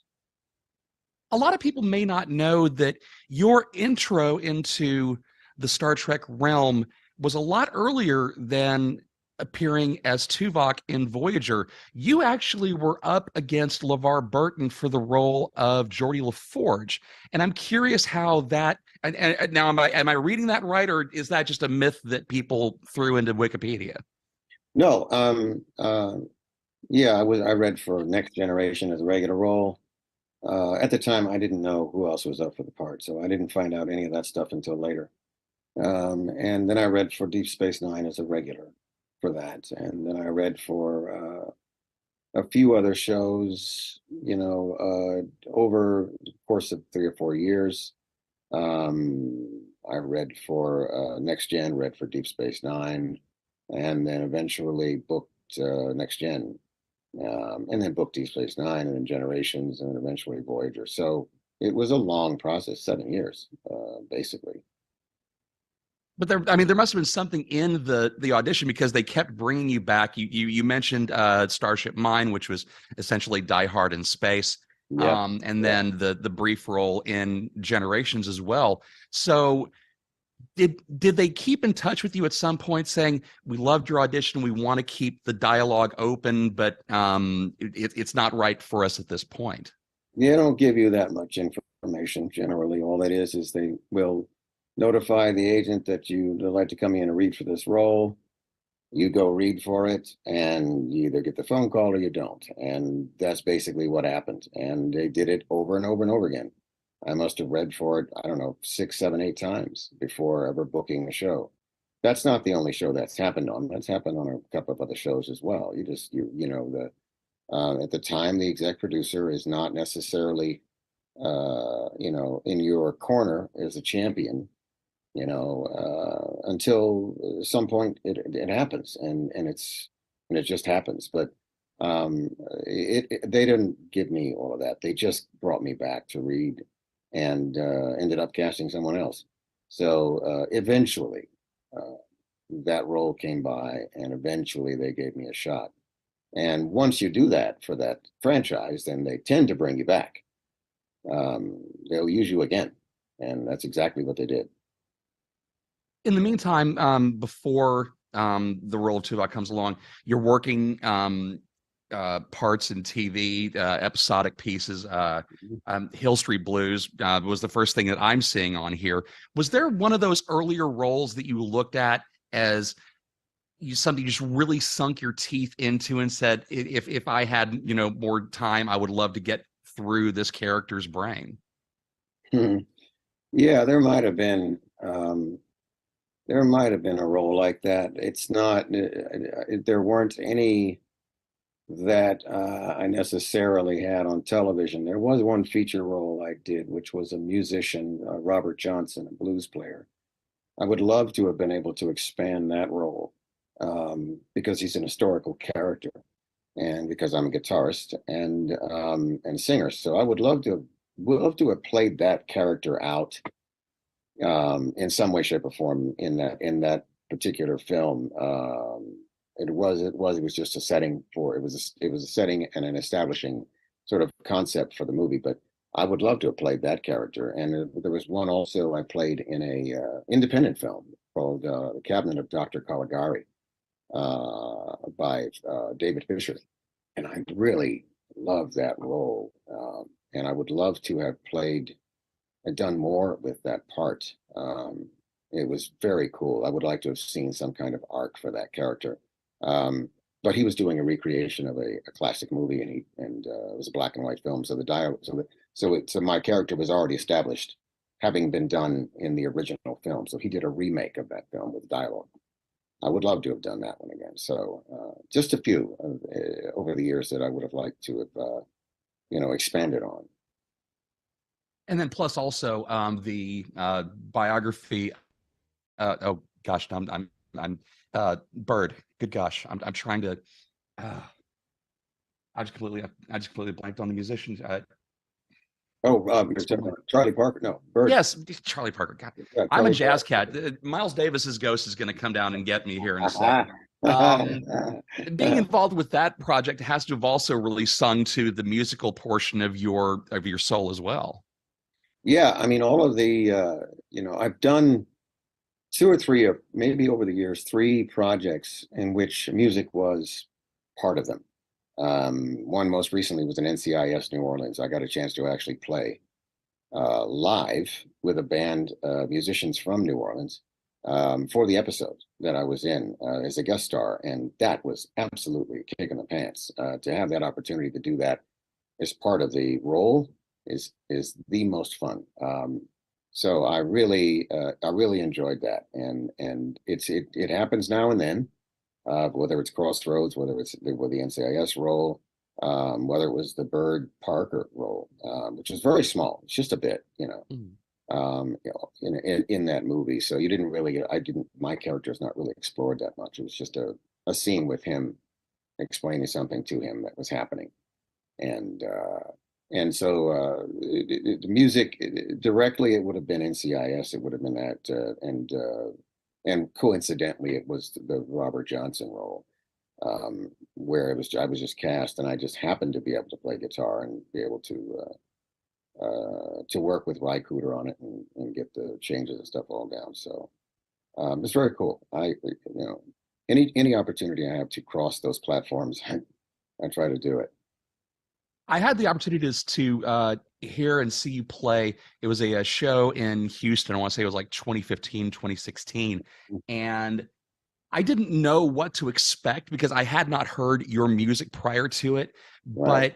But it was you and a guitar playing the track, and the people who were in the audience were stunned how really just skillful it was. Because let's face it, musicians love to play music, and musicians love to act, and actors love to play music, but you could see that yours was actually a skill and a love for just great R&B and rock classics. And I'm curious, when you're on a shoot, when you're working, like not necessarily NCIS because you actually got to play there, but do you bring the guitar along with you on long sets and shoots, and then you're back at the trailer just strumming away, keeping your chops, or do you just miss it so much when you're away working on your day job? Yeah, it depends on where it is, because if it's a really long time for me to be away working on something, I would take the guitar with me. If it's just a week or 2 or something like that, then typically I don't. And if it's in town, when I'm just driving to a location and such, then I might bring it with me, just to doodle on it while I'm, because I'm here. But traveling away from home, it has to be a long block of time for me to take the guitar with me. That, or I'll find a guitar store someplace on my day off and go in there and noodle with all the guitars that are in there, because that's always fun too. And I would do that if I had a chance to often, just for the heck of it, it depends on how long I'm out of town and or where it is, whether I drag the guitar with me or not. All right. We're going to get to where the majority of our viewers are going to know you from, which is Lieutenant Commander Tuvok on Voyager.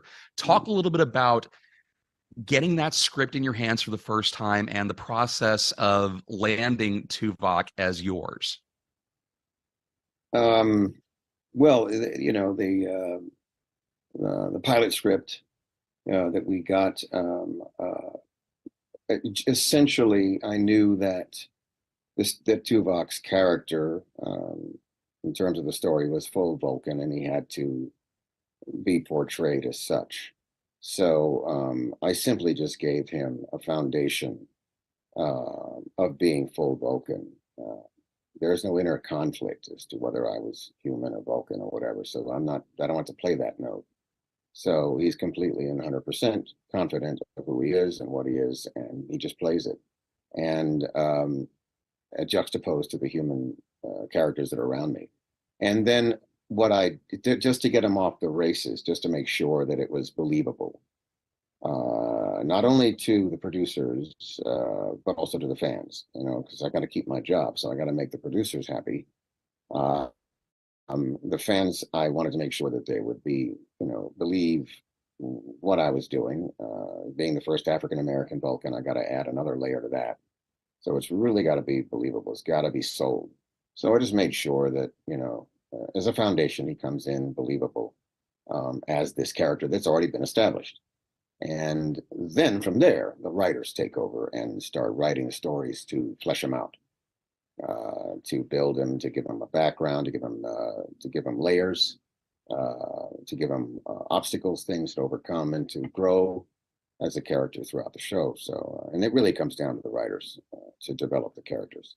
All I did was just give them the framework, the basic, the foundation for it. Do you remember the first time you stepped on that set? Yeah, well, the first time I stepped on the set, we were just doing a walkthrough of the set. And we had the executive producer took us through all the sets of the show, showed us where everything was and what it was like, and which was very impressive at the time. And the first, I don't remember, the very first scene I shot was not on the set, it was on a location. We were on location, I think, the very first scene I shot. And so, and then later on, we were on the set. But we saw the sets before we started shooting. So, and again, they were very impressive. The era that Voyager was coming on was Voyager was meant to be the launch of UPN for the network and a flagship show for them, and also being a Trek show. You have the fans, you have the fan base that's already built in, but it's pre-internet. And I want to express to viewers who may not have been around at that time, it wasn't instant feedback at that point. And one of the hallmarks of being a Star Trek actor were the bags and bags and bags of mail that you would receive. And I'm curious if you remember your first mailbag dragged in by a studio intern or whatnot to respond to or interact with. Oh yeah. They brought by a box of mail at several points during the seasons. They would bring by the mail, and my sister helped me go through all of it. I didn't go through all of it directly, and because I just didn't have time. But yes, I do remember that, and it was before people were on the internet doing what they were doing, and which is it's. That whole process is evolving as we speak, and who knows what it'll be like 3 years from now. But yeah, the mail came in through the studio, and there was at the time a decent amount of it. It wasn't a ridiculous amount, but it was a decent amount. Did one letter from a fan stick out in your when you think back to that point? Is there a letter from a fan that sticks out in your mind from that period? There are basically two types of fan mail that I get. It's they're very straightforward. I love your work and I love the character and such. And then there's other ones that are basically, you saved my life. You helped me out through a very difficult time. Your character, I would not have made it without watching Voyager. I get those from time to time, and those are the exceptions to the norm. The norm is just, great fan, love your work, love the character, and such. So those are the two types that I typically get, and they typically read about the same, as far as what the intent and the letters are. when you have an ensemble cast like Voyager, you've got interaction essentially with the same gaggle of actors over the course of, in Voyager's case, a number of years. And I'm curious if there was a specific actor who you wound up either buddying up with, or you would always wind up at the same table during break or a restaurant on the off day or whatnot. Probably in the storyline, you know, I have to. I'm the first person to meet Ethan Phillips's character Neelix off the transporter, and he takes to me very quickly, much to Tuvok's chagrin, and we became very good friends off the air as well, and we would hang out and go do stuff all the time. I still would if he still lived in Los Angeles. He's in New York now, so. But we still stay in touch, and so I think out of all of the cast, I think he and I were probably the closest. The guys, every once in a while, we get together and go at dinner from the show. We would all get together and go to a steakhouse. You know, we did that 2 or 3 times over the run of 7 years. But singularly, it would have been probably Ethan Phillips's character that the individual who played it, Ethan Phillips, who played Neelix, and we're still good friends, and we still communicate all the time. Yeah. Do you remember the first time you booked into a convention, if it was whether it was specifically Star Trek or a Comic-Con in general? Do you remember that first time where you show up and hundreds or thousands of fans were there specifically to see you? Yeah, I do. I was, I think the very first show that I booked was an independent promoter in North Carolina, Greenville, North Carolina. I think it's Greenville, North Carolina, or South Carolina, which one of the Carolinas. And that was the very first one I booked in 1994. It was the first within 3 or 4 or 5 months of the show. I booked that convention, and yes, it was an eye opener. I knew that they had the conventions. I knew that a lot of people attended them. But if you were the subject of that convention, it's a very different feeling. And I remember, stepping on the stage and everybody, screaming and hollering and whatever about the character. It was very, very, it was very intense, and it has been consistently so at all the shows that I've done. It's very much the same thing. It's very, very enthusiastic and excited and exhilarating. They're really very excited and pleased to see you, and they show it, and they really do. So it's none of that has changed. But yeah, the first time, yes, that was pretty interesting. Yeah. Over the run of the show, we see Tuvok from a very young, very green junior lieutenant all the way through to a couple of different times where you see Tuvok in his senior years. Of course, it wasn't the right timeline, blah, blah, blah, temporal, blah, blah, blah. But it's got to be gratifying as an actor to have that much time to expand on a character and be able to, along with the writers, fill in the gaps and not just have it be a one-note cardboard stand-up. Yeah. The writers were always approachable. The producers were approachable. So initially, I, at some point, pitched them, a couple of ideas and concepts for the character, and they actually took to them. They gave me maybe 2 storylines that were similar in terms of fulfilling that objective. I know that we did. I loved working with Ethan Phillips's character in Rise because we had a clash in that thing. A serious clash as characters in there about which way to go and what decision to make and it was on fire, some of that stuff. And Tuvok had to make some adjustments, and that was what I pitched the writers. I said, give me some scenarios where he has to figure out how to solve a problem, and he cannot use pure logic. He has to use something else that might be leaning towards a human element, something that just as a Vulcan, he just is not familiar with, not used to, doesn't understand as well. And that's the most fun because it goes against his nature. So we did that for the episode called Gravity. We did it for another one that was where the ship was being held hostage by what is a female alien character because she was infatuated with me. Then we did with Ethan Phillips with Rise, just because we and the two of us, you know, we had to work out this incident. I had to understand his perspective. I had to understand his emotional connection to what he wanted to do. I was looking at it, of course, in a very different set of perspectives based on who I am. So it was those three were really the ones that stood out, you know, to separate me from, you know, the traditional character and the routine of the character. It's up to the writers always to flesh that stuff out, you know. And the flashback, of course, was a backstory. We did the backstory of how he got to be where he was, which was great because you got to have a backstory. So it's, yeah, it was up to them, and they came through as far as I could see. And you mentioned flashback where you get to share screen time with the great George Takei as well. Right. And I'm curious if there was a if there was an interaction that you just really took with you from that experience. Well, working with George always is great.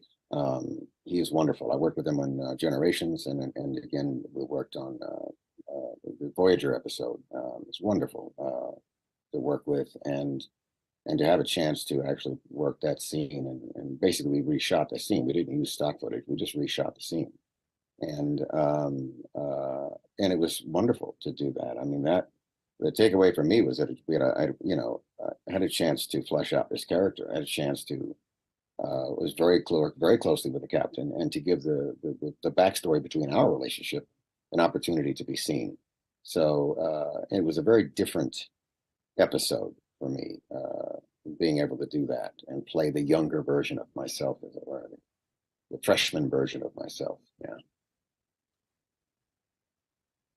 The final episode for Voyager Endgame, we see Tuvok in decline. He's got a degenerative mental disease, and as you're filming that, you don't know what the future is going to hold for you, for Tuvok, for the Trek franchise in general. I'm curious if that was a little bittersweet for you that you were leaving Tuvok in that space where that was going to be what people's memory would be of him in the future. Well, at the time I think we had the breakdown for the final episode, which meant, you know, the captain was going to restore, you know, make things right and reset everything. So I knew that wasn't going to be permanent. At the time, I didn't have the actual final script. I just knew that was part of the plan for the concept. And so then it just came down to focusing on playing that character with his with the dementia that he had, which really separates. Again, it was an opportunity as an actor just to break out of playing the routine of that role all the time. It was a good challenge to bring that to life, to make him just losing it, you know, that kind of thing, and not able to cope, not able to function properly. So it's a challenge. It's a good creative challenge. Otherwise, I don't have a whole lot to do creatively as an actor. Playing the Vulcan is just, you know, the range is very small. It's Bob Picardo likes to say you're playing King Lear with an eyebrow. That's what you're doing. So once Voyager wraps, you kept running into the Trek universe. You authored a few of the Star Trek DS9 comics. You were able to work with a couple of independent productions, expanding on the Trek universe. What about the Star Trek sandbox really appeals to you as a writer? Well, on those projects, the most of the writing on those was done by someone else, and I came on board as a creative participant to carry them out, in some cases to direct them, to voice them, you know, in those situations. So I wasn't personally doing a lot of the writing. I may have had something to do with some story elements for those projects now and then, just pitching and just suggesting some changes or some directions or whatever. But I wasn't really writing them. Those things came to me. And I was invited to work on them either in front of or behind camera. Most of the time it's behind camera. And I said I would, and that was, that was it. I wasn't, I directed a whole bunch of other stuff as well. So it could have been any genre and any kind of film. It happened to be those. I did not seek out the creation of those projects, nor the people to do them. I didn't suggest to anybody to do them. They literally came out of the blue. So, and they had, writers already attached to them. So, if I was, I'm involved in, I've got two sci-fi projects. One is finished that I did have a heavy hand in story on. The other one is also a heavy hand in story, and they're general science fiction stories. They're not Star Trek related. So, and I don't write long format myself. I usually work with a writer. It's just not my thing to write long format. So I prefer to go to somebody who's got the DNA for it, knows how to do it. So, but I'll develop the story. But I have not ventured out on my own just to pursue telling specifically a Trek type story at any time. I'm going to jump forward to Picard season 3. And for those watching, if you have not seen season 3 yet, stick your fingers in your ears for a little bit because we're going to get in a little spoilerish territory. So 3, 2, 1. You got to play essentially 2 different versions of Tuvok. Right. And I wanted to talk about the first version that we see, which is essentially a changeling performing as Tuvok. How satisfying was it to get to play Tuvok as nasty as possible for that? That's always satisfying. It's always satisfying to play the bad guy in any way, shape, or form. Ask any actor out there the best parts of the bad guys. The bad guys are always remembered, and the audience loves to hate the bad guy. So that was great. And it was a surprise. I didn't know that was going to happen until I got the script. And they, I read it and realized, oh my goodness, he's not him, it's somebody else. And I thought, well, that's great. That's a wonderful twist and completely unexpected. And I thought exactly what I think the fans, realized when they saw it. They were shocked that, all of a sudden he's not who he's supposed to be. So that was fabulous to be able to do that and to yes, play the duality of being Tuvok's character and then becoming the changeling. And I wanted to really,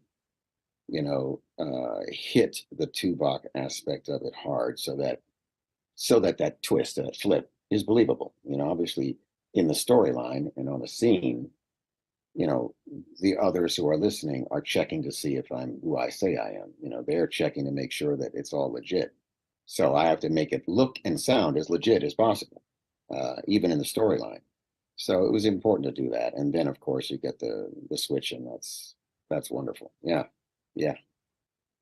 Were you reading lines with Jerry Ryan at that point, or had they recorded your piece of it and they were using it as playback? I'm always curious about the interplay portion of it when somebody's on screen, but that they're not, doing it in real time because that's just not how film works. Yeah, typically, a lot of times they're not there. It just depends on the day. If they're there and they're available and they don't mind doing off camera, then they usually come and do off camera. It's not a problem. But she was not there that day, so no, it was just somebody reading the lines for me. When we got multiple takes and different variations, and the director, the editor, and the producers will pick and choose which version they like.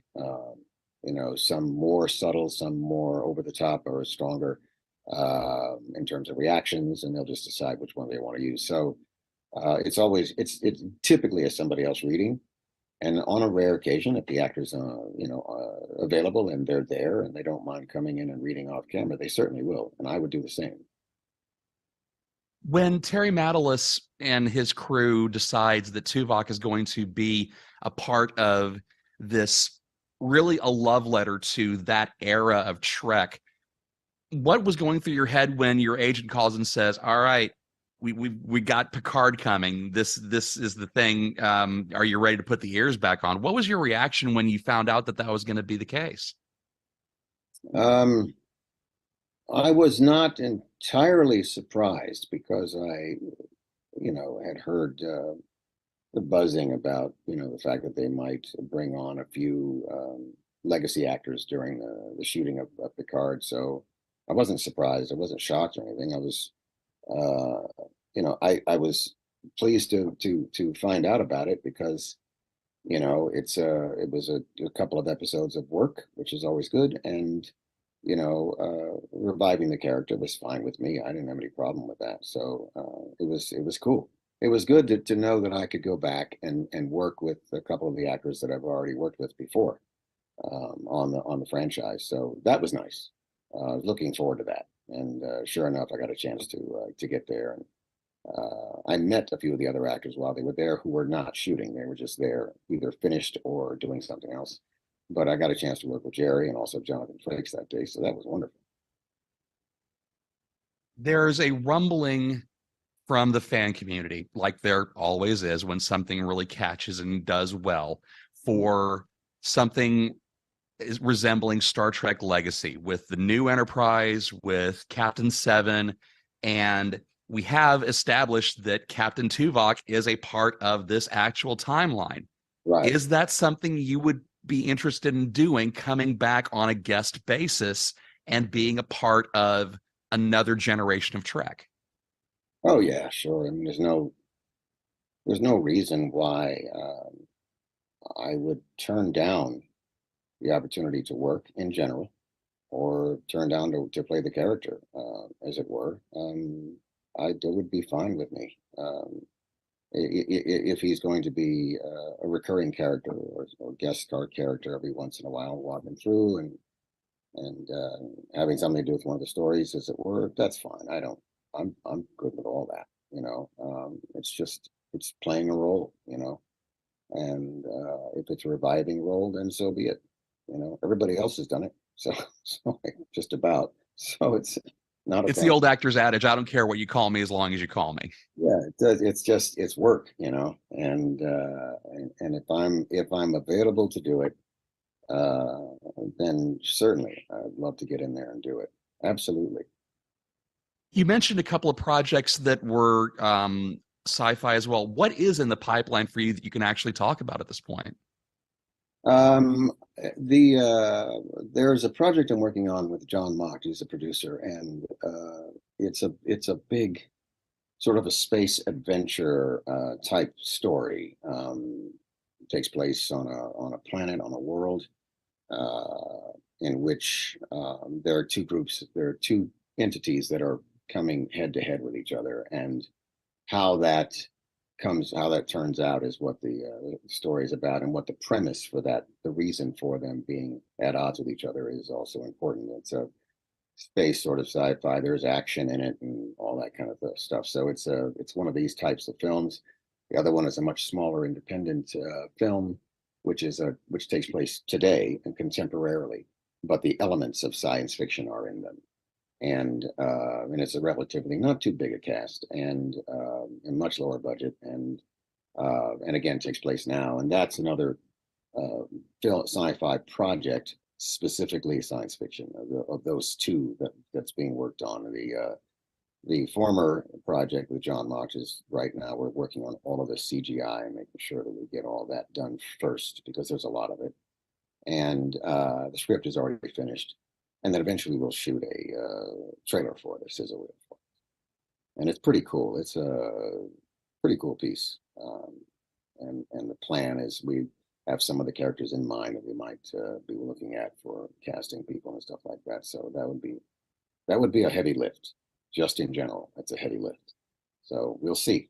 The projects that I work on generally in developing the stories and would be shooting them would be collaborating with writer-producers, and the writer-producers are the ones that are doing the behind-the-scenes work to get these projects up and running, financed or otherwise. There's one question I want to ask as a final question, and feel free to deflect if you wish. Totally your prerogative.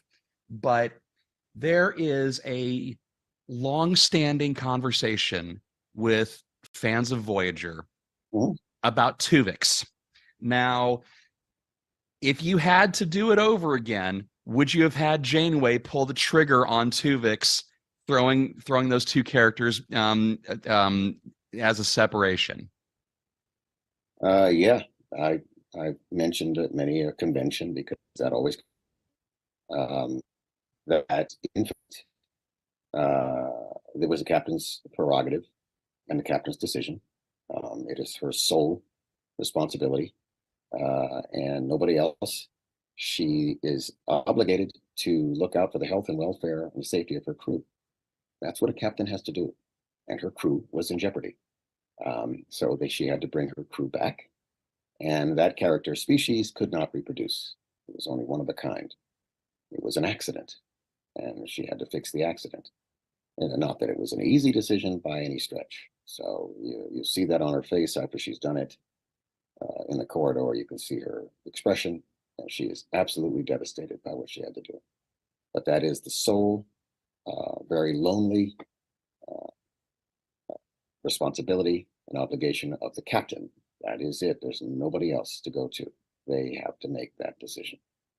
And, I think it was the right decision. I just ran into recently the man who pitched the idea to the producers, and which was kind of interesting and a kick to be able to shake his hand and say, "Wow, it was a really good story." And I told him, I said, "Yeah, man, that thing generates a lot of controversy," and that is the difference between the Star Trek franchise and the Star Wars franchise. That is the difference between just a random sort of, shoot 'em up, blast 'em out of the sky science fiction show and Star Trek. Star Trek has stories. It has those very difficult character decisions, those difficult moments, those trying relationships, those political issues that have to be worked out, those perspectives that all of a sudden get shifted from one to the next. We did it on Voyager.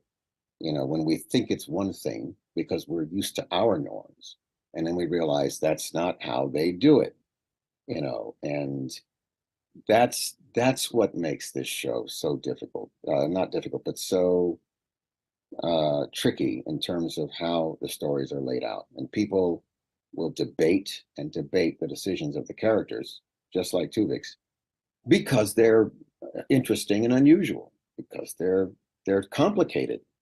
And we explore those things, the social norms, the politics of the day, whatever it might be. That's the franchise. That's what separates us from the other shows. And I think that's what keeps the fans so loyal and enthusiastic, specifically for Trek. That and the fact that it takes place in a future that's very different than what we have now. So that's what it is, and it's generally a positive future. The stories generally work themselves out. We don't usually leave too many things hanging.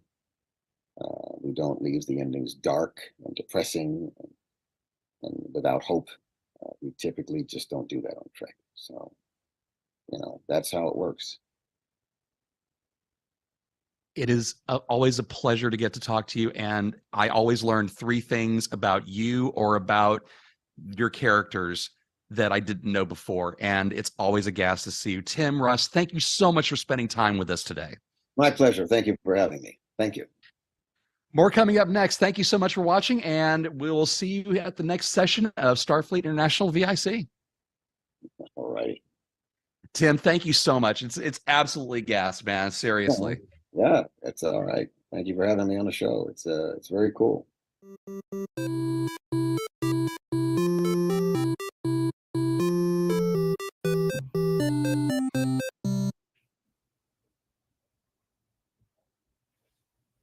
Hello. That's awesome. Hey guys.